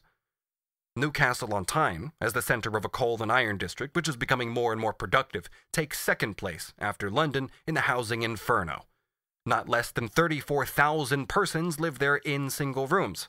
Because of their absolute danger to the community, houses in great numbers have recently been pulled down by the authorities in Newcastle and Gateshead. The building of new houses progresses very slowly, business very quickly. The town was therefore more full than ever in 1865. There was scarcely a room to let. Dr. Embleton of the Newcastle Fever Hospital says, quote, there can be little doubt that the great cause of the continuance and the spread of the typhus has been the overcrowding of human beings and the uncleanliness of their dwellings. The rooms in which laborers in many cases live are situated in confined and unwholesome yards or courts, and for space, light, air, and cleanliness are models of insufficiency and insalubrity, and a disgrace to any civilized community. In them, men, women, and children lie at night huddled together, and as regards the men, the night shift succeed the day shift, and the day shift the night shift, in an unbroken series for some time together, the beds having scarcely time to cool, the whole house badly supplied with water, and worse with privies, dirty, unventilated, and pestiferous. The price per week of such lodgings ranges from 8d. to 3 shillings. The town of Newcastle-on-Tyne, says Dr. Hunter, contains a sample of the finest tribe of our countrymen, often sunk by external circumstances of house and street into an almost savage degradation. As a result of the ebb and flow of capital and labor, the state of the dwellings of an industrial town may today be tolerable, tomorrow frightful. Or the local magistracy of the town may have summoned up the energy to remove the most shocking abuses. The next day, masses of ragged Irishmen or decayed English agricultural laborers may come crowding in, like a swarm of locusts. They are stowed away in cellars and lofts, where a hitherto respectable working-class dwelling is transformed into a lodging house whose personnel changes as quickly as soldiers' quarters in the 30 Years' War. Take Bradford, for example. There, the municipal Philistine had just been engaged in making improvements to the town. Besides, there were still 1,751 uninhabited houses in Bradford in 1861. But now comes that revival of trade which the sweet-natured liberal Mr. Forster, the Negro's friend, recently crowed over so gracefully. With the revival of trade, there naturally occurred an overflow from the wages of the ever-fluctuating reserve army or relative surplus population. The frightful cellar habitations and rooms registered in the list, which Dr. Hunter obtained from an agent of an insurance company, were for the most part inhabited by well-paid workers. They declared that they would willingly pay for better dwellings if they were to be had. Meanwhile, they become degraded and fall ill, every man jack of them, while that sweet-natured liberal, Mr. Forster, M.P., sheds tears of joy over the blessings of free trade and profits of the eminent men of Bradford who deal in worsted. In the report of the 5th of September 1865, Dr. Bell, one of the poor law doctors of Bradford, ascribes the frightful mortality of fever patients in his district to the conditions in which they live. Quote, "In one small cellar measuring 1,500 cubic feet, there are 10 persons. Vincent Street, Green Air Place, and the Lays included 223 houses having 1,450 inhabitants, 453 beds, and 36 privies. The beds, and in that term I include any roll of dirty old rags, or an armful of shavings, have an average of 3.3 persons to each. Many have 5 and 6 persons to each, and some people, I am told, are absolutely without beds. They sleep in their ordinary clothes on the bare boards. Young men and women, married and unmarried, all together. I need scarcely add that many of these dwellings are dark, damp, dirty, stinking holes, utterly unfit for human habitations. They are the centers from which disease and death are distributed amongst those in better circumstances, who have allowed them thus to fester in our midst." Bristol takes the 3rd place after London in the misery of its dwellings. Bristol, where the blankest poverty and domestic misery abound in the wealthiest town of Europe. Subsection C. The nomadic population. We now turn to a group of people whose origin is rural, but whose occupation is for the most part industrial. They are the light infantry of capital, thrown from one point to another according to its present needs. When they are not on the march, they camp. Nomadic labor is used for various building and draining works for brick-making, lime-burning, railway-making, etc. A flying column of pestilence, it carries smallpox, typhus, cholera, and scarlet fever into the places in whose neighborhood it pitches its camp. In undertakings which involve a large outlay of capital, such as railways, etc., the contractor himself generally provides his army with wooden huts and so on. Thus, improvising villages which lack all sanitary arrangements are outside the control of the local authorities and are very profitable to the gentleman who is doing the contracting, for he exploits his workers in 2 directions at once, as soldiers of an industry and as tenants. Depending on whether the wooden hut contains 1, 2, or 3 holes, its inhabitant, the navvy or whatever he may be, has to pay 2, 3, or 4 shillings a week. One example will suffice. Dr. Simon reports that in September of 1864, the chairman of the Nuisances Removal Committee of the parish of Sevenoaks sent the following denunciation to Sir George Grey, the Home Secretary. Quote, "Smallpox cases were rarely heard of in this parish until about 12 months ago. Shortly before that time, the works for a railway from Lewisham to Tunbridge were commenced here, and in addition to the principal works being in the immediate neighborhood of this town, there was also established the depot for the whole of the works, so that a large number of persons was of necessity employed here. As cottage accommodation could not be obtained for them all, huts were built in several places along the line of the works by the contractor Mr. J for their especial occupation. These huts possessed no ventilation nor drainage, and besides were necessarily overcrowded, because each occupant had to accommodate lodgers, whatever the number in his own family might be, although there were only 2 rooms to each tenement.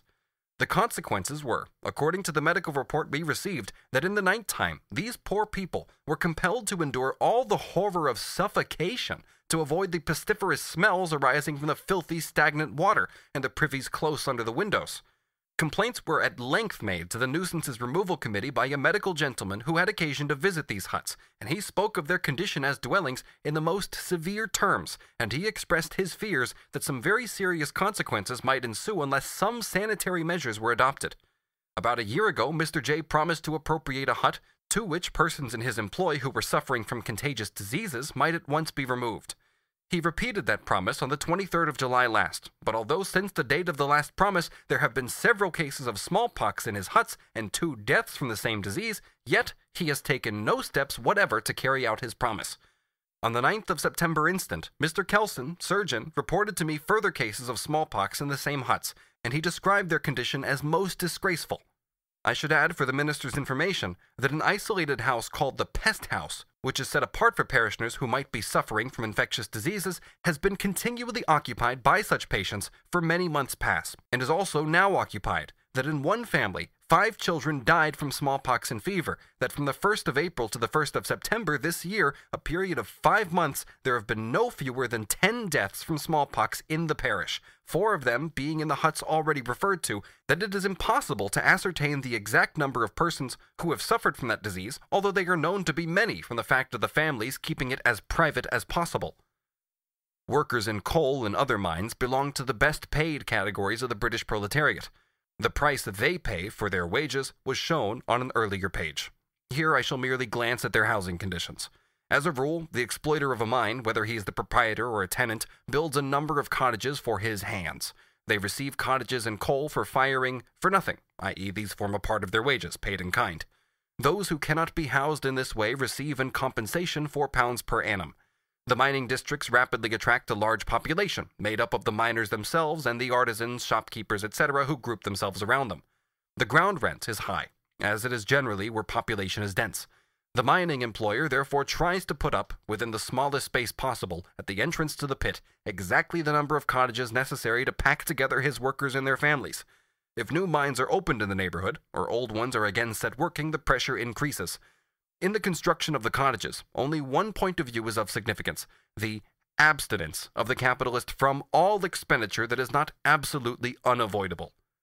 Quote, "The lodging which is obtained by the pitmen and other laborers connected with the collieries of Northumberland and Durham," says Dr. Julian Hunter, "is perhaps, on the whole, the worst and the dearest of which any large specimens can be found in England, the similar parishes of Monmouthshire excepted.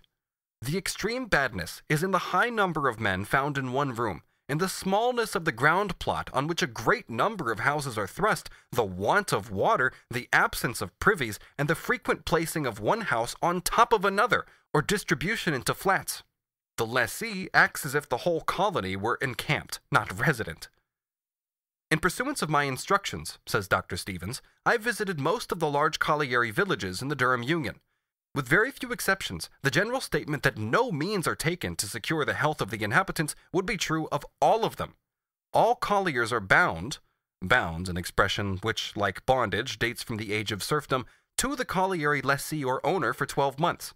If the colliers express discontent or in any way annoy the viewer, a mark of memorandum is made against their names, and at the annual binding such men are turned off. It appears to me that no part of the truck system could be worse than what obtains in these densely populated districts. The collier is bound to take as part of his hiring a house surrounded with pestiferous influences. He cannot help himself, and it appears doubtful whether anyone else can help him except his proprietor. He is to all intents and purposes a serf, and his proprietor first consults his balance sheet, and the result is tolerably certain. The collier is also often supplied with water by the proprietor, which, whether it be good or bad, he has to pay for, or rather he suffers a deduction from his wages. In a conflict with public opinion, or even with the officers of health, capital has no difficulty in justifying the partly dangerous and partly degrading conditions to which it confines the working and domestic life of the mine worker, on the ground that they are necessary for profitable exploitation. It is the same thing when capital abstains from protective measures against dangerous machinery in the factory, from safety appliances and means of ventilation in the mines, and so on. It is the same here with the housing of the miners. Dr. Simon, medical officer of the Privy Council, says in his official report, quote, "In apology for the wretched household accommodation, it is alleged that mines are commonly worked on lease, that the duration of the lessee's interest, which in collieries is commonly for 21 years, is not so long that he should deem it worth his while to create good accommodation for his laborers, and for the tradespeople and others whom the work attracts. That even if he were disposed to act liberally in the matter, this disposition would commonly be defeated by his landlord's tendency to fix on him as ground rent an exorbitant additional charge, for the privilege of having on the surface of the ground the decent and comfortable village which the laborers of the subterranean property ought to inhabit, and the prohibitory price, if not actual prohibition, equally excludes others who might desire to build. It would be foreign to the purpose of this report to enter upon any discussion of the merits of the above apology. Nor here is it even needful to consider where it would be that, if decent accommodation were provided, the cost would eventually fall, whether on landlord or lessee or laborer or public. But in presence of such shameful facts as are vouched for in the annexed reports, those of Dr. Hunter, Dr. Stevens, etc., a remedy may well be claimed. Claims of landlordship are being so used as to do great public wrong. The landlord, in his capacity as mine owner, invites an industrial colony to labor on his estate, and then in his capacity of surface owner, makes it impossible that the laborers whom he collects should find proper lodging where they must live. The lessee, the capitalist exploiter of the mine, meanwhile has no pecuniary motive for resisting that division of the bargain, well knowing that if its latter conditions be exorbitant, the consequences fall not on him, that his laborers, on whom they fall, have not education enough to know the value of their sanitary rights, that neither obscenest lodging nor foulest drinking water will be appreciable inducements towards a strike. Subsection D. Effect of crises on the best paid section of the working class. Before I turn to the agricultural laborers, I shall just show by one example how crises have an impact even on the best paid section of the working class, on its aristocracy. It'll be remembered that the year 1857 brought one of the gigantic crises with which the industrial cycle always terminates. The next crisis was due in 1866. Already discounted in the actual factory districts by the cotton famine, which threw much capital from its accustomed sphere into great centers of the money market, the crisis assumed this time a predominantly financial character. Its outbreak in May of 1866 was signaled by the failure of a giant London bank, immediately followed by the collapse of countless swindling companies. One of the great London branches of industry involved in the catastrophe was iron shipbuilding. The magnates of this trade had not only overproduced beyond all measure during the swindling period, but they had, apart from this, entered into enormous contracts on the speculative assumption that credit would be forthcoming to an equivalent extent. The terrible reaction then set in, which continues even now, at the end of March 1867, both in shipbuilding and in other London industries. Let me characterize the situation of the workers by quoting the following from a very detailed report by a correspondent of the Morning Star, who visited the chief centers of distress at the end of 1866 and the beginning of 1867. Quote, "In the east districts of Poplar, Millwall, Greenwich, Deptford, Limehouse, and Canning Town, at least 15,000 workmen and their families were in a state of utter destitution, and 3,000 skilled mechanics were breaking stones in the workhouse yard after distress of over half a year's duration. I had great difficulty in reaching the workhouse door, for a hungry crowd besieged it. They were waiting for their tickets, but the time had not yet arrived for the distribution. The yard was a great square place with an open shed running all round it, and several large heaps of snow covered the paving stones in the middle. In the middle also were little wicker fence spaces, like sheep pens, where in finer weather the men worked. But on the day of my visit, the pens were so snowed up that nobody could sit in them. Men were busy, however, in the open shed breaking paving stones into macadam. Each man had a big paving stone for a seat, and he chipped away at the rime-covered granite until he had broken up, and think, 5 bushels of it. And then he had done his day's work and got his day's pay, 3 pence and an allowance of food. In another part of the yard was a rickety little wooden house, and when we opened the door of it, we found it filled with men who were huddled together shoulder to shoulder for the warmth of one another's bodies and breath. They were picking oakum and disputing the while as to which could work the longest on a given quantity of food, for endurance was the point of honor. 7,000 in this one workhouse were recipients of relief. Many hundreds of them, it appeared, were 6 or 8 months ago earning the highest wages paid to artisans. Their number would be more than doubled by the count of those who, having exhausted all their savings, still refuse to apply to the parish because they have a little left to pawn. Leaving the workhouse, I took a walk through the streets, mostly of little one-story houses, that abound in the neighborhood of Poplar. My guide was a member of the Committee of the Unemployed. My first call was on an iron worker who had been 27 weeks out of employment. I found the man with his family sitting in a little back room. The room was not bare of furniture, and there was a fire in it. This was necessity to keep the naked feet of the young children from getting frostbitten, for it was a bitterly cold day. On a tray in front of the fire lay a quantity of oakum, which the wife and children were picking in return for their allowance from the parish. The man worked in the stone yard of the workhouse for a certain ration of food, and 3 pence per day. He had now come home to dinner quite hungry, as he told us with a melancholy smile, and his dinner consisted of a couple slices of bread and dripping and a cup of milkless tea. The next door at which we knocked was opened by a middle-aged woman who, without saying a word, led us into a little back parlor in which sat all her family, silent and fixedly staring at a rapidly dying fire. Such desolation, such hopelessness was about these people in their little room as I would not care to witness again. "Nothing they have done, sir," said the woman, pointing to her boys, "for 26 weeks, and all our money gone. All the 20 pounds that me and father saved when times were better, thinking it would yield a little to keep us when we got past work. Look at it," she said almost fiercely, bringing out a bank book with all its well-kept entries of money paid in and money taken out, so that we could see how the little fortune had begun with the first 5-shilling deposit and had grown by little and little to be 20 pounds, and how it had melted down again till the sum in hand got from pounds to shillings, and the last entry made the book as worthless as a blank sheet.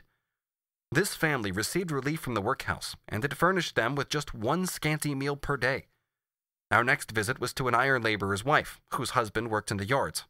We found her ill from want of food, lying on a mattress in her clothes, and just covered with a strip of carpet, for all the bedding had been pawned. 2 wretched children were tending her, themselves looking as much in need of nursing as their mother. 19 weeks of enforced idleness had brought them to this pass, and while the mother told the history of that bitter past, she moaned as if all her faith in a future that should atone for it were dead. On getting outside, a young fellow came running after us and asked us to step inside his house and see if anything could be done for him. A young wife, 2 pretty children, a cluster of pawn tickets, and a bare room were all that he had to show. On the afterpains of the crisis of 1866, we shall quote an extract from a Tory newspaper. It must not be forgotten that the East End of London, which is dealt with here, is not only the location of the iron shipbuilding mentioned above, but also of the so-called domestic industry, which is always paid less than the minimum wage. Quote, "A frightful spectacle was to be seen yesterday in one part of the metropolis. Although the unemployed thousands of the East End did not parade with their black flags en masse, the human torrent was imposing enough. Let us remember what these people suffer.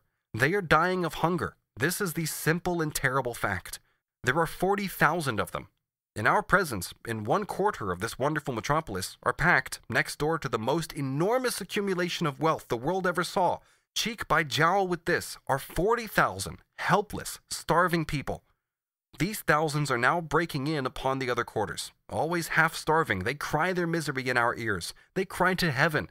They tell us from their miserable dwellings that it is impossible for them to find work, and useless for them to beg. The local ratepayers themselves are driven by the parochial charges to the verge of pauperism."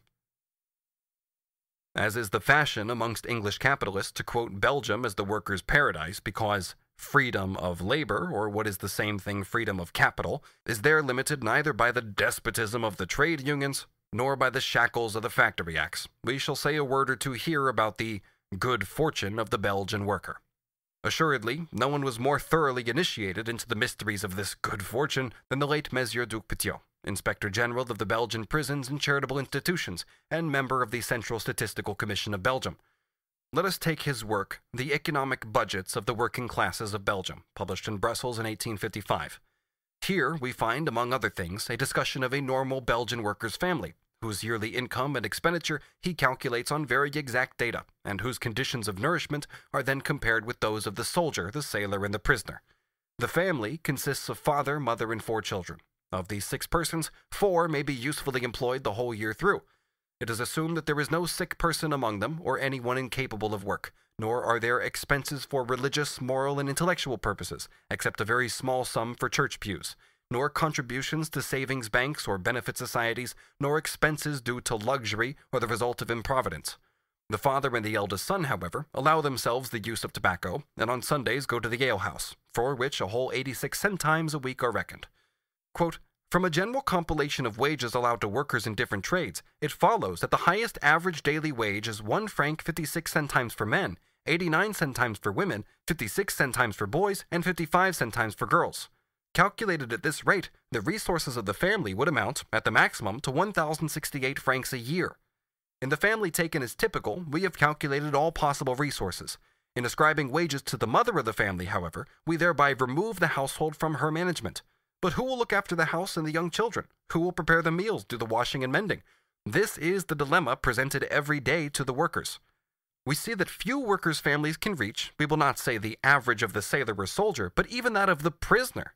The general average of the cost of each prisoner in the different prisons during the period of 1847 to 49 has been 63 centimes for all prisons. This figure, compared with that of the daily maintenance of the worker, shows a difference of 13 centimes. It must be remarked further that if in the prisons it is necessary to set down in the account the expenses of administration and surveillance, on the other hand, the prisoners do not have to pay for their lodgings. How does it happen then that a great number, we might say the great majority of workers, live even more economically than prisoners? It is because they adopt expedients whose secrets are only known by the workers. They reduce their daily rations, they substitute rye bread for wheat, they eat less meat, or even none at all, and the same with butter and condiments. They content themselves with 1 or 2 rooms where the family is crammed together, where boys and girls sleep side by side, often on the same mattress. They economize on clothing, washing, and decency. They give up the diversions of Sunday. In short, they resign themselves to the most painful privations.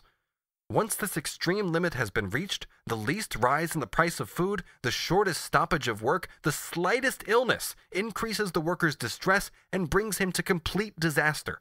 Debts accumulate, credit fails, the most necessary clothes and furniture are pawned, and finally the family asks to be enrolled on the list of paupers. In fact, in this paradise for capitalists, the smallest change in the prices of the most essential means of subsistence is followed by a change in the number of deaths and crimes. There are 930,000 families in Belgium, of whom, according to the official statistics, 90,000 are wealthy and on the list of voters, i.e. 450,000 persons. 390,000 families of the lower middle class in towns and villages, the greater part of them constantly sinking into the proletariat, i.e. 1.95 million persons. Finally, 450,000 working-class families, i.e. 2.25 million persons, of whom the model ones enjoy the good fortune depicted by Duc Petiot. Of the 450,000 working-class families, over 200,000 are on the pauper list. Subsection E. The British Agricultural Proletariat. Nowhere does the antagonistic character of capitalist production and accumulation assert itself more brutally than in the progress of English agriculture, including cattle breeding and the retrogression of the English agricultural laborer. Before I turn to his present situation, a rapid look back. Modern agriculture dates in England from the middle of the 18th century, although the revolution in property relations on the land, which is the basis of the altered mode of production, occurred much earlier. If we take the statements of Arthur Young, a careful observer, though a superficial thinker, about the agricultural labor of 1771, the latter plays a very pitiable role as compared with his predecessor at the end of the 14th century, quote, when the laborer could live in plenty and accumulate wealth. Not to speak of the 15th century, quote, the golden age of the English laborer in town and country. We need not, however, go back as far as that. In a very instructive book produced in 1777, we read, quote, the great farmer is nearly mounted to a level with the gentleman, while the poor laborer is depressed almost to the earth. His unfortunate situation will fully appear by taking a comparative view of it only 40 years ago, and at present, landlord and tenant have both gone hand in hand in keeping the laborer down. It is then proved in detail that real agricultural wages fell by nearly 1/4, or 25%, between 1737 and 1777. Modern policy, as Dr. Richard Price was saying at the same time, is indeed more favorable to the higher classes of people, and the consequences may in time prove that the whole kingdom will consist only of gentry and beggars, or of grandees and slaves. Nevertheless, the position of the English agricultural laborer from 1770 to 1780, with respect to his food and dwelling, as well as his self-respect, amusements, etc., is an ideal never attained again since that time. His average wage, expressed in pints of wheat, was, from 70 to 71, 90 pints. In Eden's time being 97, only 65, and in 1808, 60. The state of the agricultural laborer at the end of the anti-Jacobin War, during which landed proprietors, farmers, manufacturers, merchants, bankers, stockbrokers, army contractors, and so on enriched themselves to such an enormous extent, has already been indicated above. The nominal wage rose, partly as a result of the depreciation of banknotes and partly owing to a rise in the prices of the primary means of subsistence which occurred independently of this depreciation. But the real movement of wages can be demonstrated quite simply, without entering into details that are unnecessary here. The poor law was the same, and was administered in the same way in 1795 and 1814. It'll be remembered how this law was put into effect in the country districts, in the form of alms. The parish made up the nominal wage to the nominal sum required for the simple vegetation of the laborer. The ratio between the wage paid by the farmer and the wage deficit made good by the parish shows us two things. First, the fact that wages had fallen below their minimum. Second, the degree to which the agricultural laborer was a combination of wage laborer and pauper, or the degree to which he had been turned into a serf of his parish. Let us take one county that represents the average situation in all counties. In Northamptonshire in 1795, the average weekly wage was 7 shillings 6pence. The total yearly expenditure of a family of 6 persons, £36, 12 shillings 5 pence. Their total income, £29, 18 shillings. A deficit made good by the parish of £6, 14 shillings and 5 pence. In 1814, in the same county, the weekly wage was 12 shillings 2 pence. The total yearly expenditure of a family of 5 persons was £54, 18 shillings and 4 pence. Their total income, £36 and 2 shillings. A deficit made good by the parish of £18, 6 shillings and 4 pence. In 1795, the deficit was less than a quarter of the wage. In 1814, it was more than half. It is self-evident that under these circumstances, the meager comforts that Eden still found in the cottage of the agricultural laborer had vanished by 1814. Of all the animals kept by the farmer, the laborer, that vocal instrument, was thenceforth the most oppressed, the worst nourished, and the most brutally treated. This state of affairs continued quietly until, quote, the swing riots in 1830 revealed to us, i.e. to the ruling classes, by the light of the blazing corn stacks, that misery and black mutinous discontent smoldered quite as fiercely under the surface of agricultural as of manufacturing England.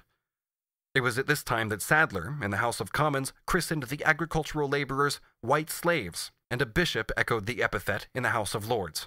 The most notable political economist of that period, E.G. Wakefield, says, quote, the peasant of the south of England is not a freeman, nor is he a slave. He is a pauper.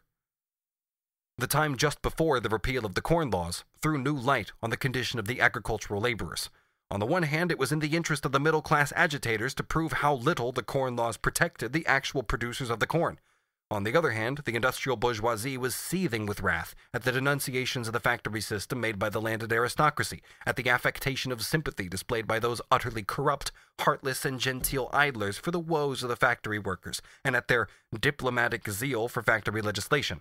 There is an old English proverb to the effect that when thieves fall out, honest men come into their own, and in fact, the noisy and passionate dispute between the two factions of the ruling class as to which of them exploited the workers more shamelessly was the midwife of truth on both sides of the question. Earl Shaftesbury, then Lord Ashley, was the protagonist of the aristocratic philanthropic campaign against the factories. He therefore formed a favorite target for the revelations of the Morning Chronicle in 1844 and 45 on the condition of the agricultural laborers. This newspaper, at that time the most important liberal organ, sent special commissioners to the agricultural districts, commissioners who did not content themselves with mere general descriptions and statistics, but published the names both of the families of the laborers examined and of their landlords. The list on the following page gives the wages paid in 3 villages in the neighborhood of Blandford, Wimborne, and Poole. The villages are the property of Mr. G. Banks and the Earl of Shaftesbury.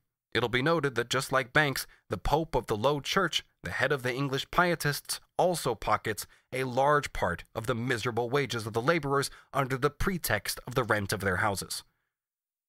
The repeal of the Corn Laws gave a marvelous impulse to English agriculture. Drainage on the most extensive scale, new methods of stall feeding and the artificial cultivation of green crops, the introduction of mechanical manuring apparatus, the new treatment of clay soils, increased use of mineral manures, employment of the steam engine and all kinds of new machinery, more intensive cultivation in general, are all characteristic of the epoch. Mr. Pusey, chairman of the Royal Agricultural Society, declares that the relative expenses of farming have been reduced by nearly 50% by the introduction of new machinery. On the other hand, the actual productive return of the soil rose rapidly. Greater outlay of capital per acre, and as a consequence, more rapid concentration of farms, were essential conditions of the new method. At the same time, the area under cultivation increased from 1846 to 56 by 464,119 acres, without counting the large part of the eastern counties which was transformed from rabbit warrens and poor pastures into magnificent cornfields. It has already been seen that simultaneously with this, the total number of persons employed in agriculture fell. As far as the actual agricultural laborers of both sexes and all ages are concerned, their number fell from 1.24 million in 1851 to 1.16 million in 1861. The English Registrar General rightly remarks, quote, "The increase of farmers and farm laborers since 1801 bears no kind of proportion to the increase of agricultural produce." And this disproportion is even more noticeable for the last period, when a positive decrease of the agricultural population went hand in hand with an increase in the cultivated area and in the intensity with which it was cultivated, an unheard-of accumulation of the capital incorporated with the soil and devoted to its cultivation.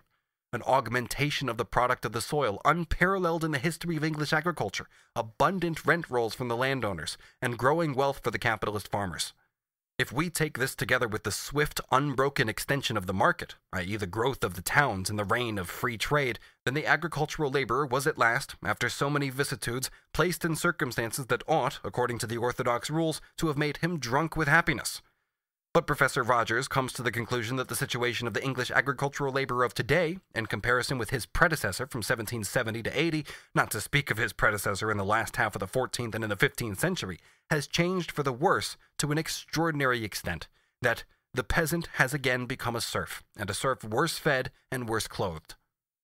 Dr. Julian Hunter, in his epoch-making report on the dwellings of the agricultural laborer, says, quote, "The cost of the hind, a name for the agricultural laborer inherited from the time of serfdom, is fixed at the lowest possible amount on which he can live.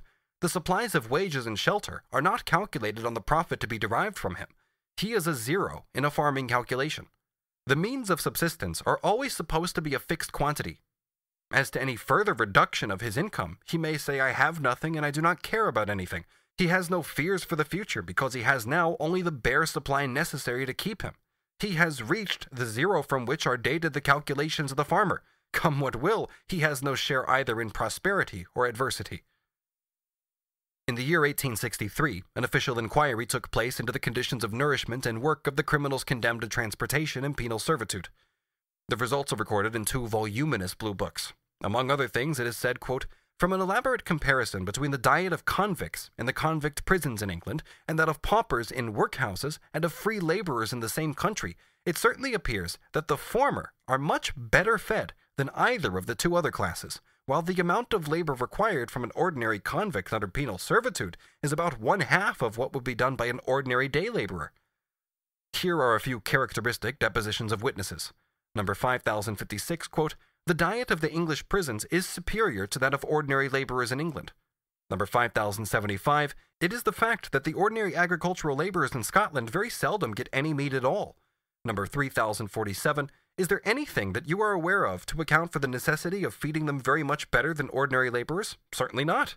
Number 3048, "Do you think that further experiments ought to be made in order to ascertain whether a dietary might not be hit upon for prisoners employed on public works nearly approaching to the dietary of free laborers? The agricultural laborer might say, 'I work hard and have not enough to eat, and therefore it is better for me to be in prison again than here.'" From the tables appended to the first volume of the report, I have compiled this comparative summary. The general result of the inquiry by the Medical Commission of 1863 into the state of nourishment for the worst-fed classes of the people is already known to the reader. He will remember that the diet of a great part of the families of agricultural laborers is below the minimum necessary, quote, "to avert starvation diseases." This is especially the case in all the purely rural districts of Cornwall, Devon, Somerset, Wiltshire, Staffordshire, Oxfordshire, Berkshire, and Hertfordshire. "The nourishment obtained by the laborer himself," says Dr. E. Smith, "is larger than the average quantity indicates, since he eats a larger share, necessary to enable him to perform his labor, of food than the other members of his family, including in the poorer districts nearly all the meat and bacon. The quantity of food obtained by the wife and also by the children at the period of rapid growth is in many cases, in almost every county, deficient, and particularly deficient in nitrogen. The male and female servants who live with the farmers themselves are sufficiently nourished. Their number fell from 288,277 in 1851 to 204,962 in 1861. The labor of women in the fields, says Dr. Smith, whatever may be its disadvantages, is under present circumstances of great advantage to the family, since it adds to that amount of income which provides shoes and clothing and pays the rent, and thus enables the family to be better fed. One of the most remarkable findings of the inquiry was that the agricultural labor of England, as compared with other parts of the United Kingdom, is considerably the worst fed, as the appended table shows. Quote, "To the insufficient quantity and miserable quality of the house accommodation generally had by our agricultural laborers," says Dr. Simon in his official health report, "almost every page of Dr. Hunter's report bears testimony. And gradually, for many years past, the state of the laborer in these respects has been deteriorating, house room now being greatly more difficult for him to find, and when found, greatly less suitable to his needs than perhaps for centuries had been the case. Especially within the last 20 or 30 years, the evil has been in very rapid increase, and the household circumstances of the laborer are now in the highest degree deplorable. except insofar as they whom his labor enriches see fit to treat him with a kind of pitiful indulgence, he is quite peculiarly helpless in the matter. Whether he shall find house room on the land which he contributes to till, whether the house room which he gets shall be human or swinish, whether he shall have the little space of garden that so vastly lessens the pressure of his poverty, all this does not depend on his willingness and ability to pay reasonable rent for the decent accommodation he requires, but depends on the use which others may see fit to make of their right to do as they will with their own. However large may be a farm, there is no law that a certain proportion of laborers' dwellings, much less of decent dwellings, shall be upon it. Nor does any law reserve for the laborer ever so little right in that soil to which his industry is as needful as sun and rain. An extraneous element weighs the balance heavily against him, the influence of the poor law in its provisions concerning settlement and chargeability.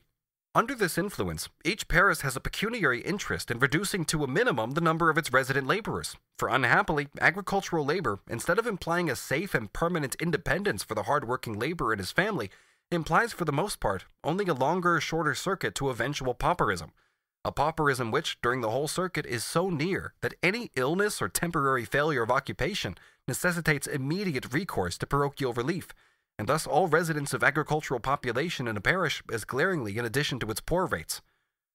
Large proprietors have but to resolve that there shall be no laborers' dwellings on their estates, and their estates will thenceforth be virtually free from half their responsibility for the poor. How far it has been intended in the English Constitution and law that this kind of unconditional property in land should be acquirable, and that a landlord, doing as he wills with his own, should be able to treat the cultivators of the soil as aliens, whom he may expel from his territory, is a question which I do not pretend to discuss. For that power of eviction does not exist only in theory. On a very large scale, it prevails in practice, prevails as a main governing condition in the household circumstances of the agricultural laborer. As regards the extent of the evil, it may suffice to refer to the evidence which Dr. Hunter has compiled from the last census, that destruction of houses, notwithstanding increased local demands for them, had during the last 10 years been in progress in 821 separate parishes or townships of England, so that irrespectively of persons who had been forced to become non-resident, that is, in the parishes in which they work, these parishes and townships were receiving in 1861, as compared with 51, a population 5 1/3% greater, into house room 4 1/2% less. When the process of depopulation has completed itself, the result, says Dr. Hunter, is a show village where the cottages have been reduced to a few, and where none but persons who are needed as shepherds, gardeners, or gamekeepers are allowed to live, regular servants who receive the good treatment usual to their class. But the land requires cultivation, and it'll be found that the laborers employed upon it are not tenants of the owner, but that they come from a neighboring open village, perhaps 3 miles off, where a numerous small proprietary had received them when their cottages were destroyed in the close villages around. Where things are tending to the above result, often the cottages which stand testify in their unrepaired and wretched condition to the extinction to which they are doomed. They are seen standing in the various stages of natural decay. While the shelter holds together, the laborer is permitted to rent it, and glad enough he will be to do so, even at the price of decent lodging. But no repair, no improvement shall it receive, except such as its penniless occupants can supply. And when at last it becomes quite uninhabitable even to the humblest standard of serfdom, it'll be but one more destroyed cottage, and future poor rates will be somewhat lightened. While great owners are thus escaping from poor rates through the depopulation of lands over which they have control, the nearest town or open village receives the evicted laborers. The nearest, I say, but this nearest may mean 3 or 4 miles distant from the farm where the laborer has his daily toil.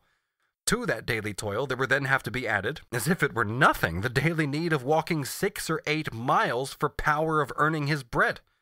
And whatever farm work is done by his wife and children is done at the same disadvantage. Nor is this nearly all the toil which the distance occasions him. In the open village, cottage speculators buy scraps of land, which they throng as densely as they can with the cheapest of all possible hovels, and into those wretched habitations, which even if they adjoin the open country have some of the worst features of the town residences, crowd the agricultural labours of England.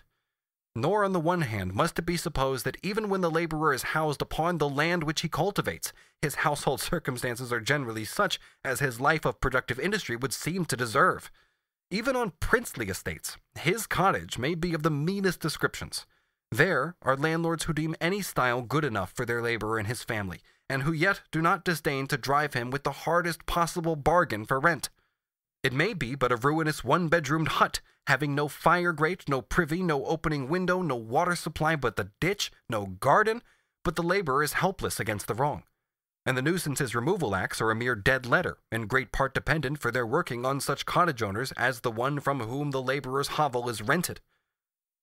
From brighter but exceptional scenes, it is requisite in the interests of justice that attention should again be drawn to the overwhelming preponderance of facts which are a reproach to the civilization of England.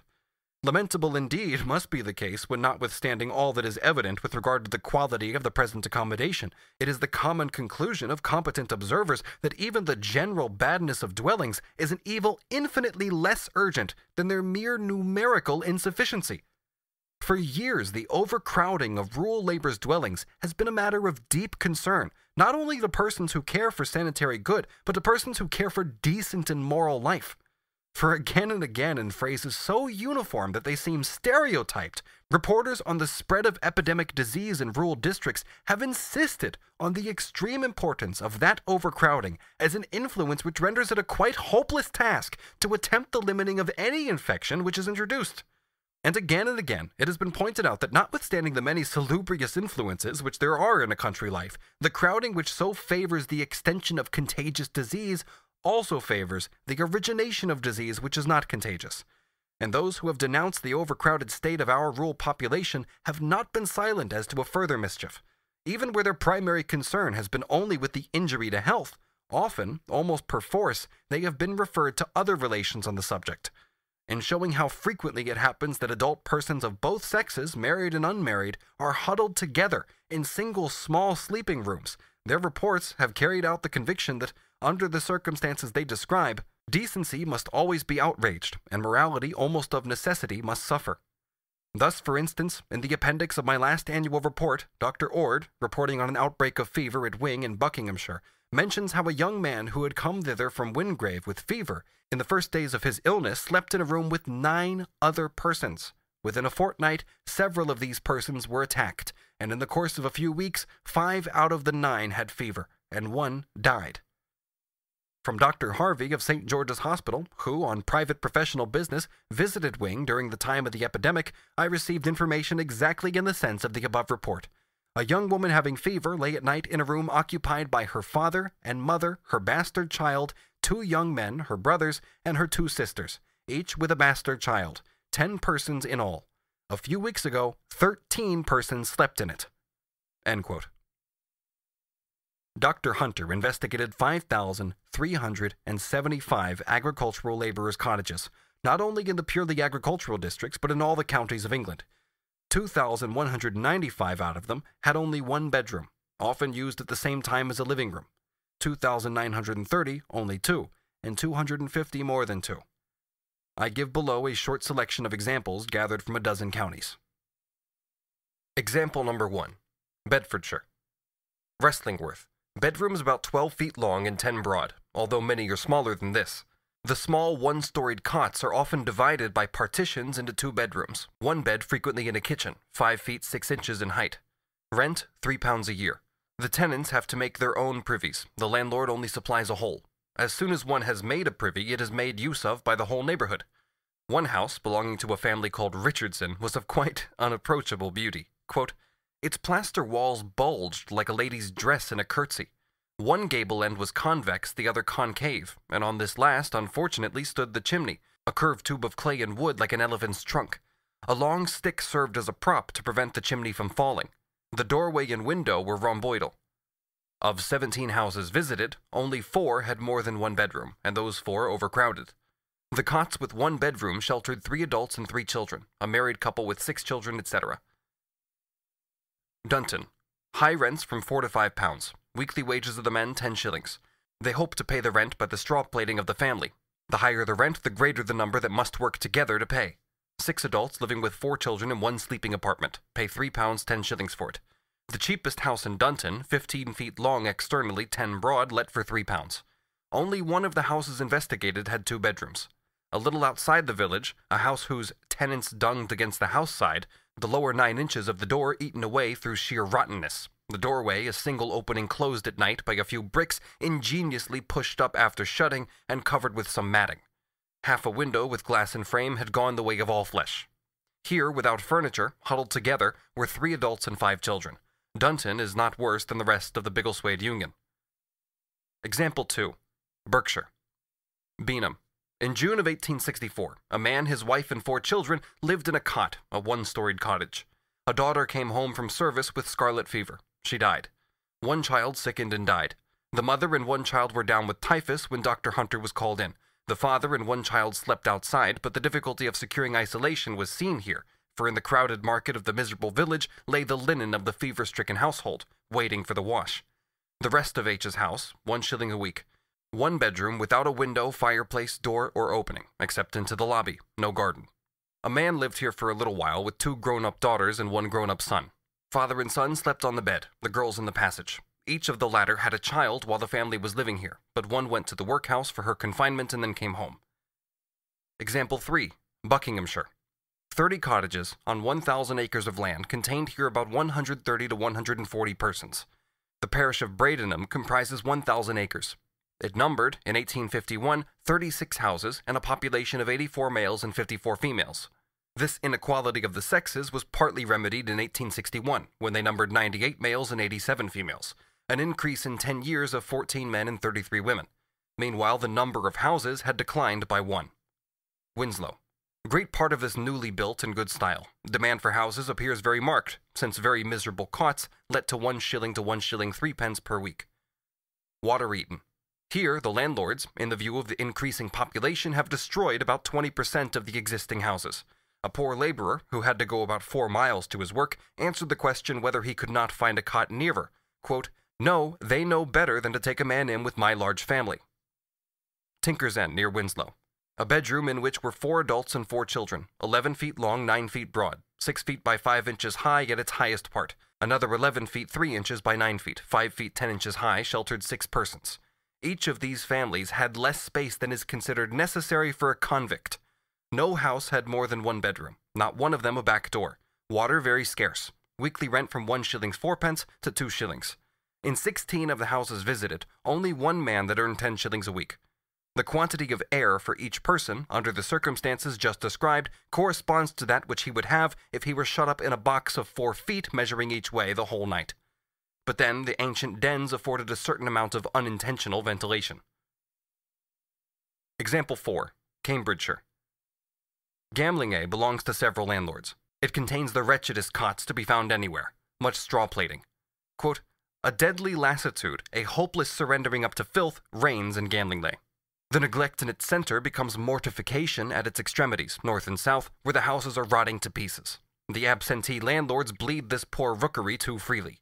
The rents are very high, 8 or 9 persons packed in 1 sleeping apartment, in 2 cases 6 adults, each with 1 or 2 children in 1 small bedroom." Example 5. Essex.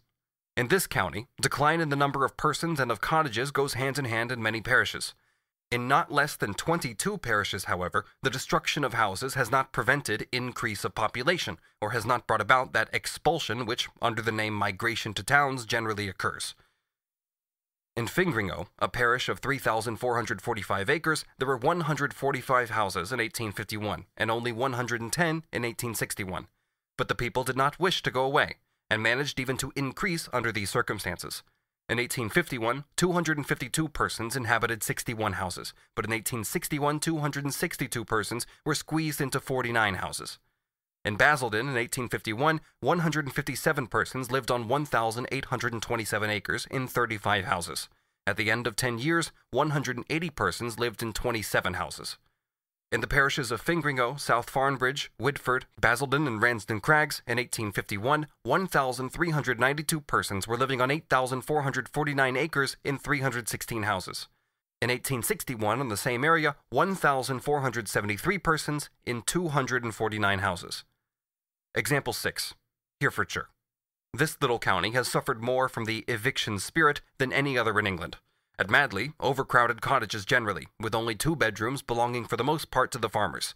They can let them very easily for £3 or £4 a year and pay a weekly wage of 9 shillings. Example 7. Huntingdonshire. Hertford had, in 1851, 87 houses. Shortly after this, 19 cottages were destroyed in this small parish of 1,720 acres. Population in 1831, 452. In 1851, 832. And in 1861, 341. 14 cottages, each with one bedroom, were visited. One of these rooms, in which 8 people slept, was 12 feet 10 inches long, 12 feet 2 inches broad, 6 feet 9 inches high. The average, without making any deductions for projections into the apartment, comes to about 130 cubic feet per head. In the 14 sleeping rooms, 34 adults and 33 children. These cottages are seldom provided with gardens, but many of the inmates are able to farm small allotments at 10 shillings or 12 shillings per rood, which is a quarter acre. These allotments are at a distance from the houses, which are without privies. The family must either go to the allotment to deposit their ordures, or, as happens in this place, if the reader will permit the reference, use a closet with a trough set like a drawer in a chest of drawers, and drawn out weekly and conveyed to the allotment to be emptied where its contents were wanted. In Japan, the cyclical movement of the conditions of human life proceeds more cleanly and more decently than this. Example 8. Lincolnshire. Langtoft. A man lives here in Wright's house with his wife, her mother, and 5 children. The house has a front kitchen, scullery, bedroom over the front kitchen. Front kitchen and bedroom 12 feet 2 inches by 9 feet 5 inches. The whole ground floor 21 feet 2 inches by 9 feet 5 inches. The bedroom is a garret. The walls run together into the roof like a sugar loaf, a dormer window opening in front. Quote, why did he live here? On account of the garden? No, it is very small. The rent? High, 1 shilling 3 pence per week. Near his work? No, 6 miles away, so that he walks daily to and fro 12 miles. He lived there because it was a tenantable cot, end quote, and because he wanted to have a cot for himself alone anywhere, at any price, and in any conditions. The following are the statistics of 12 houses in Langtoft with 12 bedrooms, 38 adults, and 36 children. Example 9. Kent. Kennington, very seriously overpopulated in 1859 when diphtheria appeared, and the parish doctor instituted a medical inquiry into the conditions of the poor classes. He found that in this locality, where much labor is employed, various cots had been destroyed and no new ones built. In one district, there stood 4 houses named bird cages. Each had 4 rooms of the following dimensions in feet and inches. The kitchen, 9 foot 5 by 8 foot 11 by 6 foot 6. A scullery, 8 foot 6 by 4 foot 6 by 6 foot 6. A bedroom, 8 foot 5 by 5 foot 10 by 6 foot 3, and another bedroom of 8 foot 5 by 8 foot 4 by 6 foot 3. Example 10. Northamptonshire. Brinworth, Pickford, and Flor. In these villages in the winter, 20 to 30 men were lounging about the streets from lack of work. The farmers do not always till the corn and turnip land sufficiently, and the landlord has found it best to throw all his farms together into 2 or 3. Hence the shortage of employment. While on one side of the wall the land is crying out to be worked, on the other side the defrauded laborers are casting longing glances at it. Feverishly overworked in the summer and half-starved in the winter, it is no wonder if they say in their own local dialect, the parson and gentlefolk seem frit to death at them. At Flor there are cases, in one bedroom of the smallest size, of couples with 4, 5, and 6 children, 3 adults with 5 children, a couple with grandfather and 6 children down with scarlet fever, etc. In 2 houses with 2 bedrooms, 2 families of 8 and 9 adults respectively. Example 11. Wiltshire. Stratton. 31 houses visited, 8 with only 1 bedroom. Pen Hill, in the same parish, a cot let at 1 shilling 3 pence a week with 4 adults and 4 children. Had nothing good about it except the walls, from the floor of the rough-hewn pieces of stones to the roof of the worn-out thatch. Example 12. Worcestershire. House destruction here not quite so excessive, yet from 1851 to 1861, the number of inhabitants to each house, on the average, has risen from 4.2 to 4.6. Badsey. Many cots and little gardens here. Some of the farmers declare that the cots are a great nuisance here because they bring the poor. In the view of one gentleman, quote, the poor are none the better for them. If you build 500, they will let fast enough. In fact, the more you build, the more they want. According to him, the houses give birth to the inhabitants, who, then by a law of nature, put pressure on the means of housing. Dr. Hunter remarks, quote, now these poor must come from somewhere, and as there is no particular attraction, such as doles at Badsey, it must be repulsion from some other unfit place, which will send them here. If each could find an allotment near his work, he would not prefer Badsey, where he pays for his scrap of ground twice as much as the farmer pays for his. The continual emigration to the towns, the continual formation of a surplus population in the countryside through the concentration of farms, the conversion of arable land into pasture, the introduction of machinery, etc., are things which go hand in hand with the continual eviction of the agricultural population by the destruction of their cottages. The more empty the district of people, the greater is its relative surplus population. The greater their pressure on the means of employment, the greater is the absolute excess of the agricultural population over the means of housing it, and the greater therefore is the local surplus population in the villages and the pestilential herding together of human beings. The creation of dense knots of humanity in scattered little villages and small country towns corresponds to the forcible draining of men from the surface of the land. The continuous conversion of the agricultural laborers into a surplus population, in spite of their diminishing number and the increasing mass of their products, is the cradle of pauperism. The pauperism of the agricultural laborers is ultimately a motive for their eviction. It is also the chief source of their miserable housing, which breaks down their last power of resistance and makes them mere slaves of the landed proprietors and the farmers. Thus, the minimum of wages becomes a law of nature for them. On the other hand, the land, in spite of its constant relative surplus population, is at the same time underpopulated. This is not only seen locally, at the points where the flow of men to towns, mines, railway constructions, etc. is most marked. It is to be seen everywhere, at harvest time as well as in spring and summer, on those numerous occasions when English agriculture, careful and intensive as it is, needs extra hands. There are always too many agricultural laborers for the ordinary needs of cultivation, and too few for exceptional and temporary requirements. Hence, we find in the official documents contradictory complaints from the same places of a simultaneous deficiency and excess of labor. A temporary and local shortage of labor does not bring about a rise in wages, but rather forces the women and children into the fields, and constantly lowers the age at which exploitation begins. As soon as the exploitation of women and children takes place on a large scale, it becomes in turn a new means of making the male agricultural laborer redundant and keeping down his wage. The finest fruit of this vicious circle thrives in the east of England. This is the so-called gang system, to which I must briefly return here. The gang system obtains almost exclusively in the counties of Lincolnshire, Huntingdonshire, Cambridgeshire, Norfolk, Suffolk, and Nottinghamshire, and sporadically in the neighboring counties of Northamptonshire, Bedfordshire, and Rutland. Lincolnshire will serve as an example. A part of this county is new land, formerly marsh, or even as in others of the eastern counties just mentioned, recently won from the sea. The steam engine has worked wonders in the way of drainage. What were once fens and sandbanks now bear a luxuriant sea of corn and very high ground rents. The same thing is true of the alluvial lands won by human endeavor, as in the island of Axholme and other parishes on the banks of Trent. Not only were no new cottages built there, but in proportion as the new farms arose, old cottages were demolished, and the supply of labor had to come from open villages miles away, by long roads that wound along the sides of the hills. There alone had the population formerly found shelter from the incessant floods of winter. The laborers who live on the farms of 400 to 1,000 acres, they are called confined laborers, are solely employed on agricultural work which is permanent, difficult, and requires the aid of horses. For every 100 acres there is, on an average, scarcely one cottage. A Fenland farmer, for instance, gave this evidence before the Commission of Inquiry, quote, "I farm 320 acres, all arable land. I have not one cottage on my farm. I have only one laborer on my farm now. I have 4 horsemen lodging about. We get light work done by gangs. The soil requires a great deal of light field labor, such as weeding, hoeing, certain processes of manuring, removing of stones, and so on. This is done by the gangs, or in other words, by the organized bands who live in the open villages.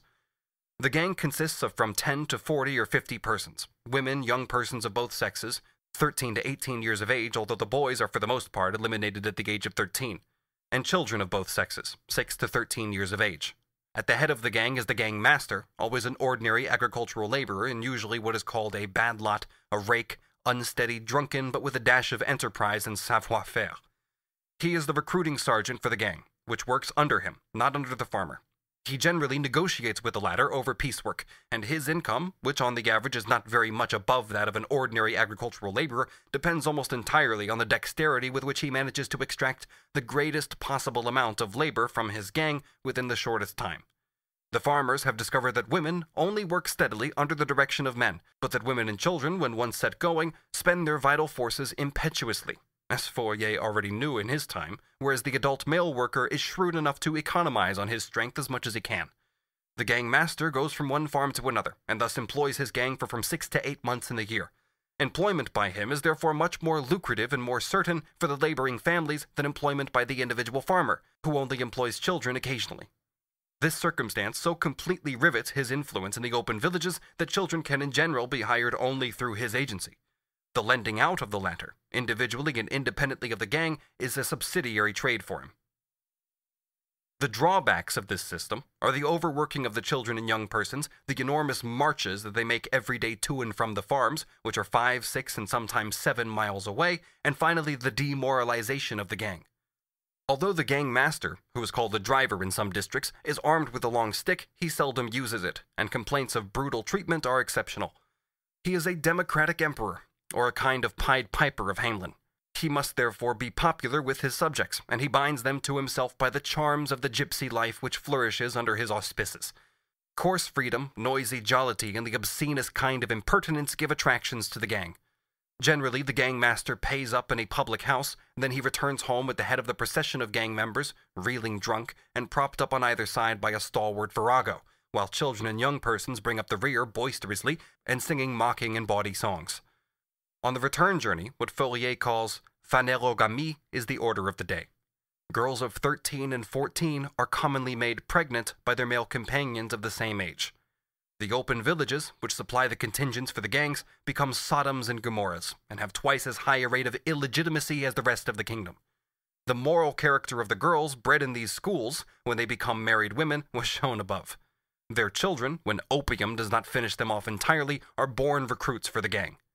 The gang in its classical form, as we have just described it, is called the public, common, or tramping gang, for there also exist private gangs. These are made up in the same way as the common gang, but count fewer members and work not under a gang master, but under some old farm servant, whom the farmer does not know how to employ in any better way. The gypsy fun has vanished in this case, but, according to all the witnesses, the payment and treatment of the children is worse. The gang system, which has steadily expanded during the most recent years, clearly does not exist for the sake of the gang master. It exists for the enrichment of the large-scale farmers, and indirectly for the landowners. For the farmer, there is no more ingenious method of keeping his laborers well below the normal level, and yet of always having an extra hand ready for extra work, of extracting the greatest possible amount of labor with the least possible expenditure of money, and of making adult male labor redundant. From the foregoing exposition, it will be understood why, on the one hand, a greater or lesser lack of employment for the agricultural laborer is admitted, while on the other, the gang system is at the same time declared necessary on account of the shortage of adult male labor and its migration to the towns. The cleanly weeded land and unclean human weeds of Lincolnshire are pole and counterpole of capitalist production. Subsection F. Ireland. In concluding this section, we must travel for a moment to Ireland. First, the main facts of the case. The population of Ireland had, by 1841, grown to 8,222,664. In 1851, it had dwindled to 6.6 million. In 1861 to 5.8 million, and in 1866 to 5.5 million, approximately its level in 1801. The decrease in population began with the famine year of 1846, so that Ireland has lost more than 5/16 of its people in less than 20 years. Total immigration from May of 1851 to July of 1865 numbered 1.59 million. During the years between 1861 and 1865, the immigration was more than 500,000. The number of inhabited houses fell from 1851 to 61 by 52,990. From 51 to 61, the number of holdings of from 15 to 30 acres increased by 61,000. That of holdings over 30 acres by 109,000, while the total number of all farms fell by 120,000. This fall was therefore solely due to the suppression of farms of less than 15 acres. In other words, it was due to their centralization. The decrease of the population was naturally accompanied by a decrease in the mass of products. For our purpose, it is sufficient to consider the 5 years from 1861 to 65, years during which over 500,000 emigrated, and the absolute number of people sank by more than 1/3 of a million. The following results emerge from the above table. An absolute decrease of 72,358 in the number of horses, an absolute decrease of 116,626 in the number of cattle, an absolute increase of 146,608 in the number of sheep, and an absolute increase of 28,819 in the number of pigs. Let us now return to the produce of agriculture proper, which provides the means of subsistence for cattle and for men. In the following table, we have compared the decrease or increase for each separate year, as compared with its immediate predecessor. The cereal crops include wheat, oats, barley, rye, beans, and peas. The green crops, potatoes, turnips, mangolds, beetroot, cabbages, carrots, parsnips, vetches, etc. See Table B. In the year 1865, 127,470 additional acres came under the heading grassland, chiefly because the area under the heading of unoccupied bog and waste decreased by 101,543 acres. If we compare 1865 with 1864, there was a decrease in cereals of 246,667 quarters, of which 48,999 were wheat, 160,605 oats, 29,892 barley, and so on. The decrease in potatoes was 446,398 tons, although the area of their cultivation increased in 1865. See Table C. From the movement of population and of agricultural production in Ireland, we passed to the movement of the incomes of its landlords, larger farmers and industrial capitalists. This movement is reflected in the rise and fall of the income tax. See Table D. It may be recalled that Schedule D, profits with the exception of those of the farmers, also includes so-called professional profits, i.e. the incomes of lawyers, doctors, etc., and Schedules C and E, in which no details are given, include the incomes of civil servants, officers, state sinecurists, creditors of the state, etc. Under Schedule D, the average annual increase of income from 1853 to 64 was only 0.93% in Ireland, whereas in the same period in Great Britain it was 4.58%. Table E shows the distribution of the profits with the exception of those of the farmers for the years 1864 to 65. The aforementioned graphics cannot be read aloud for the recording. Please consult pages 855 to 859 of a physical or digital copy of the book for visual reference. England, a preeminently industrial country with fully developed capitalist production, would have bled to death under such a population drain as Ireland has suffered.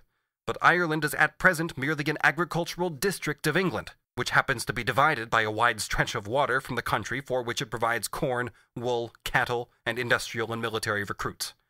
The depopulation of Ireland has thrown much of the land out of cultivation, greatly diminished the produce of the soil, and in spite of the greater area devoted to cattle breeding, brought about an absolute decline in some of its branches, and in others an advance scarcely worth mentioning, and constantly interrupted by retrogressions. Nevertheless, the rents of the land and the profits of the farmers increased along with the fall in the population, though not so steadily as the latter. The reason for this will easily be understood. On the one hand, with the throwing together of small holdings and the change from arable to pasture land, a larger part of the total product was transformed into a surplus product. The surplus product increased, although there was a decrease in the total product of which the surplus formed a fraction. On the other hand, the monetary value of this surplus product increased still more rapidly than its actual quantity, owing to the rise in the price of meat, wool, etc. on the English market during the last 20 years, and especially during the last 10. The scattered means of production that serve the producers themselves as means of employment and subsistence, without valorizing themselves through the incorporation of the labor of others, are no more capital than a product consumed by its producer as a commodity. If the mass of the means of production employed in agriculture diminished along with the mass of the population, the mass of the capital employed in agriculture increased, because a part of the means of production that were formerly scattered was turned into capital. The total capital of Ireland outside agriculture, employed in industry and trade, accumulated only slowly during the last 2 decades, and with great and constantly recurring fluctuations. So much the more rapidly did the concentration of its individual constituents develop, and however small its absolute increase, its relative growth, in proportion to the diminishing population, was tremendous.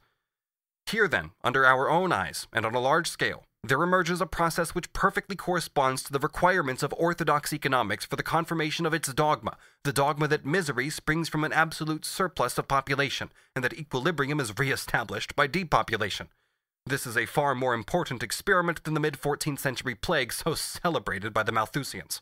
Let us remark in passing, if it required the naivete of a schoolmaster to apply the standard of the 14th century to the relations of production prevailing in the 19th century and the corresponding relations of population, the error was compounded by overlooking the difference between its consequences in England and in France. On this side of the Channel, the plague and the decimation that accompanied it was followed by the enfranchisement and enrichment of the agricultural population, whereas on the other side, in France, it was followed by a greater degree of enslavement and an increase in misery. The Irish famine of 1846 killed more than 1 million people, but it killed poor devils only. It did not do the slightest damage to the wealth of that country. The exodus of the next 20 years, an exodus which still continues to increase, did not, as for instance the 30 Years' War did, decimate the means of production along with the human beings. The Irish genius discovered an altogether new way of spiriting a poor people thousands of miles away from the scene of its misery. The exiles transplanted to the United States send sums of money home every year as traveling expenses for those left behind. Every troop that emigrates one year draws another after it the next. Thus, instead of costing Ireland anything, emigration forms one of the most lucrative branches of its export trade. Finally, it is a systematic process, which does not simply make a passing gap in the population, but sucks out of it every year more people than are replaced by births, so that the absolute level of the population falls years by year. What were the consequences for the Irish labourers left behind and freed from the surplus population? These. The relative surplus population is as great today as it was before 1846. Wages are just as low. The oppression of the laborers has increased. Misery is forcing the country towards a new crisis. The reasons are simple. The revolution in agriculture has kept pace with emigration. The production of a relative surplus population has more than kept pace with the absolute depopulation. A glance at Table B will show that the change from arable to pasture land must work still more acutely in Ireland than in England. In England, the cultivation of green crops increases with the breeding of cattle. In Ireland, it decreases. While the large number of acres that were formerly tilled lie idle or are turned permanently into grassland, a great part of the wasteland and peat bogs that were formerly unused becomes of service for the extension of cattle breeding. The smaller and the medium farmers, I reckon among these all who do not cultivate more than 100 acres, still make up about 8/10 of the whole number. They are, one after the other, and with a degree of force unknown before, crushed by the competition of an agriculture managed by capital, and thus they continually furnish new recruits to the class of wage laborers. The one great industry of Ireland, the manufacture of linen, requires relatively few adult men, and only employs altogether, in spite of its expansion since the price of cotton increased in the years from 61 to 66, a comparatively insignificant portion of the population. Like all other large-scale industries, it constantly produces, owing to its incessant fluctuations, a relative surplus population within its own sphere, despite the absolute increase in the mass of human beings being absorbed by it. The misery of the agricultural population forms the pedestal for gigantic shirt factories, whose armies of workers are for the most part scattered over the country. Here again we encounter the system of domestic industry already described, which possesses its own systematic means of rendering workers redundant in the form of underpayment and overwork. Finally, although the depopulation does not have such destructive consequences as would result in a country where capitalist production is fully developed, it does not proceed without constantly reacting back onto the home market. The gap caused by emigration limits not only the local demand for labor, but also the incomes of small shopkeepers, artisans, and tradesmen in general. Hence the decrease in incomes between 60 and £100 indicated in Table E. A clear presentation of the condition of the agricultural labourers in Ireland is to be found in the reports of the Irish Poor Law Inspectors published in 1870. As officials of a government which is maintained only by bayonets and by a state of siege, sometimes open and sometimes disguised, they have to observe all the linguistic precautions their English colleagues disdain. In spite of this, however, they do not let their government cradle itself in illusions. According to them, the rate of wages in the country, still very low, has risen by 50 to 60% within the last 20 years, and stands now at an average of 6 shillings to 9 shillings a week. But this apparent rise hides an actual fall in wages, for it by no means cancels out the rise in the price of the necessary means of subsistence that has taken place in the meantime. The proof is the above extract from the official accounts of an Irish workhouse. The price of the necessary means of subsistence is thus approximately twice as high, and the price of clothing exactly twice as high as 20 years before. Even if we leave aside this disproportion, a mere comparison of the rate of wages expressed in money would give a far from accurate result. Before the famine, the great mass of agricultural wages was paid in kind, and only the smallest part in money. Today, payment in money is the rule. It follows from this that whatever movement has taken place in the real wage, its money rate must have risen. Quote, previous to the famine, the laborer enjoyed his cabin with a rood or half-acre or acre of land and facilities for a crop of potatoes. He was able to rear his pig and keep fowl. But they now have to buy bread, and they have no refuse upon which they can feed a pig or fowl, and they have consequently no benefit from the sale of a pig, fowl, or eggs. In fact, the agricultural laborers were formerly indistinguishable from the smallest of the small farmers, and they formed for the most part a kind of rear guard of the medium and large farms on which they found employment. Only since the catastrophe of 1846 have they begun to form a section of the class of pure wage laborers, a special estate which is now connected with its masters only by monetary relations. We know what their living conditions were in 1846. Since then they have grown still worse. Some of the agricultural day laborers, though their number grows smaller day by day, continue to live on the holdings of the farmers, in overcrowded huts whose hideousness far surpasses the worst examples the agricultural districts of England can offer. And this holds generally, with the exception of certain tracts of Ulster. It holds in the south, in the counties of Cork, Limerick, Kilkenny, etc., in the east in Wicklow, Wexford, etc., in the centre in Kings County and Queen's County, Dublin, etc., in the north in Down and Antrim, in the west in County Mayo, Galway, etc. Quote, "The agricultural labourers' huts," an inspector cries out, "are a disgrace to the Christianity and to the civilization of this country." To make these holes more attractive for the day labourers, the pieces of land which have belonged to them from time immemorial are systematically confiscated. The mere sense that they exist, subject to this species of ban, on the part of the landlords and their agents, has given birth in the minds of the labourers to corresponding sentiments of antagonism and dissatisfaction towards those by whom they are thus led to regard themselves as being treated as a prescribed race. The first act of the agricultural revolution was to sweep away the huts situated at the place of work. This was done on the largest scale, and as if in obedience to a command from on high. Thus, many labourers were compelled to seek shelter in villages and towns. There they were thrown like refuse into garrets, holes, cellars, and corners, in the worst slum districts. Thousands of Irish families, who even on the testimony of the English, blinded as the latter are by nationalist prejudices, are notable for their rare attachment to the domestic hearth, for the gaiety and the purity of their home life, suddenly found themselves transplanted into hotbeds of vice. The men are now obliged to seek work from the neighboring farms, and are hired only by the day, and therefore under the most precarious form of wage. Hence, quote, "They sometimes have long distances to go to and from work, often get wet, and suffer much hardship, not infrequently ending in sickness, disease, and want. The towns have had to receive from year to year what was deemed to be the surplus labor of the rural division. And then people still wonder that there is still a surplus of labor in the towns and villages, and either a scarcity or a threatened scarcity in some of the country divisions. The truth is that this scarcity only becomes perceptible in harvest time, or during spring, or at such times as agricultural operations are carried on with activity. At other periods of the year, many hands are idle. That from the digging out of the main crop of potatoes in October until the early spring following, there is no employment for them. And further, that during the active times they are subject to broken days and to all kinds of interruptions. These results of the agricultural revolution, i.e. the change of arable into pasture land, the use of machinery, the economy of labor, etc., are still further aggravated by the model landlords who, instead of spending their rents in other countries, condescend to live in Ireland. In order that the law of supply and demand may not be infringed, these gentlemen draw their labor supply chiefly from their small tenants, who are obliged to attend when required to do the landlord's work, at the rate of wages in many instances considerably under the current rates paid to ordinary laborers, and without regard to the inconvenience or loss to the tenant of being obliged to neglect his own business at critical periods of sowing or reaping. The uncertainty and irregularity of employment, the constant return and long duration of gluts of labor, are all symptoms of a relative surplus population, and they therefore figure in the reports of the poor law inspectors as so many hardships suffered by the Irish agricultural proletariat. It'll be recalled that we met with similar phenomena among the English agricultural proletariat. But the difference is that in England, an industrial country, the industrial reserve is recruited from the countryside, whereas in Ireland, an agricultural country, the agricultural reserve is recruited from the towns, the places of refuge of the agricultural labourers who have been driven from the land. In England, the surplus rural labourers are transformed into factory workers. In Ireland, those forced into the towns remain agricultural labourers even while they exert a downward pressure on urban wages, and are constantly sent back to the countryside in search of work.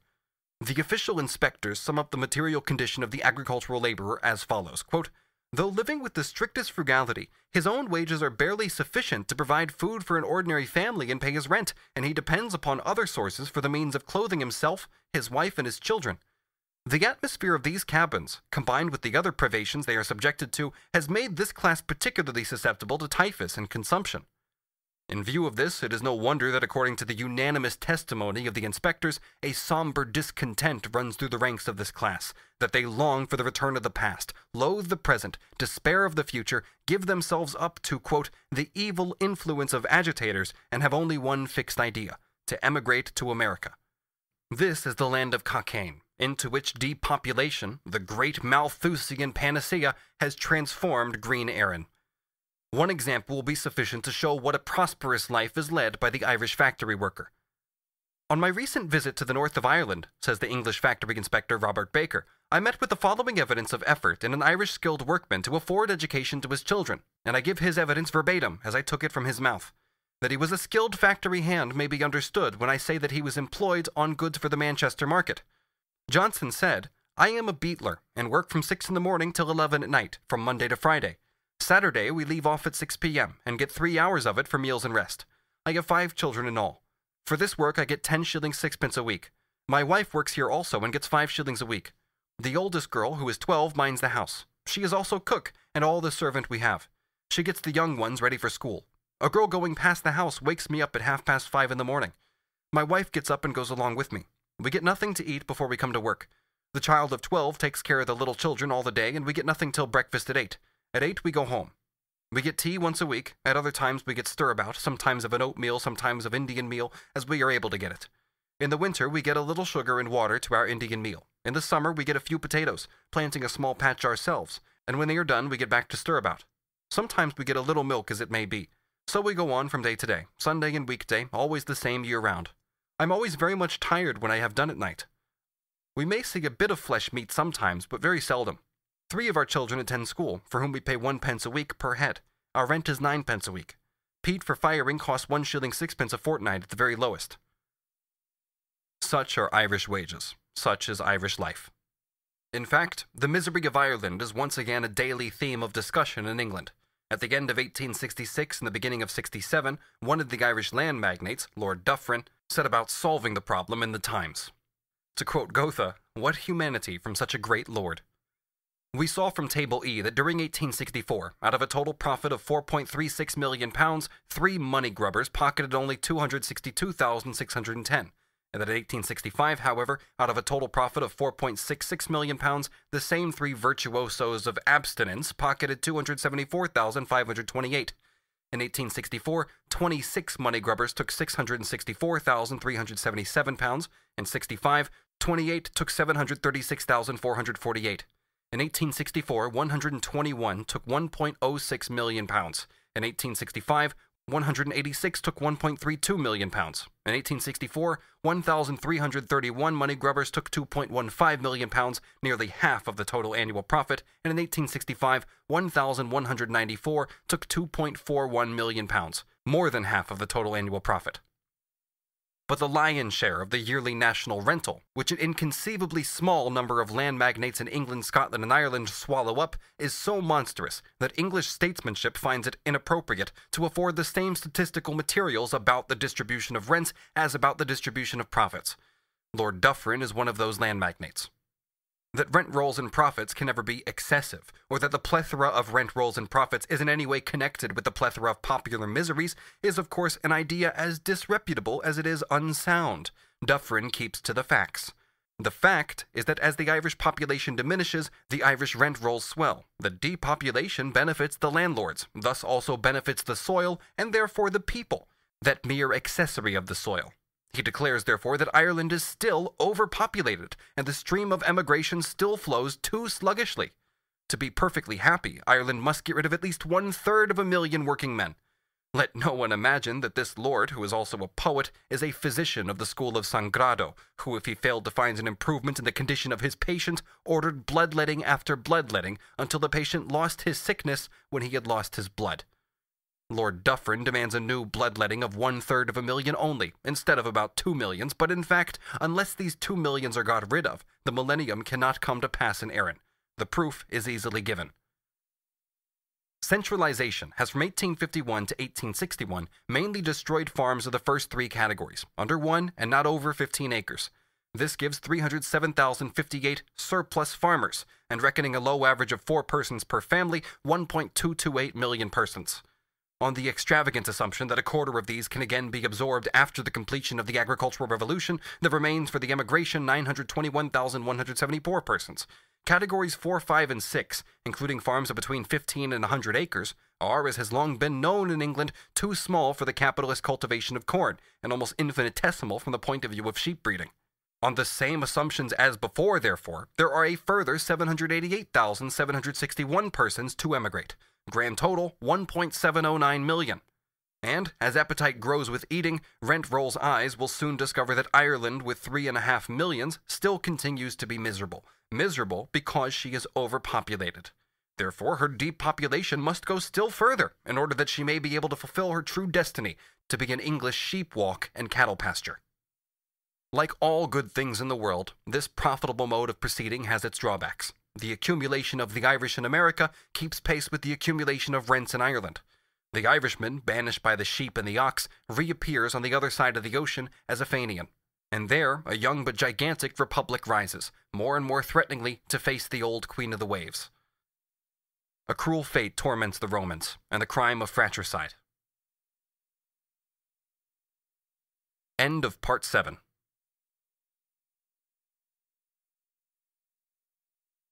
Part 8.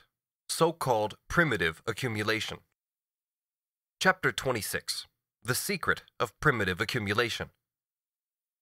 We have seen how money is transformed into capital, how surplus value is made through capital, and how more capital is made from surplus value. But the accumulation of capital presupposes surplus value. Surplus value presupposes capitalist production.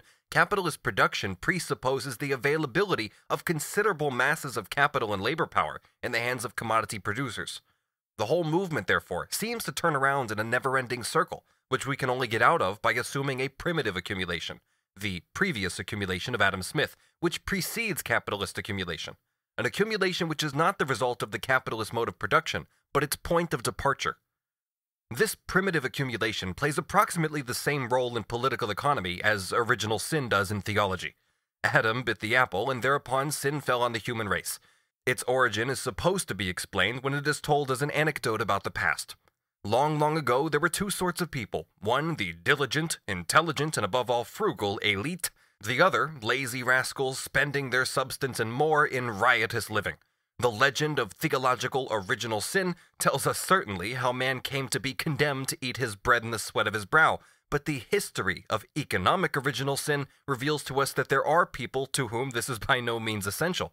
Never mind. Thus it came to pass that the former sort accumulated wealth, and the latter sort finally had nothing to sell except their own skins. And from this original sin dates the poverty of the great majority, who, despite all their labor, have up to now nothing to sell but themselves, and the wealth of the few that increases constantly, although they have long ceased to work. Such insipid childishness is every day preached to us in the defense of property. Monsieur Thiers, for example, still repeats it with all the solemnity of a statesman to the French people, who were once so full of wit and ingenuity. But as soon as the question of property is at stake, it becomes a sacred duty to proclaim the standpoint of the nursery tale as the one thing fit for all age groups and all stages of development. In actual history, it is a notorious fact that conquest, enslavement, robbery, murder, in short, force, play the greatest part. In the tender annals of political economy, the idyllic reigns from time immemorial. Right and labor were from the beginning of time the sole means of enrichment. This year, of course, always excepted. As a matter of fact, the methods of primitive accumulation are anything but idyllic. In themselves, money and commodities are no more capital than the means of production and subsistence are. They need to be transformed into capital. But this transformation can itself only take place under particular circumstances, which meet together at this point, the confrontation of and the contact between two very different kinds of commodity owners. On the one hand, the owners of money, means of production, means of subsistence, who are eager to valorize the sum of values they have appropriated by buying the labor power of others. On the other hand, free workers, the sellers of their own labor power, and therefore the sellers of labor. Free workers, in the double sense that they neither form part of the means of production themselves, as would be the case with slaves, serfs, etc., nor do they own the means of production, as would be the case with self-employed peasant proprietors. The free workers are therefore free from, unencumbered by, any means of production of their own. With the polarization of the commodity market into these two classes, the fundamental conditions of capitalist production are present. The capital relation presupposes a complete separation between the workers and the ownership of the commodities for the realization of their labor. As soon as capitalist production stands on its own feet, it not only maintains this separation, but reproduces it on a constantly extending scale. The process, therefore, which creates the capital relation can be nothing other than the process which divorces the worker from the ownership of the conditions of his own labor. It is a process which operates two transformations, whereby the social means of subsistence and production are turned into capital, and the immediate producers are turned into wage laborers. So-called primitive accumulation, therefore, is nothing else than the historical process of divorcing the producer from the means of production.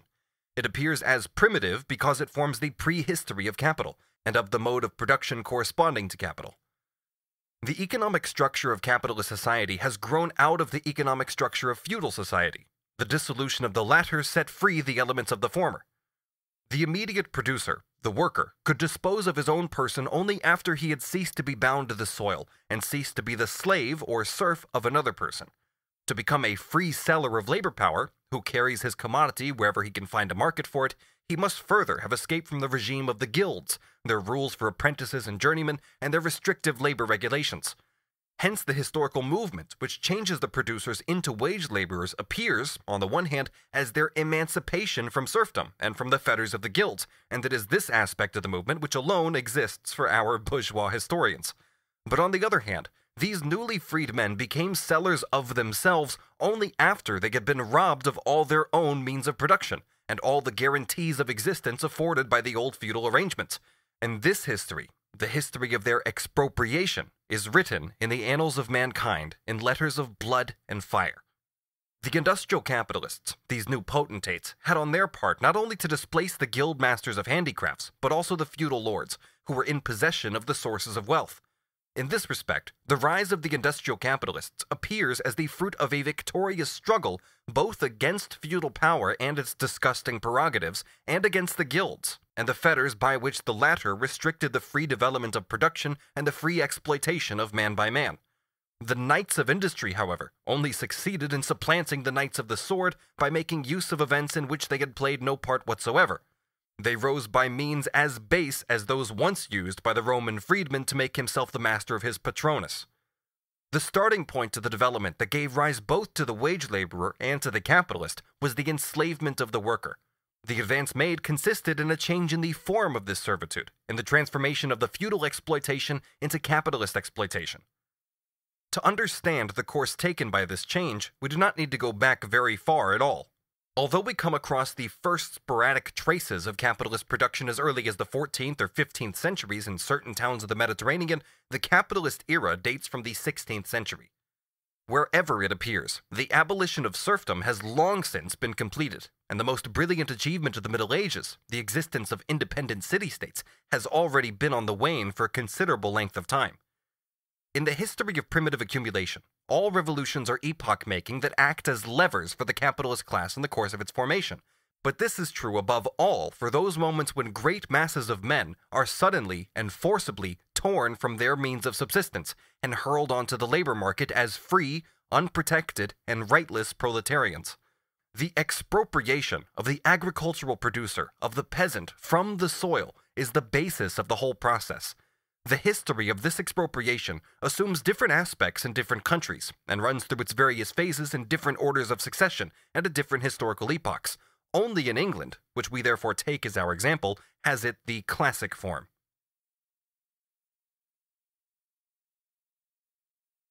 Chapter 27.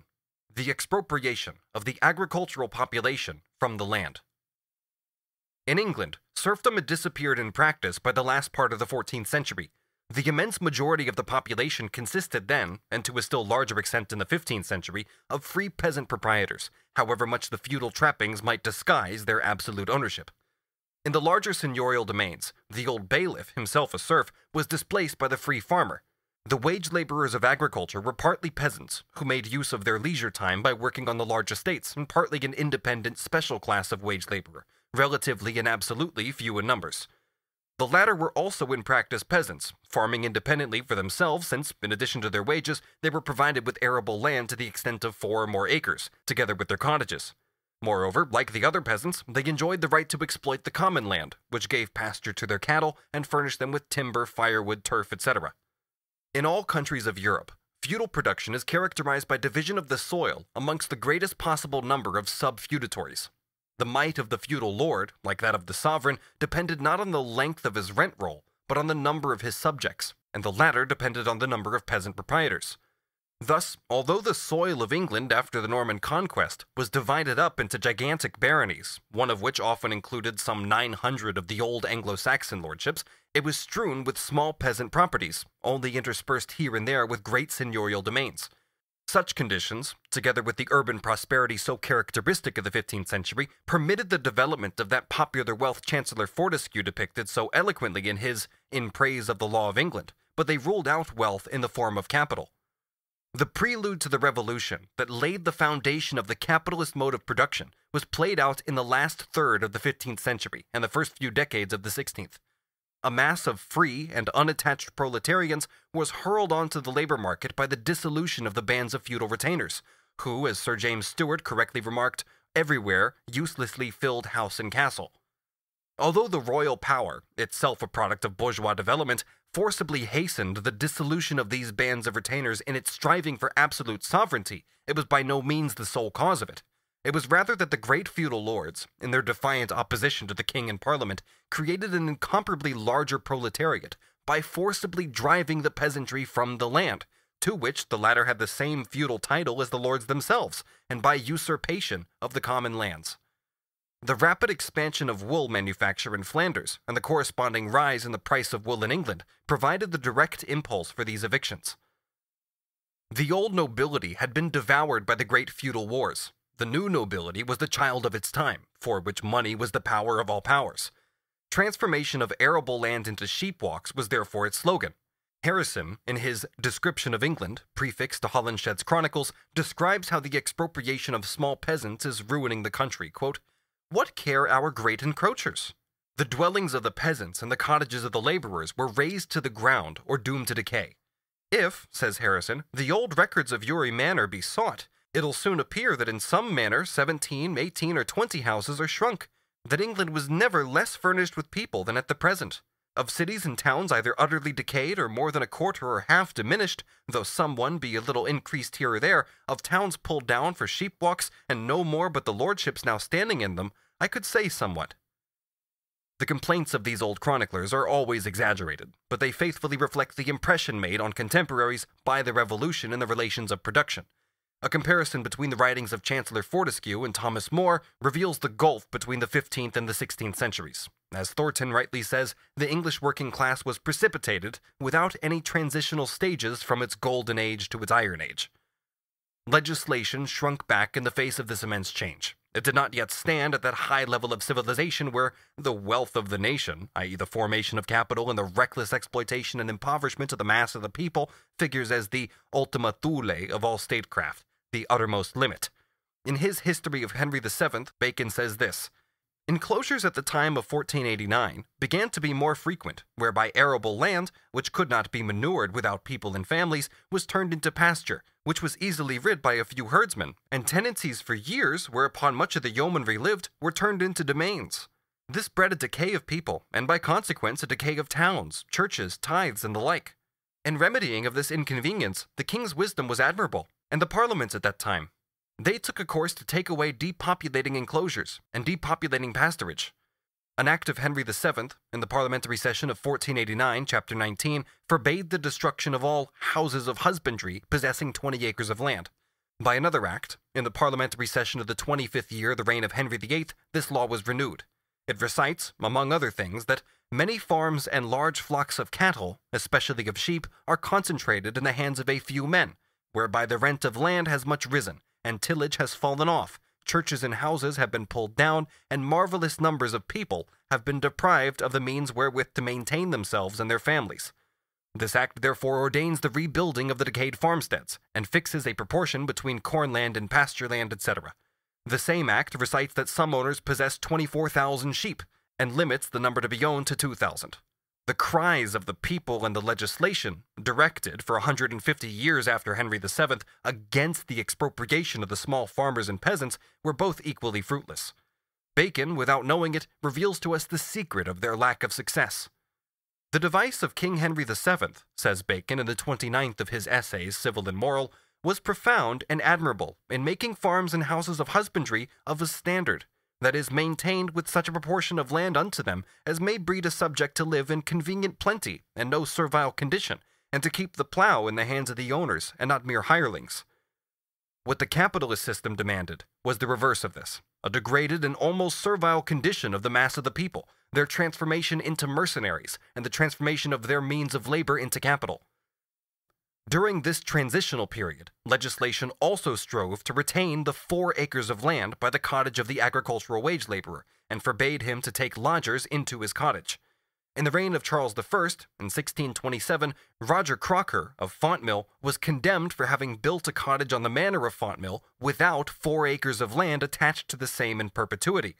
As late as 1638, in the same reign, a royal commission was appointed to enforce the implementation of the old laws, especially the law referring to the 4 acres of land. Even Cromwell forbade the building of a house within 4 miles of London unless it was endowed with 4 acres of land. As late as the first half of the 18th century, complaint is made if the cottage of the agricultural laborer does not possess an adjunct of 1 or 2 acres of land. Nowadays, the laborer is lucky if it is furnished with a small garden, or if he may rent a few roods of land at a great distance from his cottage. Landlords and farmers, says Dr. Hunter, work here hand in hand. A few acres to the cottage would make the laborers too independent. The process of forcible expropriation of the people received a new and terrible impulse in the 16th century from the Reformation, and the consequent colossal spoliation of church property. The Catholic Church was, at the time of the Reformation, the feudal proprietor of a great part of the soil in England. The dissolution of the monasteries, etc., hurled their inmates into the proletariat. The estates of the church were to a large extent given away to rapacious royal favorites, or sold at a nominal price to speculating farmers and townsmen, who drove out the old established hereditary subtenants in great numbers, and threw their holdings together. The legally guaranteed property of the poorer folk, in a part of the church's tithes, was quietly confiscated. Quote, "The poor man is everywhere in subjection," cried Queen Elizabeth after a journey through England. In the 43rd year of her reign, it finally proved necessary to recognize pauperism officially by the introduction of the poor rate. The authors of this law seem to have been ashamed to state the grounds for it, for contrary to tradition, it has no preamble whatever. The poor rate was declared perpetual by the parliamentary session of the 16th year of the reign of Charles I, and in fact, only in 1834 did it take a new and severe reform. These immediate results of the Reformation were not its most lasting ones. The property of the church formed the religious bulwark of the old conditions of landed property. With its fall, these conditions could no longer maintain their existence. Even in the last few decades of the 17th century, the yeomanry, the class of independent peasants, were more numerous than the class of farmers. They had formed the backbone of Cromwell's strength, and on the admission of Macaulay himself, stood in favorable contrast to the drunken squires and their servants, the country clergy who had to marry their masters' cast-off mistresses. By about 1750, the yeomanry had disappeared, and by the last decade of the 18th century, so had the last trace of the common land of the agricultural laborer. We leave on one side here the purely economic driving forces behind the agricultural revolution. We deal only with the violent means employed. After the restoration of the Stuarts, the landed proprietors carried out, by legal means, an act of usurpation, which was effected everywhere on the continent without any legal formality. They abolished the feudal tenure of land, i.e. they got rid of all its obligations to the state, indemnified the state by imposing taxes on the peasantry and the rest of the people, established for themselves the rights of modern private property in estates to which they had only a feudal title, and finally passed those laws of settlement which had the same effect on the English agricultural laborer, mutatis mutandis, as the Edict of Tartar Boris Godunov had on the Russian peasantry. The Glorious Revolution brought into power, along with William of Orange, the landed and capitalist profit grubbers. They inaugurated the new era by practicing on a colossal scale the thefts of state lands which had hitherto been managed more modestly. These estates were given away, sold at ridiculous prices, or even annexed to private estates by direct seizure. All this happened without the slightest observance of legal etiquette. The crown lands thus fraudulently appropriated, together with the stolen church estates, insofar as these were not lost again during the Republican Revolution, formed the basis of the present princely domains of the English oligarchy. The bourgeois capitalists favored the operation, with the intention, among other things, of converting the land into a merely commercial commodity, extending the area of large-scale agricultural production, and increasing the supply of free and rightless proletarians driven from their land. Apart from this, the new landed aristocracy was the natural ally of the new bankocracy, of newly hatched high finance, and of the large manufacturers, at that time dependent on protective duties. The English bourgeoisie acted quite as wisely in its own interest as the Swedish burghers, who did the opposite.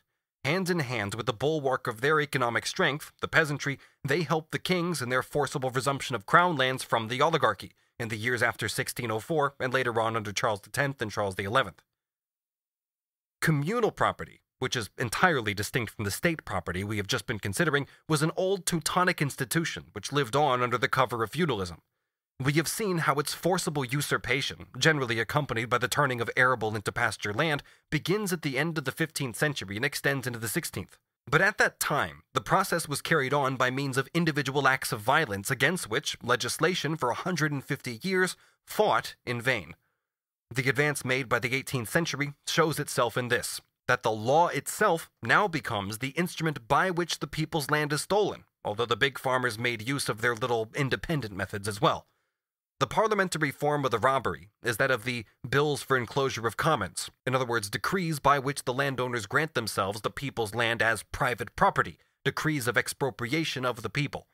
Sir F.M. Eden refutes his own crafty special pleading, in which he tries to represent communal property as the private property of the great landlords who have taken the place of the feudal lords, when he himself demands a general act of parliament for the enclosure of commons, thereby admitting that a parliamentary coup d'etat is necessary for their transformation into private property, and moreover calls on the legislature to indemnify the expropriated poor. While the place of the independent yeoman was taken by tenants at will, small farmers on yearly leases, a servile rabble dependent on the arbitrary will of the landlords, the systematic theft of communal property was of great assistance, alongside the theft of the state domains, in swelling those large farms which were called in the 18th century capital farms, or merchant farms, and in setting free the agricultural population as a proletariat for the needs of industry. The 18th century, however, did not yet recognize as fully as the 19th the identity between the wealth of the nation and the poverty of the people, hence the very vigorous polemic in the economic literature of that time on the enclosure of commons. From the mass of material that lies before me, I give a few extracts chosen for the strong light they throw in the circumstances of that time. In several parishes of Hertfordshire, writes one indignant person, 24 farms, numbering on the average 50 to 150 acres, have been melted up into 3 farms. In Northamptonshire and Leicestershire, the enclosure of common lands has taken place on a very large scale, and most of the new lordships, resulting from the enclosure, have been turned into pasturage, in consequence of which many lordships have not now 50 acres plowed yearly, in which 1,500 were plowed formerly. The ruins of former dwelling houses, barns, stables, etc. are the sole traces of the former inhabitants. 100 houses and families have in some open field villages dwindled to 8 or 10. The landholders in most parishes that have been enclosed only 15 or 20 years are very few in comparison to the numbers who occupied them in their open field state. It is no uncommon thing for 4 or 5 wealthy graziers to engross a large enclosed lordship which was before in the hands of 20 or 30 farmers, and as many smaller tenants and proprietors. All these are hereby thrown out of their livings with their families and many other families who were chiefly employed and supported by them. It was not only land that lay waste, but often also land that was still under cultivation, being cultivated either in common or held under a definite rent paid to the community, that was annexed by the neighboring landowners under pretext of enclosure. I have here in view enclosures of open fields and lands already improved. It is acknowledged by even the writers in defense of enclosures that these diminished villages increase the monopolies of farms, raise the prices of provisions, and produce depopulation. And even the enclosure of wastelands, as now carried on, bears hard on the poor, by depriving them of a part of their subsistence, and only goes towards increasing farms already too large. Dr. Price says, "When this land gets into the hands of a few great farmers, the consequence must be that the little farmers, previously described by him as a multitude of little proprietors and tenants, who maintain themselves and families by the produce of the ground they occupy, by sheep kept on a common, by poultry, hogs, etc., and who therefore have little occasion to purchase any of the means of subsistence, will be converted into a body of men who earn their subsistence by working for others, and who will be under a necessity of going to market for all they want. There will perhaps be more labor because there will be more compulsion to it. Towns and manufactures will increase because more will be driven to them in quest of places and employment. This is the way in which the engrossing of farms actually operates, and this is the way in which for many years it has actually been operating in this kingdom." He sums up the effect of the enclosures in this way. "Upon the whole, the circumstances of the lower ranks of men are altered in almost every respect for the worse. From little occupiers of land, they are reduced to the state of day laborers and hirelings, and at the same time, their subsistence in that state has become more difficult. In fact, the usurpation of the common lands and the accompanying revolution in agriculture had such an acute effect on the agricultural laborers that even according to Eden, their wages began to fall below the minimum between 1765 and 1780 and to be supplemented by official poor law relief. Their wages, he says, were not more than enough for the absolute necessaries of life. Let us hear for a moment a defender of enclosures and an opponent of Dr. Price. Quote, "Nor is it a consequence that there must be depopulation, because men are not seen wasting their labor in the open field. If, by converting the little farmers into a body of men who must work for others, more labor is produced, it is an advantage which the nation, to which of course the people who have been converted do not belong, should wish for. The produce being greater when their joint labors are employed on one farm, there will be a surplus for manufactures, and by this means manufactures, one of the mines of the nation, will increase in proportion to the quantity of corn produced." The stoical peace of mind with which the political economist regards the most shameless violation of the sacred rights of property and the grossest acts of violence against persons, as soon as they are necessary in order to lay the foundations of the capitalist mode of production, is shown by Sir F.M. Eden, who is, moreover, Tory and philanthropic in his political coloring. The whole series of thefts, outrages, and popular misery that accompanied the forcible expropriation of the people from the last third of the 15th to the end of the 18th century leads him merely to this comfortable concluding reflection. The due proportion between arable land and pasture land had to be established. During the whole of the 14th century and the greater part of the 15th century, there was 1 acre of pasture to 2, 3, and even 4 of arable land. About the middle of the 16th century, the proportion was changed to 2 acres of pasture to 2, later on to 2 acres of pasture to 1 of arable, until at last the just proportion of 3 acres of pasture to 1 of arable land was attained. By the 19th century, the very memory of the connection between the agricultural laborer and communal property had, of course, vanished. To say nothing of more recent times, have the agricultural population received a farthing's compensation for the 3.5 million acres of common land, which between 1801 and 1831 were stolen from them and presented to the landlords by the landlords through the agency of Parliament? The last great process of expropriation from the soil is finally the so-called clearing of the estates, i.e. the sweeping of human beings off them. All the English methods hitherto considered culminated in clearing. As we saw in the description of modern conditions given in a previous chapter, when there are no more independent peasants to get rid of, the clearing of cottages begins, so that agricultural laborers no longer find on the soil they cultivate the necessary space for their own housing. But what clearing of estates really and properly signifies, we learn only in the Highlands of Scotland, the promised land of modern romantic novels. There, the process is distinguished by its systematic character, by the magnitude of the scale on which it is carried out at one blow. In Ireland, landlords have gone as far as sweeping away several villages at once, but in the Highlands, areas as large as German principalities are dealt with. And finally, by the peculiar form of property under which the embezzled lands were held. The Highland Celts were organized in clans, each of which was the owner of the land on which it was settled.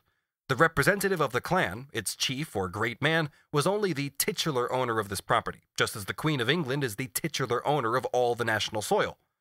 When the English government succeeded in suppressing the intestine wars of these great men and their constant incursions into the lowland plains, the chiefs of the clans by no means gave up their time-honored trade as robbers. They merely changed its form. On their own authority, they transformed their nominal right to the land into a right of private property, and as this came up against resistance on the part of their clansmen, they resolved to drive them out openly and by force. A king of England might as well claim to drive his subjects into the sea, says Professor Newman. This revolution, which began in Scotland after the last rising of the followers of the Pretender, can be followed through its first phases in the writings of Sir James Stewart and James Anderson. In the 18th century, the Gaels were both driven from the land and forbidden to emigrate, with a view to driving them forcibly to Glasgow and other manufacturing towns. As an example of the method used in the 19th century, the clearings made by the Duchess of Sutherland will suffice here. This person, who had been well instructed in economics, resolved, when she had succeeded to the headship of the clan, to undertake a radical economic cure, and to turn the whole county of Sutherland, the population of which had already been reduced to 15,000 by similar processes, into a sheepwalk. Between 1814 and 1820, these 15,000 inhabitants, about 3,000 families, were systematically hunted and rooted out. All their villages were destroyed and burnt. all their fields turned into pasturage. British soldiers enforced this massive evictions and came to blows with the inhabitants. One old woman was burnt to death in the flames of the hut she refused to leave. It was in this manner that this fine lady appropriated 794,000 acres of land which had belonged to the clan from time immemorial. She assigned to the expelled inhabitants some 6,000 acres on the seashore, 2 acres per family. The 6,000 acres had until this time lain waste, and brought in no income to their owners. The Duchess, in the nobility of her heart, actually went so far as to let these wastelands at an average rent of 2 shillings 6 per acre to the clansmen, who for centuries had shed their blood for her family. She divided the whole of the stolen land of the clan into 29 huge sheep farms, each inhabited by a single family, for the most part imported English farm servants. By 1825, the 15,000 Gaels had already been replaced by 131,000 sheep. The remnant of the original inhabitants, who had been flung onto the seashore, tried to live by catching fish. They became amphibious, and lived, as an English writer says, half on land and half on water, and withal only half on both. But the splendid Gaels had now to suffer still more bitterly for their romantic mountain idolization of the great men of the clan. The smell of their fish rose to the noses of the great men. They scented some profit in it, and let the seashore to the big London fishmongers. For the second time, the Gaels were driven out. Finally, however, part of the sheepwalks were turned into deer preserves. Everyone knows that there are no true forests in England. The deer in the parks of the great are demure domestic cattle, as fat as London aldermen. Scotland is therefore the last refuge of the noble passion. In the Highlands, reports Summers in 1848, new forests are springing up like mushrooms. Here, on one side of Gaelic, you have the new forest of Glenfeshie, and there, on the other, you have the new forest of Ardverichy. In the same line, you have the Black Mount, an immense waste also recently erected. From east to west, from the neighborhood of Aberdeen to the crags of Oban, you now have a continuous line of forests, while in other parts of the Highlands there are new forests of Loch Arkaig, Glengarry, Glenmoriston, etc. Sheep were introduced into glens which had been the seats of communities of small farmers, and the latter were driven to seek subsistence on coarser and more sterile tracts of soil. Now deer are supplanting sheep, and these are once more dispossessing the small tenants, who will necessarily be driven down upon still coarser land into more grinding penury. Deer forests and the people cannot coexist. One or other of the two must yield. Let the forests be increased in number and extent during the next quarter of a century, as they have been in the last, and the Gaels will perish from the native soil. This movement among the Highland proprietors is with some a matter of ambition, with some love of sport, while others, of a more practical cast, follow the trade in deer with an eye solely to profit. For it is a fact that a mountain range laid out in forest is, in many cases, more profitable to the proprietor than when led as a sheepwalk. The huntsman who wants a deer forest limits his offers by no other calculation than the extent of his purse. Sufferings have been inflicted in the Highlands scarcely less severe than those occasioned by the policy of the Norman kings. Deer have received extended ranges, while men have been hunted within a narrower and still narrower circle. One after one, the liberties of the people have been cloven down, and the oppressions are daily on the increase.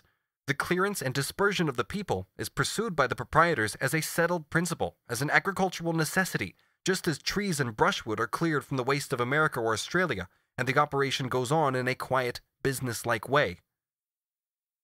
The spoliation of the church's property, the fraudulent alienation of the state domains, the theft of the common lands, the usurpation of feudal and clan property, and its transformation into modern private property under circumstances of ruthless terrorism, all these things were just so many idyllic methods of primitive accumulation. They conquered the field for capitalist agriculture, incorporated the soil into capital, and created for the urban industries the necessary supplies of free and rightless proletarians.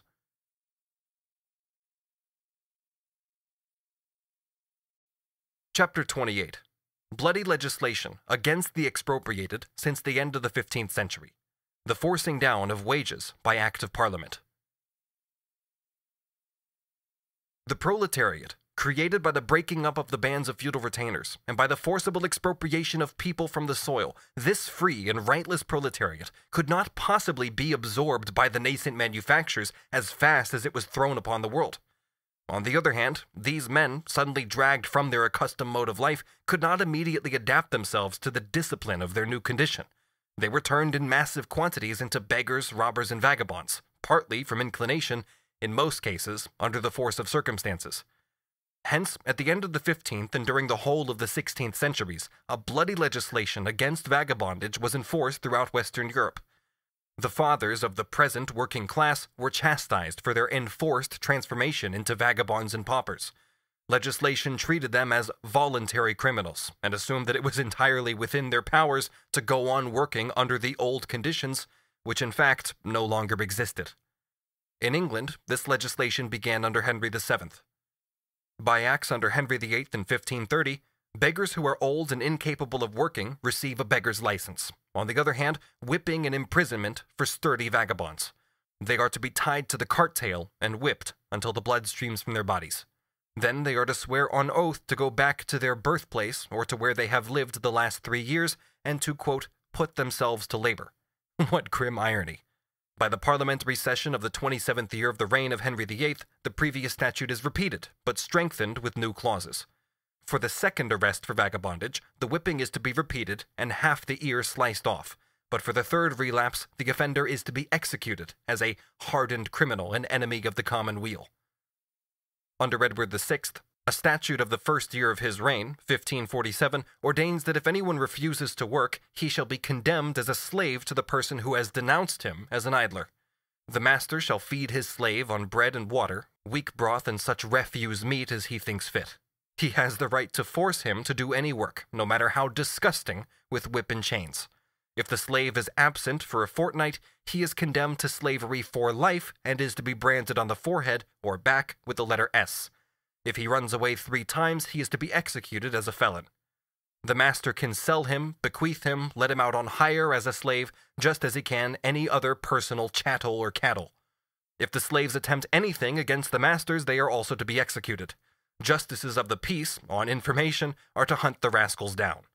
If it happens that a vagabond has been idling about for 3 days, he is to be taken to his birthplace, branded with a red-hot iron with the letter V on the breast, and set to work, in chains, on the roads or at some other labor.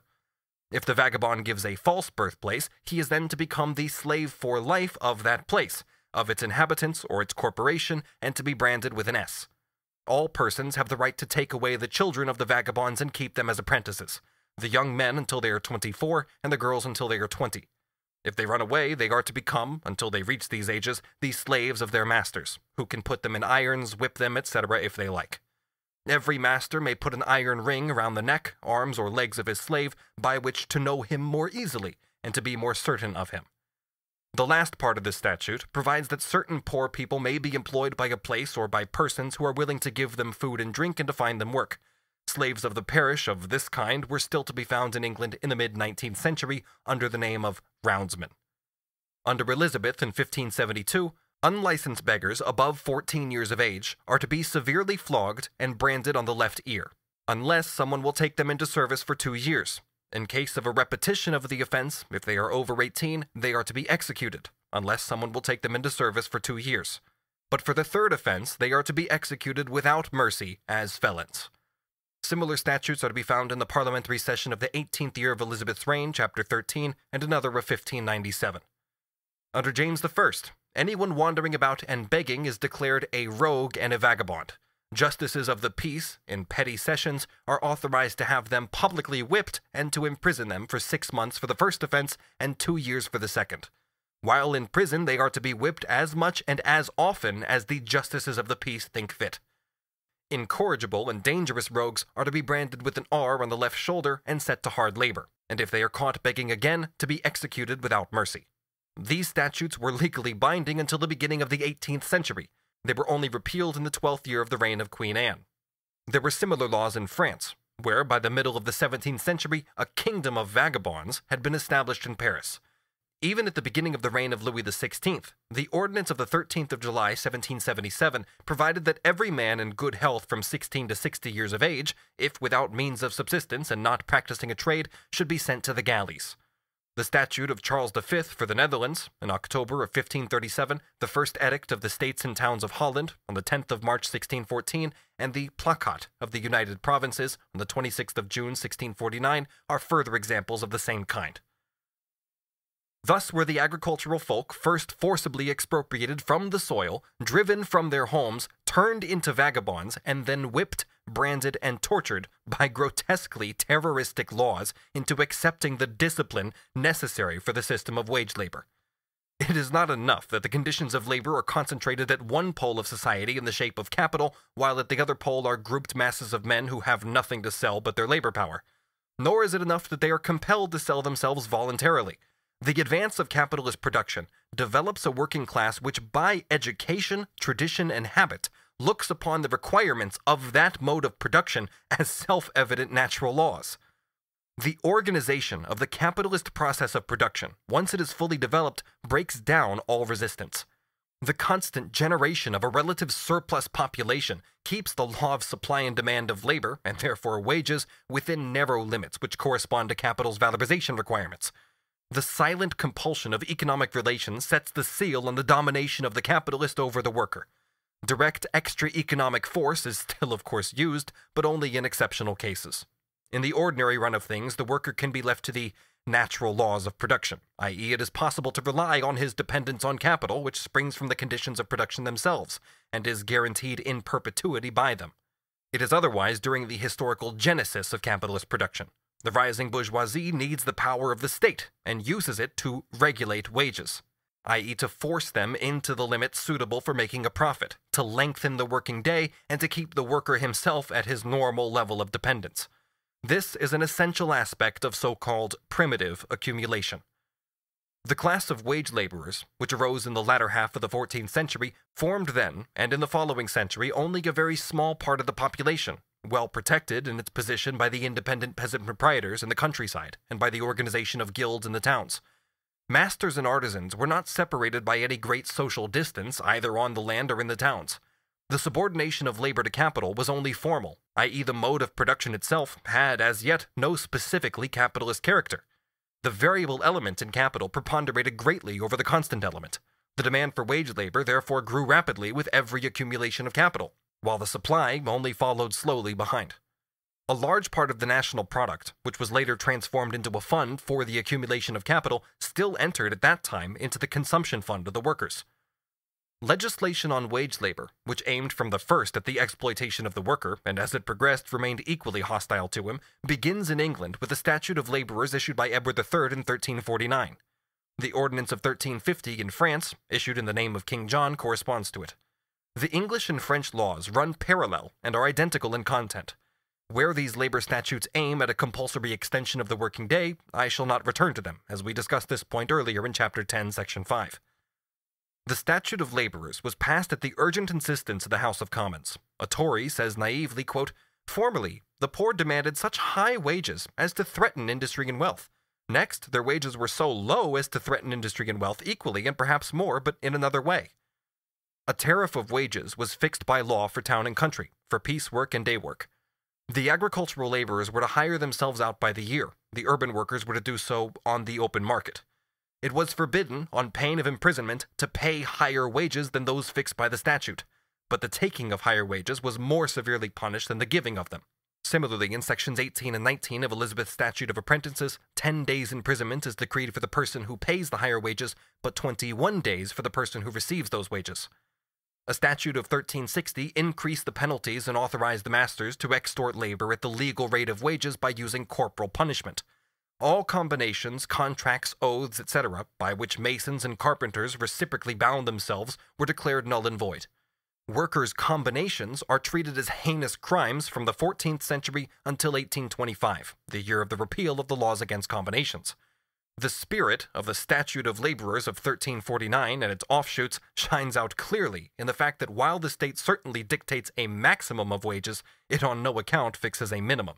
In the 16th century, as we know, the condition of the workers became much worse. The money wage rose, but not in proportion to the depreciation of money and the corresponding rise in the prices of commodities. Real wages therefore fell. Nevertheless, the laws for keeping them down remained in force, together with the ear-clipping and branding of those, quote, whom no one was willing to take into service. By Chapter 3 of the parliamentary session of the 5th year of the reign of Queen Elizabeth, the Statute of Apprentices, the justices of the peace were given the power to fix certain wages and to modify them according to the time of the year and the current prices of commodities.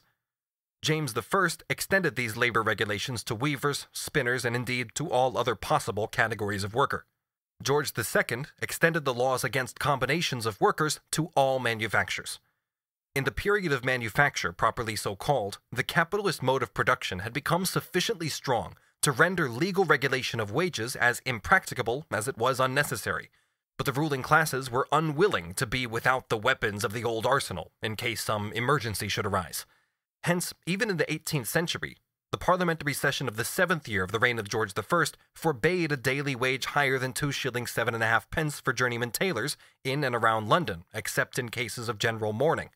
The parliamentary session of the 13th year of the reign of George III, Chapter 68, handed over to the justices of the peace the task of regulating the wages of silk weavers. In 1796, it required 2 judgments of the higher courts to decide whether the orders made by justices of the peace as to wages also held good for non-agricultural workers.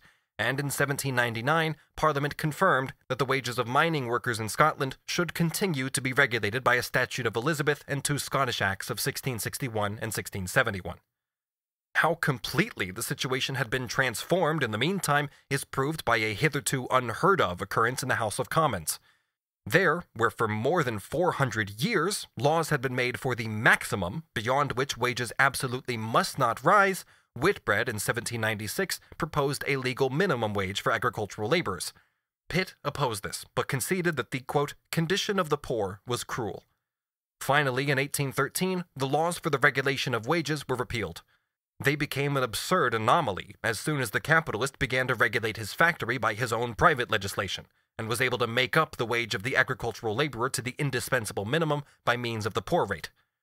The provisions of the statutes of laborers as to the contracts between master and workman, regarding giving notice and the like, which only allowed a civil action against the master who breaks his contract, but permit, on the contrary, a criminal action against the worker who breaks his contract, are still in full force at the moment.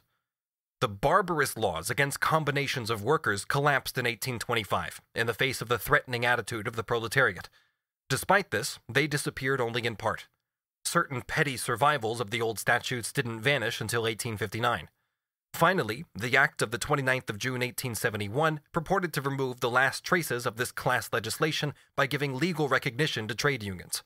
But another act, of the same date, titled An Act to Amend the Criminal Law Relating to Violence, Threats, and Molestation, in fact re-established the previous situation in a new form. This parliamentary conjuring trick withdrew the means the workers could use in a strike or lockout from the common law and placed them under exceptional penal legislation, the interpretation of which fell to the manufacturers themselves in their capacity of justices of the peace. 2 years earlier, the same House of Commons and the same Mr. Gladstone, in the customary honorable fashion, had brought in a bill for the removal of all exceptional penal legislation against the working class, but it was never allowed to go beyond the second reading, and the matter was drawn out in this way until at length the Great Liberal Party, by an alliance with the Tories, found the courage to turn decisively against the very proletariat that had carried it into power. Not content with this betrayal, the Great Liberal Party allowed the English judges, ever ready to wag their tails for the ruling classes, to exhume the earlier laws against conspiracy and apply them to combinations of workers. It is evident that only against its will, and under the pressure of the masses, did the English Parliament give up the laws against strikes and trade unions, after it had itself, with shameless egoism, held the position of a permanent trade union of the capitalists against the workers throughout 5 centuries. During the very first storms of the Revolution, the French bourgeoisie dared to take away from the workers the rights of association they had just acquired. By a decree of the 14th of June 1791, they declared that every combination by the workers was, quote, an assault on liberty and the declaration of the rights of man, punishable by a fine of 500 livres, together with the deprivation of the rights of an active citizen for 1 year. This law, which used state compulsion to confine the struggle between capital and labor within limits convenient for capital, has outlived revolutions and changes of dynasties. Even the Terror left it untouched. It was only struck out of the penal code quite recently. Nothing is more characteristic than the pretext for this bourgeois coup d'état. Granting, says Le Chapelier, the rapporteur of the Committee on this law, that wages ought to be a little higher than they are, that they ought to be high enough for him that receives them to be free from that state of absolute dependence which results from the lack of the necessaries of life, and which is almost a state of slavery, Granting this, the workers must nevertheless not be permitted to inform themselves about their own interests, nor to act in common and thereby lessen their absolute dependence, which is almost a state of slavery, because by doing this they infringe, quote, the liberty of their former masters, who are the present entrepreneurs, and because a combination against the despotism of the former masters of the corporations is, guess what, a restoration of the corporations abolished by the French Constitution. Chapter 29. The Genesis of the Capitalist Farmer. Now that we have considered the forcible creation of a class of free and rightless proletarians, the bloody discipline that turned them into wage laborers, the disgraceful proceedings of the state which employed police methods to accelerate the accumulation of capital by increasing the degree of exploitation of labor, the question remains, where did the capitalists originally spring from? For the only class created directly by the expropriation of the agricultural population is that of the great landed proprietors. As far as the genesis of the farmers is concerned, however, we can, so to speak, put our finger on it, because it is a slow process evolving through many centuries. The serfs, as well as the free small-scale proprietors, held land under very different tenures, and were therefore emancipated under very different economic conditions. In England, the first form of the farmer is the bailiff, himself a serf. His position is similar to that of the villicus in ancient Rome, only in a more limited sphere of action. During the second half of the 14th century, he is replaced by a farmer, whom the landlord provides with seed, cattle, and farm implements. The farmer's condition is not very different from that of the peasant, but he exploits more wage labor. Soon he becomes a métayer, a sharecropper. He advances one part of the agricultural stock, the landlord the other. The two divide the total product in proportions determined by contract. This form disappears quickly in England, and gives place to the form of the farmer properly so called, who valorizes his own capital by employing wage laborers, and pays a part of the surplus product, in money or in kind, to the landlord as ground rent. During the 15th century, the independent peasant and the farm laborer working for himself as well as for wages enriched themselves by their own labor, and as long as this was the case, both the farmer's circumstances and his field of production remained mediocre.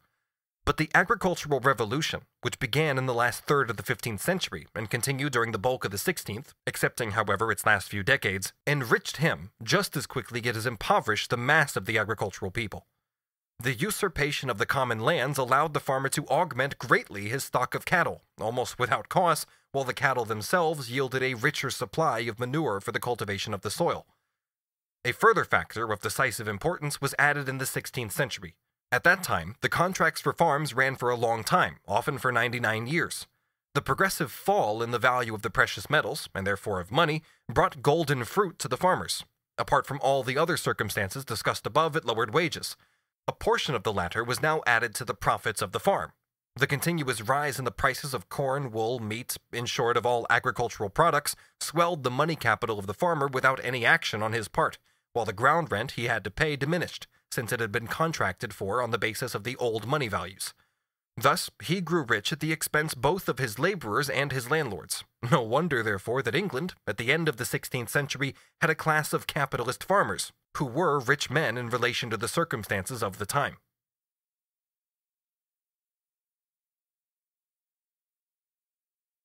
Chapter 30. Impact of the Agricultural Revolution on Industry, the creation of a home market for industrial capital. The intermittent but constantly renewed expropriation and expulsion of the agricultural population supplied the urban industries, as we have seen, with a mass of proletarians standing entirely outside the corporate guilds and unfettered by them. A fortunate circumstance which makes old A. Anderson, not to be confused with James Anderson, express a belief in the direct intervention of Providence in his History of Commerce. We must still pause for a moment on this element of primitive accumulation. The thinning out of the independent, self-supporting peasants corresponded directly with the concentration of the industrial proletariat, in the way that Geoffroy St. Hilaire explained the condensation of cosmic matter at one place by its rarefaction at another. But this was not the only consequence. In spite of the smaller number of its cultivators, the soil brought forth as much produce as before, or even more, because the revolution in property relations on the land was accompanied by improved methods of cultivation, greater cooperation, a higher concentration of the means of production, and so on, and because the agricultural wage laborers were made to work at higher levels of intensity, and the field of production on which they worked for themselves shrank more and more. With the setting free of a part of the agricultural population, therefore, their former means of nourishment were also set free. They were now transformed into material elements of variable capital. The peasant, expropriated and cast adrift, had to obtain the value of the means of subsistence from his new lord, the industrial capitalist, in the form of wages. And the same thing happened to those raw materials of industry which depended on indigenous agriculture. They were transformed into an element of constant capital. Suppose, for example, that one part of the Westphalian peasantry, who at the time of Frederick II all span flax, are forcibly expropriated and driven from the soil, and suppose that the other part, who remain behind, are turned into the day laborers of the large-scale farmers. At the same time, large establishments for flax spinning and weaving arise, and in these the men who have been set free now work for wages. The flax looks exactly as it did before. Not a fiber of it has changed, but a new social soul has entered into its body. It now forms a part of the constant capital of the master manufacturer. Formerly, it was divided among a mass of small producers, who cultivated it themselves and spun it with their families in small portions. Now it is concentrated in the hands of one capitalist, who sets others to spin and weave it for him. The extra labor expended in flax spinning was realized formerly in extra income to numerous peasant families, or perhaps in the time of Frederick II, in taxes for the King of Prussia. Now it is realized in profit for a few capitalists. The spindles and looms, formerly scattered over the face of the countryside, are now crowded together in a few great labor barracks, together with the workers and the raw material. And spindles, looms, and raw material are now transformed from means for the independent existence of the spinners and weavers into means for commanding them and extracting unpaid labor from them. You cannot tell from looking at the large factories and large farms that they have originated from the combination of many small centers of production and have been built up by the expropriation of many small independent producers.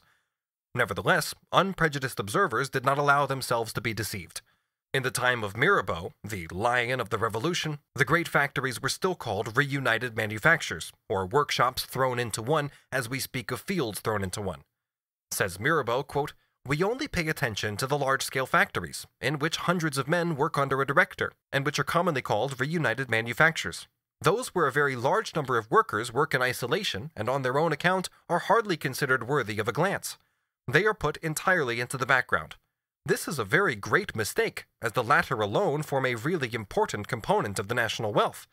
The combined workshops will prodigiously enrich one or two entrepreneurs, but the workers will only be journeymen, paid more or less according to the circumstances, and will not have any share in the success of the undertaking. In the isolated workshop, on the contrary, no one will become rich, but many workers will be comfortable. The number of hard-working and economical workers will grow, because they will see, in good conduct and in activity, a means of substantially improving their situation, and not of obtaining a small increase of wages that can never be of any importance for the future, and whose sole result is to place men in the position to live a little better, but only from day to day. The isolated individual workshops, for the most part combined with the cultivation of small holdings, are the only free ones. The expropriation and eviction of a part of the agricultural population not only set free for industrial capital the workers, their means of subsistence, and the materials of their labor, it also created the home market. In fact, the events that transformed the small peasants into wage laborers and their means of subsistence and of labor into material elements of capital created at the same time a home market for capital. Formerly, the peasant family produced means of subsistence and raw materials which they themselves for the most part consumed. These raw materials and means of subsistence have now become commodities. The large-scale farmer sells them. He finds his market in the manufacturers. Yarn, linen, coarse woolen stuffs, things whose raw materials had been within the reach of every peasant family, had been spun and woven by the family for its own use, are now transformed into articles of manufacture, the markets for which are found precisely in the country districts. Previously, a mass of small producers working on their own account had found their natural counterpart in a large number of scattered customers, but now these customers are concentrated into one great market provided for by industrial capital. Thus, the destruction of the subsidiary trades of the countryside, the process whereby manufacture is divorced from agriculture, goes hand in hand with the expropriation of the previously self-supporting peasants and their separation from their own means of production.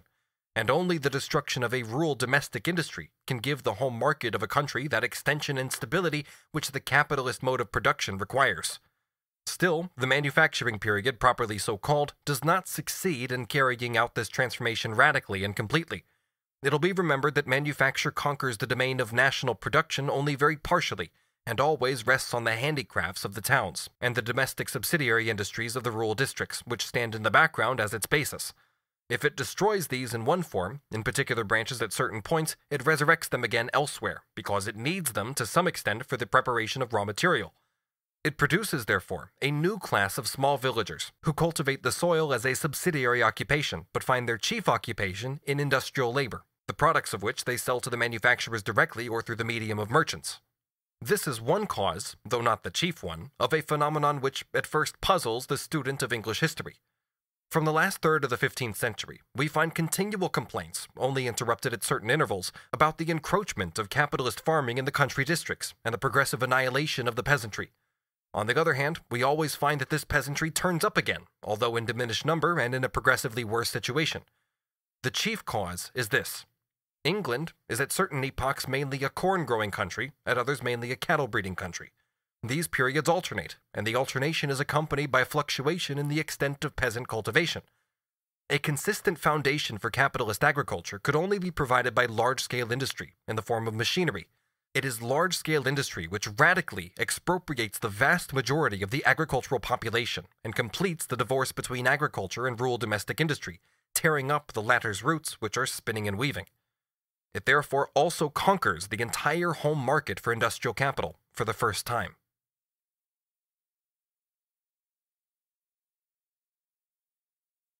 Chapter 31. The Genesis of the Industrial Capitalist. The genesis of the industrial capitalist did not proceed in such a gradual way as that of the farmer. Doubtless, many small guild masters, and a still greater number of independent small artisans, or even wage laborers, transformed themselves into small capitalists, and by gradually extending their exploitation of wage labor and the corresponding accumulation into capitalists without qualification. In the period when capitalist production was in its infancy, things often happened as they had done in the period of infancy of the medieval town, where the question as to which of the escaped serfs should be master and which servant was in great part decided by the earlier or later date of their flight. The snail's pace of advance under this method by no means corresponded with the commercial requirements of the New World market, which had been created by the great discoveries of the end of the 15th century. But the Middle Ages had handed down two distinct forms of capital, which ripened in the most varied economic formations of society, and which, before the era of the capitalist mode of production, nevertheless functioned as capital, usurer's capital and merchant's capital. Quote, "At present, all the wealth of society goes first into the possession of the capitalist. He pays the landowner his rent, the laborer his wages, the tax and the tithe gatherer their claims, and keeps a large, indeed the largest, and a continually augmenting share of the annual produce of labor for himself. The capitalist may now be said to be the first owner of all the wealth of the community, though no law has conferred on him the right to this property. This change has been effected by the taking of interest on capital, and it is not a little curious that all the lawgivers of Europe endeavored to prevent this by statutes, i.e. statutes against usury. The power of the capitalist over all the wealth of the country is a complete change in the right of property, and by what law or series of laws was it effected?" End quote from Thomas Hodgkin. The author should have reminded himself that revolutions are not made with laws. The money capital formed by means of usury and commerce was prevented from turning into industrial capital by the feudal organization of the countryside and the guild organization of the towns. These fetters vanished with the dissolution of the feudal bands of retainers and the expropriation and partial eviction of the rural population.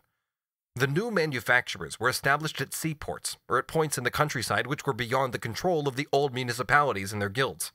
Hence, in England, the bitter struggle of the corporate towns against these new seedbeds of industry. The discovery of gold and silver in America, the extirpation, enslavement, and entombment in mines of the indigenous population of that continent, the beginnings of the conquest and plunder of India, and the conversion of Africa into a preserve for the commercial hunting of blackskins, are all things which characterize the dawn of the era of capitalist production. These idyllic proceedings are the chief moments of primitive accumulation. Hard on their heels follows the commercial war of the European nations, which has the globe as its battlefield. It begins with the revolt of the Netherlands from Spain, assumes gigantic dimensions in England's anti-Jacobin War, and is still going on in the shape of the Opium Wars against China, etc. The different moments of primitive accumulation can be assigned in particular to Spain, Portugal, Holland, France, and England, in more or less chronological order. These different moments are systematically combined together at the end of the 17th century in England. The combination embraces the colonies, the national debt, the modern tax system, and the system of protection. These methods depend in part on brute force, for instance, the colonial system. But they all employ the power of the state, the concentrated and organized force of society, to hasten, as in a hothouse, the process of transformation of the feudal mode of production into the capitalist mode, and to shorten the transition. Force is the midwife of every old society which is pregnant with a new one. It is itself an economic power. W. Howitt, a man who specializes in being a Christian, says of the Christian colonial system, quote, "The barbarities and desperate outrages of the so-called Christian race throughout every region of the world and upon every people they have been able to subdue are not to be paralleled by those of any other race, however fierce, however untaught, and however reckless of mercy and of shame in any age of the earth." The history of Dutch colonial administration, and Holland was the model capitalist nation of the 17th century, quote, "is one of the most extraordinary relations of treachery, bribery, massacre, and meanness. Nothing is more characteristic than their system of stealing men in Sulawesi in order to get slaves for Java. Man-stealers were trained for this purpose. The thief, the interpreter, and the seller were the chief agents in this trade. The native princes were the chief sellers. The young people thus stolen were hidden in secret dungeons on Sulawesi until they were ready for sending to the slave ships. An official report says, quote, "This one town of Makassar, for example, is full of secret prisons, one more horrible than the other, crammed with unfortunates, victims of greed and tyranny, fettered in chains, forcibly torn from their families." In order to get possession of Malacca, the Dutch bribed the Portuguese governor. He let them into the town in 1641. They went straight to his house and assassinated him, so as to be able to abstain from paying the £21,875, which was the amount of his bribe. Wherever they set foot, devastation and depopulation followed. Banyuwangi, a province of Java, numbered over 80,000 inhabitants in 1750 and only 18,000 in 1811. That is peaceful commerce. The English East India Company, as is well known, received, apart from political control of India, the exclusive monopoly of the tea trade, as well as of the Chinese trade in general and the transport of goods to and from Europe. But the coasting trade round India and between the islands, as well as the internal trade of India, was the monopoly of the higher officials of the company. The monopolies of salt, opium, betel, and other commodities were inexhaustible mines of wealth. The officials themselves fixed the price and plundered the unfortunate Hindus at will. The Governor-General took part in this private traffic. His favorites received contracts under conditions whereby they, cleverer than the alchemists, made gold out of nothing.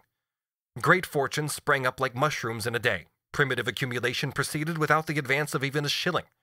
The trial of Warren Hastings swarms with such cases. Here is an instance. A contract for opium was given to a certain Sullivan at the moment of his departure on an official mission to a part of India far removed from the opium district. Sullivan sold his contract to one Bin for £40,000. Bin sold it the same day for £60,000, and the ultimate purchaser, who carried out the contract, declared that he still extracted a tremendous profit from it. According to one of the lists laid before Parliament, the company and its officials obtained £6 million between 1757 and 1766 from the Indians in the form of gifts. Between 1769 and 70, the English created a famine by buying up all the rice and refusing to sell it again, except at fabulous prices. The treatment of the indigenous population was, of course, at its most frightful in plantation colonies, set up exclusively for the export trade, such as the West Indies, and in rich and well-populated countries, such as Mexico and India, that were given over to plunder. But even in the colonies properly so called, the Christian character of primitive accumulation was not belied. In 1703, those sober exponents of Protestantism, the Puritans of New England, by decrees of their assembly set a premium of £40 on every Indian scalp and every captured redskin. In 1720, a premium of £100 was set on every scalp. In 1744, after Massachusetts Bay had proclaimed a certain tribe as rebels, the following prices were laid down. For a male scalp of 12 years and upwards, £100 in new currency. For a male prisoner, £105. For women and children prisoners, £50. For the scalps of women and children, £50. Some decades later, the colonial system took its revenge on the descendants of the pious Pilgrim Fathers, who had grown seditious in the meantime. At English instigation, and for English money, they were tomahawked by the Redskins. The British Parliament proclaimed bloodhounds and scalping as means that God and nature had given into its hand. The colonial system ripened trade and navigation as in a hothouse. The companies called monopolia were powerful levers for the concentration of capital. The colonies provided a market for the budding manufactures and a vast increase in accumulation which was guaranteed by the mother country's monopoly of the market. The treasures captured outside Europe by undisguised looting, enslavement, and murder flowed back to the mother country and returned into capital there. Holland, which first brought the colonial system to its full development, already stood at the zenith of its commercial greatness in 1648. It was, quote, in almost exclusive possession of the East Indian trade and the commerce between the southeast and the northwest of Europe. Its fisheries, its shipping, and its manufactures surpassed those of any other country. The total capital of the Republic was probably greater than all that of the rest of Europe put together. End quote from Gulich. Gulich forgets to add that by 1648, the people of Holland were more overworked, poorer, and more brutally oppressed than those of all the rest of Europe put together. Today, industrial supremacy brings with it commercial supremacy. In the period of manufacture, it is the reverse. Commercial supremacy produces industrial predominance. Hence the preponderant role played by the colonial system at that time. It was the strange god, who perched himself side by side with the old divinities of Europe on the altar, and one fine day threw them all overboard with a shove and a kick. It proclaimed the making of profit as the ultimate and sole purpose of mankind. The system of public credit, i.e. of national debts, the origins of which are to be found in Genoa and Venice as early as the Middle Ages, took possession of Europe as a whole during the period of manufacture. The colonial system, with its maritime trade and its commercial wars, served as a forcing house for the credit system. Thus, it first took root in Holland. The national debt, i.e. the alienation of the state, whether that state is despotic, constitutional, or republican, marked the capitalist era with its stamp. The only part of the so-called national wealth that actually enters into the collective possession of a modern nation is the national debt. Hence, quite consistently with this, the modern doctrine that a nation becomes the richer the more deeply it is in debt. Public credit becomes the credo of capital. And with the rise of national debt-making, lack of faith in the national debt takes the place of the sin against the Holy Ghost, for which there is no forgiveness. The public debt becomes one of the most powerful levers of primitive accumulation. As with the stroke of an enchanter's wand, it endows unproductive money with the power of creation, and thus turns it into capital, without forcing it to expose itself to the troubles and risks inseparable from its employment in industry or even in usury. The state's creditors actually give nothing away, for the sum lent is transformed into public bonds, easily negotiable, which go on functioning in their hands just as so much hard cash would.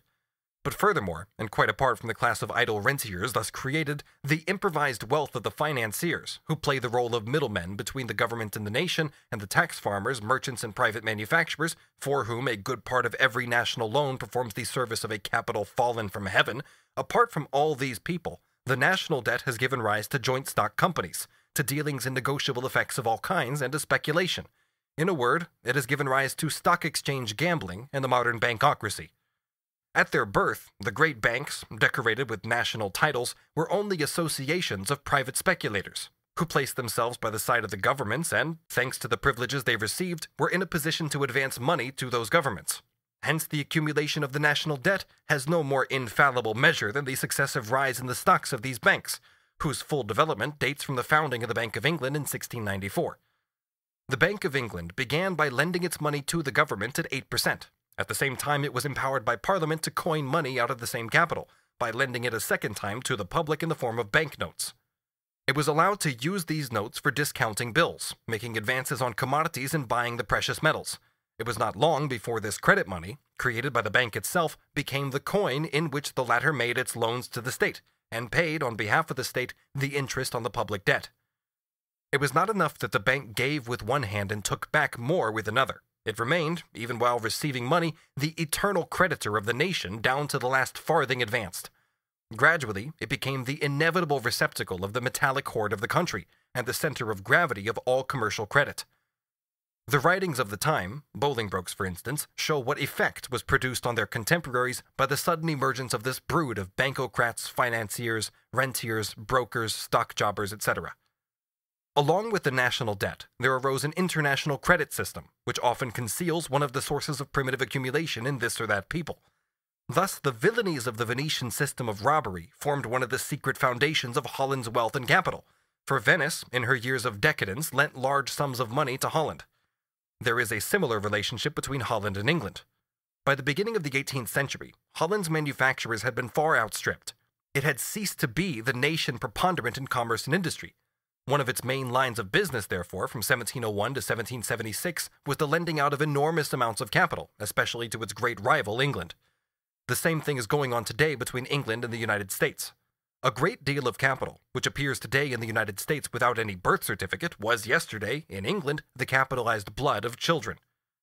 As the national debt is backed by the revenue of the state, which must cover the annual interest payments, etc., the modern system of taxation was the necessary complement of the system of national loans. The loans enable the government to meet extraordinary expenses without the taxpayers feeling it immediately, but they still make increased taxes necessary as a consequence. On the other hand, the raising of taxation, caused by the accumulation of debts contracted one after the other, compels the government always to have recourse to new loans for new extraordinary expenses. The modern fiscal system, whose pivot is formed by taxes on the most necessary means of subsistence, and therefore by increases in their price, thus contains within itself the germ of automatic progression. Overtaxation is not an accidental occurrence, but rather a principle. In Holland, therefore, where this system was first inaugurated, the great patriot, De Witt, extolled it in his Maxims as the best system for making the wage laborer submissive, frugal, industrious, and overburdened with work. Here, however, we are less concerned with the destructive influence it exercises on the situation of the wage laborer than with the forcible expropriation resulting from it of peasants and artisans. In short, of all the constituents of the lower middle class. There are no two opinions about this, even among the bourgeois economists. Its effectiveness as an expropriating agent is heightened still further by the system of protection, which forms one of its integral parts. The great part that the public debt, and the fiscal system corresponding to it, have played in the capitalization of wealth and the expropriation of the masses has led many writers, like Cobbett, Doubleday, and others, to seek here, incorrectly, the fundamental cause of the misery of the people in modern times. The system of protection was an artificial means of manufacturing manufacturers, or expropriating independent workers, of capitalizing the national means of production and subsistence, and of forcibly cutting short the transition from a mode of production that was out of date to the modern mode of production. The European states tore each other to pieces to gain the patent of this invention, and once they had entered into the service of the profit-mongers, they did not restrict themselves to plundering their own people, indirectly through protective duties, directly through export premiums in the pursuit of this purpose. They also forcibly uprooted all industries in the neighboring dependent countries, as for example England did with the Irish woolen manufacture. On the continent of Europe, the process was much simplified, following the example of Colbert.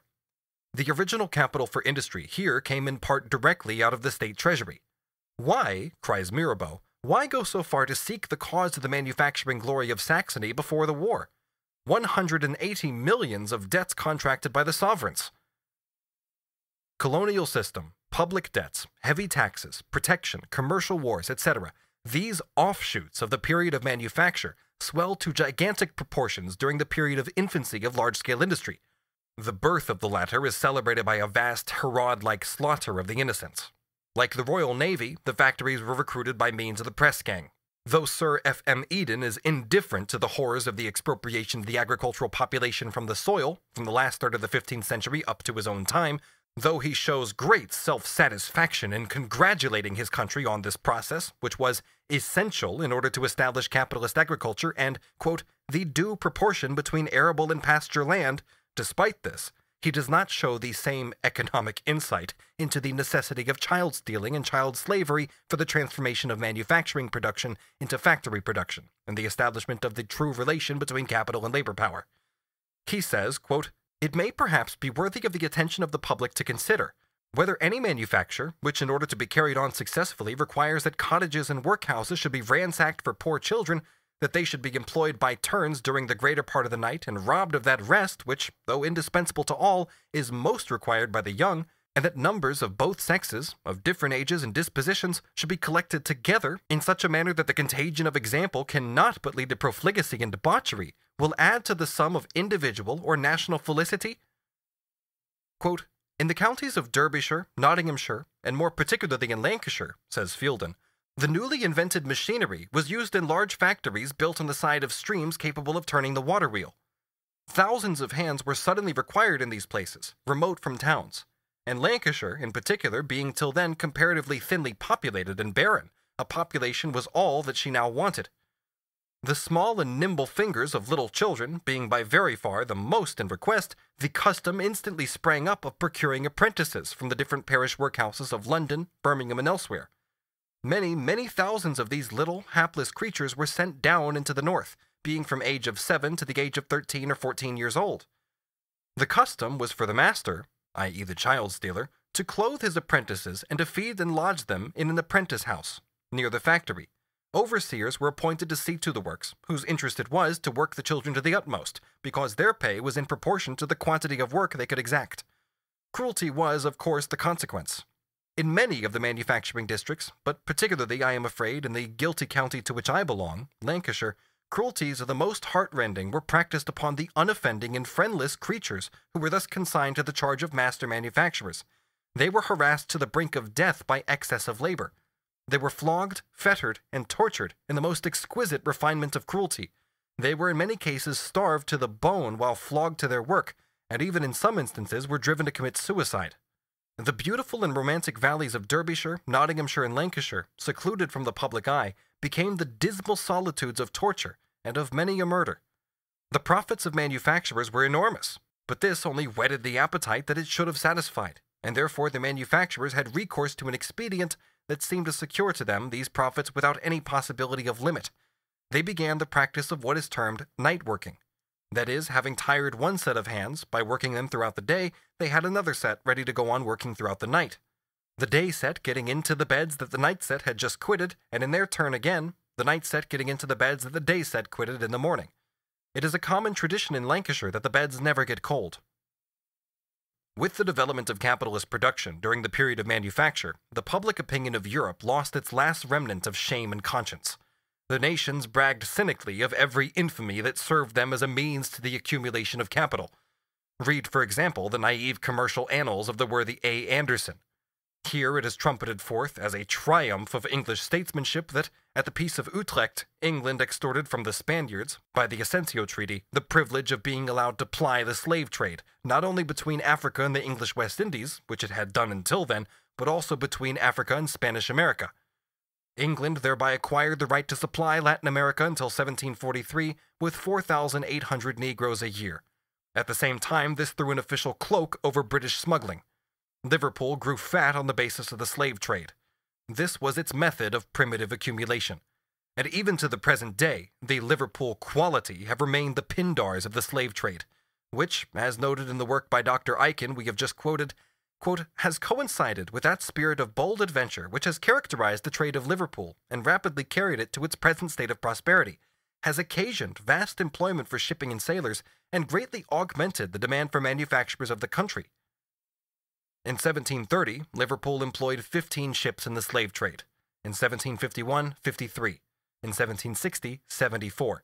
In 1770, 96. And in 1792, 132. While the cotton industry introduced child slavery into England, in the United States it gave the impulse for the transformation of the earlier, more or less patriarchal slavery into a system of commercial exploitation. In fact, the veiled slavery of the wage laborers in Europe needed the unqualified slavery of the New World as its pedestal. Tantae mollis erat. So great was the effort required to found the Roman race, to unleash the eternal natural laws of the capitalist mode of production, to complete the process of separation between the workers and the conditions of their labor, to transform at one pole the social means of production and subsistence into capital, and at the opposite pole the mass of the population into wage laborers, into the free laboring poor, that artificial product of modern history. If money, according to Augier, quote, comes into the world with a congenital blood stain on one cheek, capital comes dripping from head to toe, from every pore with blood and dirt.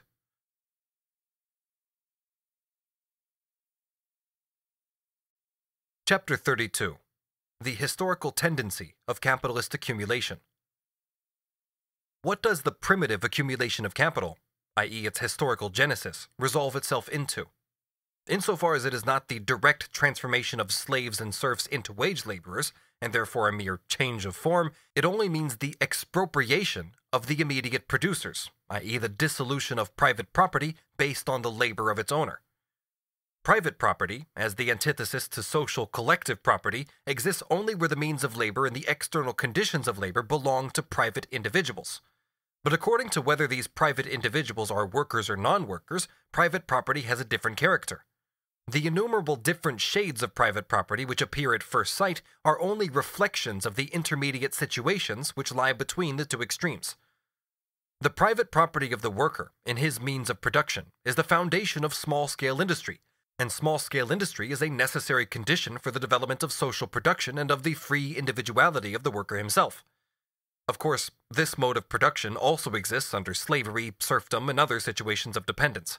But it flourishes, unleashes the whole of its energy, attains its adequate classical form only where the worker is the free proprietor of the conditions of his labor, and sets them in motion himself. Where the peasant owns the land he cultivates, or the artisan owns the tool with which he is an accomplished performer. This mode of production presupposes the fragmentation of holdings, and the dispersal of the other means of production. As it excludes the concentration of these means of production, so it also excludes cooperation, division of labor within each separate process of production, the social control and regulation of the forces of nature, and the free development of the productive forces of society. It is compatible only with a system of production and a society moving within narrow limits which are of natural origin. To perpetuate it would be, as Piquet rightly says, to decree universal mediocrity. At a certain stage of development, it brings into the world the material means of its own destruction. From that moment, new forces and new passions spring up in the bosom of society, forces and passions which feel themselves to be fettered by that society. It has to be annihilated. It is annihilated.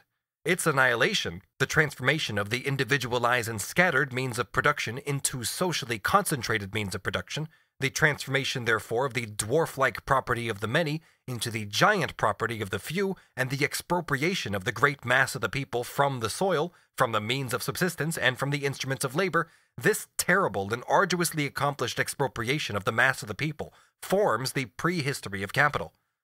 It comprises a whole series of forcible methods, and we have only passed in review those that have been epoch-making as methods of the primitive accumulation of capital. The expropriation of the direct producers was accomplished by means of the most merciless barbarism, and under the stimulus of the most infamous, the most sordid, the most petty, and the most odious of passions. Private property which is personally earned, i.e. which is based, as it were, on the fusing together of the isolated, independent working individual with the conditions of his labor, is supplanted by capitalist private property, which rests on the exploitation of alien, but formally free, labor. As soon as this metamorphosis has sufficiently decomposed the old society throughout its depth and breadth, as soon as the workers have been turned into proletarians and their means of labor into capital, as soon as the capitalist mode of production stands on its own feet, the further socialization of labor and the further transformation of the soil and other means of production into socially exploited and therefore communal means of production takes on a new form. What is now to be expropriated is not the self-employed worker, but the capitalist who exploits a large number of workers. This expropriation is accomplished through the action of the immanent laws of capitalist production itself, through the centralization of capitals. One capitalist always strikes down many others.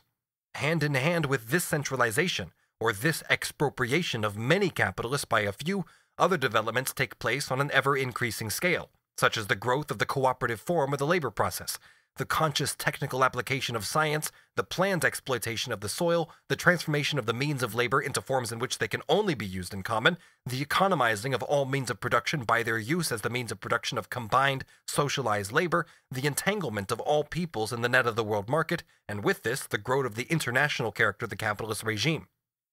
Along with the constant decrease in the number of capitalist magnates, who usurp and monopolize all the advantages of this process of transformation, the mass of misery, oppression, slavery, degradation, and exploitation grows.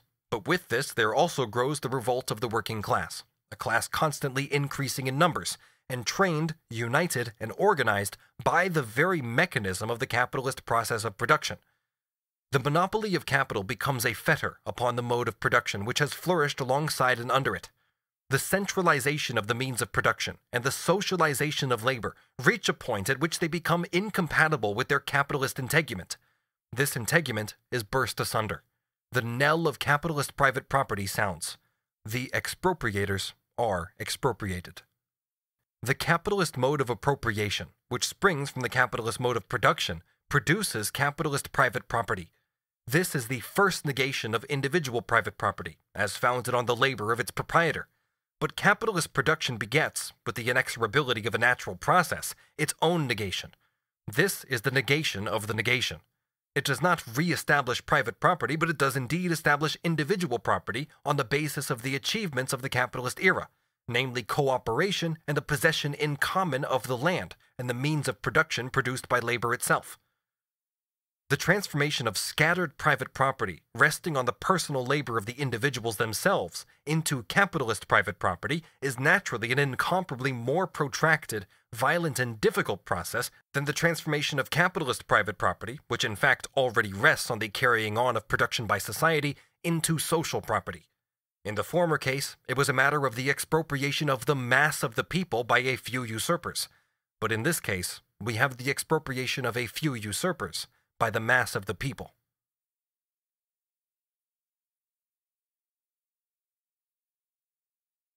Chapter 33. The Modern Theory of Colonization. Political economy confuses, on principle, two different kinds of private property, one which rests on the labor of the producer himself, and the other on the exploitation of the labor of others. It forgets that the latter is not only the direct antithesis of the former, but grows on the former's tomb, and nowhere else. In Western Europe, the homeland of political economy, the process of primitive accumulation has more or less been accomplished.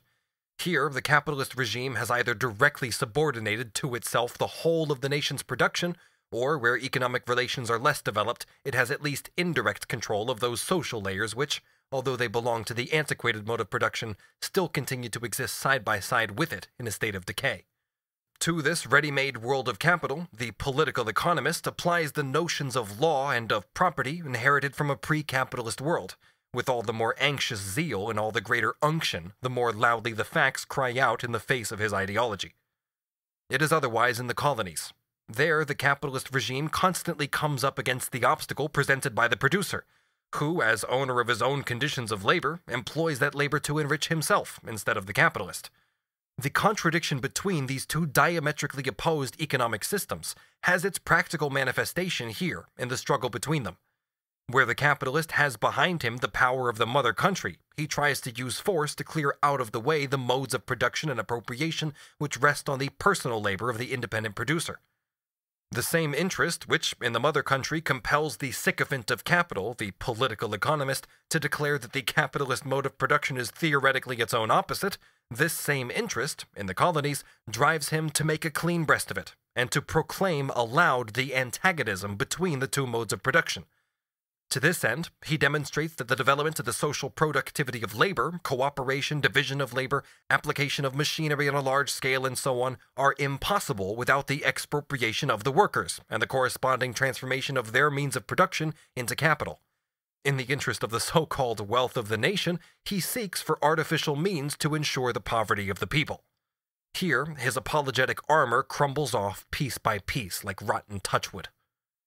It is the great merit of E.G. Wakefield to have discovered not something new about the colonies, but in the colonies, the truth about capitalist relations in the mother country. Just as the system of protection originally had the objective of manufacturing capitalists artificially in the mother country, so Wakefield's theory of colonization, which England tried for a time to enforce by Act of Parliament, aims at manufacturing wage laborers in the colonies. This is what he calls systematic colonization. First of all, Wakefield discovered that in the colonies, property in money, means of subsistence, machines, and other means of production does not as yet stamp a man as a capitalist if the essential complement to these things is missing: the wage laborer, the other man who is compelled to sell himself of his own free will. He discovered that capital is not a thing but a social relation between persons which is mediated through things. A Mr. Peel, he complains, took with him from England to the Swan River district of Western Australia means of subsistence and of production in the amount of £50,000.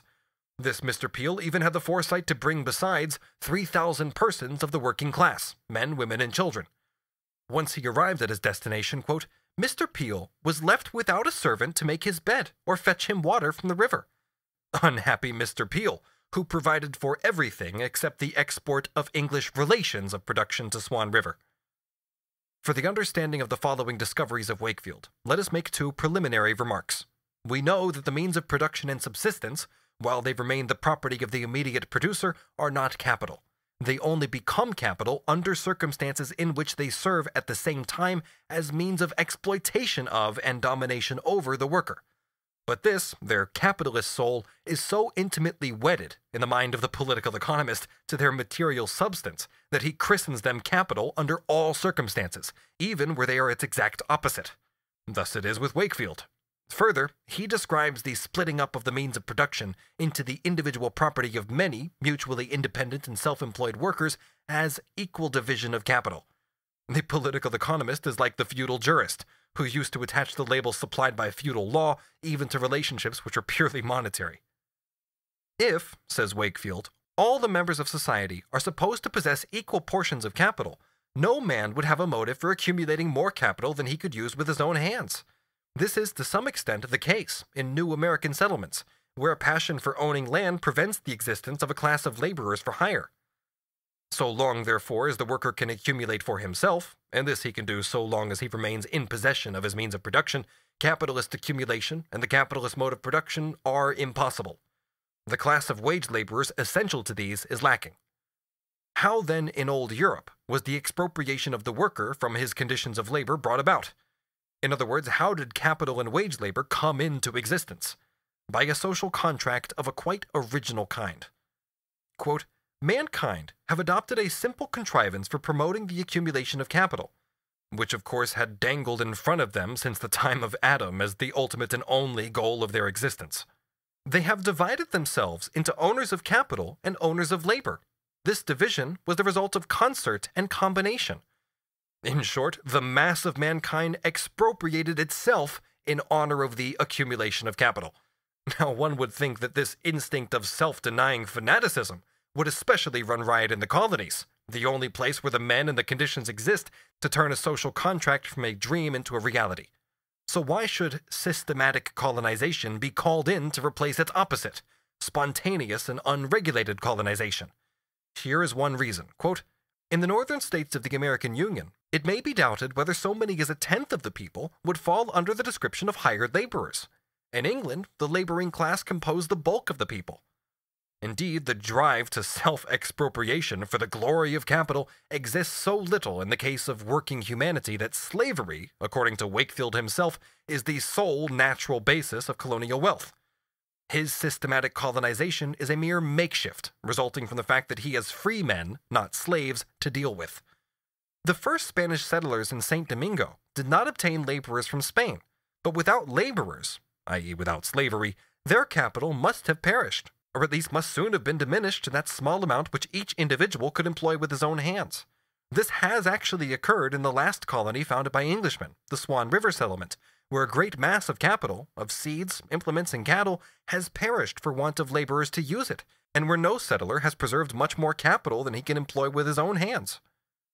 We have seen that the expropriation of the mass of the people from the soil forms the basis of the capitalist mode of production. The essence of a free colony, on the contrary, consists in this, that the bulk of the soil is still public property, and every settler on it can therefore turn part of it into his private property and his individual means of production without preventing later settlers from performing the same operation. This is the secret both of the prosperity of the colonies and of their cancerous affliction, their resistance to the establishment of capital. Where land is very cheap and all men are free, where everyone who so pleases can easily obtain a piece of land for himself, not only is labor very dear, as respects the laborer's share of the produce, but the difficulty is to obtain combined labor at any price. In the colonies, the separation of the worker from the conditions of labor and from the soil in which they are rooted does not yet exist, or only sporadically, or on too limited a scale. Hence, the separation of agriculture from industry does not exist either, nor have any of the domestic industries of the countryside been destroyed. Whence then is to come the home market for capital? No part of the population of America is exclusively agricultural, excepting slaves and their employers who combine capital and labor in particular works. Free Americans who cultivate the soil follow many other occupations. Some portion of the furniture and tools which they use is commonly made by themselves. They frequently build their own houses and carry to market, at whatever distance, the produce of their own industry. They are spinners and weavers. They make soap and candles, as well as, in many cases, shoes and clothes for their own use. In America, the cultivation of land is often the secondary pursuit of a blacksmith, a miller, or a shopkeeper. Where, among such curious characters, is the field of abstinence for the capitalist? The great beauty of capitalist production consists in this, that it not only constantly reproduces the wage laborer as a wage laborer, but also always produces a relative surplus population of wage laborers in proportion to the accumulation of capital. Thus, the law of supply and demand, as applied to labor, is kept on the right lines. The oscillation of wages is confined within limits satisfactory to capitalist exploitation. And lastly, the social dependence of the worker on the capitalist, which is indispensable, is secured. At home, in the mother country, the smug deceitfulness of the political economist can turn this relation of absolute dependence into a free contract between buyer and seller, between equally independent owners of commodities, the owner of the commodity capital on one side, the owner of the commodity labor on the other. But in the colonies, this beautiful illusion is torn aside. There, the absolute numbers of the population increase much more quickly than in the mother country, because many workers enter the colonial world as ready-made adults, and still the labor market is always understocked. The law of the supply and demand of labor collapses immediately. On the one hand, the old world constantly throws in capital, thirsting after exploitation and abstinence. On the other, the regular reproduction of the wage laborer as a wage laborer comes up against the most mischievous obstacles, which are in part insuperable. And what becomes of the production of the redundant wage laborers, redundant, that is, in proportion to the accumulation of capital? Today's wage laborer is tomorrow's independent peasant or artisan working for himself. He vanishes from the labor market, but not into the workhouse. This constant transformation of wage laborers into independent producers who work for themselves instead of for capital and enrich themselves instead of the capitalist gentleman reacts in its turn very adversely on the conditions of the labor market. Not only does the degree of exploitation of the wage laborer remain indecently low, the wage laborer also loses, along with the relation of dependence, the feeling of dependence on the abstemious capitalist. Hence, all the inconveniences depicted so honestly, so eloquently, and so movingly by our friend E.G. Wakefield. The supply of labor, he complains, is neither constant, nor regular, nor sufficient. The supply of labor is always not only small but uncertain. Though the produce divided between the capitalist and the laborer be large, the laborer takes so great a share that he soon becomes a capitalist. Few, even of those whose lives are unusually long, can accumulate great masses of wealth. The workers most emphatically refuse to let the capitalist abstain from paying for the greater part of their labor. It is of no assistance to him if he cunningly imports his own wage laborers from Europe with his own capital. They soon cease to be laborers for hire. They become independent landowners, if not competitors with their former masters in the labor market. Horror of horrors! The excellent capitalist has imported bodily from Europe with his own good money his own competitors. The end of the world has come. No wonder Wakefield laments the absence both of relations of dependence and feelings of dependence on the part of the wage laborers in the colonies. On account of the high wages, says his disciple Merivale, there is in the colonies an urgent desire for cheaper and more subservient workers, for a class of people to whom the capitalist may dictate his terms, instead of having his terms dictated by them. In the old civilized countries, the worker, although free, is by a law of nature dependent on the capitalist. In colonies, this dependence must be created by artificial means. What now is the consequence of this regrettable state of affairs in the colonies, according to Wakefield? A barbarizing tendency of dispersion of producers and of the wealth of the nation. The fragmentation of the means of production among innumerable owners working on their own account annihilates, along with the centralization of capital, all the foundations of combined labor. Every lengthy undertaking extending over several years and demanding the outlay of fixed capital is prevented from being carried out.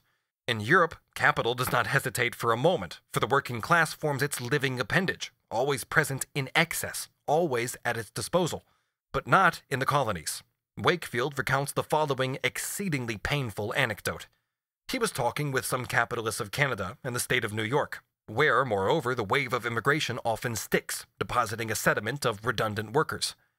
Our capital, says one of the characters in the melodrama, was ready for many operations which require a considerable period of time for their completion, but we could not begin such operations with labor which we knew would soon leave us. If we had been sure of retaining the labor of such emigrants, we should have been glad to have engaged it at once and for a high price, and we should have engaged it even though we had been sure it would leave us, provided we had been sure of a fresh supply whenever we might need it.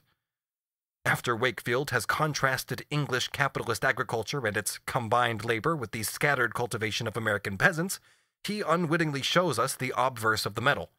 He depicts the mass of the American people as well-to-do, independent, enterprising, and comparatively cultured, whereas the English agricultural laborer is a miserable wretch, a pauper.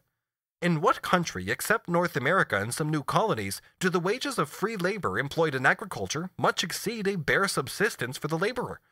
Undoubtedly, farm horses in England, being a valuable property, are better fed than English peasants. But never mind. The wealth of the nation is once again, by its very nature, identical with the misery of the people. How then can the anti-capitalist cancer of the colonies be healed? If men were willing to turn the whole of the land from public into private property at one blow, this would certainly destroy the root of the evil, but it would also destroy the colony. The trick is to kill two birds with one stone. Let the government set an artificial price on the virgin soil, a price independent of the law of supply and demand, a price that compels the immigrant to work a long time for wages before he can earn enough money to buy land and turn himself into an independent farmer. The fund resulting from the sale of land at a price relatively prohibitory for the wage laborers, this fund of money extorted from the wages of labor by a violation of the sacred law of supply and demand, is to be applied by the government, in proportion to its growth, to the importation of paupers from Europe into the colonies, so as to keep the wage labor market full for the capitalists. Under these circumstances, everything will be for the best, in the best of all possible worlds. This is the great secret of systematic colonization. Under this plan, Wakefield exclaims triumphantly, the supply of labor must be constant and regular, because first, as no laborer would be able to procure land until he had worked for money, all immigrant laborers, working for a time for wages and in combination, would produce capital for the employment of more laborers. Secondly, because every laborer who left off working for wages and became a landowner would, by purchasing land, provide a fund for bringing fresh labor to the colony. The land price laid down by the state must of course be sufficient, i.e. it must be high enough to prevent the laborers from becoming independent landowners until others had followed to take their place.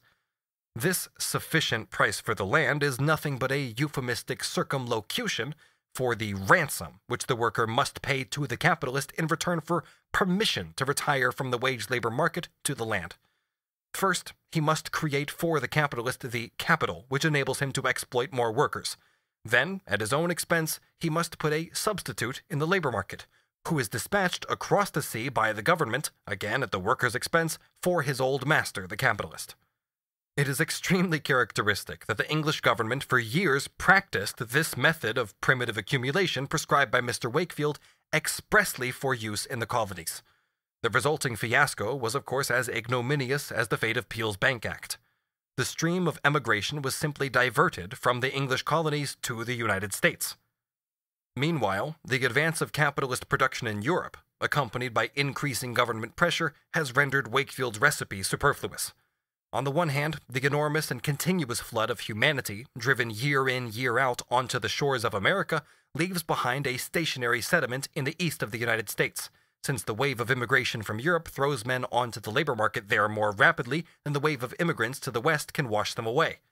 On the other hand, the American Civil War has brought in its train a colossal national debt, and with it a heavy tax burden, the creation of a finance aristocracy of the vilest type, and the granting of immense tracts of public land to speculative companies for the exploitation of railways, mines, etc. In short, it has brought a very rapid centralization of capital. The Great Republic has therefore ceased to be the promised land for emigrating workers. Capitalist production advances there with gigantic strides, even though the lowering of wages and dependence of the wage laborer has by no means yet proceeded so far as to reach the normal European level. The shameless squandering of uncultivated colonial land on aristocrats and capitalists by the English government so loudly denounced even by Wakefield, has, especially in Australia, in conjunction with the stream of men attracted by the gold diggings and the competition from imported English commodities which affects everyone down to the smallest artisan, produced an ample relative surplus population of workers, so that almost every mail boat brings ill tidings of a glut of the Australian labour market, and prostitution flourishes there in some places as exuberantly as in the Haymarket in London. However, we are not concerned here with the conditions of the colonies. The only thing that interests us is the secret discovered in the New World by the political economy of the Old World, and loudly proclaimed by it, that the capitalist mode of production and accumulation, and therefore capitalist private property as well, have, for their fundamental condition, the annihilation of that private property which rests on the labor of the individual himself. In other words, the expropriation of the worker. End of Volume 1.